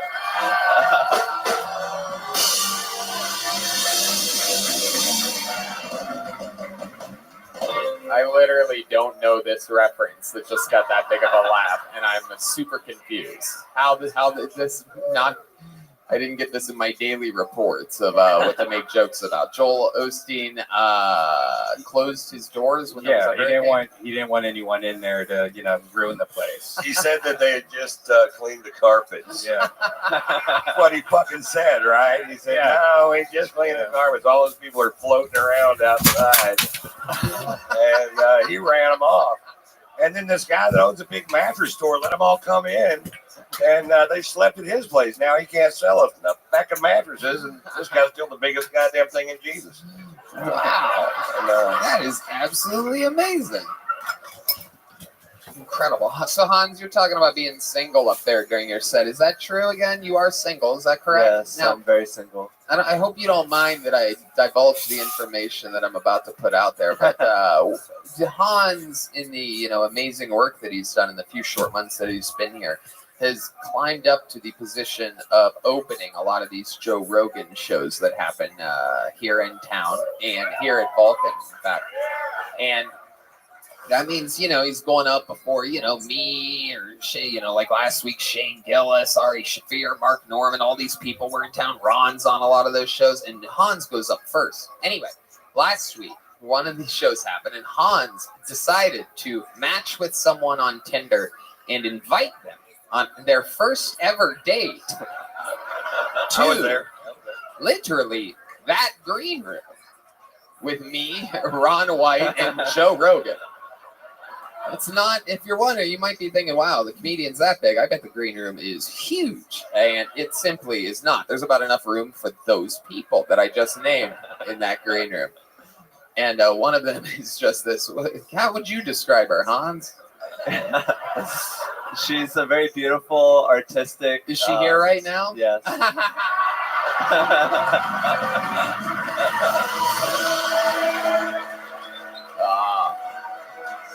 Man. I fucking knew it. She's got big, beautiful eyes. Yeah, that's one way of putting it. Especially when they're looking opposite directions from one another. No, I'm kidding. She's not. I'm sorry, sweetheart. I'm making jokes. You don't look like that. But you do contrast each other well when it comes to your eyes. I wouldn't describe yours as hey, look at that. Wow, that's pretty good.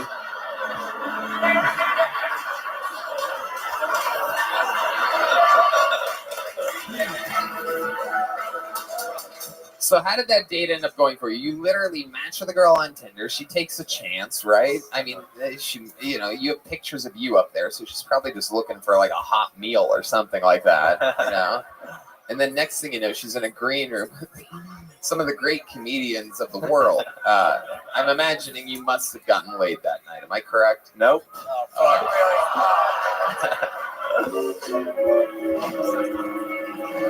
You fumbled the bumble.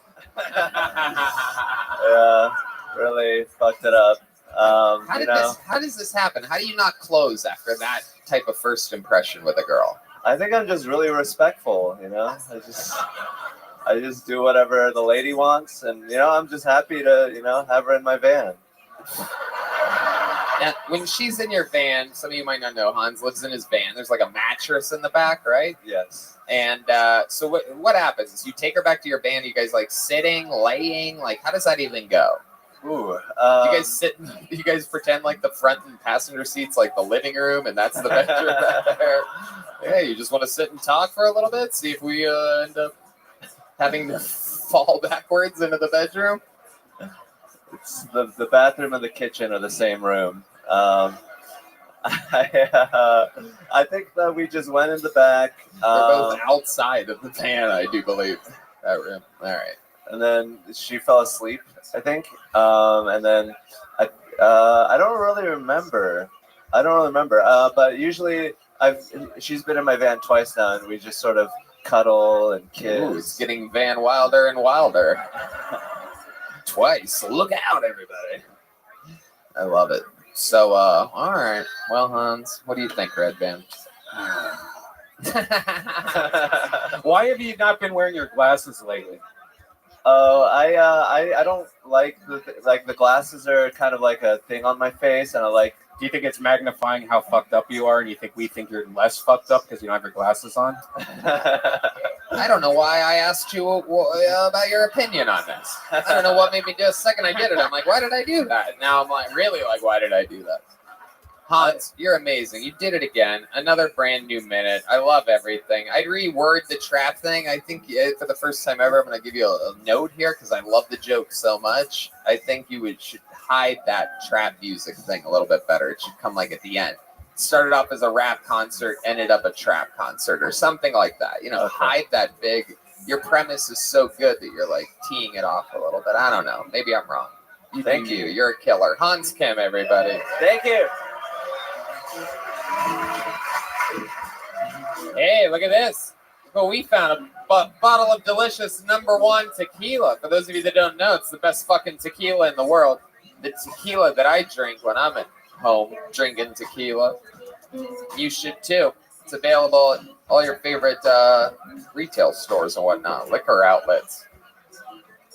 And founded by the great Ron White. I don't know if I mentioned that. Our guest tonight. #1 tequila. It's his tequila. All right, let's get a name out of this bucket. You guys ready to really start the wild shit that could happen here? We've had a lot of fun lately. Let's see what happens here. Kicking off tonight's bucket. Your first uninterrupted 60 seconds by we have no idea who. Goes by the name of Clemente Villegas, everybody.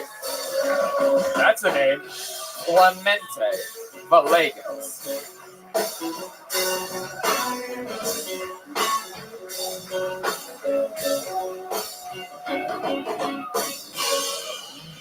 One more time for Clemente, everybody. Come on.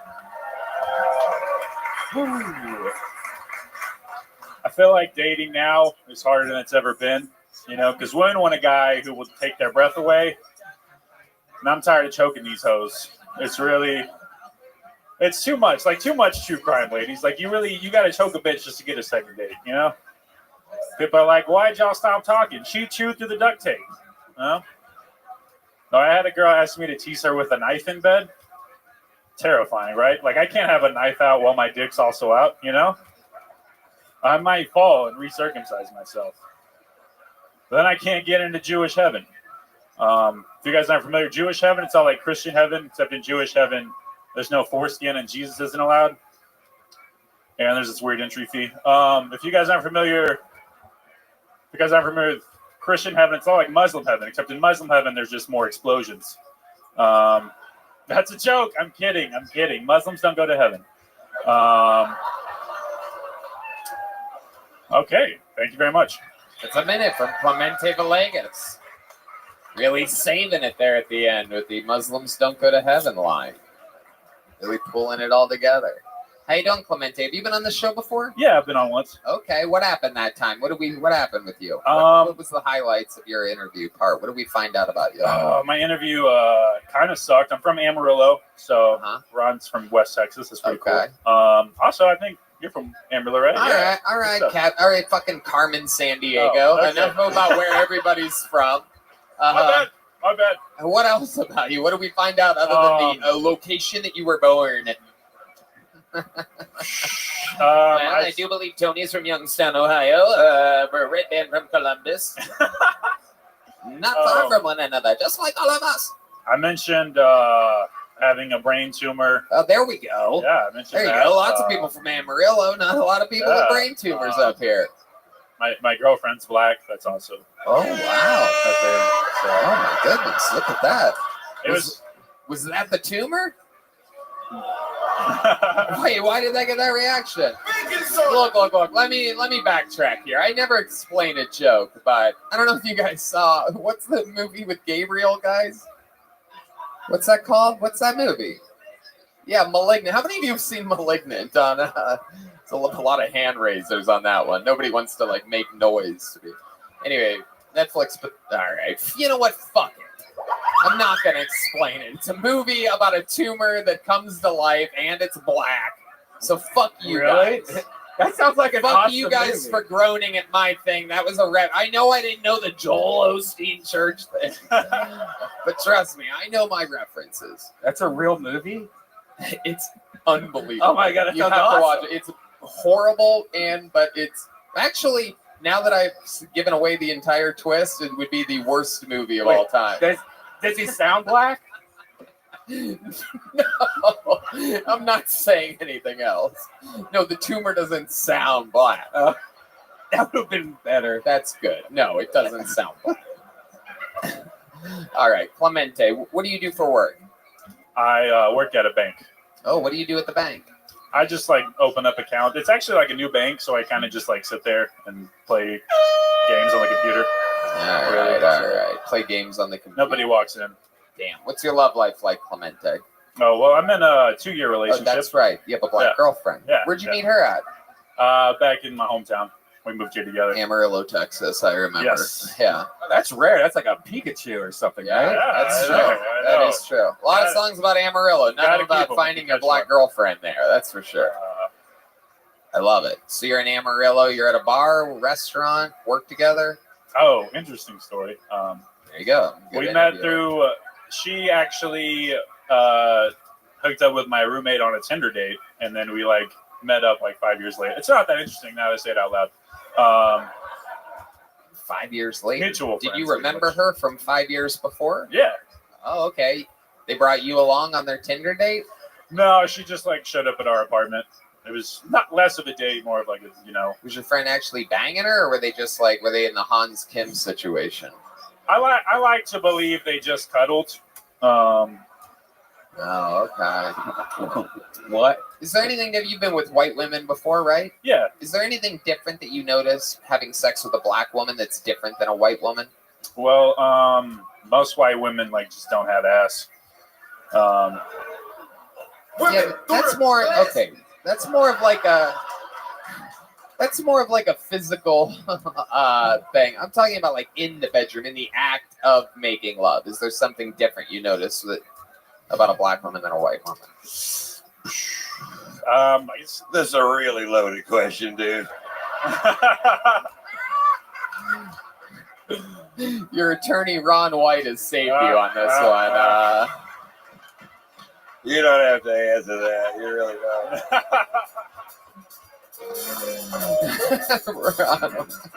Okay. the judge, the jury, and the executioner, the great Ron White. Clemente, I love it. How long have you been on stand-up? 4 years. 4 years. Wow, look at that. All right. Where do you do stand up besides here? Do you go to? Is this the only thing you do, or do you go to a comedy club and do open mic nights? Or Oh yeah, just like every night a week. Like there's Creek and Cave and several other. okay, places. I know I've seen you out there a little bit. Oh, cool. You know what? I really think that you got to cut some of this edge off because it just doesn't come off as real. You don't seem like that mean a guy. Mm-hmm. So either learn how to act meaner when you get up here, come off assholey and then sell this darker stuff, or do. It just doesn't sound like you're being true to your nature to me. You know, I don't know if that's true or not, but it seems like you're not that person and you're trying to be that person on stage. And I don't, I think it'd be more interesting if you were just who you are. Oh, thank you. Honest. I was gonna say you seem like a very, very like nice, well-mannered guy. Are we right in this assumption, or are you just appearing that way? No, I'm pretty nice. Yeah. I'm nice What's guy. like a wild thing about you? Is there anything wild or mean or anything like sort of like bad boy about you? He's a baker with a fucking tumor, dude. No. Bad boy. I mean I do acid sometimes. Is that bad? No, even No. Hans Kim does that. Jesus, that's nothing. What do you do when you're on acid? I like to like go to like parks and like see nature. Just like hang out. Oh, all right. Fucking real fucking. I went to a Gabby concert last Petito night. over here. Concerts? Yeah. What's your favorite concert you've ever been to? I just went to Tame Impala. They're like a psychedelic rock band. Oh wow. Okay. Nice. All right, look at you. These fucking bank tellers out there tripping their balls off at fucking concerts. Good to know you're counting the money. Yeah. We You got ever- machines for that. You ever think about I mean, I can't imagine working at a bank because I think that my mind would always be about how do I sneak a fucking bag of this money out of here, right? Isn't it crazy being surrounded by money and you probably make a decent wage, but I mean, not what you could make if you just left with the money. Yeah, but I mean, they'll find me. Is it ever tempting though? It seems like it would be constant temptations. Yeah, I mean, I've thought about it, but I'd like to object right here. You don't have to answer that question. You have a good attorney, sir. Continue. Ladies and gentlemen, that was our first bucket pull, Clemente Villegas, everybody. We're going back to this bucket. Hey. Clemente, here you go. Have a joke book, buddy. I like your style. It's a good guy. Bonsai. The great Bonsai. Follow him on Instagram. BONEZEYE. Okay. Wordna. Or Wordina, perhaps? Wordna. WERDNA. Wordna. That's an interesting one. Here we go. Oh, here he comes, everybody. Make some noise for Wordna, everyone. Here we go.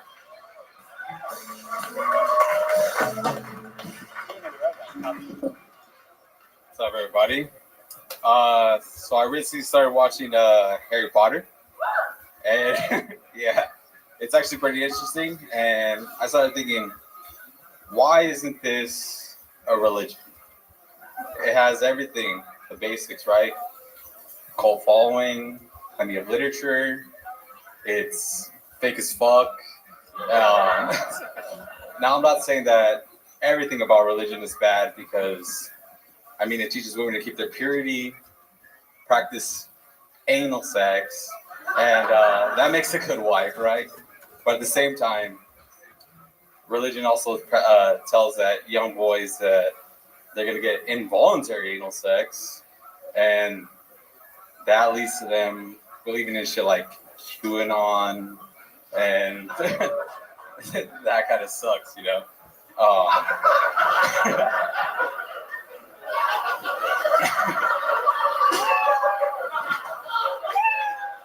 And I'm not saying that QAnon is like, they're not all molested or anything, but they're pretty retarded as well. Jesus Christ. All right, word now, everybody. This is wild. Look at this guy. I love it. Or girl. I'm not sure what the fuck this is exactly. This looks like if someone put Rosie O'Donnell in the microwave. Oh, fuck. Wordna. Am I saying that right? Is that your name, Wordna? No, my name is Andrew, actually. Andrew. Wordna is backwards. So. Oh, wow. That's so gay.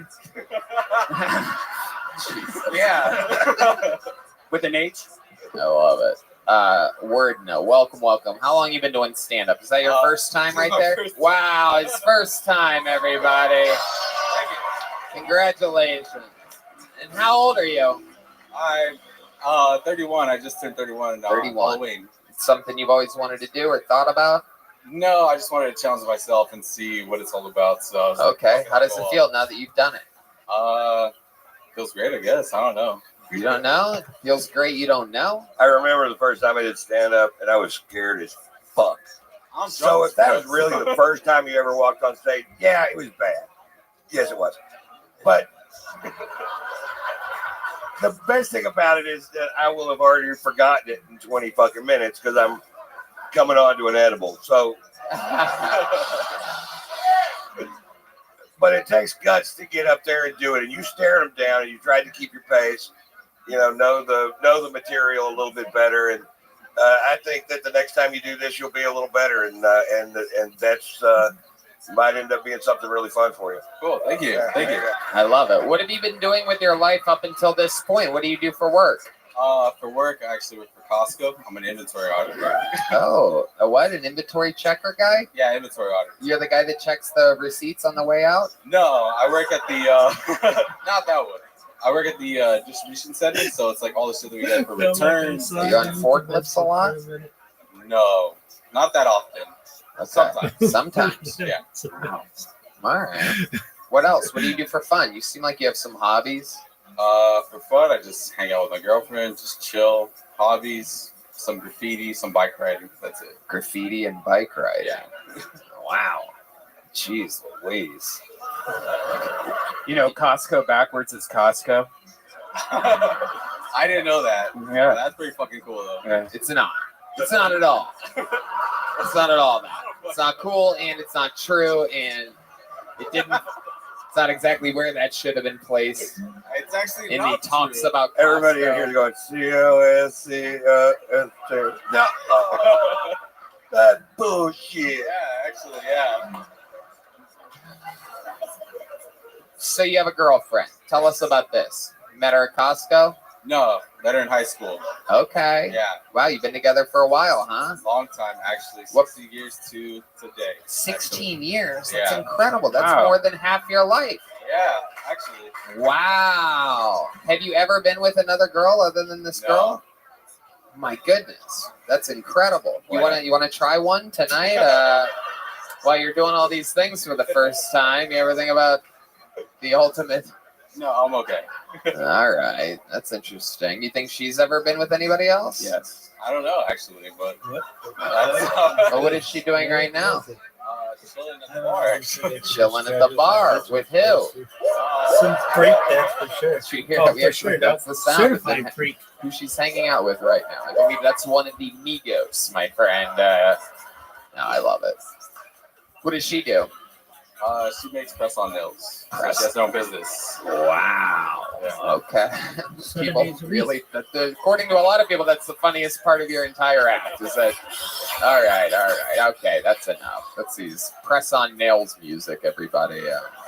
Never get to use it. Word now. All right, Word Noel. It's your first time doing this. What else have you done that you've been experimenting with? Seems like you're knocking things off of a bucket list. Are there other things in life you're looking forward to doing for the first time? Well, I actually just flew to Austin for the first time. So You flew to. This was your first time on an airplane? yes. actually. Wow. 31 years old. Yeah, Holy wow. shit. Where the fuck are you from? I'm from Riverside, California. Riverside, California. Hell yeah. A lot of West Coast out here. Represent. I'm a Texan now, so you guys can all go fuck yourselves. But there was a time for me in California. Riverside, for those of you that don't know, is the top right corner of the Grand Theft Auto map. Pure white trash, meth heads everywhere, people on ATVs getting DUIs and fucking. So it's real trash up there. Yeah, a little bit. Incredible. What's like one of the white trashiest things you've ever seen? You've spent your whole life there? Is that right? No, actually, no. Well, Well, very few people move to Riverside, so yeah. I just White assumed. trashiest thing? I don't know, actually. I mean, this is the type of place where you'll see like someone do a drive-by on a can of Mountain Dew. Like it's like a special kind of trash. All right. All right, Wordna. I don't know what else to do with you, dude. You got your first time ever on stage here tonight. You're gonna get a little joke book for the All whole right, thing cool. from the Great Thank Bones you. Eye. Take that back with you. On what airline did you fly? Spirit? American. The only airline worse than Spirit. I everybody. hate fucking American. You guys ready for your next bucket pull? Let's see what happens here. I have a good feeling about this. Make some noise for Cousin Berto. Cousin Berto. That's a cool name. It's probably his maiden name. You guys having fun out here, huh? What's going on out there, Austin, Texas? You guys with us tonight? Here he is. Cousin Berto. Whoa, this is badass, dude. I am Cousin Berto, and I just wanted to let you guys know that, can I get personal with you guys? Can I be personal? All right. I recently just found out that choking during sex is the turn on for me. It's a turn on for me, dude. I don't know why, but it's a turn on for me. My throat is sore, but I think I'll be fine. No, listen. I just gotta laugh at my own shit. I laugh at my own shit. I know. But I just got a new job actually. They call it's with the staffing agency, so they call me, right, and they're like, "Hey, we have a new job and blah blah blah." I'm like, "Okay, what is it?" And and as a gay male, this was my dream job ever since I was a little girl. And so she's like, well, you're gonna be polishing pipes. I'm like, holy shit, polishing pipes, dude. I'm like, okay, well, what time do I need to be there? 7. I'll be there at 6:30. Goddamn. It's overtime mandatory. And she's like, well, how many years you have any experience doing this? I'm like, well, I'm 47. I'm 47. I have 32 years experience. Berto. Cousin Berto, thank you. Time, everybody. Cousin, welcome to the show. I'm going to interview you now. You can keep that microphone. That's right. Welcome. That's right. This is your first time on. I'd remember you. I've never seen you before. You're like a gayer Mario Cantone. An incredibly straight-looking gay man. This is very rarely. I mean, you are just. Yeah, you are. Look at you. Crazy. It's funny that your first name's Cousin because I bet your family doesn't talk to you.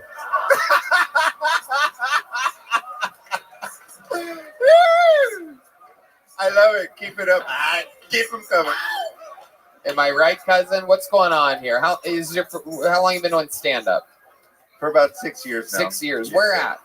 I'm from Austin, born and raised here, so I started comedy here. Then I moved to San Antonio, so I live in San Antonio now, which is just an hour away. What clubs around here?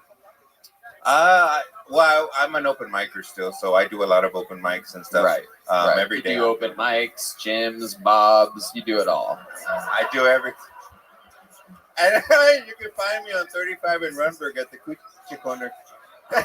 I'm just kidding. The Coochie Corner?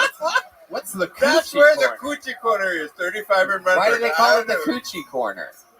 Dude, where you buy coochie at.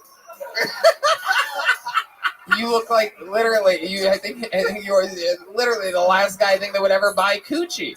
Are they selling butthole at the back door? I'm confused. Why you'd be at Coochie Corner? I'd be more on Hershey Highway. Whoa.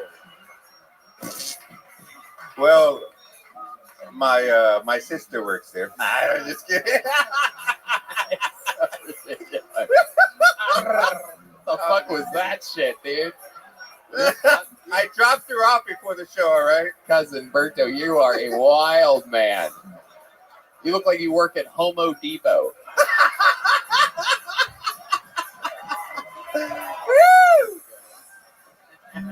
Hey, the other day you called. It was a few weeks ago.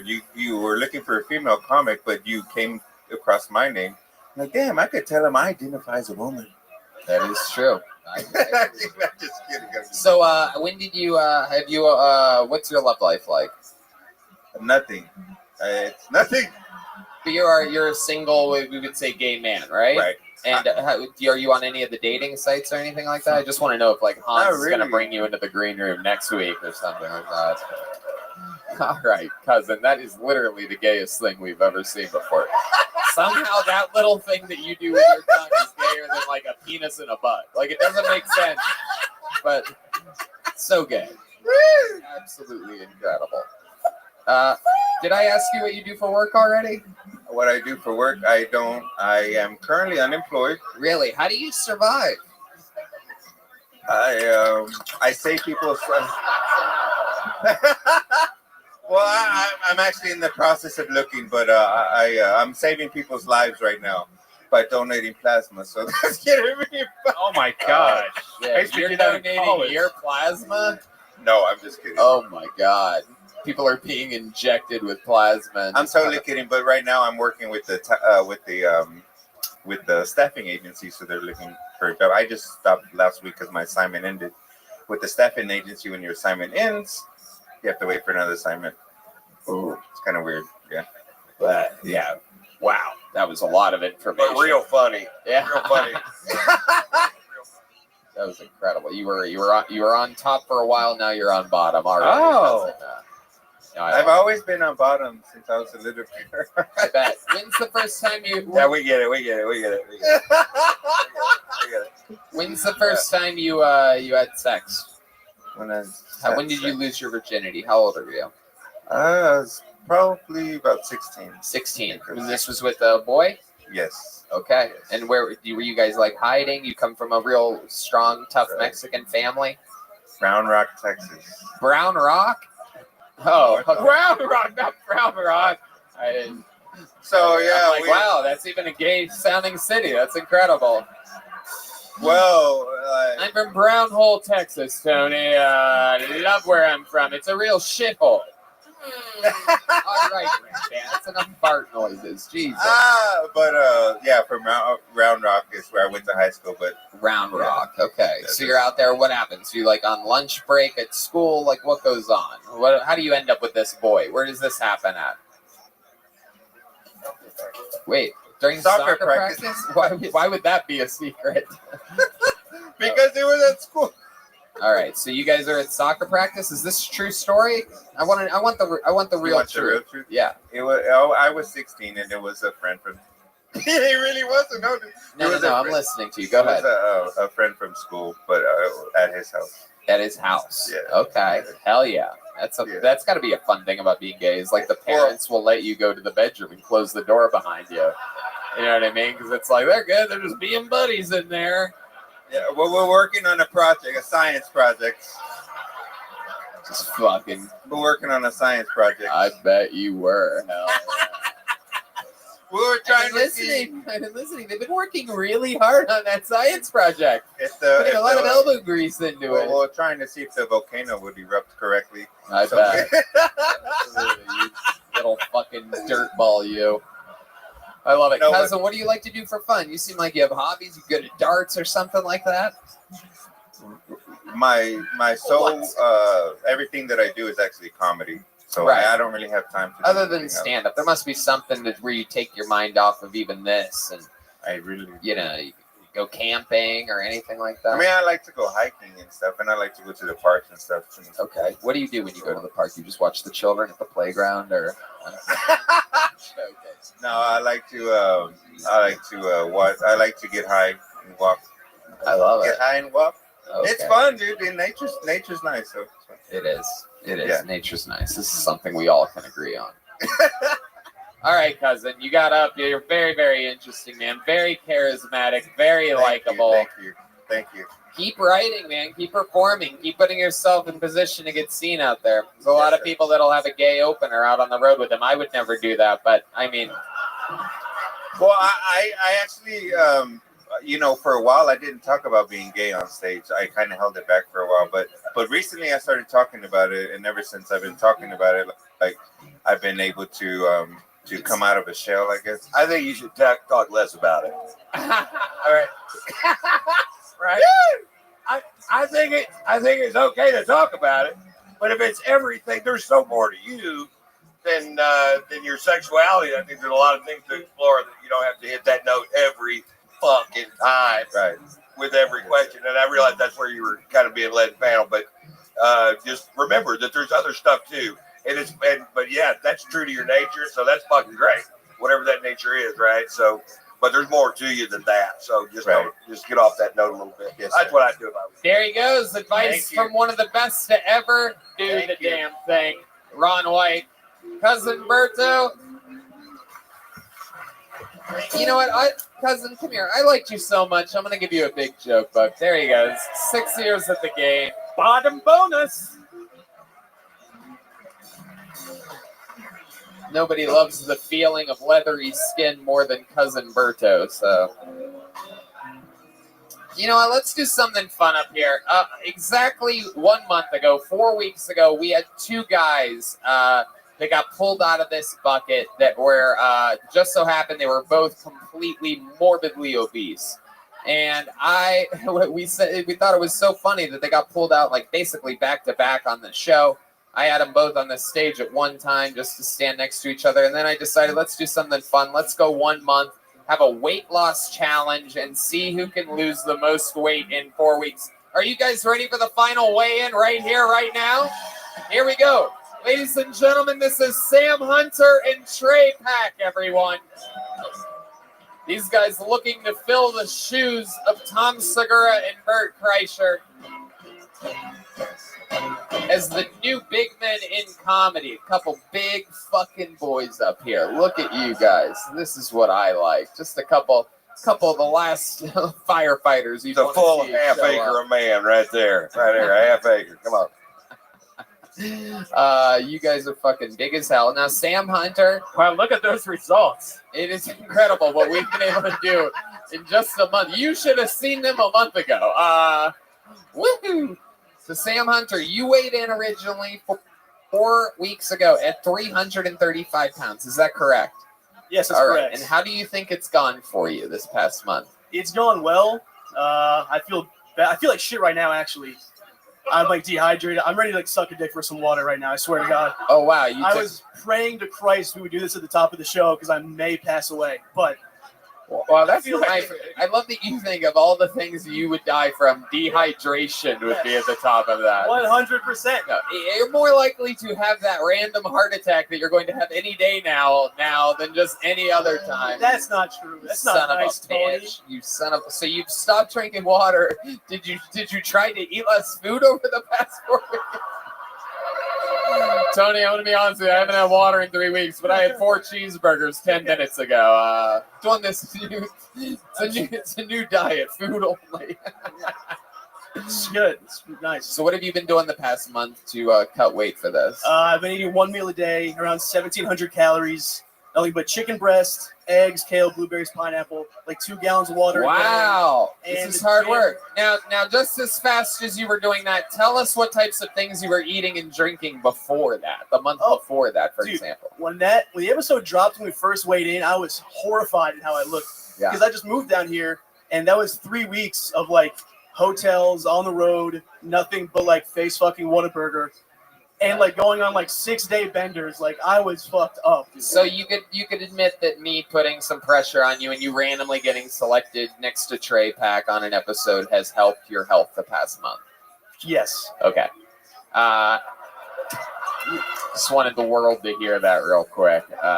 Just out here helping people. You fucking remember how gay you guys were in May? You know what I'm saying? Anyway. Just a good person. So, Sam, you weighed in at 335. We also said that whoever loses the most amount of pounds gets, from courtesy of Kill Tony and Yellow Rose, Red Rose, Screwball Peanut Butter Whiskey, gets $10 for each pound that they lose. So that's very exciting. That's something to hear. Anyway, weigh in with the microphone in your hand. Let's weigh in and We got Yoni up here. Here he is. There's the scale. This is the. Put your hands together for the scale man, everybody. This is Johnny Depp, everyone. Remember Johnny Depp from the movies? That's what he looks like now. You shouldn't make him hold the microphone. That's a pound, dude. No, don't make him. He's trying to get out of $10. Oh, wait. Is he taking his shirt off? Let me know. Oh, wow. These guys are going for it. Oh, shit. He's stripped down to his bathing suit.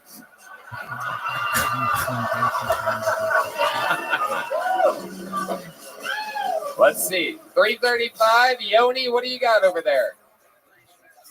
363. All right, everybody. It appears that he has gained almost 30 pounds since. There's no way. That's what it says. That's exactly what it says. There's no way. What? Give this man a fucking microphone. Dude, there's no way. Wait, you do know that muscles weigh more than fat, so you might have been like gaining muscle this whole time. Wow. Thank you, Dr. Redband, for that bold prediction. Maybe he gained muscle. No. There's not a chance. Yoni, do you think something might be wrong with this? There's not a fucking chance in hell I gained 30 pounds, dude. There is not a fucking chance in hell, dude. No way. Yo, I was going to the gym like a motherfucker, dude. Like an animal. Yo. Wait, we put Ron White's tequila on the thing to make sure that the scale is correct. You don't weigh tequila. Yeah, it's on the bottle. All right. Let's see what's going on here. Ron's going to tell us whether it's real or not. No, get the camera out of there. You might not want it on here. Let's see what these. Break my clothes. Oh my I'd God. say it's off about 8. something like that, eh? Something like that. This is, I realized immediately that him trying to rationalize how the scale is wrong is my new favorite comedy show. I think that this is a whole new spin-off idea from Kill Tony, where I have people weigh in, go on a diet, then a month later make them weigh more. Almost 30 pounds. Dude, like, I swear to God, I am so thirsty right now. Fuck you, Tony, you motherfucker. Hey, thanks for helping. Thanks for helping me get healthy, you piece of shit. Fuck you, Tony. Fuck you. Jesus Christ. There's no way. Dude. This is the first ever weight loss challenge in the history of Kill Tony. We are going to see what happens here. Either way, whatever's happening with that scale, obviously Trey's about to get on the same scale. How about you hand the microphone over to Trey? We're going to meet Trey Pack right now, everybody. Oh my gosh. Now, Trey Pack, believe it or not, weighed in the first time at 396 pounds on the same scale, the same day that Sam Hunter's excuse-making ass weighed in. Trey, tell us about your plan on losing weight over the past month and how that's gone for you. What's scary is that your opponent gained 30 pounds, but you don't look confident. I'm almost certain this scale's fucked. I don't know, man. I don't trust it. No, I've just been starving. I feel a lot better. I feel great. So you feel good? Yeah, the number on the scale doesn't. I'm not even gonna look. I don't even want to. You're not gonna be able to see it from your angle anyway. Yeah, I'm pretty sure that if you look at the number on that scale, you're rolling into the audience. Katamari. Hell yeah. Oh, God. This is so much funnier than I thought it would be. I'm literally like, oh, God, we have to weigh these guys in. It's going to put a real dent in the show. Meanwhile, all the blood has gone to my head from laughing this whole time. Now, do you want to take any articles of clothing off before you get on the scale? Yeah. I don't know if you noticed, but Sam Hunter took off his shirt and gained 25 pounds. Oh, shit. Woo! Oh my goodness. This guy's got a real fucking chest tattoo. Holy shit, look at that. Oh yeah. Wow. 11, 18, 12. What is that? Is that how many sandwiches you eat a day? Did I say Whataburger? We didn't get a chance to talk about it last time I was on the show. I used to be a youth minister. That was the day I accepted Jesus Christ as my Lord and Savior. Gross. Yeah. Wow. Holy shit. What are you, from the Church of Latter-day Saints?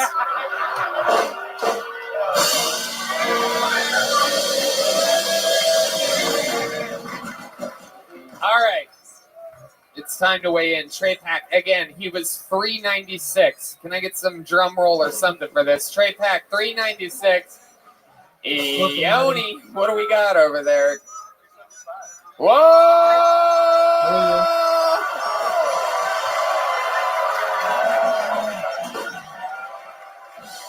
Wow. 375. Absolutely incredible. That's $210. That's not going to break the bank. and he has to pay him, right? Yeah, actually, that is true. We'll figure it out. We literally said in the last one. Now, Tony, as a joke, we literally said that if anybody gains weight, they have to pay the other person $10. There has to be something wrong. Sam, weigh in one more time. Let's weigh Sam in. This is absolutely... What do we got there? That's a time. Oh, it just told the time, everybody. That's how fat he is. It's like it's bedtime I'm up dead for the scale. I wasn't built for this. Stop it. This is how. This scale might as well have been at Astro World this weekend for how many times? Tap it and then step. How much pressure it's had on it. Tap and then let it go and then step on it. There it is. It's taking off his shoes, everybody. Wait a second. It appears to be fluctuating at about 253. Oh, 353. Oh, wow. Yeah. Yeah, dude, that's not good. Still looking. I keep looking at your original wave here. 335. Grab a microphone. Explain to us what the fuck you think is going on You here. gotta look at the before and afters, bro. You are a fucking liar. I'm not. Dude. Yo. You mean before and afters? Come on. No, my friend who I started with in Connecticut, he had shows down here. We went to the gym back-to-back days. The whole time he's giving me advice, like do this, do that, and I had to be like, dude, I know what I'm doing. Chill. And I pushed back. So you went to the gym 2 days? No, I went to the gym like 5 days a week for the month. Yeah. And then like by the end of the 2 days, my boy kept telling me like, do this, try that, and I had to be like, dude, shut up, like, relax. Then he called me a cunt in the gym, made a scene. And then when we got back to my apartment, he was so dehydrated, he was having like uncontrollable muscle spasms. Oh shit! Like he couldn't keep up with me in the gym, and I came to him. There's no way. Let me ask you this: have you had a lot of bread and pasta the past few days? I have not had a lot. No, I haven't had any bread or pasta for at least a month. He just built his muscle up, and that weighs more. For real, that's what happened. Guys, that is not how it works. Stop clapping. Oh my God, this is why they were able to fucking plow that vaccine into everybody's mind. Jesus Christ, that's how quickly it spreads. No, you just suddenly gained muscle. No, you fucks. And then you all clap like you're supporting him. That's very nice. I want you to lose 20 pounds in tears tonight after you get home. That's what I want. That's not nice. No, I'm kidding. I'm joking. I'm kidding. Obviously I'm joking. I feel really bad for you. It's completely embarrassing what happened up here tonight. All right, well, I don't know. So you win $210 Trey Pack. Congratulations. Wait. Tony, thank you. Don't you think we should extend this for another month? You guys want to go one more month? Why are you saying no? This past month's been a nightmare. But look what you're doing. You're making yourself better. Don't you want to keep losing weight?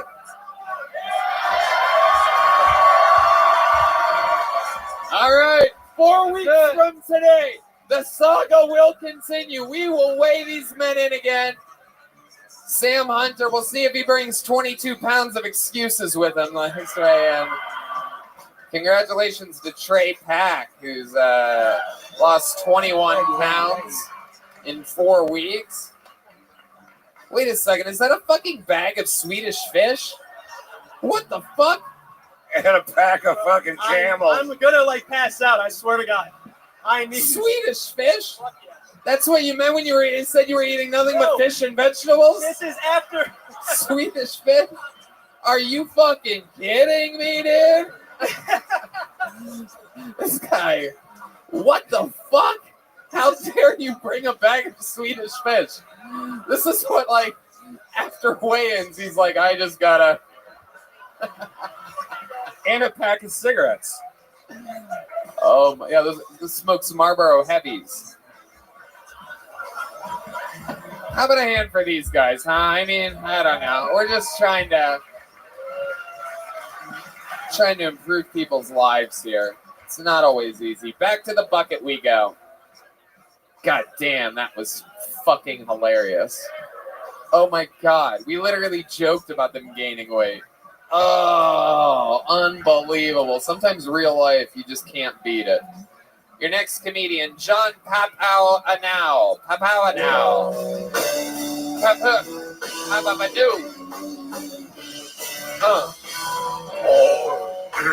John.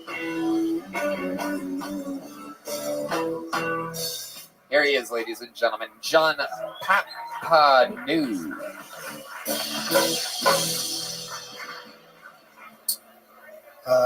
Hey, I had a rough childhood because my parents are what you can call helicopter parents. You know, in the sense that helicopters are incapable of love. I scared myself this morning by pooping red. But then I remembered that I ate beets last night. And I'm like super allergic to beets. So it was just blood.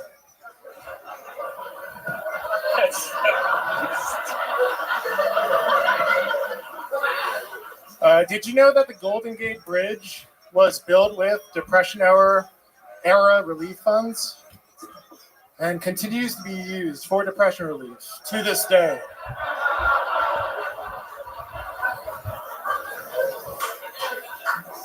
I would think the worst part about having to marry your own dog would be having to have sex in only one style. Non-consensual. Absolutely hilarious. John Papaanu. Papaanu? How do you say that? Papanu? Papa Ioana. Papa Ioana. Very cool. You have like the last name of a big NBA player or something like that. No, I'm Polynesian. Oh, okay. What are they known for? The sauce, right? Can I get away yeah, with- the Wendy's sauce that Red Band loves so much. Can I get away with that? Saying Polynesian? I'm Greek. What? I'm Greek, actually. Oh, you're Greek. Okay.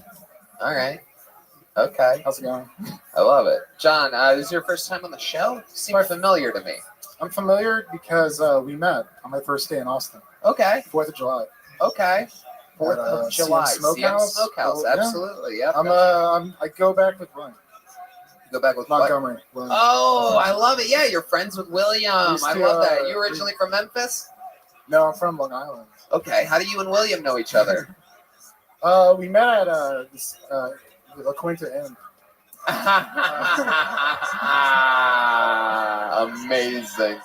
Amazing. I fell right into that fucking trap. I love it. John, what do you do for a living? I was a physicist, and now I'm a data scientist / machine learning engineer / unemployed. Wow. How come you're not a physicist anymore? What happened to that? I went into grad school thinking I wanted to do research, like be a professor and all that, and I got disillusioned with it during my grad school. So I started doing open mics in Colorado, and I got my PhD, but I left and I went to data science, where you get paid better and you do less interesting work. Yeah. Yeah, no, that's the vibe. Is that a bummer? I'm a bummer. I'm sorry. Yeah. Why do we have to talk about real shit? Can we talk about like my parents like beating the shit out of me? Sure, let's do it. Absolutely. I was just gonna say interesting things about your life. Your parents beat the shit out of you? No, they're great. Right. I love. Yeah. I was gonna say I don't think most physicists come from an abusive background. Right. It's not really the old. So they were good. They're good parents. Yeah, they're good parents. Okay, they're back. They're too good. No, it's bad. They're coercive. They're overbearing. Mm-hmm. So like they're still worried about me because I am between jobs and unemployed. And I was like, I'm gonna. How old are you? 35. 35, and they're worried about you? Yeah. Why? I mean, you still look like a physicist. I figured, yeah. At least you didn't lose your look. Jesus. What do you do for fun, John? I train Brazilian Jiu-Jitsu. Really? Holy shit. Damn. I was just about to call you a fucking nerd, but now I'm not. Yeah, me and Lex Friedman. Incredible. How far are you in your jiu-jitsu training? I'm a black belt. Get the fuck out of here. Really? Fuck yeah. Oh my God. I've been training 15 years. Wow. I trained with Joe Rogan. Wow. In 2009, when he briefly lived in Boulder, Colorado. Damn. I was a blue belt. He was a brown belt. He passed my guard, then he choked me. Yeah. And I'm looking for revenge. Okay. Wow. Calling out. I'm doing a show tomorrow. I can sneak in the back door. You guys can have it out. Yeah. Yeah. Go to this steam room together. I'm unemployed. I'll do it. Teach him a fucking lesson, man. Teach him a lesson. I love it. Joe, what do you think about this idea of this guy getting his revenge on you in a jiu-jitsu match? That's nonsense. Oh, there you go. That's what Joe seems to think about it. Doesn't think you have a fucking chance. Has the training from being up there helped you because you were in Denver training jiu-jitsu, now you're in Austin, and Great question. Let me ask the you. sea level, It helps you because you can go to like an Apple store and get weed. That's the nice part. I must warn you, after you bragged about being a black belt in jiu-jitsu, there's probably going to be a man named Cousin Berto who asks you to choke him later. So just be aware of that. He's out there. And no, I didn't mean you bragged about it. I totally asked you. I like how defensive you are of your. I love that. Wow. John, what's your love life like? I have a girlfriend. Ooh, la la. How long you been with her? Quite a while, 4 years. Okay. Don't lie to me. All right, Joe. She lives in Canada. Go back to the gym, Joe. I love it. So where'd you guys meet? Some fucking trivia night or something like that? Comedy. Open mics? Yeah. She does comedy too? She did. Wow. She doesn't do it anymore? Not really. Really? She could. Really? She's good. Is she with you here tonight? She's not gonna come up. You don't think so? Is that you saying that? You guys want to see this guy's girlfriend do a minute? Bring her up. I guarantee you she'll come do a minute of stand-up. Bring her up. Introduce her. What's her name? Ladies and gentlemen. Okay. I mean, she's already here now, but just say her name and then hand her the mic, and then she's going to do a minute. Ladies and gentlemen. You don't have a minute? Do you remember her name? I'm trying to buy time, and you gotta call me out on it. Okay. You don't have a minute? Do girl comedy. Okie dokie. Again, we still have no idea what her name is because John Papineau is so afraid of his girlfriend bombing up here, but here she is. Fine. What's My your name? name's Elena. How about a hand for Elena, everybody? Elena, we know this is a tough position. I'm a girl, so do you guys like girl comedy? Yeah. Cool. Okay, so I was talking to my friend the other day, and she was telling me she likes to pick up guys at the gym. I think that's so funny because I think you can tell like how a guy has sex by how he works out. You know, like you see a guy on a treadmill and you're like, wow, he must have a lot of endurance. And then you see a guy doing squats and you're like, wow, he could really throw his back into it. And then you see a guy on the bench press, like always getting like, and you're like, that guy for sure comes blood. You know what I'm saying? You know, this bitch knows what I'm talking about. She fucking knows. She's saying that. I want a pearl necklace and I rubies. I'm right. Fix the pay gap. It's 20 whatever. And also, okay. I didn't know I got that long. Unbelievable. Elena, stay up here for just a second.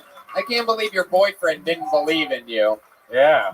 Whatever. He thought you didn't have a good minute in you. It's a very uncharitable interpretation of events.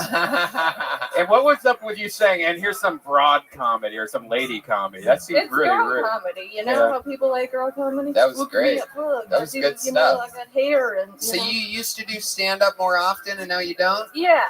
Why'd that happen? I don't know. But it feels good when you do good, right? You feel. I guess. I mean, I don't know where I am. I'm just a piece of luggage being carried around. I love it. Hell yeah. Okay. Just here, just doing it, I guess. Someone's been getting into her boyfriend's chemistry set. DMT, who? That's fun. I like your style, Elena. What do you do for work? I'm a software engineer. Wow, look at you guys. I like you. What you two meet at a Lens Crafters? I like that. I know. Okay. This is a match made in heaven. I know. I'm aware. Does he ever try any of the wacky jujitsu on you? You train as well? I don't. And I taught him how to shoot a gun, and now I have no advantage. So I'm very afraid, in kind of a fun way, but very afraid. Wow. I like it. So you knew how to shoot a gun before him? Oh, that's perfect. Yes, very good. It's mostly that, right? Obviously, you specialize in cartoon guns. Yeah. Yeah. So I got a movie set that I'm doing soon. The last guy got fired, so they're just having me fill in. What? Really excited, really big deal, big opportunity. When you were doing comedy, how long did you do? Like, what was the longest set you did? Oh, I have no idea. I don't know. I'm supposed to give you a real answer, right? I don't know, like 15, 10 minutes, 10 minutes. Yeah. Don't fucking talk for me. Okay, this is my moment. This is my moment.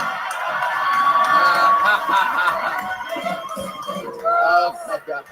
Girl, come. We are watching the end of a 4-year relationship right here, only at Kill Tony, the greatest live podcast in the world. Absolutely incredible. You guys are adorable. I feel like you guys have sex like Willy Wonka's grandparents. Like you guys sleep like opposite ways. Just have and another like 80-year-old couple right with us. just have nerd sex. Like she bends over and starts reading a book while you just hit it from behind. I'm gonna fuck you like a calculator. So stupid. Do you want to do 5 minutes Thursday? Whoa! In an unbelievable moment, you just saw a young man get pulled out of the bucket, did good, said his girlfriend used to do stand-up.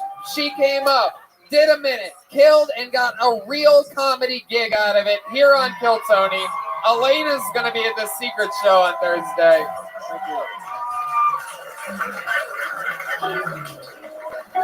You guys take those. The big ones for her, the little ones for you, John. What are you gonna do? Choke me?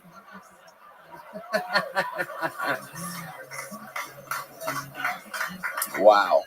And they're friends with William. How cool is that? I know. I can't believe William hangs out with smart people.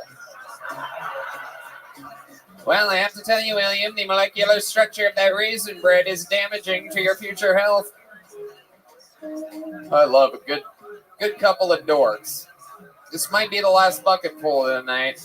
Make some noise for I-Power. This is a new name, I-Power. We're going to see what happens here. Here is I-Power.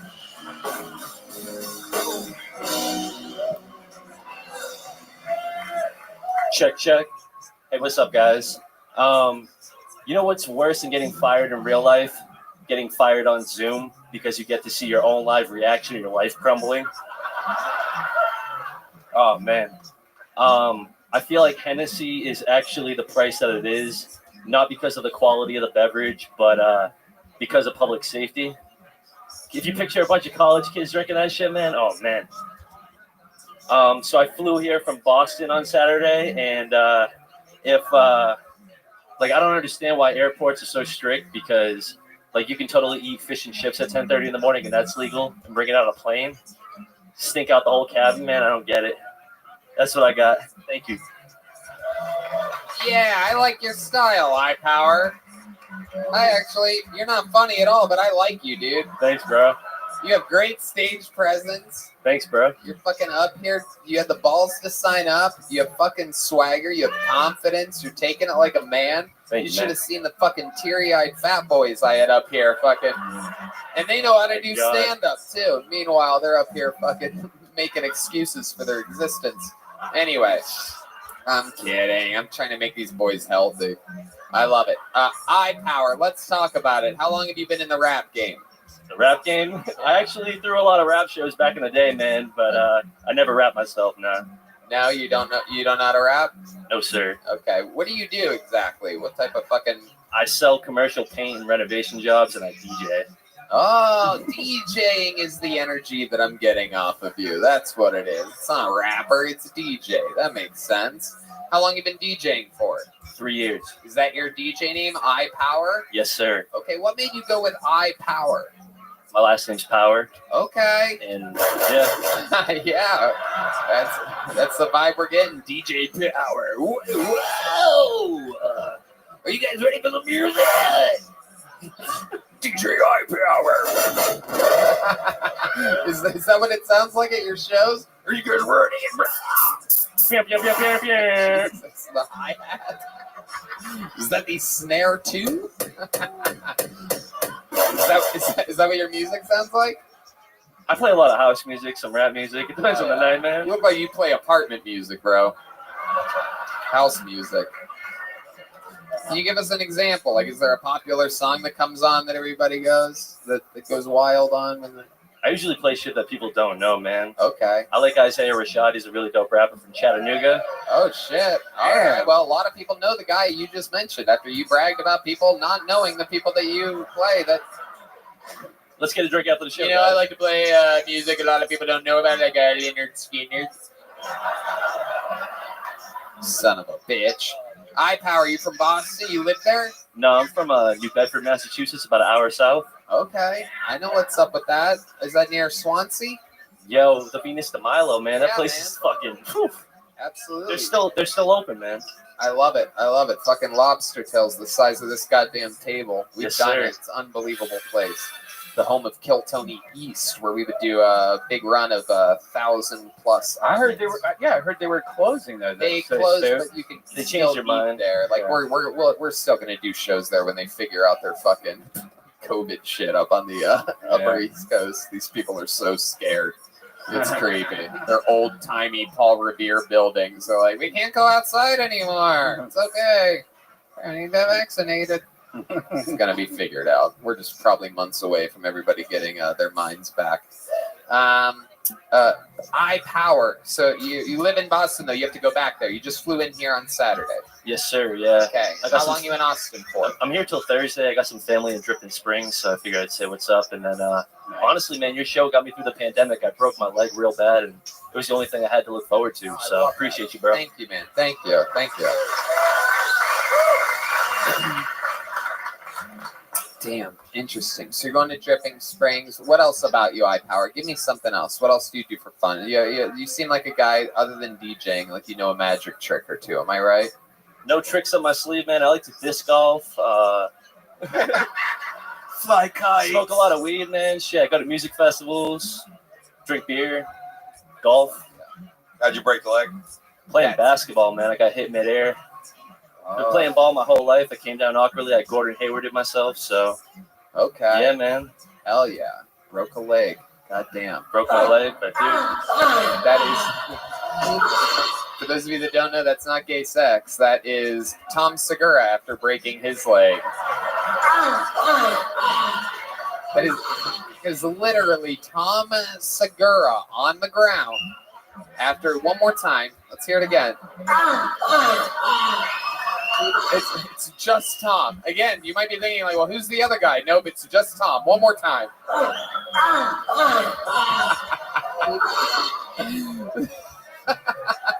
It was worse than that, bro. Shit. Yours was worse than that? Worse than that? Can you do an impression of what you sounded like when you broke your leg? Fuck. Unbelievable. All right. Well, I like your style, man. It was my first time, bro, so, you know, I did my best. And, Oh yeah, we know it was your first time, iPower. You did 33 seconds of good trying. But I like your again, you know, dude. Like I said, you have you know, an unbelievable amount of confidence. DJing is really, you know, playing other people's music has really taken your stage presence to a level that, you know. I used to throw shows too, man. So I know a lot of original guys, and then basically I got sick of splitting the pot, so I just kind of play other people's. Okay. Thank you. I love it. Thank you, bro. iPower, thanks for saying the nice things. I'm glad we were able to help you through the pandemic. Here, iPower, take one of these. Put that on your turntable and smoke it. Hell yeah, dude. You guys think we should go to this bucket one more time? I don't think we can end it like that. Lexi E. Lexi E is next on Kill Tony. Let's see what happens here. We got movement. Is anybody moving? Hey. Okay. Lexi E is coming. Let's see what happens here. Here she comes, everyone. Make some noise one more time for Lexi E.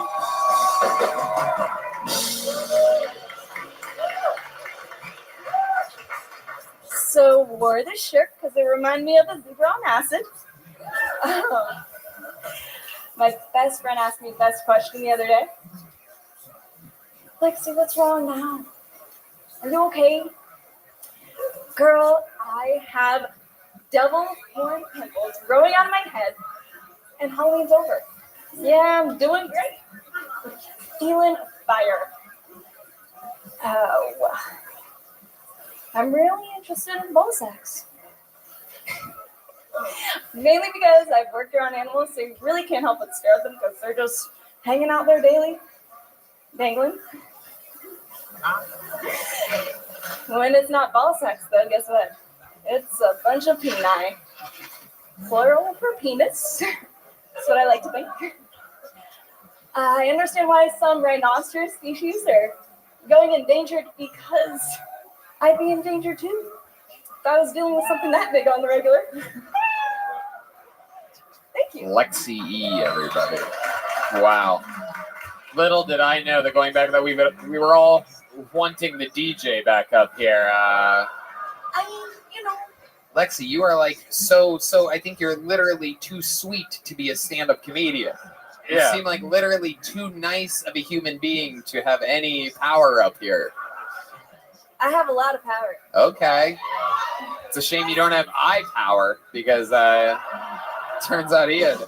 Eye power is needed in only certain places. What? Hold the microphone up like this. Oh, eye power is needed in only certain Even more. Even more. I feel bad. I don't want to hurt D Madness's ears, you know? Did you say eye power? I heard the other girlies. You know that every time you say eye power, the noise happens? Except for that time right there? Because my producer's literally mentally retarded. I'm not paying too much attention because it was my He first said he time. can't see me, everybody. And at a moment, Said her when she said. after I said he's retarded, he goes, I can't see you. It would be the sound of the word eye power that you would. No, but I didn't realize you've been reading my lips. Said you said when she said when she said eye that. power and you wasn't doing it. Stop! You said when she said it. I thought that was the rule. I was waiting for her to say it. Unbelievable. Look at the fucking impact that eye power left on the stage. All right. People love it. Wow. So how long have you not been doing stand-up comedy? No, that's what I'm saying. It's my first time. Very first time. Okay. We gotta get. I'm like the We're other gonna- guy on the bucket list. Why We're not? gonna set you down the right path. I'm in here. Austin, I love it. So this is your first time ever. Where are you from?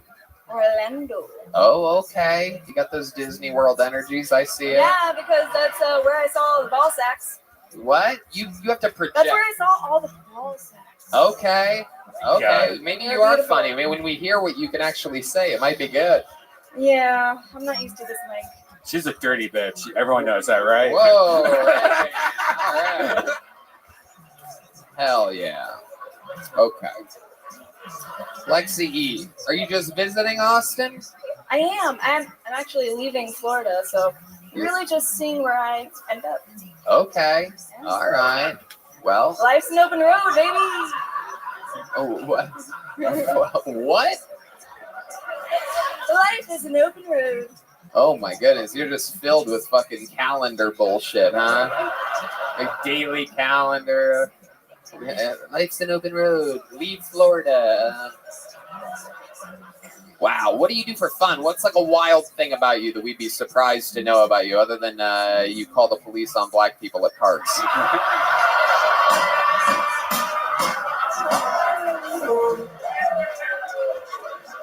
That's actually eye power.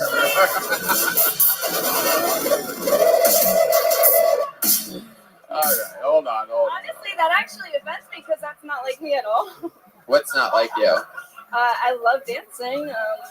Really? What kind?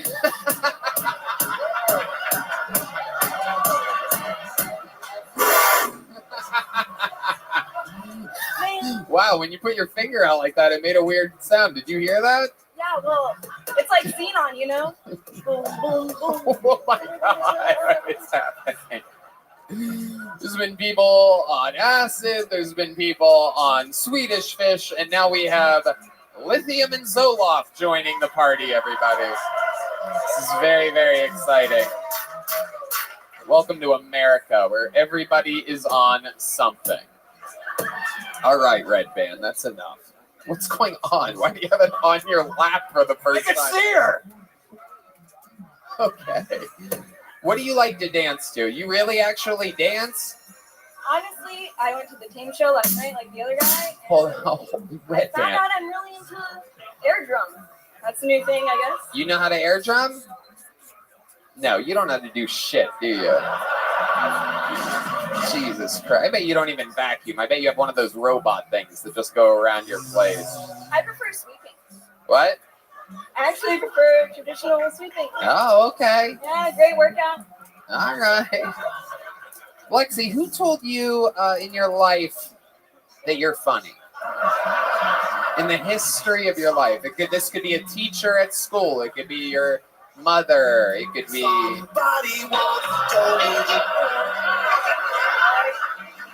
I guess no one, but I make people laugh, so Where? that just makes me happy. Where are these people? What do you do for a job? Did I ask you already? Well, I worked at Disney. I was actually a safari guide. Holy shit. Are you serious? You nailed it in the head, baby. Oh my God. Welcome to Disney, the happiest place on earth. Are you No, guys I'm ready? sorry. I guess I should keep the mic. How many of you love Mickey Mouse? What does that mean to work at Disney's, though? Yeah, what exactly did you do? All right. Red Band, you are wild right now. What does it mean to work at Disney? Well, Unbelievable. What exactly did you do at Disney? I did the safari ride.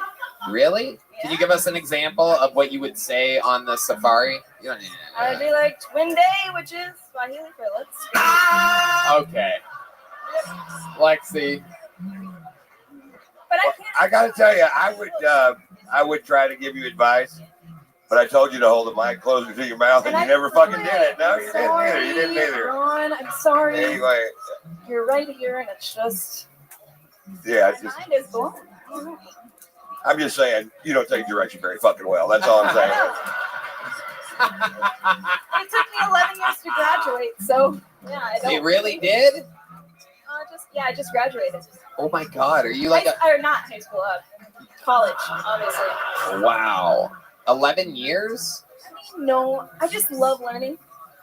Oh, wow. God. Well, you could just put your hand around the back of your head and push it towards the microphone. It's all This right. isn't art Red class, Band. Stop okay? it, Red Band. Come on. It's not art class. All right. Well, I mean, Lexi, I don't know what the fuck to do with you, dude. I know. How long are you in Austin for? I don't know. Till we. No, 11? that's right. You're like on like an adventure. You're like Just, this Gabby Petito energies out here.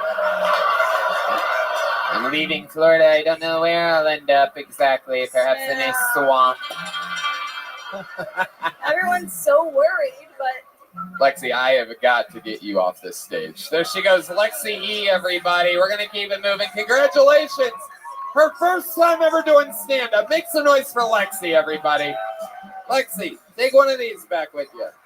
There you go. Absolutely. Lexi E, everyone.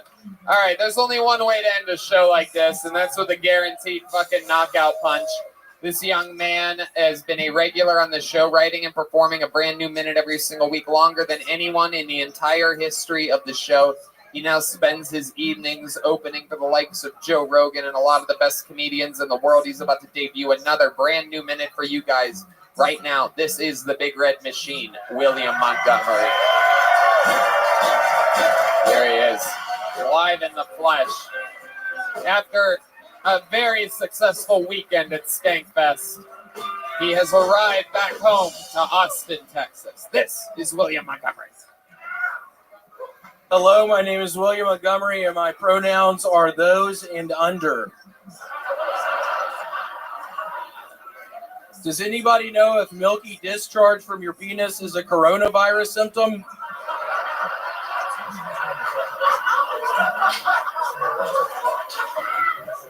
ESPN is desperate for content. Last night I watched the show, The Very Best of the Houston Astros. It lasted a minute and a half. I'm gender fluid. When it's time to cook dinner, I identify as male. When it's time to mow the lawn, I identify as female. And then this final joke, I said it during one of the Skank Fest, but it's a rare, true story joke for me. Was talking with my father Larry earlier and told him I ate some Indian food last night, and he responded, "What, like deer meat?"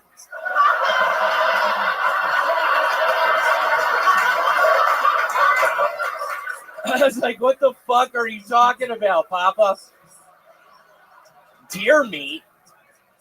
I'm not talking about fucking Native American food. I've never even heard of that."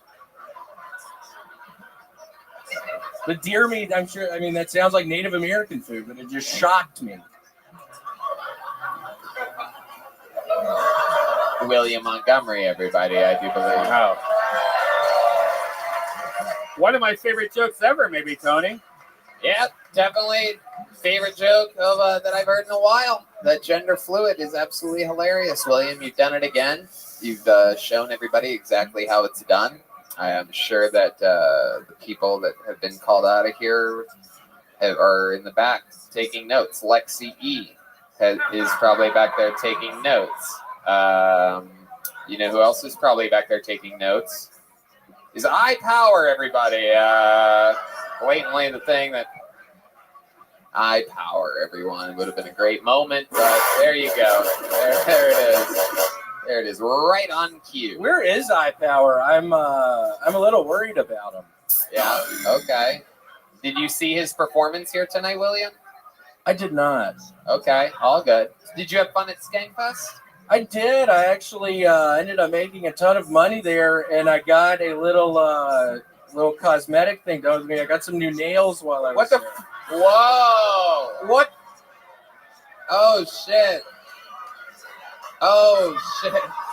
What the fuck are those, dude? Yeah, it cost me $500 fucking dollars. Are you serious? Holy shit. It cost me $500 fucking bucks. Now I can't fucking pee. I can't unzip my zipper. I can't open up a bag of salad. I can't even open up the fridge. I can't even get to the bag of salad. I can't even open up the fucking fridge. It was such a horrible mistake to get these implanted onto my fingers. It was $500. That is a great excuse to not eat. Fucking salad. $500 I spent on this shit. I can't ring the fucking doorbell. Can't open up a fucking Butterfinger. What made you do that? Why would you spend $500 hard-earned dollars on what appears to be press-on nails? I don't know. I was thinking a cosmetic change that I would like to make with myself. I have always been self-conscious about my fingernails. So I thought spending $500 on some new nails would be a good idea, and it's turned out that it's not. I can't climb in fucking trees anymore. Tony, the last Kill Tony, a lot of people don't know this yet, but a lot of people called out his nails. Yeah, I don't think it's going to be in chronological order either. I think it's just going to be that. It's going to look like that's going to be the callback to this, I think, the way that this is probably going to go. I don't know. Yeah, I do. You really just fucked that one up, Red Man. I feel like this was going pretty good. Then you mentioned that shit. Why'd you do that? Well, because at the festival, everyone started making fun of your nails. Like throughout the whole festival, people were like pointing at his nails because he had really weird Coke nails. And no, I don't. A little bit of no, I don't. A little bit of something. Why'd you have to bring that up, Red Man? I thought you fucking said you weren't going to bring that shit up. You know I'm self-conscious about my fucking nails, Red Man. For those of you that don't know, William stopped drinking about 4 months ago and became addicted to raisin bread. William, every week we ask him, I can't get enough of it. How much raisin bread? I can't get enough of it. Give these people an example, William. How much raisin bread have you had since the last episode on Monday, last Monday? In 1 week, how many loaves do you think you've had? Since Saturday, I've had 3. Since Saturday? Yep. That's more than I can't get enough of it. I started shit trying to put the fucking butter on it with these goddamn dumbass nails I bought for $500 fucking dollars. I don't have $500 at the moment. I did go to a fucking loan place.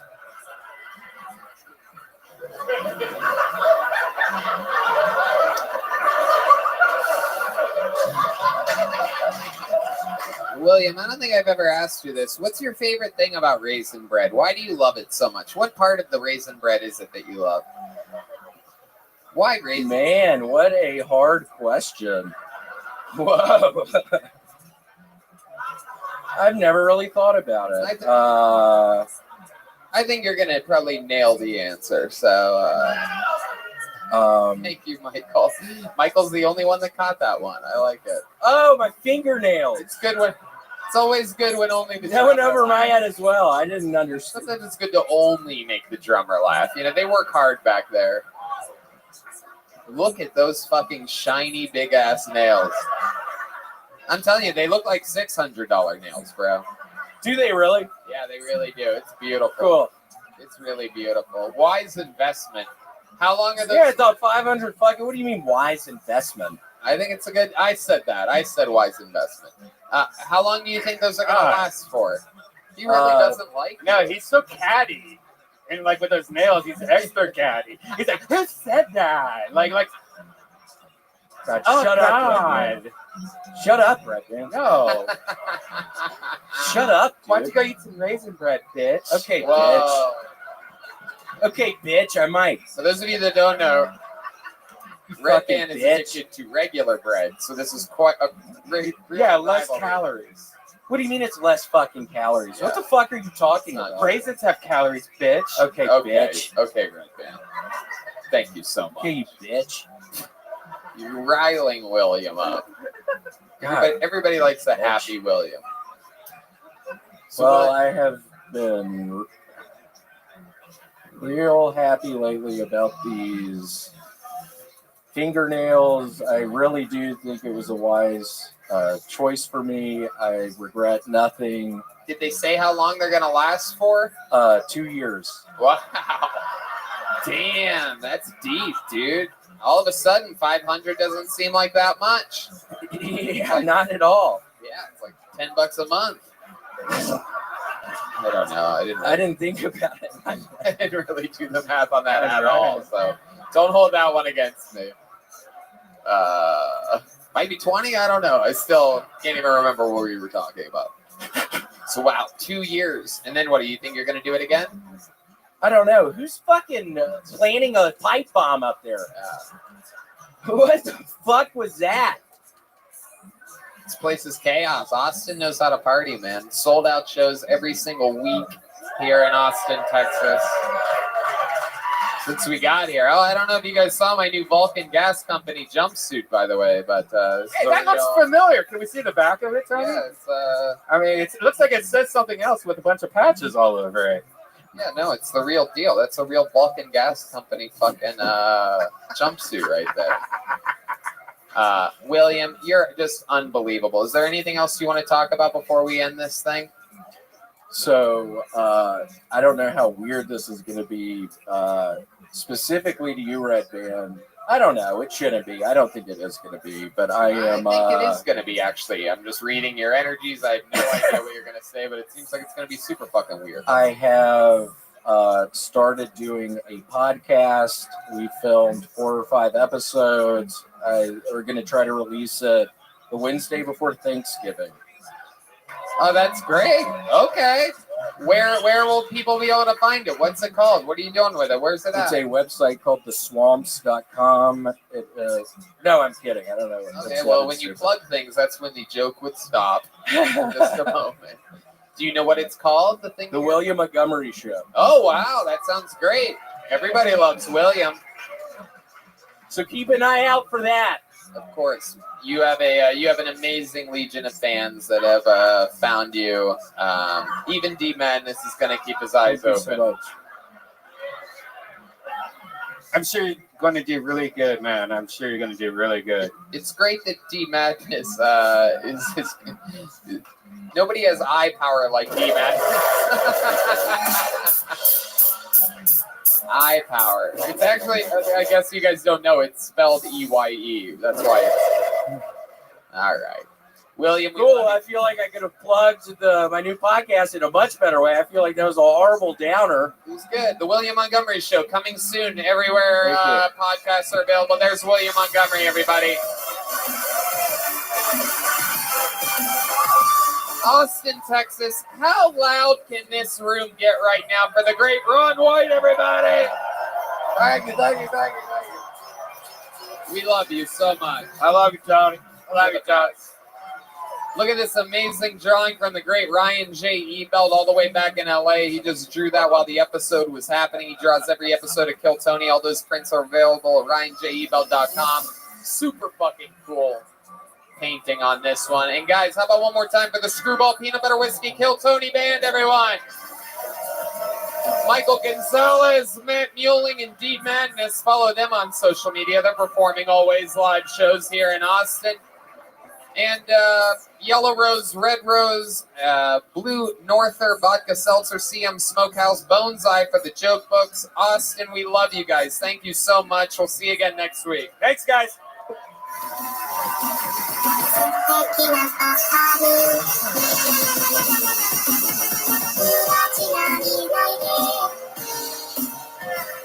Oh, yeah. Hey, let's check out the art by Chris Rogers real quick. Chris, come up here and show everybody what you drew. Local artist Chris Rogers' art.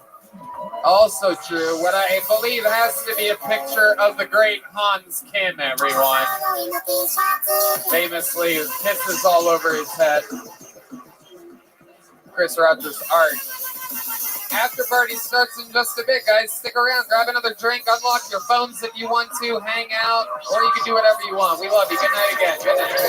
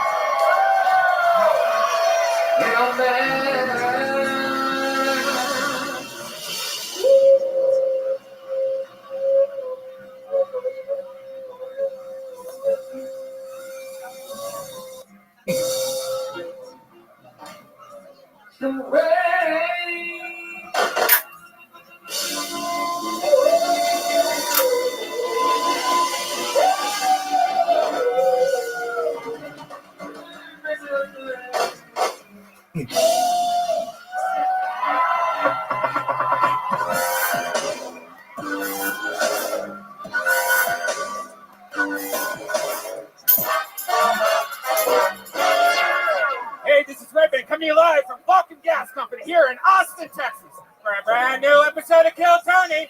Give it up for Tony.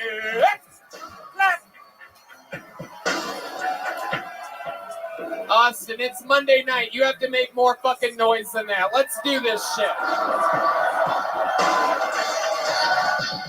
Yeah, everybody. Red Band's here. Hey. The whole fucking family. How about a hand for the goddamn best band in the world?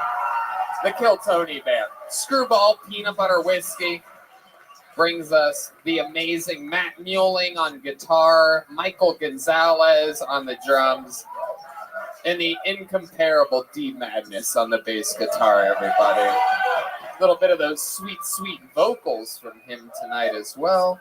Life is good. We are here at our home in Austin, Texas for another episode of the best goddamn live podcast in the world, Kill Tony. Very excited to be here.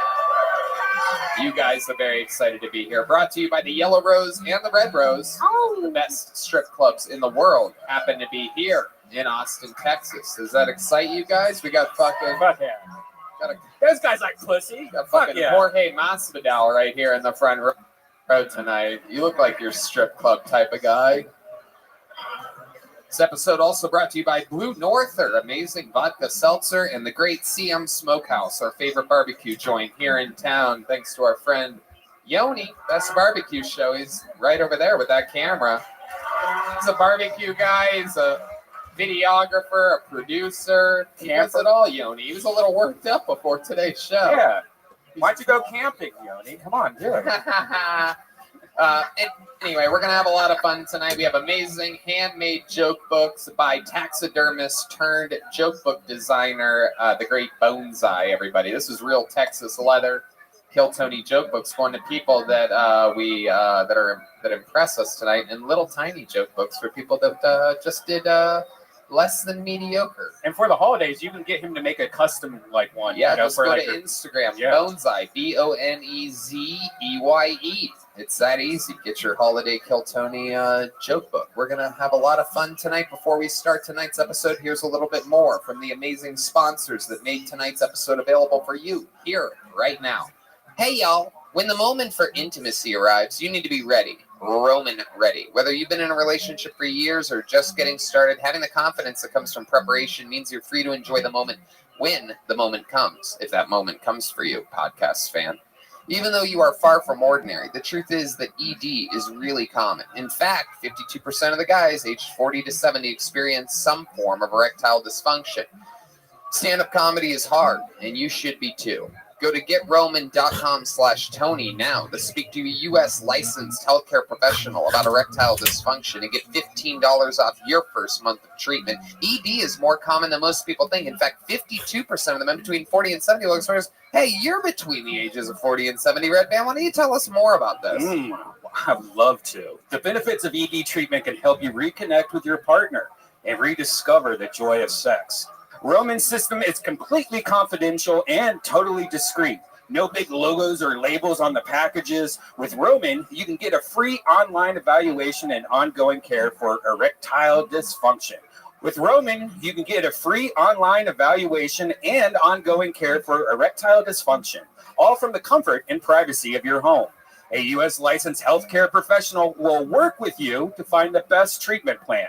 If medication is appropriate, it ships to you. Free 2-day shipping. The whole process is straightforward and convenient and discreet. Yeah, that's right. Don't kill your bony. Kill Tony.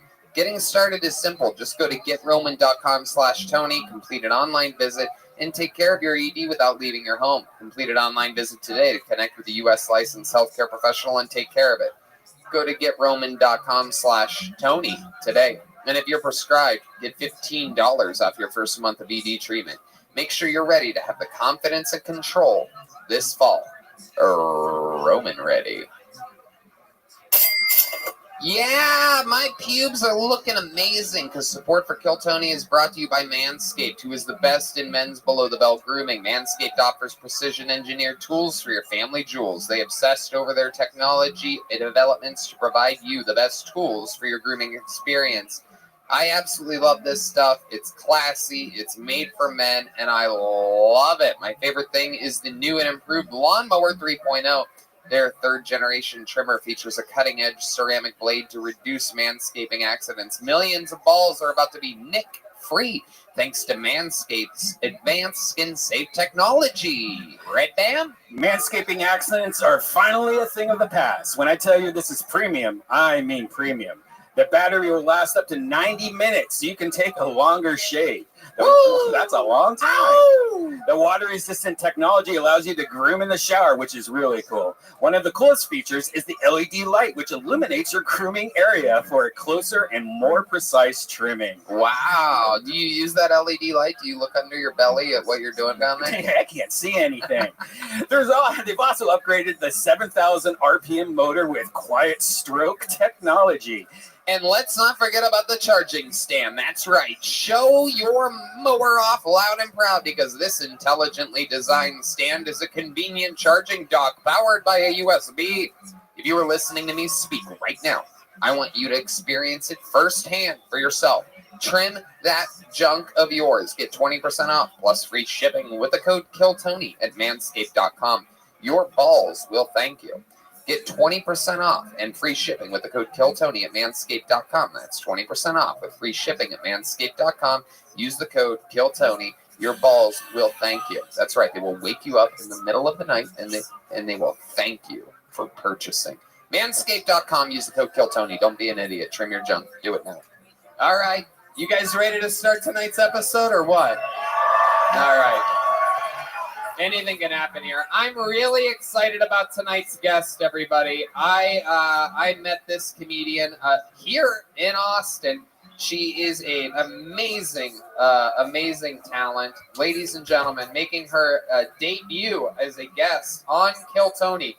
Local talent, amazing comedian. Make some noise for Ariel Isaac Norman, everybody. Here we go. We're doing this shit tonight. Absolutely. Ariel has made it. I love this.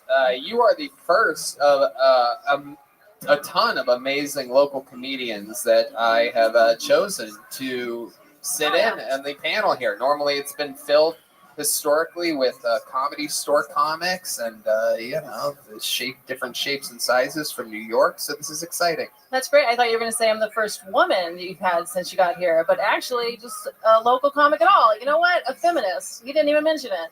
Thank you. Hello. I stand for women, Asians, everybody. For any of you that have questioned anything ever, I treat comedians like they're comedians. Ariel has the amazing podcast Wrong Questions Only. Follow her on Instagram at Ellen DeGenderless. Oh. Hell yeah. I like that. I'm happy you're here. I also used to have shorter hair. I think it would have hit even harder. I love it. It's good to have it's good to be joined by yet another lesbian here on Kill Tony. I'm calling myself a lesbian there. I don't know if that came across clearly. Whoa! Whoa! Whoa! Whoa! I thought you were going to hit that old car horn again. There's a Jaguar. All right. We're going to have fun tonight. Over a ton of people signed up for the chance to get pulled out of this bucket. You guys know how it works. I pull a name out. They get 60 seconds of stage time to do stand-up comedy. A lot of people break into big shows. You get booked on shows. You can eventually become an opener for Joe Rogan, as we've seen some of the regulars who were all pulled out of this bucket originally. Anything can happen here. Sometimes it's a completely crazy person. Sometimes it's somebody that thinks they're going to do really, really good, and they didn't do any of the work to do that. Anything can happen here. Are you guys ready to start tonight's show or what? Awesome. But before we go to this bucket, let's start with a regular. Oh, yeah, you guys know how it works. You know their time is up when you hear the sound of a kitten. That's 60 seconds, and then they wrap it up then up again. Anyway, we're going to bring up a regular to start tonight's show. Not out of the bucket. This young man writes and performs a brand new minute every single week. He's taken the show over by storm. Ladies and gentlemen, make some noise for the great Hans Kim, everybody. Here we fucking go. Here we go. Oh. Fast as lightning. Hello. Good to be here.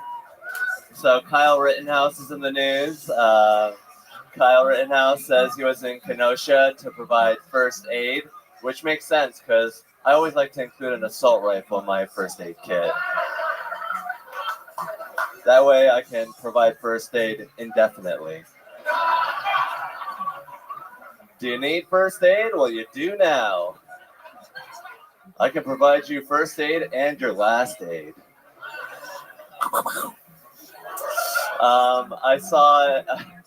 I saw during the protest last year, I saw a library get looted. I was like, why didn't you just get a library card? They're free. Could have had all the books you wanted.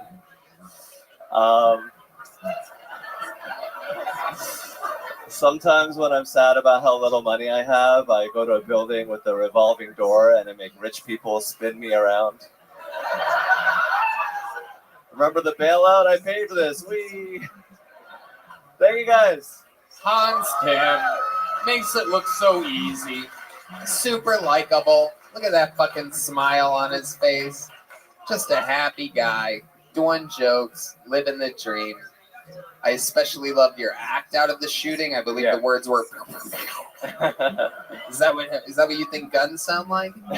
Yeah, that's a Texas thing I've tried. It's my new catchphrase. Have you ever shot a gun before? Yeah. Where at? I actually met a fan from Kill Tony, and he took me shooting. Oh, that's always trustworthy. I love it. Nobody I'd rather go shoot guns with than a fan of the podcast. Nothing better than shooting with someone that thinks they know you. How did that go? It went well. It was a bromance. We didn't talk to each other. It was like a bro date. It was kind of cool, man. What do you mean? Did you go to a range? Yeah, we went like 45 minutes out of town. Ooh. Shot some guns. Got to know each other. What did you find out about this guy? He's very quiet and strong and.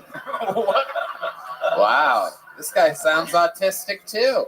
Yeah. You guys must have gotten along just fine. Where did his strength come into play? Where did the Like, what? how did you learn that he was strong?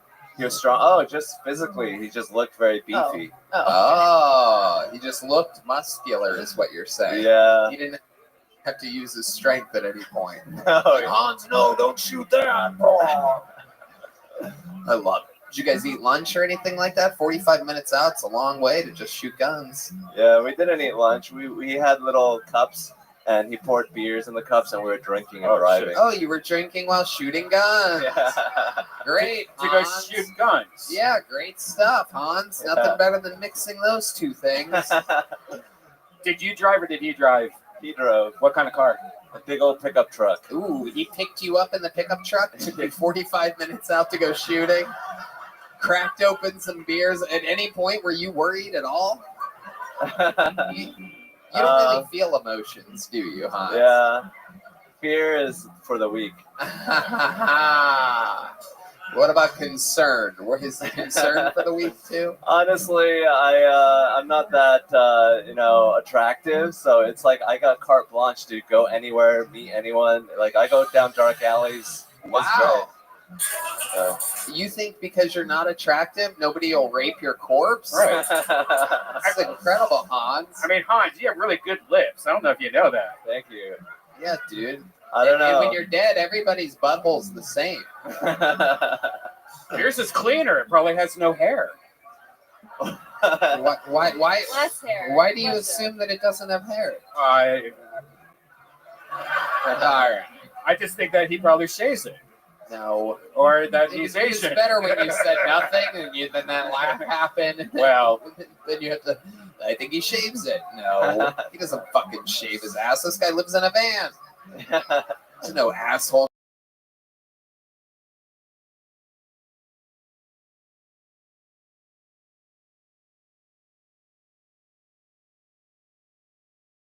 Very unique wiping method. Yeah, Standing or let's sitting? Hold on, just let him answer. The first wipe, I do a little claw and get like any chunks out. Okay, like an upside down grab machine. I like that. And then the last wipe, I take some toilet paper and put it under the faucet, get it wet. And Whoa, wait a second. Hold on. Time out. Flag on the play. All right. There's your one fart noise. Okay, I guess there's two. So hold on. You do the claw grab for the chunks. Yeah. And then you stand up. Before doing another clean wipe, you stand up and waddle over to the sink. Yeah. Do you do this at public restrooms too? Yeah. You do? Hans, this is incredible. You are a comedy machine, sir. This is one of the most interesting ways of wiping that I've ever heard of. Well, everyone was using those moist towelettes, and that actually clogs up the sewage. Yeah. So I just improvised. You make your own moist towelettes. Yeah. So there's just a ton of little tiny toilet paper balls on your asshole all the time. Things decorated like a Christmas tree. Just little tiny paper balls down there. Wow. Hans, this is incredible. So you wet the toilet paper, then do you do one more coating with a dry piece of toilet paper? No, it's usually if I get the correct moisture level, I don't need a wipe again. But if Do you keep checking the wet toilet paper to see if there's remnants on it, or do you just do you de-madness it and just fucking just hope for the best and throw it in? He didn't.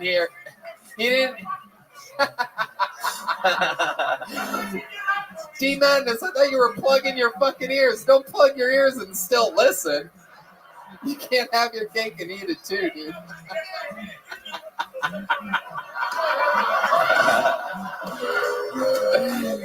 That's the sound when D-Madness owns me, everybody. That's it. I love it. Hans, your wiping method is absolutely hysterical. So sometimes you waddle in public restrooms to the sink to wet toilet paper and you waddle back to that original toilet? Yes. And sometimes I'd imagine in your history of doing this that people have seen you with your pants around your ankles, waddling around. Does this happen? No. Really? Yeah. Why don't you just use spit? Oh. Red band. Red band. No. No red band. No suggestions Wait, from is you. that worse? Actually, you know what? That's a good point. I don't think it is worse. I know better. It's way better. It just seems dirty. Then Like it The audience are yelling no right now. This is what it's come to. Hans, would you ever do that? Will you spit on toilet paper next time and report back to us? Brokeback Mountain. Sure, yeah. For the bit, I'd totally do it. Honk went up. Spit for the bit. That's what we do here at Kill Tony. Hans, no one gets the fucking show started like you. You are an instant classic, an instant legend. We love you. Can't wait to see your next minute next week. That's Hans Kim, everybody. Thank you. Getting tonight's episode started for us. And let the chaos begin as my hand reaches into this bucket. Perhaps you yourself signed up. Sometimes we get... This guy thinks he already got picked. Look at this guy coming to this stage. I'm gonna try that wiping technique right now. Yeah. We got some waddlers out here today. And the first name that I pulled out is Pedro Valenzuela, everybody. Here we go.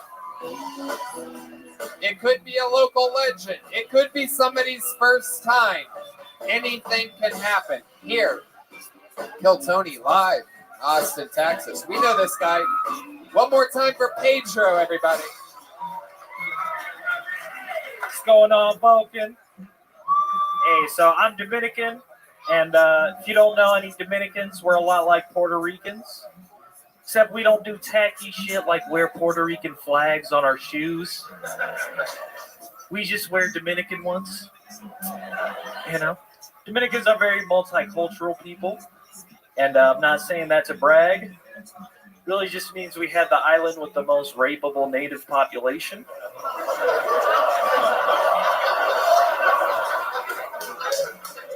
A lot of people don't like when I say that, but I just want to remind you, I didn't rape anyone. All right. My people were raped. Then again, I wasn't there, right? Maybe one indigenous lady was like, hey, he's got a boat. This is my impression of Matthew McConaughey getting a blowjob. Then he busts a nut, but like the girl keeps on going. All right. All right, Pedro Valenzuela. Getting the show kick-started here. Out of the bucket. Pedro, you've been on this show a couple times before. How's it going? Yep, it's going good. Going good. Has your life changed at all since you started getting pulled out of the bucket here on Kill Tony? No, not really. Okie dokie. My interview always goes guru horrible. Pedro is here. Go ahead. Well, okay, just talk. No, all right. Okay, Tony, I feel like there's a weird energy between us. I don't know what it is. Okay. I'm not sure. Okay. But like, I just come up here, I try to tell jokes, I try to be myself. Do you think I'm? Do you think I'm different, Pedro? Let's just take turns talking here.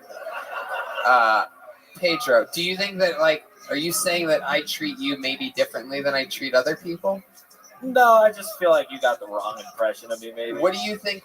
What do you think my impression of you is? You literally said you hate me last time.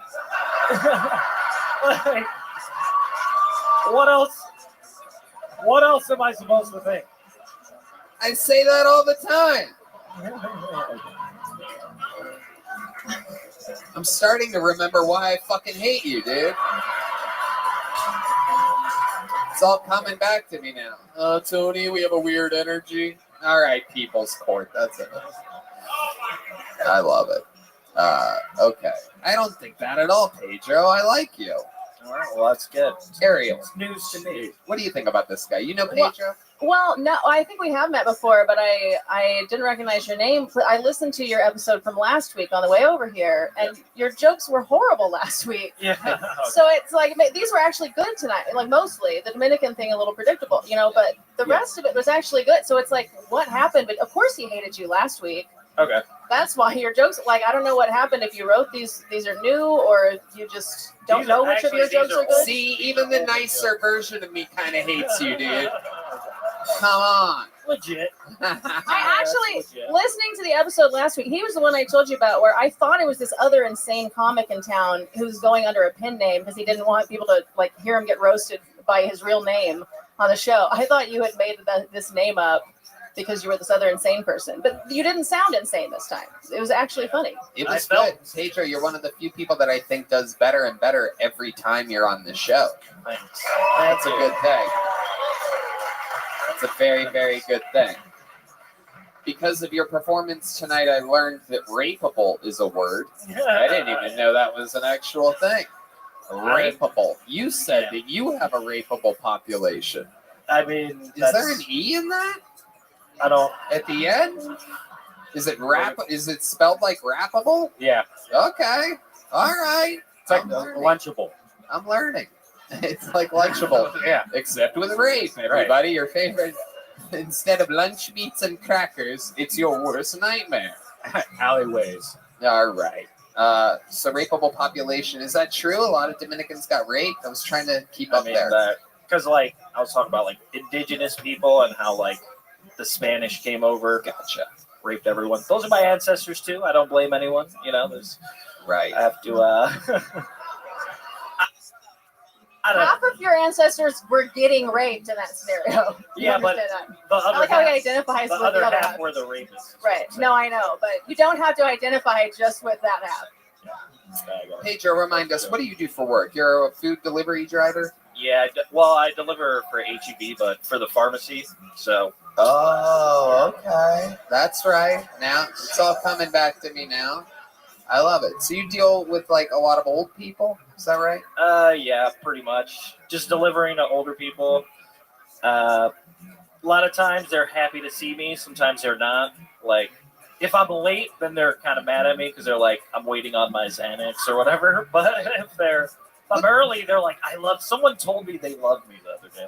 Well, that makes up for my I hate you. Look at that. You broke even. Cancels out. I love that. Pedro, what's your love life like? It's dating? going.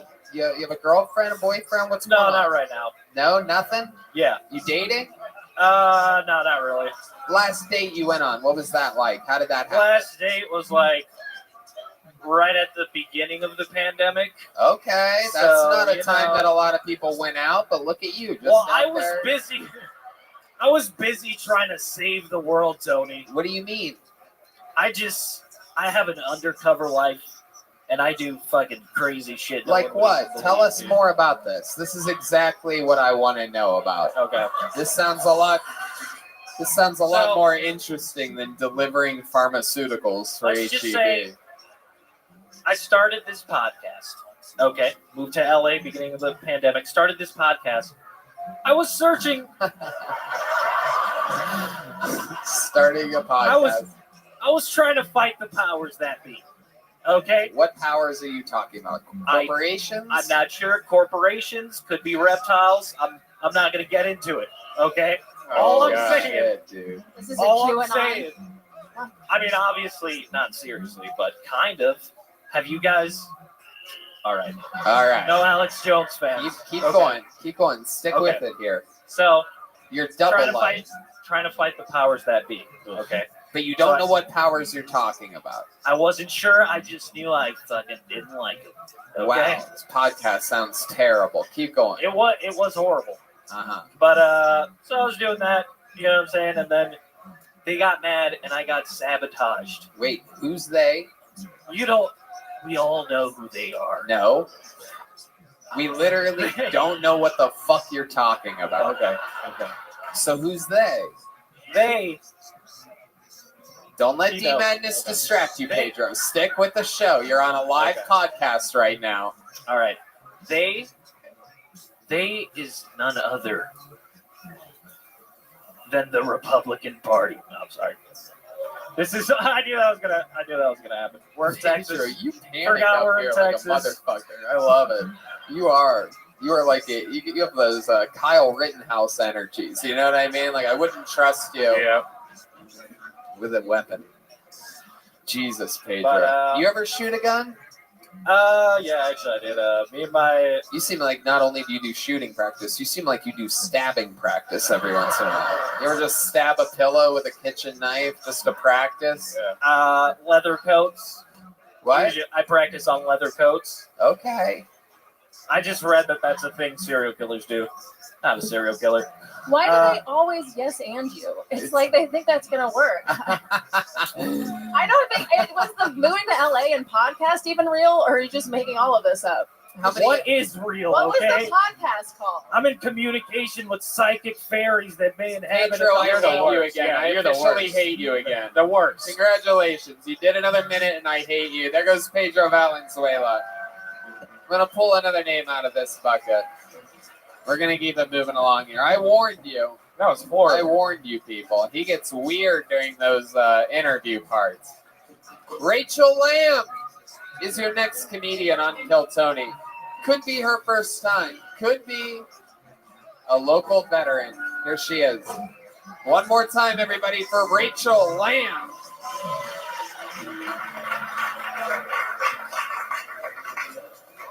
So, my husband and I got a vasectomy, and I like to include myself in this because when he went in for the consultation, they told him that he needed either a letter of consent from his wife or that I needed to come in on the day of the procedure so that way they could get my permission. That was his face too. He was like, my body, my choice.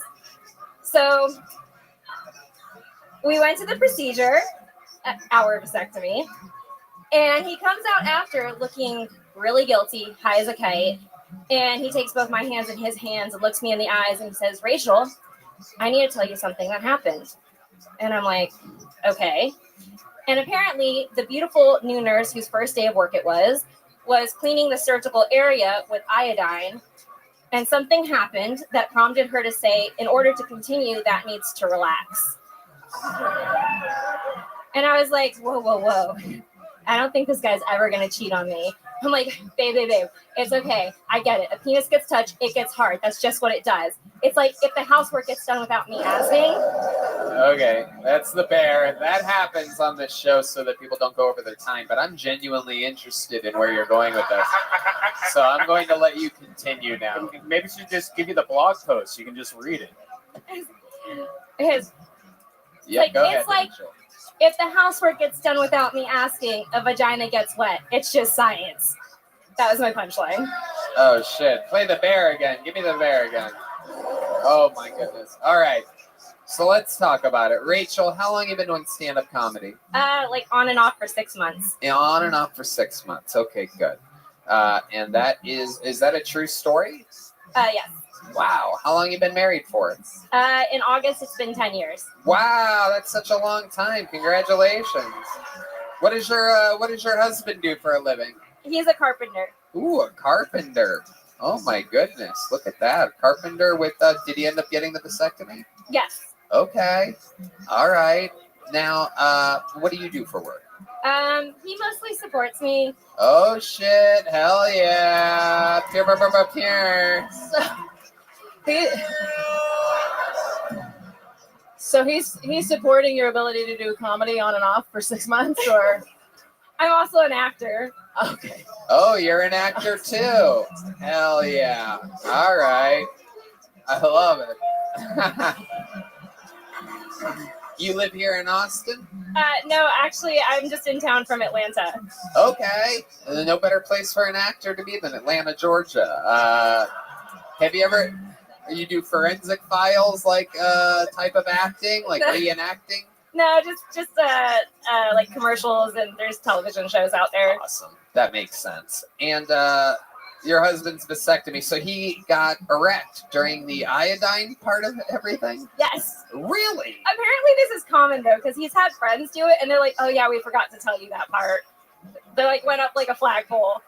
Really? Yeah. Is that just what the nurse says? Like, oh, this happens all the time with me. Sorry. Did you see what she was doing? Was she iodining the shaft or something like that? Did she spit it in there? Oh my God, I can't believe you got hard. It's so embarrassing for you. No, she was actually new because another nurse walked by and she was like, "Okay," and like kept walking. Damn. Yeah. Maybe she was just trying to get that one last valuable load out of him. You know what I mean? Before he tied his little pistachios up into whatever. So now you can't get pregnant from him. Is that correct? Yeah, it's amazing. And he gets to, sorry for asking such a vicious question, but he gets to just blast away anytime he wants, right? Yeah, we were really careful before this, but it's been like really awesome. Right. You were careful before this, and now it's party time. This is what it's going to be like when California reopens. It's like getting a vasectomy. Why are men so hesitant to get these vasectomies when it could mean that you get to come inside women? I know. Men are such pussies about your stupid balls. I agree. I just do it anyway. I think it's a good move. I was at a show the other day and there was a man who didn't get a vasectomy and his wife wound up having to get a hysterectomy because he put it in his diary that he was going to get a vasectomy for 18 years and never did it. And then they had a COVID baby last year. Shit. And now she had a hysterectomy because he couldn't just remember to tie his balls up. You can undo a vasectomy too. That's true. I don't think it's ever been done before in the history of vasectomies, but you can. They do tell you that you can undo it. Yeah, there's nobody out there Yeah, like, they I think I made a bad decision. I want to. Can you open up my balls again, please? It is an interesting thing that they say that you can undo it. It's an interesting. I think you would think more people would get the vasectomy. It seems like a good idea. Like $800 with no insurance. Really? 600. Whoa, 600. This guy went to the fucking. 600. This guy got his vasectomy at a fucking Costco. This guy's fucking chinsing out on the vasectomy. This guy's getting fucking Groupon for his fucking nuts, dude. $600. What city was that in? Here in Austin. Whoa! Damn, I didn't realize you get a fucking vasectomy at a Buc-ee's. That's incredible. I love it. They film it also. Like you can upload it to your Instagram. It's like 2 minutes long. I didn't know. I've seen it. Really? Yeah. That's it? Did you get video of yours? 7. Wow, 7 minutes long. You had more. You got. It's thicker. Yeah. Yeah. And with your type of junk, they probably used what? Like a. All right, forget it. Forget it. Little fucking GoPro on those little nutsies of yours, huh? Yeah, wide angle. This fucking guy, you could tell it was 7 minutes, like something went wrong down there. These tiny little baby nuts. Does your husband has a generous size? Does that affect anything? The size of the nuts? The size of the sack, perhaps? In the vasectomy? Yeah. Well, the doctor in the middle of the vasectomy took out his like tubes and was like, "Look how healthy they are." Oh, fuck, Like dude. when he was getting it done. Dude, I would punch that doctor in the face. I'd be like, that is not part. You're not supposed to what do I that. signed up. I did not pay $600 for you to pull out my tubes. So apparently he would have been very fertile or something like that. my I don't know if goodness. it's like all completely related, but he had very healthy Wow. tubes. Wow. And you didn't want to get your tubes tied? You didn't. It's more invasive and it's more expensive. It 'Cause I probably looked at feels that better. first. What are you talking about? Nothing. You just saying like random words in succession, like the language. What would feel better about that? Getting it done? What? What again? A doctor's hands in your vagina, tying your Oh, tubes. okay, Yeah. that's how you think that happens. All right. Red Band pictures everything going in the sexual way. There's no chance that that operation would not go through the main vaginal canal with fingers. Everybody. He also thinks that he just two that he ties it like balloon animals. A good doctor can use his What dick, I'm sure. Fuck, Red Band. Come on, man. Jesus Christ, dude. Well, my mom told me. Gotcha. Well, your mom's When I was a your kid. mom's a monster No, that's what she too. told me when I was All a right. kid. I'd like to give a shout out. The woman from Rocky IV is here, everybody. Very rarely is she out. Independence Day. Ivan Drago's lovely wife, Rachel. So you're being supported. Well, when's the last time you did have a job? I was a photographer for 5 years up until. When's the last time you had a real job, Rachel? When's the last time you got a check of any kind? I worked at a bank. I think was my last job out of college. Wow. At a credit union. Okay. All They're right. like real specific about that being different. Let me ask you this. 10 years of marriage, you guys are getting vasectomies, blasting away, having fun. How do you keep things exciting in the bedroom? How do you keep 10 years? How do you do that? You just do it every day. Oh, wow. Yeah. Or try to. Okay. I just heard Red Band get hard. That's incredible. Very rarely. It's a very low-pitched sound. It's like a whistle.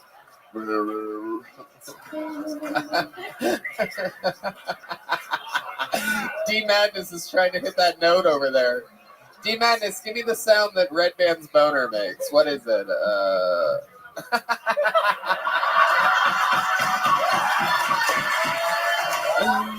Yeah. He's got that little thickum over there. Red Band's got a little fucking thick thumb down there. That's what he's got. All right. Have you ever had a threesome before? Red Band, that's enough. Rachel, what's something that you're good at other than comedy and acting? Like, whether you have any fun hobbies? You seem like you used to ice skate or something like that. I did do fire baton when I was in high school, and I did like overhand baseball with boys till I was 17. Oh wow, overhand baseball with the boys. Look at that. I feel like you have to say that because everyone just hears baseball and they're like softball. I'm like, no, everyone was a boy. Fuck yeah! Wow, overhand baseball with the boys. I just heard Ariel get hard. That's incredible, huh? That is amazing. Crazy that I'm just in between. You guys are so erect right now. What's the sound of that? Yeah, D Madness. What's the sound that it makes when Ariel gets a boner? There you go. All right. That sounds like mine. Overhand baseball with the boys. I love it. You're like my kind of feminist. You're playing baseball. You've got your husband to get a vasectomy, but you're also like smart enough to just be like, look, if I fuck this guy every day, I don't have to get a job. Yeah, absolutely. 100%. You're doing it right. That is the life. And he probably, he's probably out there working hard as a carpenter. Bringing home the big bucks. The OG job of the universe. It is crazy that he's a carpenter and fucking. That's wild, man. He's got his wood working for him. I love it. Rachel, very fun times. There's ways to get through that story fast and quick. You got to trim every little unnecessary thing, but it seems like there's something there. Sign up again sometime. We'll see more of you. Heck yeah, Rachel Lamb. Rachel, have a joke book. There you go. Rachel. A real joke book from the great Bonsai. How cool is that?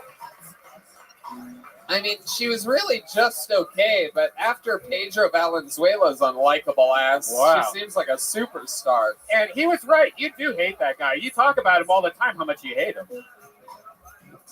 God, you are just off the mark tonight. I love it. What do you eat today? Chicken salad. Oh, chicken salad. Okay. Nothing better than Red Man on a diet, everybody. Really gets his sense of humor worked up to a crescendo. I love it. That guy might kill me now because you said that for no reason.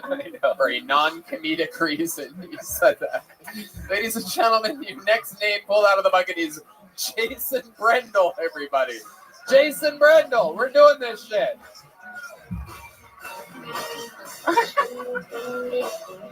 Here he comes, everybody. Jason Brendel making his way to the stage for what I do believe is his Kill Tony debut, everybody. One more time for Jason. Thank you. It's good to be here. I just finished jacking off in my car to a Westlake dermatology billboard. Jesus Christ.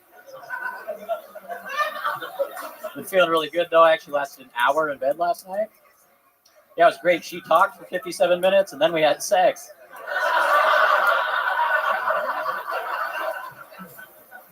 Hey, don't you guys think Kobe Bryant took helicopter parenting a little too far?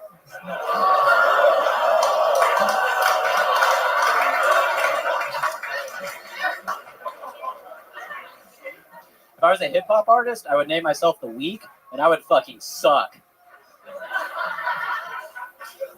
I would open for The Weeknd, but my act would be 2.5 times as long.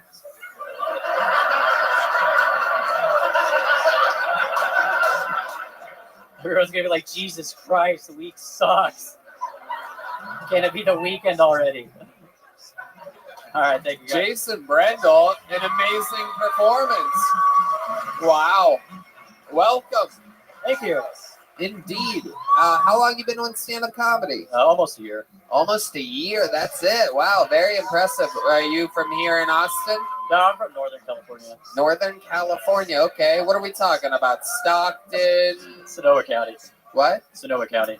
Sonoma County. Oh, very, very fancy. Jesus, I look know. at you. You're like one of the fucking kids from Succession or something like that. I love it. Oh, Sonoma County, Tony. So glad to be here. I was checking off to a billboard before this. Sipping hot tea. All right. I love it. So, Jason, you're just visiting Austin? No, I moved here about 6 months ago. Oh, moved here 6 months ago. I love it. What made you move to Austin, Texas specifically? Be honest. We want to know. Us real Texans want to know. What would make someone move from California to our great state that we live in? I just wanted to go somewhere where I could get on stage every night and have more creative opportunities. Yeah. What about the taxes and shit too? That too, You know what I'm yeah. saying? What about fucking Taxes. HEB? You know what I'm talking about, man? Stupid. Have you been to an HEB yet? Yes. And greatest thing ever or best thing ever? Oh, best thing ever. What do you love about HEB? Tell these people that a lot of people listening to this live around the world, so they don't know anything about HEB. Give them your story about it. Oh man, they got everything. I got my vaccine shot there. I get keto ice cream there. I get $570 vasectomy. Yeah. I love it. Jason, what do you do for work? I drive for Uber. You drive for Uber. Yeah. Okay. Wow. You seem like you would be a lovely driver. I have a 5-star rating, so I'm doing I pretty bet good. you fucking do. Wow. Look at this. Where's that fucking Sonoma music when you need it? Welcome to my 5-star ride. What kind of car are you driving? Subaru Crosstrek. Oh, whoa, Jesus, wow. Oh, boy. Yeah. It was actually Ariel's before I had it. Yeah. There you go. Very good. Ariel, you don't have a Subaru, do you? I was trying to decide if I could tell what a Crosstrek was. I don't know anything about cars. No. I have a Honda Civic. It's just pragmatic. Okay. All right. Honda Civic. All right. Do you like that? That's a good one. Durable. You have a Subaru Crosstrek. Now, is that like a SUV? Yeah, it's a crosser. What does that mean? It's an SUV. What? It's like a little bit smaller SUV. It could go both ways, either like a car or a it's Okay. somewhere in between. All right. crosser. Depends on the type of mood you're in that day. Yeah. Huh? All right. So how long you been driving for Uber for? Off and on for like 4 or 5 years. So you were driving in Northern California. Now you're driving in Texas. What do you notice is the main difference driving in Texas? People are just nicer here. Right. That's a pretty big deal. That's a pretty big deal. And you're from Northern California. People get nicer the more north in California you go. It says a lot that you notice that this place is even nicer than there. Oh, yeah. Westlake Dermatology got a huge laugh. That is indeed a funny reference. A lot of people would say, well, that's just a local reference, but I think absolutely go for it. I made a reference to Thomas J. Henry a couple weeks ago, and it fucking destroyed the room. What is that? Wow, that's crazy. Because I thought I was just trying to make like a couple of my buddies laugh. Meanwhile, the whole fucking room went crazy. Thomas J. Henry is this he's this lawyer that has a bunch of billboards, but in all the billboards, he's like looking over his own shoulder like that. And I'm like, why would he be looking like that? Like, why wouldn't he turn his body and be like, hey, I'm Thomas J. Henry? But instead, he's always like, what are you doing over there? Have you see seen? what I mean? Have you see seen? how hard that kills? Why would I not do that? Have you seen the other lawyer that's like a white guy that has dreads and who's that guy? Yeah, fuck that guy, dude. Fuck that guy. That's this guy's lawyer right here. This fucking guy. All right. D Madness is out of control tonight, everybody. Jason, you seem like such a good boy. What have you ever done that is like naughty or against the law or something like that? I actually got kicked out of a comedy club the other night for telling a joke. Whoa, you got kicked out of a comedy club? What was the joke? It was like a whole minute bit about grocery stores. What? Why did they get offended? What was I compare grocery stores to countries, and like I said, like Costco is the United States because like too much of everything, and the final punchline is Walmart is Mexico because it has a lot of Mexicans, and that's hilarious. Some guy Michael Gonzalez is laughing, and he's our chief Mexican correspondent. If anybody should get offended, it's him. He loves it. He says home run. Oh shit. Oh yeah, he's playing fucking Selena over there. Where did you? So excited. Where did you get kicked out at though? Like what? Who would kick you out? It wasn't the club's fault because it's a club that's inside of a bar. And so the guy went and complained to the bar staff. Bar staff came and kicked me out, told me I had to leave. Wow. Yeah. Oh my goodness. The guy broke some dude's nose like an hour after that. So. Oh wow, that's crazy. Yeah. The bar staff, not even the kitchen staff wanted you out. The bar staff was the one that was offended. Incredible. Yeah.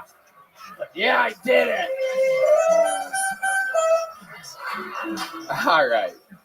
Jason, you have any special skills or talents that we should know about? Yeah, I've published a book of poetry. I'm a scratch. Really? A book of poetry? Wow. Yeah. Where's the Ode to Joy again when you need it here, Red Band?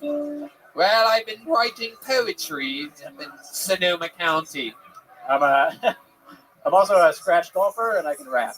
Wow, a scratch golfer? Yeah. Are you serious? Wow. How you been playing your whole life? Your dad plays? Yeah, mostly. Yeah. You're close with your father, aren't you? Seems like it. That's every vibe that I get. This is how I would have been if I would have had a father in my life. I would have been like Jason Brendel. Getting kicked out for making... All right. Jason, you are one of the straight white males we've ever had on the show. And when you said that you can rap, you know that I'm going to make you rap right now. So what do you get a beat from the band? Tell the band what you want. Oh shit, they're just going with it. Wow. Yeah, I just turned 23. I still live with my parents. I'm a stay-at-home G. I got nothing to do and no one to see, and I got things to avoid like sex and STDs. Yeah, I get less ass than a golf magazine. Only time I got the first base was on a suicide squeeze. I don't get any sleep, but I still have wet dreams, and I got fat legs, but I wear skinny jeans.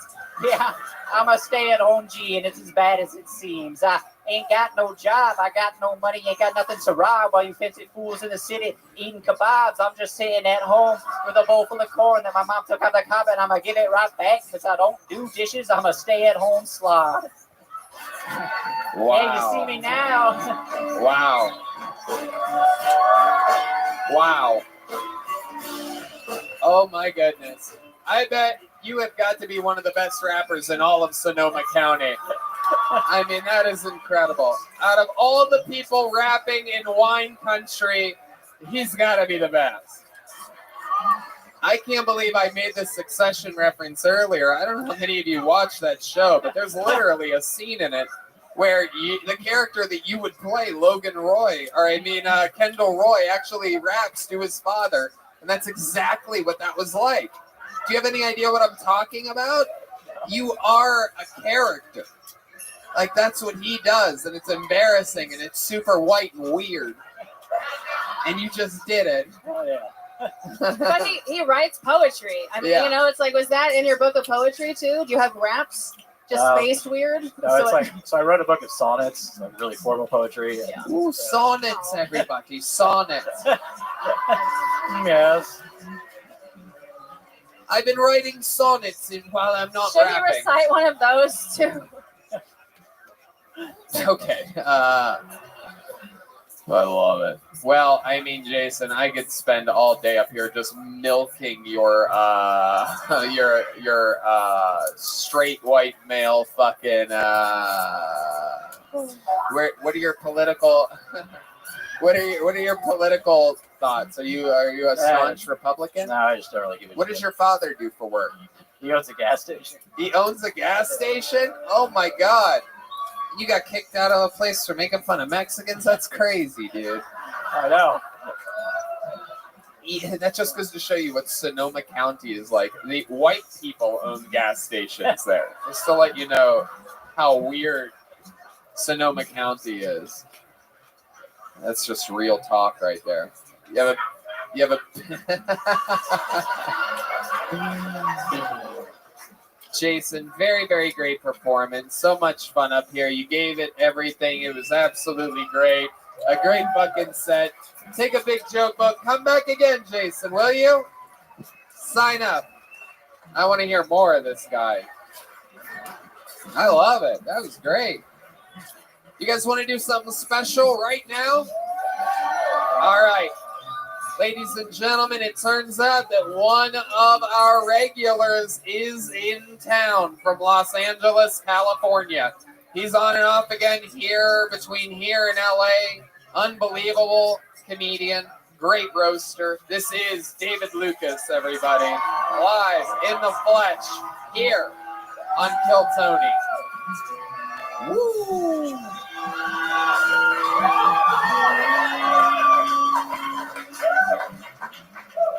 Yeah. So glad to see a lot of white people here.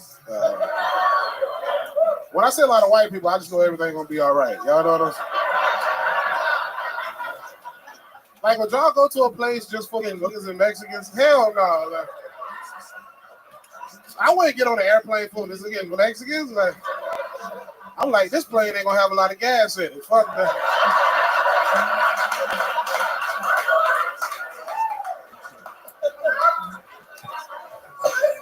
I don't think scary movies are scary anymore.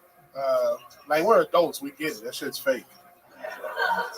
Like, if they want to make a scary movie to scare adults, I think they should make a scary movie and call it Bills. It's about 3 bills that total $368, and they're all on auto pay. And you only got $290 in your account. And you don't get paid for 9 days. Get us some scary movies. Thank God. This is it. This is how it's done, people. Sorry, y'all, but that's just simply a goddamn real professional right there. So good to have you back, Yeah, man. sir. I'm so glad you brought your brother. Oh, come on, David. She didn't even make fun of you. Why are you taking shots at my guests? She didn't even say anything to you. Why are you... I mean,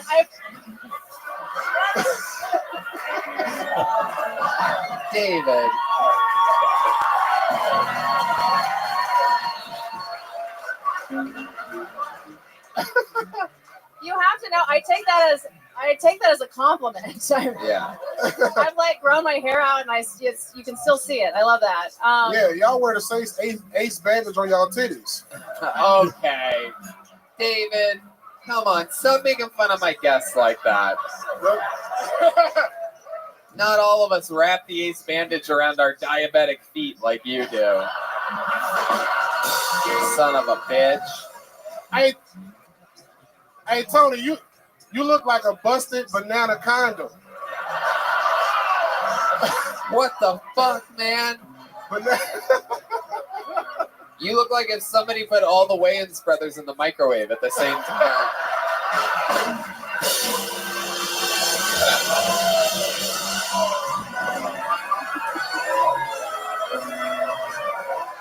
Goddamn, we back to the bullshit. Oh my god. I love it. You're ripping through those jeans down there. What's going on?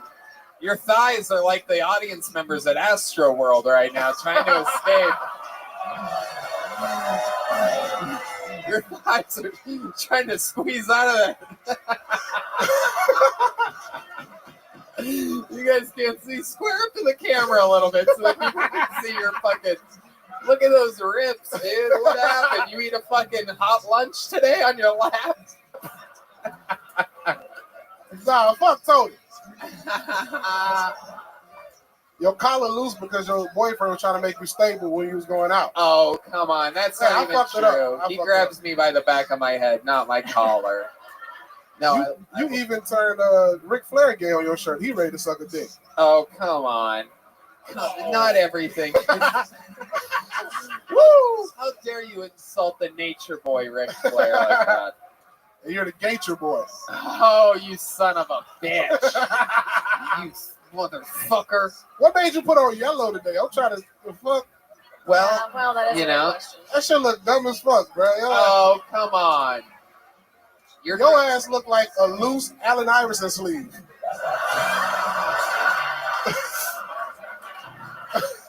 I'll get that. It's an urban reference. You might not get it right, man. Right. Yeah. He doesn't know who Allen Iverson Hell is. no, bro. Former point guard for the Detroit Pistons. No, the Philadelphia 76ers. Tony doesn't know who that is. I thought you didn't play in Philly? No, he played for Denver and he played for the 7th. I thought you were blacker than that. I was never an Iverson guy. Next time your boyfriend fuck you, tell him to turn Sports Center on. Oh, come on. Come on. Why would I? Next time you're done, fucking change the Food Network. Look at those pants, David. This is a real situation here. I mean, the incredible. I don't know. I've never seen ashy thighs before, but this is incredible. You look like you just went swimming at Ground Zero.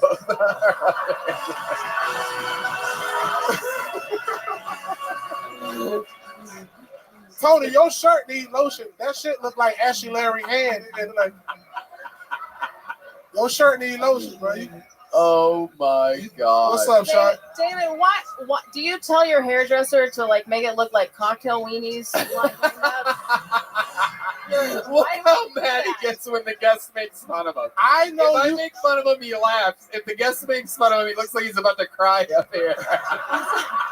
It's like you do roast shows. You do roast shows. You know to make fun of. It's all right. You drove here in a Subaru. You weren't here. We already made a Subaru joke 20 minutes ago. That's just a generic. Hang on another one. You got a Me Too case against Ellen DeGeneres. It's funny you mentioned that. Her Twitter Instagram handle is Ellen DeGenderless. Next thing you know, he's going to make a joke about how she looks like she wants to play overhand baseball with the boys. I missed that one. I know.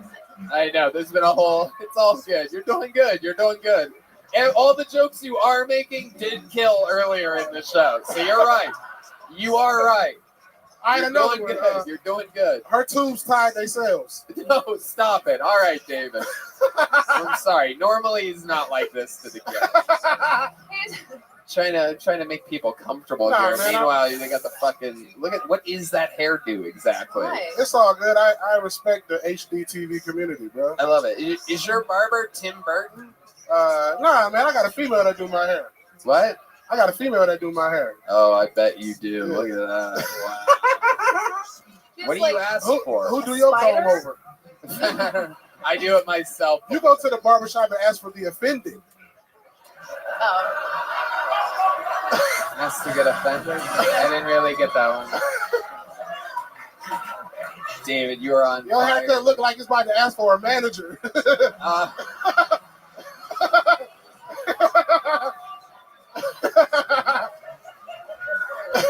David, what's been going on? Tell us about what you've been doing in the world. You weren't at Skankfest. What's going on? We've been missing you. You haven't been in town. Yeah, man, I had to take care of my mama during Skankfest, dog. But shit, traveling, you know what I'm saying? My daughter turned 7 today. Oh my goodness. Wow. Look at that.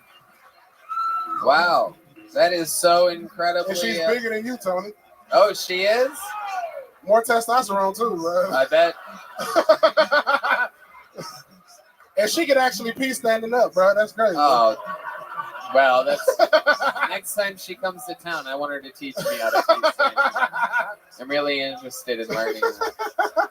I love it. That is so incredibly David Lucas of you to be here during her birthday. I love it.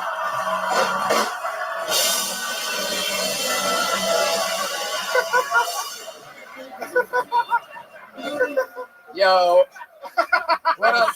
What up? Yo, what up, Shody? This is your birthday FaceTime. Come on, FaceTime Daddy. Blow out your candles, baby. Blow out your candles. FaceTime. Son of a bitch. 7-year-old daughter. Mommy, why is Daddy only inside the telephone?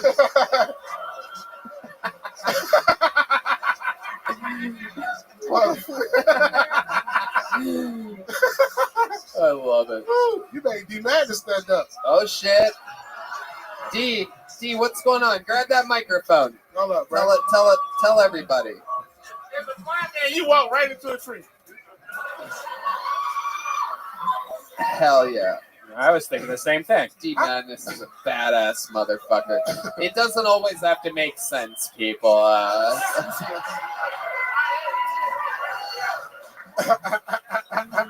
Look, he doesn't always make sense, but he can play the bass like a motherfucking superstar, dude. I'm telling you. Nobody needs this play without singing the blues. When D Madness talks shit to me, nothing brings me more joy. I swear to God, I beat the shit out of you. There's nothing fun here. He's challenging me to a game of dominoes right now. For those of you that aren't listening, Tony, you play dominoes?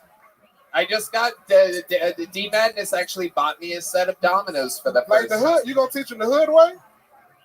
You gonna teach him bones, D Madness? Well, he kind of made a mistake. He didn't know what bones was. I told him dominoes. He asked me what the hell was dominoes about. Yeah, and I said, "How do you play dominoes? You're blind." And he goes, "You can feel the dots, you motherfucker." That's legit. That's legit. You know, he bought me Domino's also. The pizza. I know. Yeah, look at that. There you go. Red, man. I love you. We love you, D. You're a fucking star. And so are you, David Lucas. Appreciate it, bro. Such a fucking pleasure to have you in town. Welcome back to your future home of Austin, Texas. There goes David Lucas, everybody. The great David Lucas. Literally, one of the fucking best. An absolute murder. Hire him for your children's birthday parties. He won't go to his kids' birthdays, but he'll go to your kids' birthdays if you pay him enough money. 7 years old, dude. You'll never get this one back. She'll never forget this one, David. Make some noise for your next comedian right out of the bucket. Anything can happen. Katie Felton, everybody. Here we go. Katie Felton. We're having fun here tonight. There she is, Katie Felton.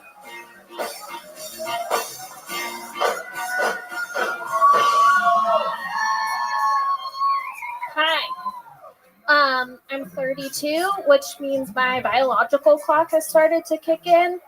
So, I'm ready to settle down and have some kids because I know I'm not going to be a baby making machine forever. So I downloaded this app that just reminds me daily that my eggs are decaying by the second. It's called TikTok. Yeah. Yeah. I'm a single lady, so to pass the time, I have a vibrator. And I got the most boyfriend-like vibrator on the market.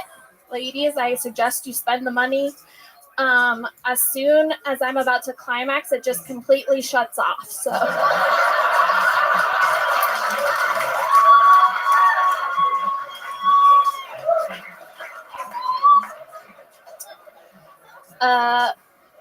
People.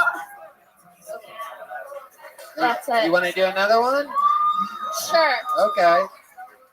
People say I look young for my age, so to combat that, I got tattoos, but I just got a bunch of flowers and bugs, so now I just look like a Cabbage Patch Kid that grew up on the wrong side of the bunny tracks. Yep. That's good. Katie Felton. Very, very, very good. Very good. How long have you been doing stand-up, Katie? Like 2.5 years, including the quarantine. Awesome. All of it here in Austin, Texas? Yes. This is where you're born and raised? No, I'm from Southern California originally, Okay. but I've been here for 7 years now. So. Oh, wow. What made you move here 7 years ago? I was living in New York, and I was not enjoying it, and I had friends that had moved out here before me, and they were like, you should come, you'll love it. So. Very cool. And you did? Yeah. Wow. What did you not like about New York? I was poor all the time. Yeah. Yeah. What do you do for a living here? I work for an online coupon company. Okay. Yeah. Okay. I'm their offshore manager. Offshore? Yeah, people in India that make sure the coupons are going good. Wait a second. So you specialize in Indian coupons? No, they're American coupons, but since American people cost more to make sure our coupons are going good, we pay people in India much less. Oh, okay. Okay. Do you have to talk with a lot of Indian people to do your job properly? Sorry, say that Do you have one to talk to a lot of people in India? I do, but they all know English, and it's mostly like on the computer. Look, we've all been stuck talking to somebody from India. You might think they know English, not the ones I get stuck on the phone with. That's stupid. All right. I love it. And you're currently single? Yes, I am. And when's the last time you went on a date? How did that go for you? Last date? My last date was probably like official date where like, it wasn't just like a random hangout. I went to this coffee shop / beer place, and he only bought me an iced tea. And then we chatted and parted ways. Wow. What do you think happened there? I don't know. Was it on a dating site that you met this guy? Yeah. Okay. And he's like, meet me at, what is it, Buzzmill? No, it's Radio Coffee, but I do love Buzzmill, yes. Okay. All right. And he just bought you a tea. Now, that's an interesting maneuver because he could have gotten you perhaps an alcoholic beverage. Correct, yes. And do you think he did this because he was just being cheap, or? Yeah, because he didn't offer I finished my tea and he didn't offer me a refill. Oh, damn, dude. Was it Red Band? Did you go on No. Red Band? I would have bought over alcohol. It would have helped. Stupid. Poor Katie. That's incredible. Did you at least give him like an angry hand job or anything like that? No. Or no fucking refill? What is your photo in this dating app? Was it a recent photo? Or is it? Yeah, what are you trying to say? I mean, I think we've all been there. You get the dating app, you get a picture. It's like, it's their prom picture or something. And Yeah, then, normally Red Band's the catfish in the situation. I mean, No, my pictures were up to date. He had a quarantine beard, which I felt like he was the catfish in that situation. Right. Absolutely. Yes. Listen to the prostitute in the audience. Terrible. Terrible, she says. Terrible. Terrible. Meanwhile, she's with a fucking Filipino bodybuilder. Look at this guy over here. Look at fucking Manny or Pacquiao over here. I love it. Manly Pacquiao is what I should have said. Manly Pacquiao. You're Filipino, am I correct, sir? Oh, okay.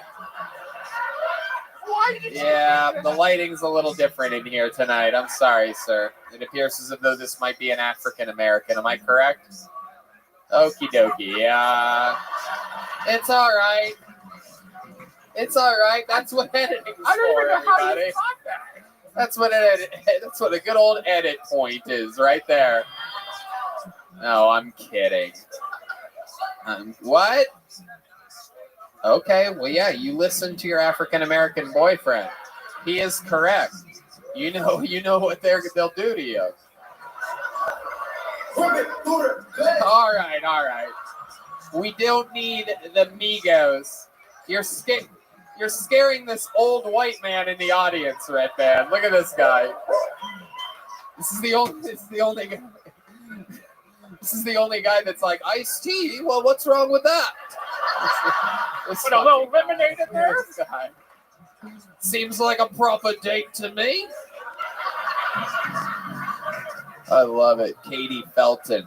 I love it. You have but you seem sexually active. Your jokes were about you got a vibrator joke. Your eggs are decaying. You have any advice for the ladies? Any special moves you do in the bedroom or anything like that?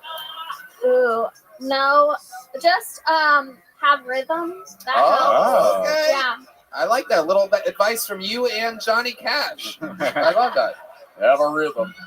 If you get the blues, right? Something like that. Am I close? No, I didn't even fucking know what whatever was. Football guy. I love it. What kind of vibrator is it? A Hitachi or perhaps a It's Toshiba? not. It's just a tiny baby one. It does the trick. Oh, okay. That's good. Red Band's excited that tiny baby-sized things can do the trick.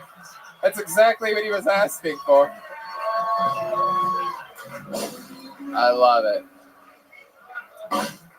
Katie, you're so funny. You get booked on a lot of shows in town? Try to.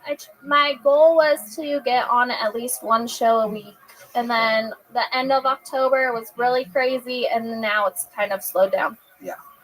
Well, I'll book you on some of my shows. You know. Yeah. There you go. Boom. Thank you. Friendships form. This is what happens. 1 second, you're waiting in the corner, hoping that your name gets pulled. The next, you're getting booked. Incredible. And it's especially not easy to follow David Lucas, which, by the way, those are what his pants looked like when he put them on this morning. You son of a bitch! You son of a bitch!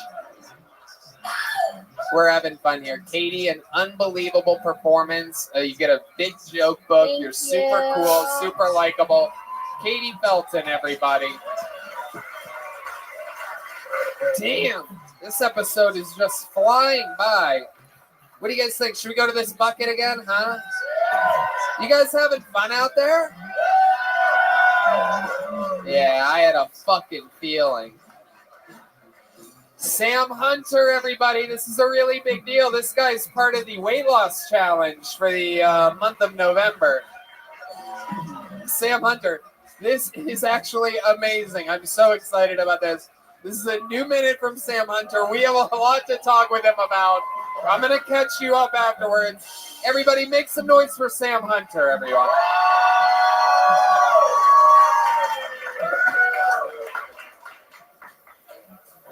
Hi. Hi. Big dudes have an advantage when it comes to sex than in-shape men. It's almost like a fetish-like appeal. I was at a bar recently, doing my thing, being a fucking cool guy. This that was insulting, I think. And this girl came up to me and she was trying to seduce me like right away. And I asked her what she was doing because she had so many other options. And she was like, honestly, Sam, you're so big and you look like you could bang me really hard. It's a little aggressive for me, but it showed me that the category of fetish that I fall under, that I can provide for these women, is just momentum.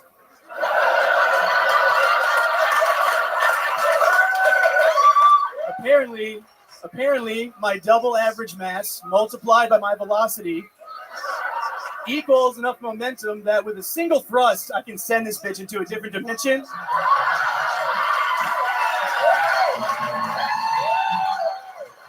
And hopefully she'll end up in the dimension where her dad actually loved her. Fingers crossed. There you go. Wow. Sam Hunter getting a standing ovation from Michael Gonzalez. Everybody, this is a man that in 1 week has turned his entire stage presence around. This is incredible. Now, let me catch you guys up to the Sam Hunter situation here. We're going to rewind about 5-6 weeks ago on this show. I pulled Sam Hunter out of the bucket, and I pulled a man named Trey Pack out of the bucket. That day, they weighed 335 pounds, Sam did, and Trey Pack weighed 396 pounds. I brought them both on stage to join each other at the same time that episode, just to see what it would be like and to see if the stage could actually handle it. And then once they were up here, I came up with a great idea. I said, why don't we do a thing where for the whole month of October, you guys try to lose weight, come back in 4 or 5 weeks, we'll weigh you guys in again, and for every pound that you lose, I'll give you $10, courtesy of Kill Tony. Now,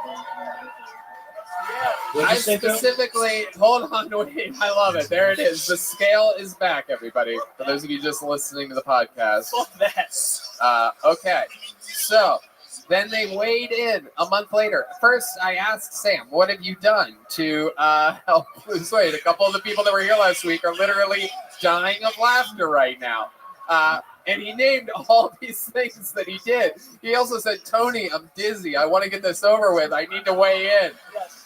And when Sam weighed in, remember, his original weight was, and I mean, this is absolute comedy at its finest. Sam Hunter originally weighed in at 335 pounds, and then up here dizzy, a month later, he weighed in at 363 pounds.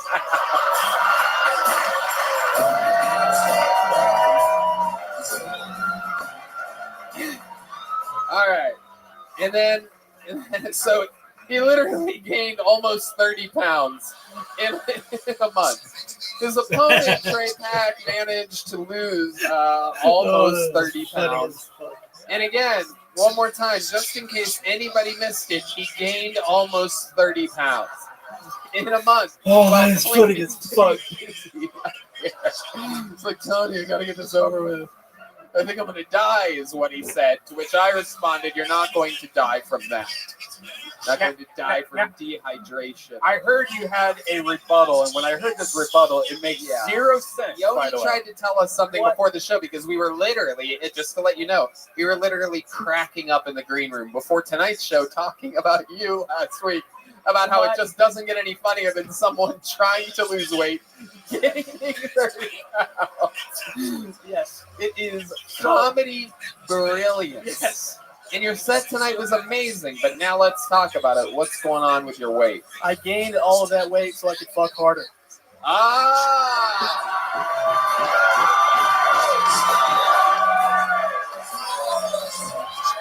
Wow. Oh, a standing ovation from the guys that butt fuck each other. Very cool. Hell yeah, these guys love it. People that love gay sex love fucking hard. We know what's going on over here. They're married. That's beautiful. You guys are a magical couple. I love it. So Sam Hunter, this is absolutely incredible. So you also, another fun fact, that the type of shit that you can't make up is that after he weighed in, he grabbed something with his notes and stuff off the stage, and I looked at it. It was a bag of Swedish fish. Yes. Yes.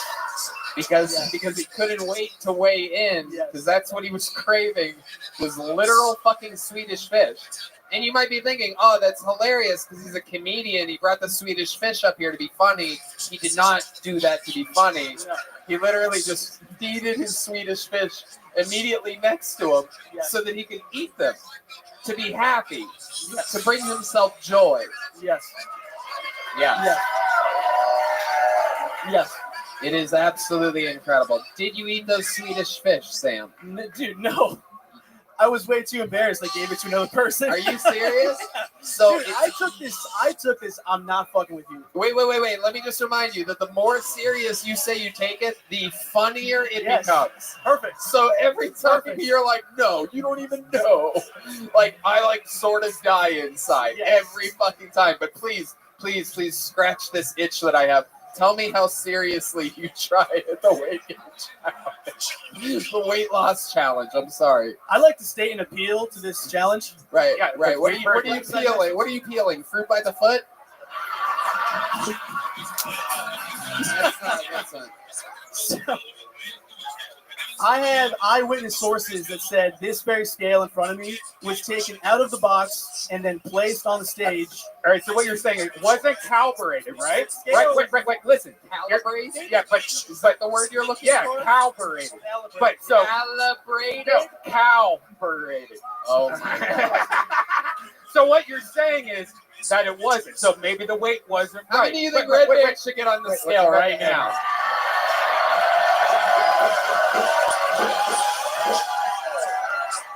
But anyways, so what you're saying is it's not the right weight, but yet the guy went right after you and weighed. So even if it wasn't the right weight, both of you would have been the wrong weight, and he lost 30 pounds. You gained 30. Hold on, I think he has a defense here. This guy's good. I weighed in first both times, making me the calibrator. So his results after me would have been accurate. No, because we did it before you even got on stage. We were first time you calibrated the scale. Both nights both times we were jumping on it. Hold on. Jumping on it. Red Bear. Everybody else that got on the scale, both times said that was their weight. Do you want to get on it right now? Should we see a 1 week update? Absolutely not. Come on. Absolutely not. Please. No. Sam, you literally, for the sake of all that is comedy, you have to. For my 335, 363. The only reason you wouldn't get on the scale is if you think you weigh more than 363. So you're sort of laughing. What did you eat this week? So tell us what you ate every day this week. Last time I got up here, the first time I weighed in, I was 360 something. The second time, I was like 353. So there's already a ton of both of those are wrong. I weighed in twice. Check the tapes. Check the tapes. Did you check the tapes? Someone check. Yodi's giving us the thumbs down. You're completely wrong. Yodi. Oh, he's giving a hard thumbs down, dude. Now you can redeem yourself and weigh in right now. Tony, you're a motherfucker, Tony. How many of you should do it? No. Fuck all of you. Fuck all of you. There's no way. Look at those hot dog buns he has for middle fingers, everybody. Come on. No.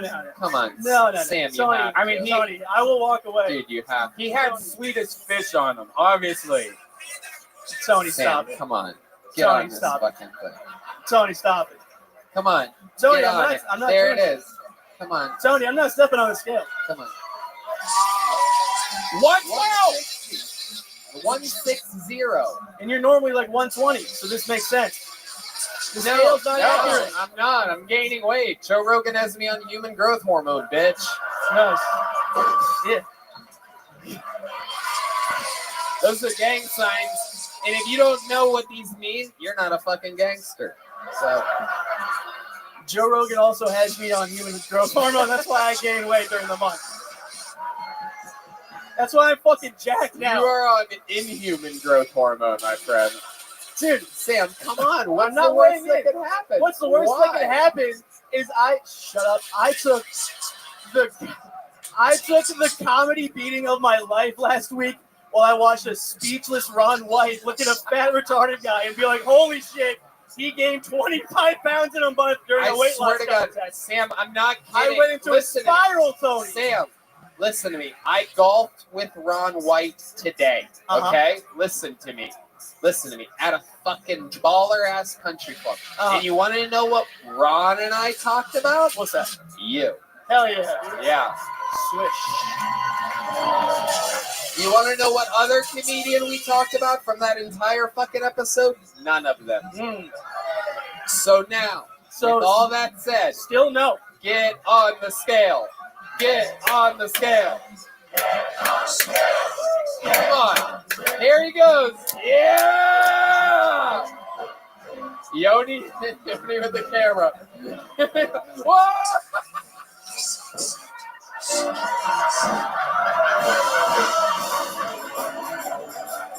What happened? 364!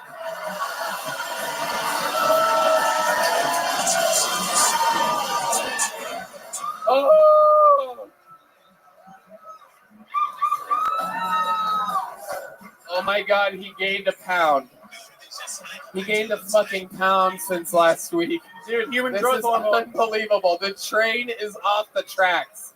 Sam, take us through your day. Let's figure out what is going wrong with your weight loss plan. There must be something you're not mentioning. Take us through this fucking. We all want to know what is the world's worst diet plan ever. This is incredible. You're averaging about a pound a day, by the way. Yeah. This week only 1 pound for the whole week. So what was it? I mean, that's progress. That is. Right? That is. So right now, I would go from gaining 25 to only gaining 4. That's pretty good. That is true. I'm steering the ship. That is true. That's right. We're good at this. This is how we rationalize the American economy and everything. I love it. We can rationalize all day. Well, technically, there is growth. Yes.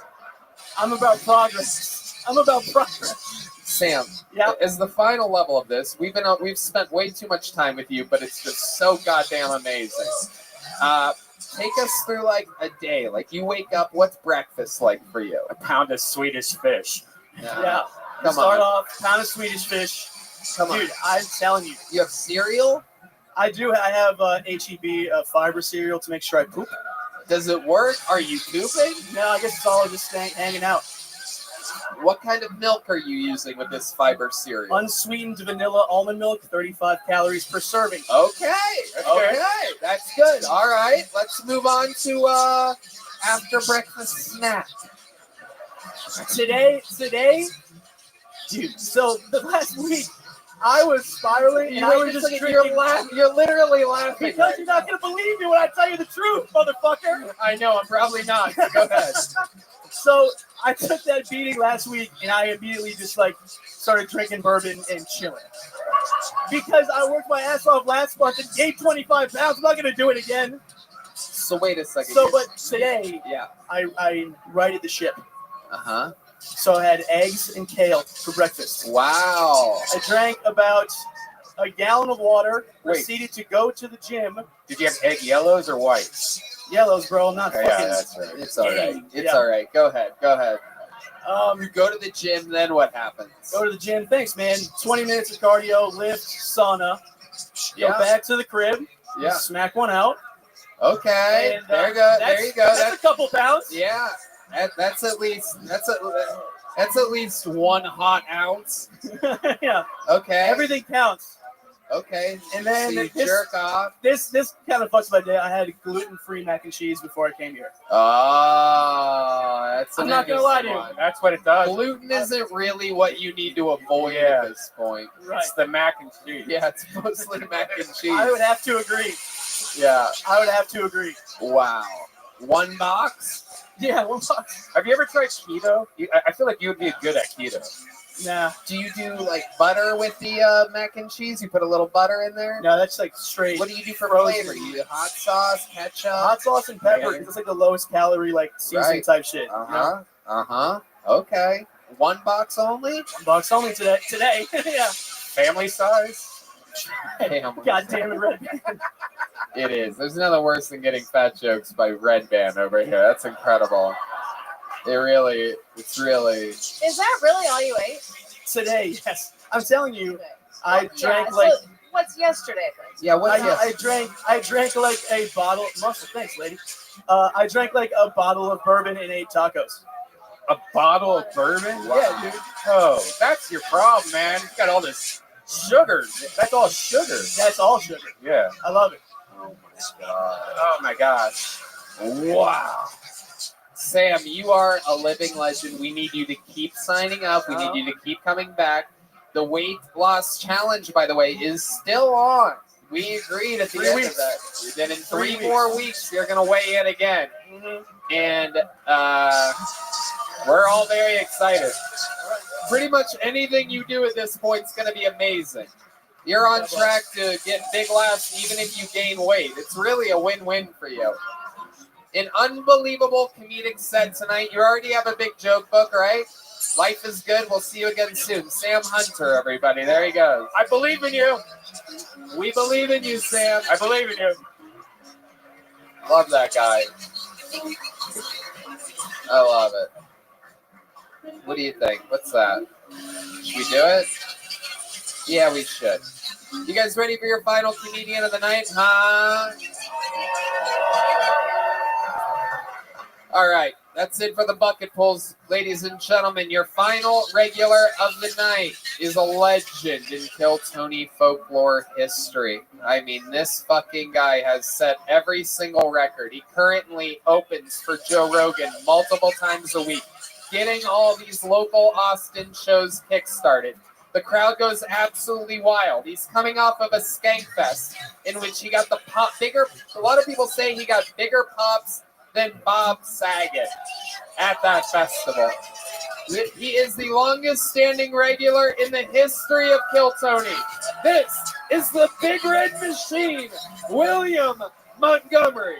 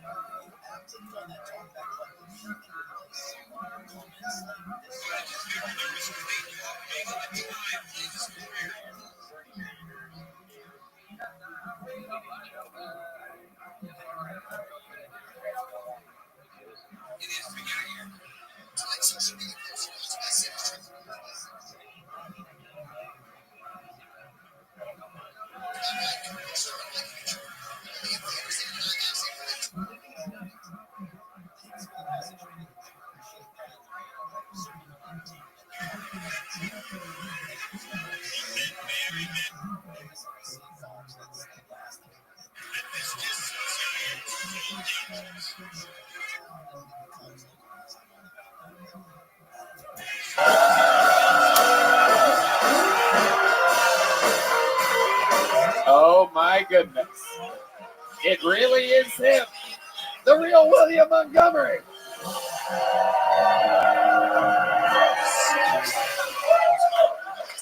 I had to pay Tony $25 to say all that. So I swear, if Taylor Swift writes another breakup song about us, I'm gonna fucking lose it.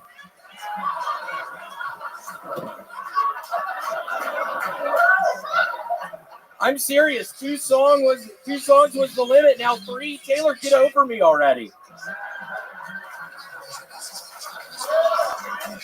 Look, I didn't want to say anything, but Taylor used to do blackface in the bedroom.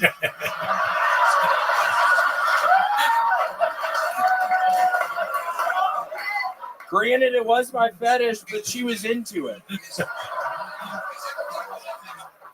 My dad is a hell of a lawyer. He actually successfully sued Dr. Mario for malpractice. If Rittenhouse was black, we'd already have a mural painted in his honor.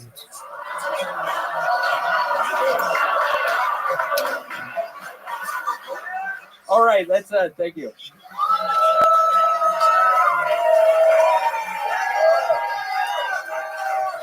William Montgomery does it again. The Big Red Machine, the Vanilla Gorilla, the Memphis Madman.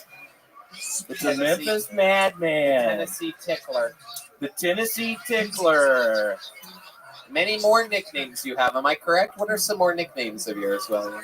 The Strawberry Twist. Ooh, that's a good one. That's a good one. Yeah, the Strawberry Twist. People always used to call me that. It's actually very endearing. So, yeah, the Raisin Bread Kid. The Raisin Bread Kid. People call me that. I'm still fully addicted to fucking raisin bread. I can't fucking stop eating it. For those of you that might not know, he got sober a few months ago and became addicted instead to raisin bread. Yeah, I can't get enough of it most of the fucking time. I fucking dream about it at night. These are the types of answers. This is what I was expecting Sam Hunter. I can't get enough of it. I can't get enough of it. That was kind of a fun one. Yeah. That one really hurt my voice, though. You really got into that. Ooh, that one hurt my throat a little bit. That was interesting. The way that really hurts my throat. Wow. What's going on here? Oh, shit. God, that is killing my throat. Man, you know how to work the room, dude. Hell yeah, dude. Up here just fucking murdering. You have the microphone pressed against your nose right now. Yeah, I got high as shit right before this. It was a horrible fucking mistake. I literally am horribly on edge right now. What happened? You had to go to the bathroom? I had to go to the bathroom. Somebody had a joint. I smoked some of the joints. I immediately started thinking about the unlicensed firearm I still currently have in my fucking trunk. I have an unlicensed firearm in my fucking trunk, and I might shoot someone tonight. Oh, shit, dude. I've had enough. Oh, shit. I've had enough. Where'd you get the firearm from? I bought it from this man under a bridge for $1,500 fucking dollars. It seemed very expensive. That's a lot for a gun. Yeah, $1,500 fucking dollars for a little black pistol. Wow, where'd you get $1,500 from? God, I had to fucking take it from somebody. I've been going to the goddamn CVS recently. I swear to God, I've been losing it recently. I go in the fucking CVS and steal a bunch of shit. Then I sell it to some dude under a bridge. You sell another guy under the bridge? Yeah, another guy under a fucking bridge. Is it the same bridge? No, it's a different fucking bridge. What do you mean, is it the same bridge? Well, what the fuck are you talking about? How could it be the same bridge? It could. You think I'm going to the same fucking bridge? You think I'm going to the same fucking bridge every day? It seems like you would. I go to 2 bridges every fucking day, Red Band. What I happened? go to fucking 2 of them. I can't get enough of them. I hang out in them now. You ever get raisin bread under the bridge? Yes, sometimes. And how does that make you feel? Really good. You actually can put it on the hot concrete for a while, and it warms it up. Very nice. Normally, there's a bunch of buddies down there. It's fun. It's nice. Do you love that shit at all? Yeah, I love that shit. All right.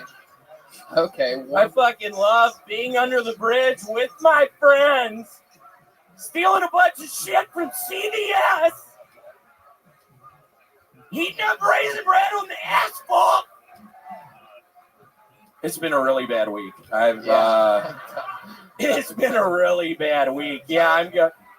Tell us about your week, William. Why has it been a bad week? I can't get out of the fucking bed. Why not? I sleep till 6, 7 at night. Oh my God! Wow, are you a little bit depressed? Yeah, I mean it's really bad right now. I almost got caught at the CVS recently. I had to call my dad. He's like, William, you're going to be looking at jail time. What's your Venmo so that people that don't want you to steal from CVS can donate money to you? Do you know what your Venmo is? I don't know what it is. You don't even know what your Venmo is. Yeah. Wow, William, a marketing machine, William Montgomery. Jesus Christ. What's wrong with you, dude? Oh, William Montgomery? Is that it?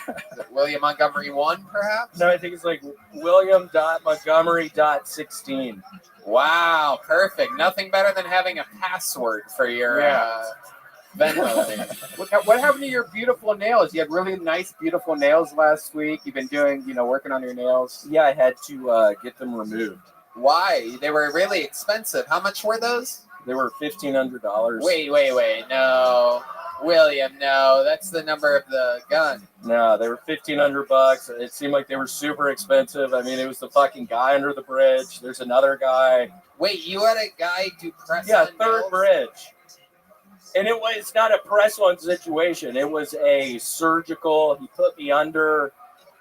I was fully under anesthesia. It scared me a little bit because we were literally. Does somebody want to shut the fuck up? I'm having the fucking set of my life.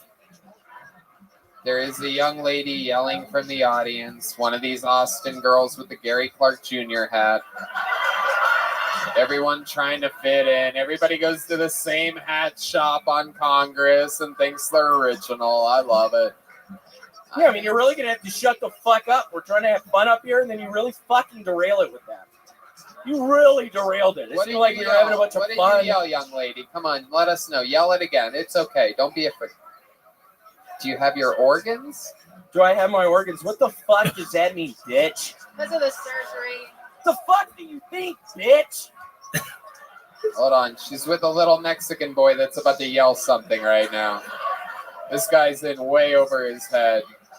This woman is Russian. She thought when you got put out, they stole your organs also. Just fucking someone get her out of here! Oh, okay. Someone get her out of here now! I've had a bad week! Seriously, if you could only see me throughout this past week, it was nightmarish. I couldn't get out of the bed until Don't 7 scare or the 8. guest, William. Don't look right in her eyes like that and tell her how deeply unhappy you are. I want these people to tell their friends good things about the show. I don't want her to go back to the Austin comedians and say there's a guy with an unlicensed gun that's having a bad week over at Kill Tony. Ariel, have you seen William before? Do you know the type of monstrosity that we're dealing with here? This guy was built in a comedic laboratory. I know. I mean, I honestly, like, my favorite Austin pastime is talking to crazy homeless people anyway, so this is fine. Yep. Yeah, there's a couple really good bridges here. What are your favorite bridges? Can you name some of the streets where the bridges are near? There's one on South Congress and 18th. Oh, okay. Okay, there's definitely not a bridge there. There is one on... And that would most likely, I do believe, be North Congress, if my local geography doesn't... There's a really good one on Arizona and Grant. Ooh. Can anybody confirm this one? There's a really good one on Magnolia and 32nd. Magnolia and 32nd. I would go lower numbers, William. William, spoiler alert. You want to really go low on your numbers here. There's one on Anderson and 3rd. There's one on Michael and Grant. You're just naming former classmates at this point. 35. How did you guess that? How did you guess that? Whoa. How did you guess that? I'm the man, dude. You guys think about old classmates. And 35 and Phillip. Yes, good old Phillip Street, one of the busier streets here in Austin. Traffic barely moves on Phillip Street. I don't know if you've been around there. Lots of businesses and landmarks. At Dillard and Magnolia, it's a really good one there. Magnolia again, famously a street in Burbank, California. Yeah. Not at all, I do believe, in Austin. Yeah, Is Dillard there a and Magnolia. Nope, nowhere. Literally not a street in the city. You could really almost say anything except for Magnolia, and we would have been like, there's probably a bridge there. Yeah, the one at Dillard and Magnolia is. Do you get really blowjobs good. underneath any of these Shut bridges? the fuck up, Red You're Man. Red Band. Come on, dude. We're trying to have fun up here Well, today. yeah. You fucking derail it with that William shit. on this one. He likes blowjobs. He likes. You have to fucking stop. Whatever. You have to stop doing that Oh, shit. shit. He's never been this close before. I know. He's trying to Yeah, give me you a gotta stop blowjob. doing that shit. He's been on the show for years. He's never been this close I know. to physically assaulting Red Band. I got too close. Wow. Yeah, shut the my fuck God. up, dude. Oh! You gotta shut up, Red Oh, what are you Man. gonna do? Suck my dick? Shut. Red Band. That's so weird. It's unbelievable. I love painting of Michael Gonzalez says he doesn't think you'll do it. I hope you want to watch. Wow. Make some noise if you want to watch. Oh my goodness. God. Come over here, little William. Oh, Come on, Bill. Get over here, Bill. Shut the fuck up. wow. Shut the fuck up, Red He's Man. I don't never know how gotten a this blowjob escalated from a to this. redhead before. However, he did once fuck a plate of spaghetti. So Red Man, Spirit wild Airline. sex life. William, you are a fucking guru, a genius. I mean, Nice you're to just meet the you. best Thank ever. He has a brand new podcast coming out soon called The William Montgomery Show. Follow him closely. He's a star, everybody. Guys, how loud can this place get for one of my newest comedy friends, Ariel Isaac Norman, everybody? Fuck yeah. Oh, awesome. The drawing from Ryan J. Ebelt is in. He draws every single episode, all the way from Los Angeles, California. All those prints are available at RyanJEbelt.com. Get your favorite episode today at RyanJEbelt.com. Guys, how about one more time for the Screwball Peanut Butter Whiskey Kill Tony Band, everyone? Michael Gonzalez on drums, Matt Mueling on guitar, and the great D Madness on the bass, everybody. Thank you again to the Yellow Rose and the Red Rose. Incredible stuff. Thank you to everyone.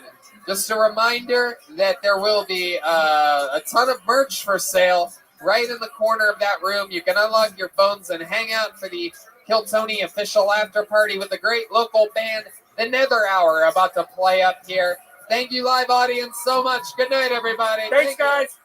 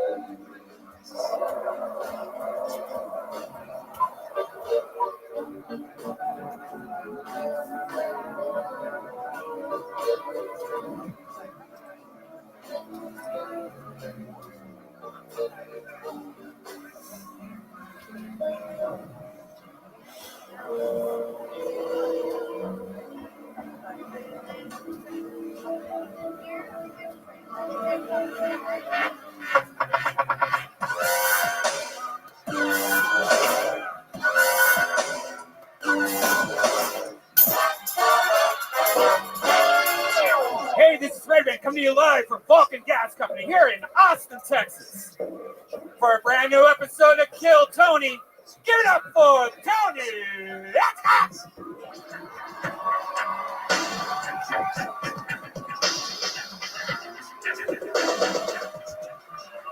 Austin, Texas. Come on, this is a real life podcast. You have to make more noise than that. We're doing this shit tonight. Fuck yeah. We're doing this shit. It's Red Band, everybody. How about a hand for the band, everyone? Yeah. Come on. The great Matt Mueling on guitar. The return of John Dees on the keys, everybody. Hell yeah. Fresh off of being on tour, doing his own thing, working with Gary Clark. Welcome back. The great Michael Gonzalez on the drums tonight, everybody. As always. And the great D Madness on the bass guitar, everyone. He's here live in the flesh. An undeniable part of every episode in the Austin DNA of the state of Kill Tony. We absolutely love him. Shout out to Boneseye, who made a bunch of great joke books for tonight. We're going to have a lot of fun. A lot of fucking fun. Shout out to the Red Rose and the Yellow Rose. I was told that the general manager is here. Yes, he is. He's drunk. Oh, he is a little person, so anything can happen tonight. Normally, I don't let you guys in on what I have up my sleeve for tonight, but there's that. That's happening. As always, brought to you by the Yellow Rose and the Red Rose and the band. Brought to you by Screwball Peanut Butter Whiskey. How many of you like peanut butter? Make some noise for peanut butter. How many of you like whiskey? By a round of applause. All right, great. Well, mix that shit together. Go buy a bottle of Screwball Peanut Butter Whiskey because they sponsor the band. Delicious. Before we start tonight's episode, here's more about the amazing sponsors that made tonight's episode available for you here, right now. Hey there, auto mechanics and super cool do-it-yourself guys who work on their own cars. I want to tell you about rockauto.com, the online store with every auto part at the best prices. This is your one-stop shop for everything auto parts. RockAuto.com has been in business for 20 years, and they make it easy to find the parts you need at the best possible prices. You know about this, Red Band. You know, I actually grew up and I used to work on my own cars. We'd go to junkyards, we'd go to all of these miscellaneous stores just to find one part. No more talking to counter guys who need to order your parts. You're not really sure what you're looking for. You never have quite what you need and all that hassle, and they still charge you storefront markups. At rockauto.com, you can easily find everything you need, and whether you're a mechanic, an auto shop, or just working on your own car, everyone has access to the same incredible pricing at rockauto.com. Yeah, so if you're a car guy right now, go to rockauto.com and check out all the parts available for your car. You're going to have so much fun looking at car parts. I mean, I know I'm a car guy. I got myself a little American Beast. That's right. So once more, go to rockauto.com. No promo code needed, as their pricing is already that good. When you order, make sure to tell rockauto.com that you heard about them on Kill Tony. Again, that's rockauto, ROCKAUTO.com. Back to the show. Are you guys ready to start tonight's episode or what? Huh? We're live. We're here in Austin, Texas. Every single week, we have one of the funniest people in the world on. This week, of course, no different. Make some noise for a local legend and one of my favorite comedians in the beautiful town of Austin, Texas. Make some noise for great Chris Tellez, everybody. Here we go. Chris Tellez. I almost said the great. And I said the. He's great. Chris, welcome back. Welcome to the show, vocal talent, nice. I love that. See, No, guys? it's a good fucking. It means the world. You were hanging out with us, doing shows with us, fucking 7 years ago. Yeah, the one. It was great, and fucking destroyed. I wish you guys could have been there so y'all could give me the proper respect. But I don't feel like I'm getting right now. Everybody's like, who is this guy? I've been fucking living in Austin for 11 years. Thanks, man. A true fucking, that's what I mean by local legend. This guy can get you up and down Cesar Chavez Boulevard very easily. See, people around the country, they don't know what we're talking about because we have a local legend on tonight. Local legend is what people in LA call pedicabbers. That's what I got you guys. I love pedicabs. I'm addicted to them right now. You in the pedicab? How are you? No, hell no. It's like the most dangerous job ever. Yeah, but, I like it because it's like modern day slavery. Did you say? You pay like $40 and you can get them to do whatever you want. You ever been in You a gotta be pedicab? 18 I don't to even be know in what here. that is. To wheel your ass No. around. Oh, you mean the... Sorry, Okay, that's busy. a cool Got story, here dude. already. Yeah. I have to tip extra. I always tip extra, though. Red Band tries to get him to take the hills. All right. Why would I do that? Wish I never said pedicabber. You know, fucking shit. It is. No, I love it. I get in the back of those pedicabs. They're like, where are we going? I'm like, San Antonio. Holy fuck. Get the fuck out of here. All right. We're going to have fun tonight. Over 100 people signed up for the opportunity to get pulled out of this bucket and get an uninterrupted 60 seconds on this stage. Perhaps it's someone from the audience visiting from a faraway land. Perhaps it's one of the amazing local, but not yet legend, comedians that are waiting in the corner of the room. You guys ready to start tonight's show or what? Oh, yeah, you know, 60 seconds, there's a kitten. Yeah, sounds like that, a kitten. Yeah, that's how you know their time's up. I'm going to take a break from the bear this week. Put him back in his cage. All right. You guys ready to start tonight's episode or what? I'm going to get to this in a second. Instead of saying the name I just pulled out, we're going to save that for a second because I have a special treat for you guys. This guy was made a regular here in Austin, Texas. He's a monster. Kills every single week. It's unbelievable to watch. Here's a brand new minute from the great Hans Kim, everyone. Start tonight's show with a bang.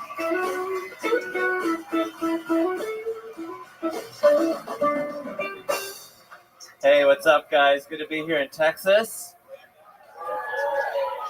I love it here because there's so many big booty Latinas here. Asian women don't have that big a booty.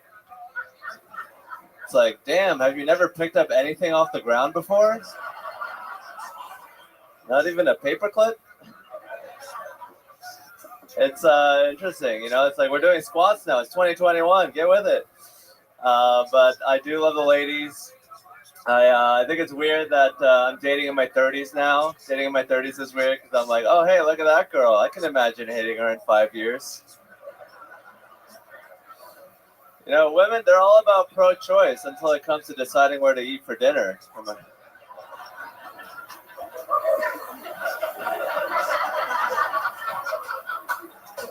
Why don't you choose a restaurant?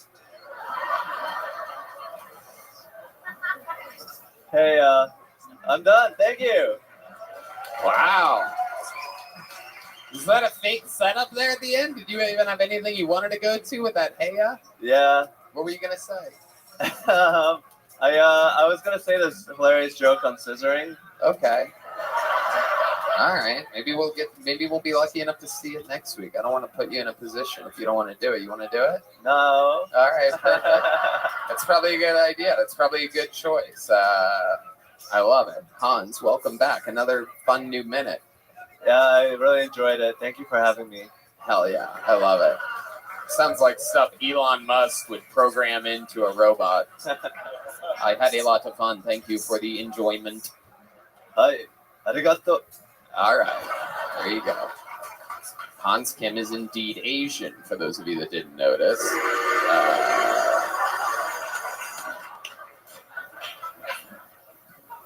What's been happening this week, Hans? Give us an update of your life. Your real life is always so much more interesting than anything we can imagine.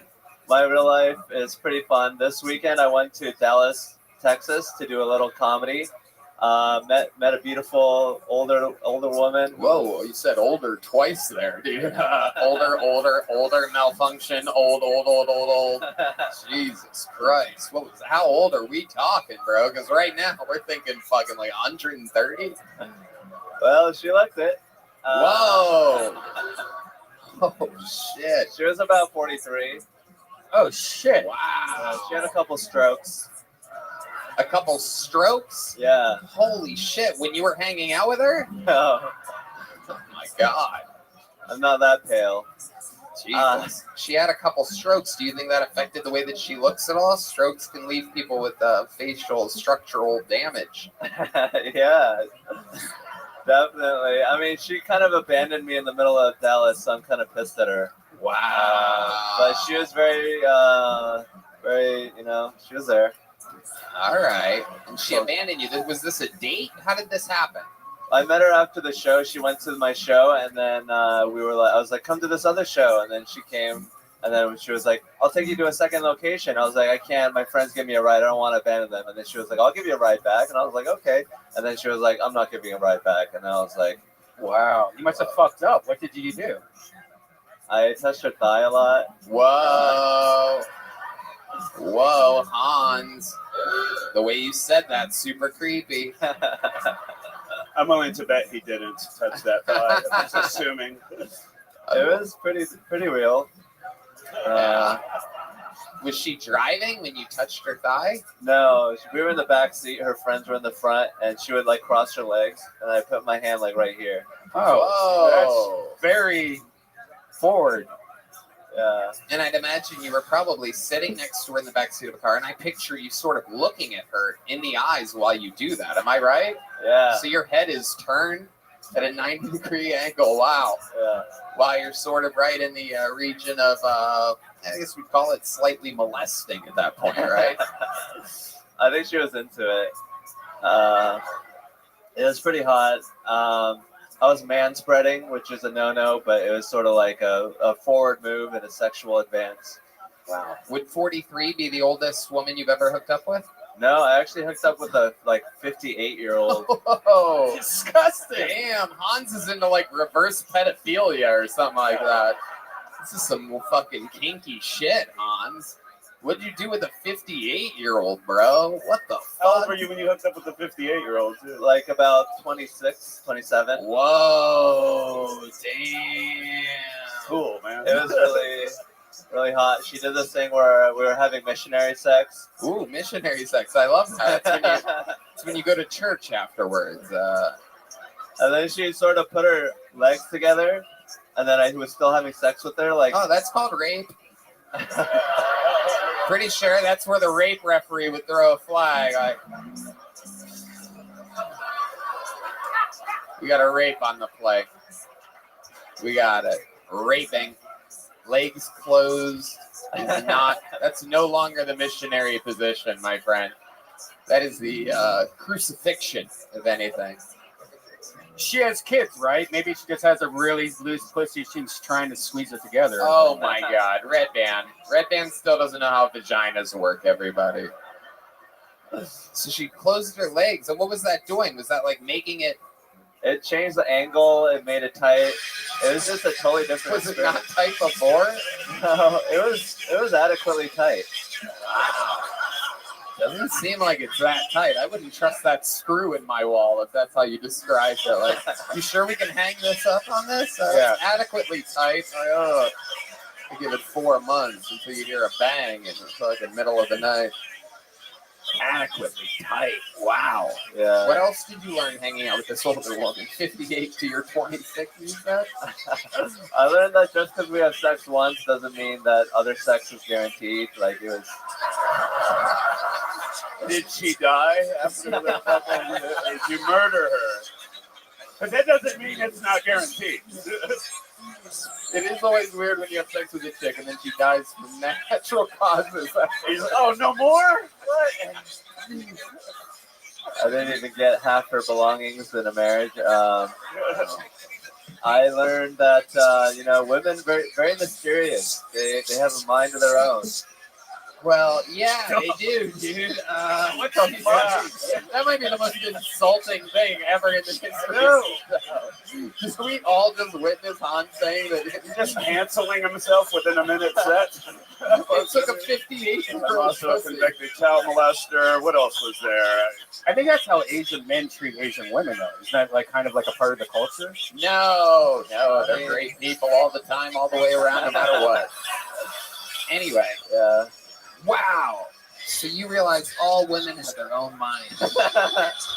Oh my I mean, they think differently than us. Wow. Yeah. Hell yeah. Hans, you're a fucking machine.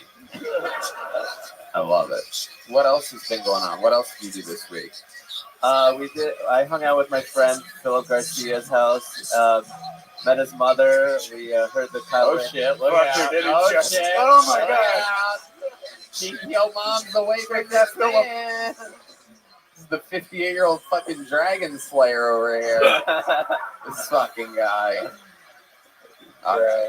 What else? You do any shows? Any fun shows? I did some fun shows in Dallas Comedy Club. I did this show at LG Tap for a bunch of Latino Mexican Americans. Very interesting audience. Okay. Very fun. Very vivacious. What does that mean? Being all Mexican and shit, just looking at me. It was weird. Vivacious. Wow. Big butts, right? That's what you mean. Like, they were like shouting out. They were participating. They were exchanging energy. All right. Wow. Like having a good time or some shit. Yeah. It was weird. Like they didn't do their math homework that day or something. What the fuck? I love it, Hans. You're absolutely fantastic here. We love every week having you on the show. We'll see you again next week. Hans Kim, everybody. Living legend right there. The icon, Hans Kim. Wearing his glasses again. What? He's wearing his glasses again. Remember, he's been. Oh yeah, that was an interesting time. Sahad Masood is next on Kill Tony. Sahad Masood. All right, pulled out of the bucket. Oh, forgot about that name. You got Sahad coming. Is there movement back there? Anybody see anybody coming? No. All right. I'm going to go with this first name that I pulled earlier. Emilio Babot. Emilio Babot, perhaps. From the audience. Here he is. One more time for Emilio, everybody. Have you guys heard that old parable? People who live in glass houses should not throw their wives down the stairs. It's one from Jesus. Plan B. I don't want to talk. Everybody talks about Plan B, but I'm just going to say this. Plan B. Okay. When it comes to contraceptives, Plan B definitely feels the best.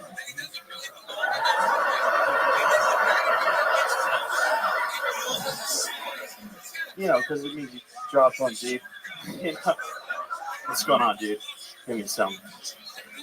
A couple weeks ago, I found out that a roundabout's not the same thing as a human trafficking ring. My buddy was like, "Nah, my fucking sister, she's in a human trafficking ring." I was like, "What? Is she fucking stupid? Turn left." Okay.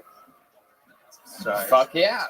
Emilio Babbitt, am I saying that right? Yeah, it's yeah. Babbo. Welcome. How long have you been on stand-up? 2.5 years. 2.5 years. Yeah. All of it here in Austin, Texas? Yeah, all of it. Oh, in sweet. Austin, yeah. I love it. How's it been going for you? Pretty good. Yeah, it's been pretty What good. do you do for work? Oh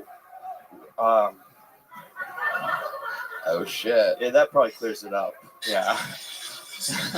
What field do you work in? Well, I was a busboy. Okay. I'm on a TV show right now. Oh shit. But Okay. I actually haven't seen a check from you yet, so. All right. It's been. Is it that new reality show on Netflix where the people live in a house together? I actually applied to that one, but I'm on an even worse TV show. Really? Is that a cooking show? It's the reboot of Walker, Texas Ranger. Oh shit! No, that's a good show. I know that guy. Dude, it's Jared Padalecki. Yeah, he's my boy, but it's the worst TV show. Oh my god! I don't know where the camera is, but I'm sorry, Jared. What's your role on it? What are you doing? I play a Texas Ranger. Wait, Walker, Texas Ranger? You're one of the Texas Rangers? I play a Texas Ranger. I thought you were a fucking pedophile victim or something like that. Or the pedophile. I guess you could get either role, really. No, yeah, I play a Texas Ranger. His name's Haas Love. Right. It's like the Deputy Dewey character, sort of, right? I'm the young hotshot ranger who's, he's a wisecracking. Wow. He doesn't follow the rules. That's cool. How long have you been acting for? Have you ever not a long? It's like maybe a month. Oh, jeez. Yeah. Look at that. It's not good. It's incredible. Yeah. I'm a bad actor. Where's Walker, Texas Ranger? Where can people even watch that? It used to be on what? The USA Network back in the day. It's on the CW. That makes sense. I told you guys already. It's a bad show. You're dressed like their old frog mascot, CW. You remember that guy? I don't. Yeah, I love that. Where do you get a turtleneck like that? I'm a big fan of turtlenecks. I want to know. Where do you get one like that? I buy this myself, but that has gift from grandma all over it. That's a fucking girthy turtleneck. It has to be a gift. That's my theory on it. It makes my eyes pop, okay? It makes my... Let me see. Doesn't it make my eyes pop? No. What the hell is happening? Who told you that? Non-popping eyes. You're a big boy. You ever play any sports or anything like that? How old are you? 25. 25. Yeah. You used to play football or something? Oh, yes. Of course, yeah. Texas guy. What sound effect is he trying to do on me right now? Nothing. No, there's Come on, nothing. give me a good one. No, relax. You're way too comfortable up here right now, Amelia. He's giving me... So what do you do for fun? We're trying to find out more about you. This is the part where you go from being you're like a guest on a podcast now. Mostly sex, I think. Yeah. Really? Is that your thing? You did mention Plan B. You did say dropped one deep at one point. Is that something that you do? Do you come inside of girls? I do, yeah. I've never worn a condom. What's that? I've never worn a condom. You've never worn a condom once? Yeah, never. How many do you think we should put one on this guy right now? Who's got an extra condom? Somebody's got to have a condom out there, right? Wait, no. This is the Kill Tony crowd for you. Fucking raw dog for life, dude. Hell yeah. Wow. He's just fucking sliding under the table to Chris. He knows a raw dog when he sees one. What can I say? All right. Old stinky dick over there. How many diseases do you have? Red Man, there's no way his dick is stinkier than yours. What? Let's do a stink off. Whoa, stink off. Here. Everyone who was brought here by the person that listens to the show right now is like, what the fuck is happening? Is there about to be a dick smelling contest? I need a volunteer to sniff these rocks. Where did you bring me? But let's do it. It's time for the stink off. No, I'm kidding. I love it. Emilio, tell us more. Like, how many girls, what do you think? Do you think you have maybe a sexual addiction? I've thought about it. Do you masturbate a lot too? I don't ever masturbate. You don't ever masturbate? No condom, no masturbating? You're just fucking game time player. Raw dog. This is like if Jordan showed up to the arena in his jersey, just ready to go. I mean, no warming up or anything. Did get a condom. This thing, I can't believe I'm touching this, but yeah, that's disgusting. Where did it come from? Yoni's condoms. The brand is Skin. Oh my god, thank you. Hell yeah, dude. You could probably fit your dick and your balls in that thing. If the vibe I'm getting is correct. I think you could go full fucking hood and everything down there. Thank you. Emilio. I can't believe you actually had one. So are you on like dating sites? Where do you find most of your victims? I actually have a long-time girlfriend right now, which is the first in my life. Wow. Thank you guys. Well, that's why you don't wear condoms. What do you mean by long-time girlfriend? 1 year. Oh wow! So thank you. Hell yeah! Again. What a player! 1 year anniversary. I love it. What do you think she's done differently that you've been able to stay with her for 1 year? That doesn't make any sense there whatsoever. Not only was that bad, I mean, it's just bad for so many reasons. Literally doesn't make sense. She bought you baking soda? Is that right? Yeah. Is she a member of the Migos? No, No? It is baking soda is what it is. All right, great. Yeah, you even found your way out of the question. It was bad for literally decades. Has she been with anyone else besides You? Hell yeah, she Of can. course. Nobody starts with this course. fucking guy. You kidding me? Was she pure? Is what we're asking. No, she's so impure, just like me. All right. Emilio, you have a real vibe too, dude. Thanks.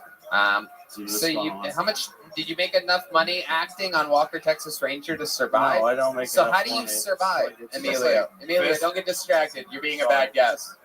You're being a bad guest, Emilio. How do I survive? Is unwashed raw doggy hands. I was a busboy. I was a busboy for a while at a high-end restaurant, and I saved. All right. There goes Emilio Babbitt, everybody. Emilio, here. Your set was good, but you're getting a little joke book. My microphone cord is tying itself in a noose right now. Don't blame it. Emilio. The CW is going to be so Oh, pissed. shit. Michael Lair's yelling at the side of the stage. What is he yelling? What? Let him what? Bang? Fuck yeah. Ladies and gentlemen, Michael Lair, everybody. Here he is. All right.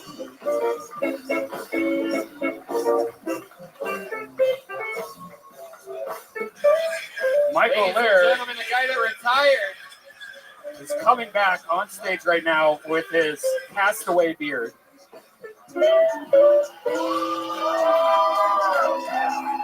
Guys, give it up for Michael Lair. Shut up. Thanksgiving is here. With it, the season of cultural appropriation. I'm tired of these fucking birds with their feathers trying to be Indians. You know what? I don't think Indians is the proper name. In fact, I don't think Native Americans is the proper name. I think we should go Indians Americans, Pan Americans, because no matter where you are in America, we're all the same color, butter. It just varies how much cocoa is in the butter. The President Biden is planning 2 turkeys for Thanksgiving. One for each part of our divided nation. You know what? So Texas needs to take a close look at itself. Texas has executed 5 turkeys that learn on when to be found to be stuck.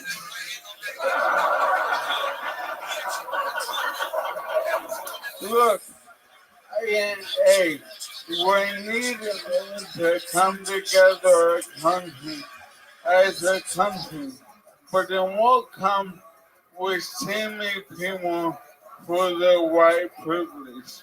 Now, how exactly am I to account for my white privilege? How about this? Let me take all my black friends, and you take all your black friends, and we'll force them to fight each other. Then we'll see what's the most white privilege. Michael Lair, ladies and gentlemen, doing a literal drop-in. A literal drop-in. Fucking coming in, demanding "Let Me Bang" from the side stage, and I was so sober, and I was too worse than ever. You look great. You look great. That outfit. Was that the Don Knotts estate sale? What is that? That's great. That is. It really is. I love this new Obi-Wan Kenobi you're doing. You were supposed to be the chosen one. You were supposed to unite us, not divide us. I have the higher ground. May the Force stay with me.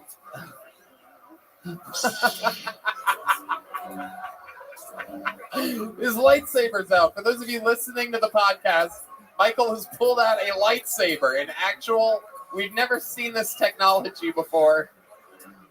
We'll CGI one in on the YouTube video.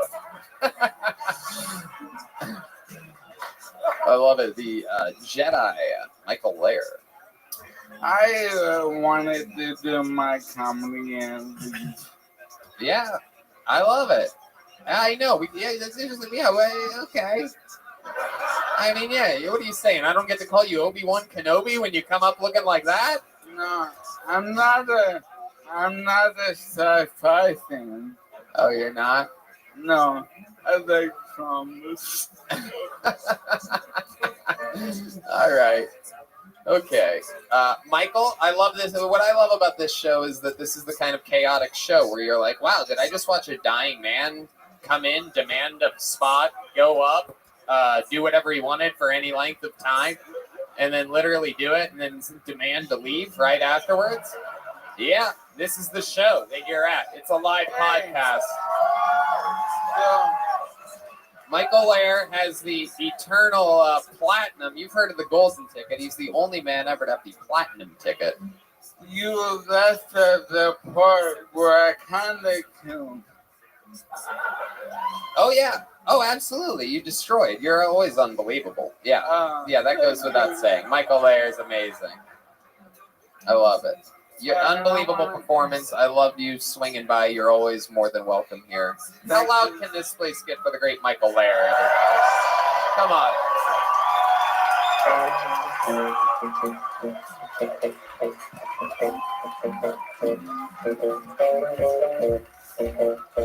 Come on, one more time for Michael Lair. You guys can.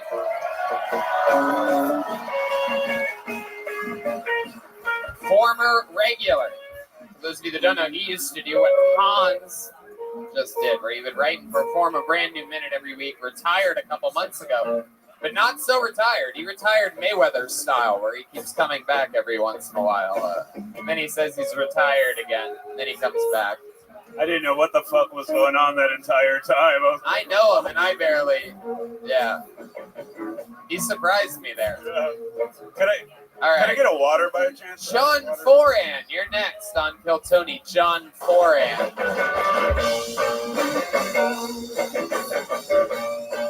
I'm out back. Here he is. One more time for John Foran, everybody. Come on.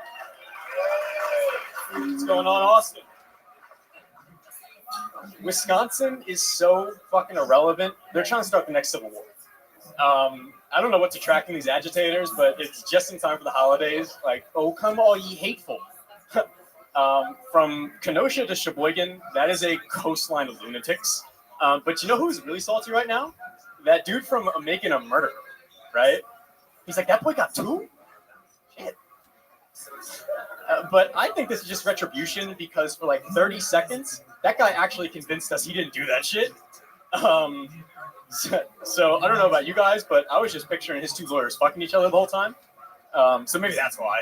So, but yeah, do not go to Wisconsin unless you don't want to get an STD, because that's all they have there really, and the Bucks.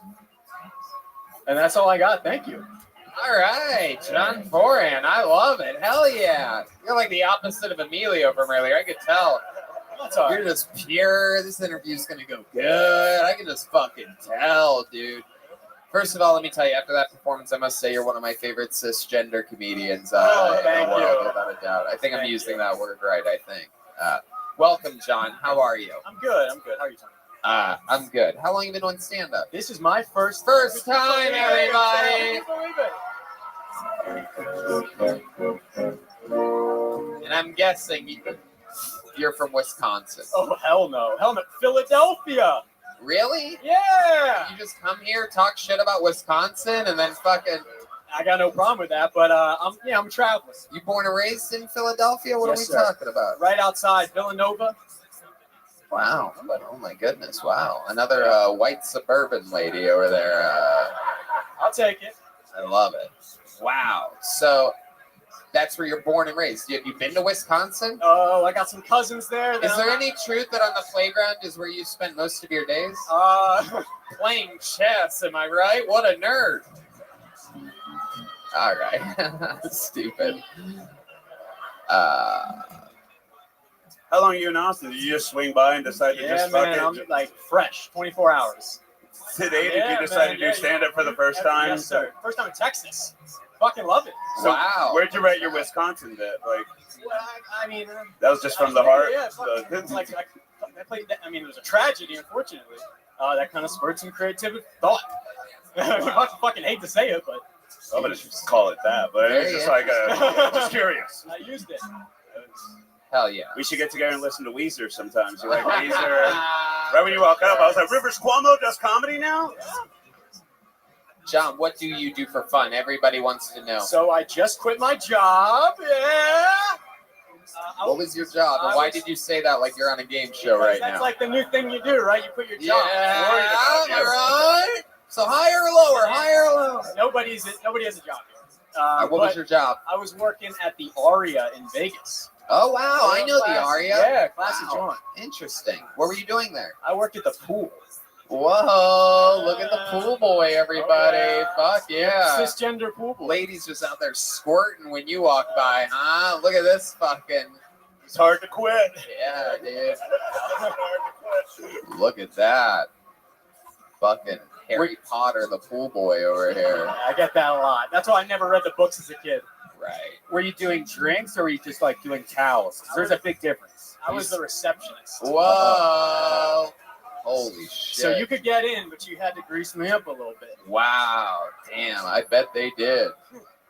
That's interesting. What did it feel like taking a job from some woman out there that could easily be working the receptionist I was the only job? male. I was the only male. All right. What do you do for fun though, John? I'm trying to figure it out. Like, you know, what do you like get out and do? I've been playing disc golf recently. What else? Yeah, well, I used to play ultimate frisbee, but I don't have any. This guy's gonna kill somebody for sure. What's something It's happening. You seem like such a good person, John. I'm trying to figure out something a little bit rebellious that you're into. What's something that you do that what's like the naughtiest thing you've ever done in your life? The naughtiest thing I've ever done. Come on, think about the honest. Don't look at their fucking smiling faces. I want you to look deep inside your soul right now and tell us a time maybe you committed a crime and got away with it. Maybe I didn't get away with it. All right. I Lied on your I've been charged taxes. with possession, which is like the most comedic like fucking thing to be charged Possession with. of what? Marijuana. Pennsylvania. They don't have it. They don't have it here either. All right. What else other than marijuana? Um, Come on, there must be a time you did something, right? I'm a little white You once, bread in terms of the. you once killed an innocent animal? Oh no! Once I don't shot even a like bird that. with a BB gun or something Welcome, like Miss that? Aquarius. Fuck, man! I used to let people. I was the VIP receptionist, and I would let you if you fucking gave me money. I would get in trouble for saying that, but. Whoa! Hello, how are you? I'm good. I have been looking at when I got home. Now I'm up for a little bit. All right, you ready? Yeah, let's play. Yes, ma'am. Pardon me. Thank you.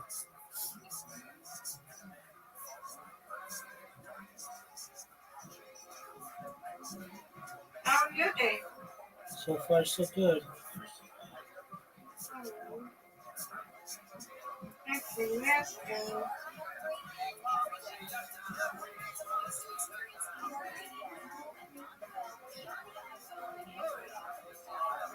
All right, I got you. I did this one. Let's go.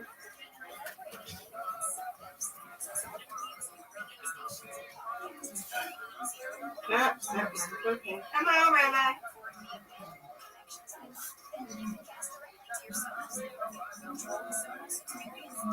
I can get this one. You Oh, can I do missed two it. games, 'cause I know you're sleepy. I missed it.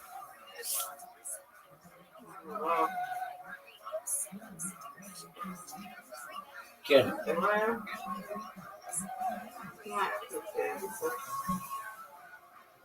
you got it. What's going on? Okay. Come on, Rabbi.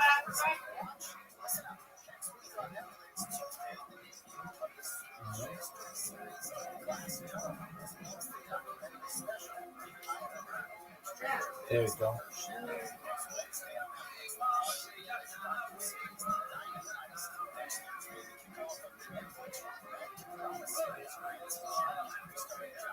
There we go. All right, come on. That was right on line. Yeah.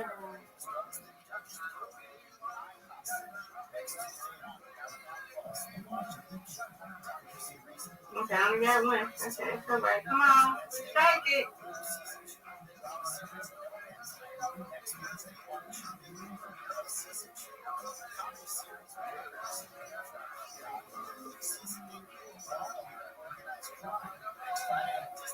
Get something.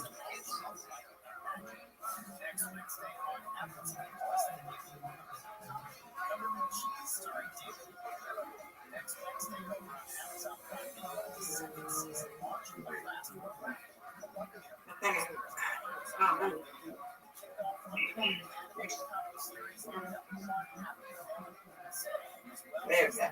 That was looking good. There we go. Yeah, you can have it on. Come on, Rabbi. Oh, not what I wanted. Not what I wanted. Get it. Nope. Hey. It's okay. You got it. All right, last frame. Here we go, Miss Aquarius. You got it. No. That shouldn't count. Is there a redo? It's a terrible game. Terrible game for me. No, terrible. Come on, you got this. Let's get it. Let's go. You win. You win. I win. Let's go. Come on. There we go. Good That's job. one. Tries to be good. Yes, way to go. Come on. Yay. You win. Get one of them. All right, I got it. Yay. All right, that's one. Yay. You're going to get me this time. You Here win it is, that one. Rambo. All right. Last one. Here we go. You're going to win this time. Oh, there we go. This looks very nice. They used to have, when you pick somebody, it used to be in alphabetical order. Since the last update, they changed it, and that makes it more difficult. You got to climb it back. Oh, perfect, perfect, perfect. Yay. That's what I'm talking about. Nice job, Miss Aquarius. Come on, Rabbi. Thank you. I'm happy you got that straight. That was great. All right, just get one of them. Get it. Yeah.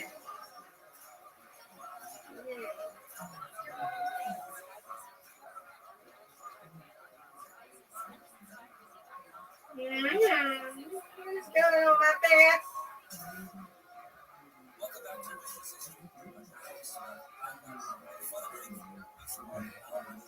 Get it. Come on, strike it now, Rabbi. You got a chance. I missed one. Come on. You got this. That's what I'm talking about. Got it. Yay. That's what I'm talking about, Miss Aquarius. That's how we do. Yeah, that's how we do.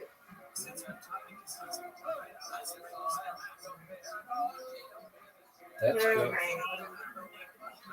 Let's go. Okay, get one.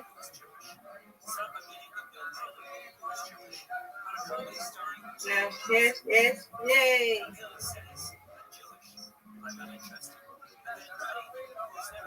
Okay. Get it.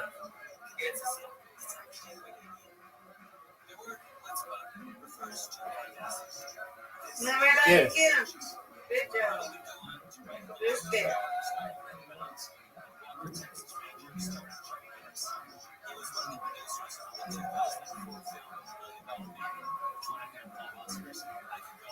Oh, nice strike. Oh, no Strike. one's touching you. No one's touching you. Come on, Rabbi. Strike it. Get it. Nope. We're winning.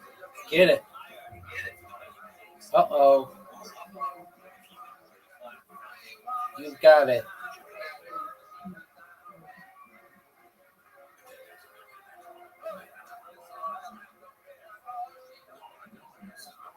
61.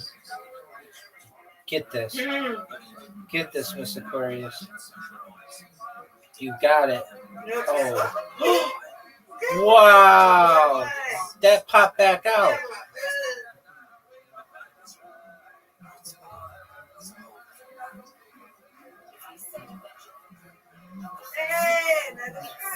Wow. No one's touching Miss Aquarius today. Excellent, excellent, excellent. Thank you.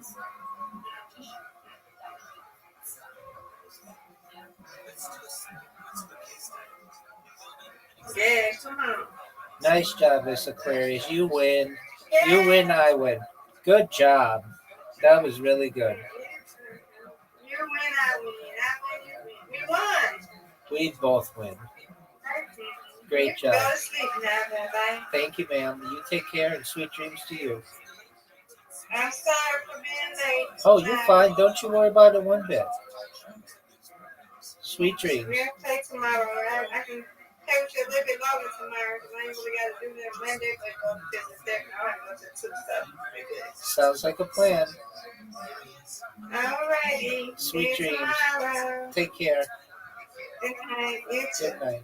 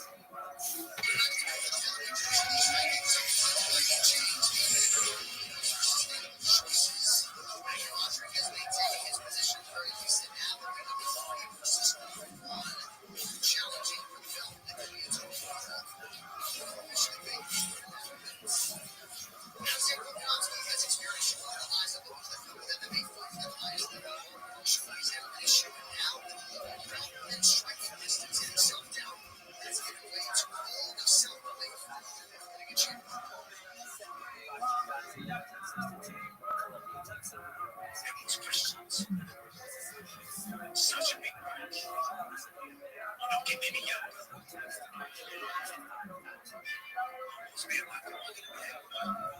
Be the same.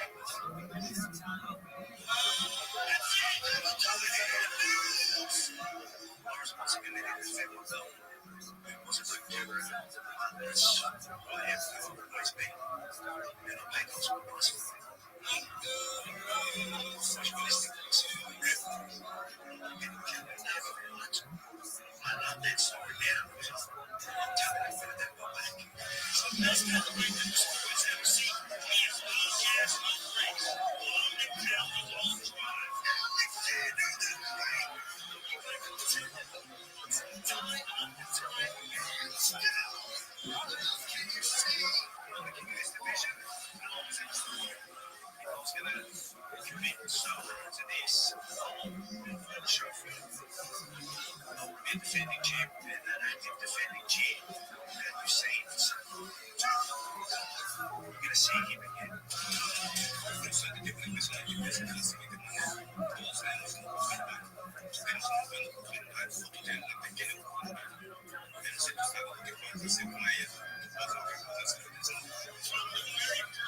Just step in and find these notes and find a guy like you.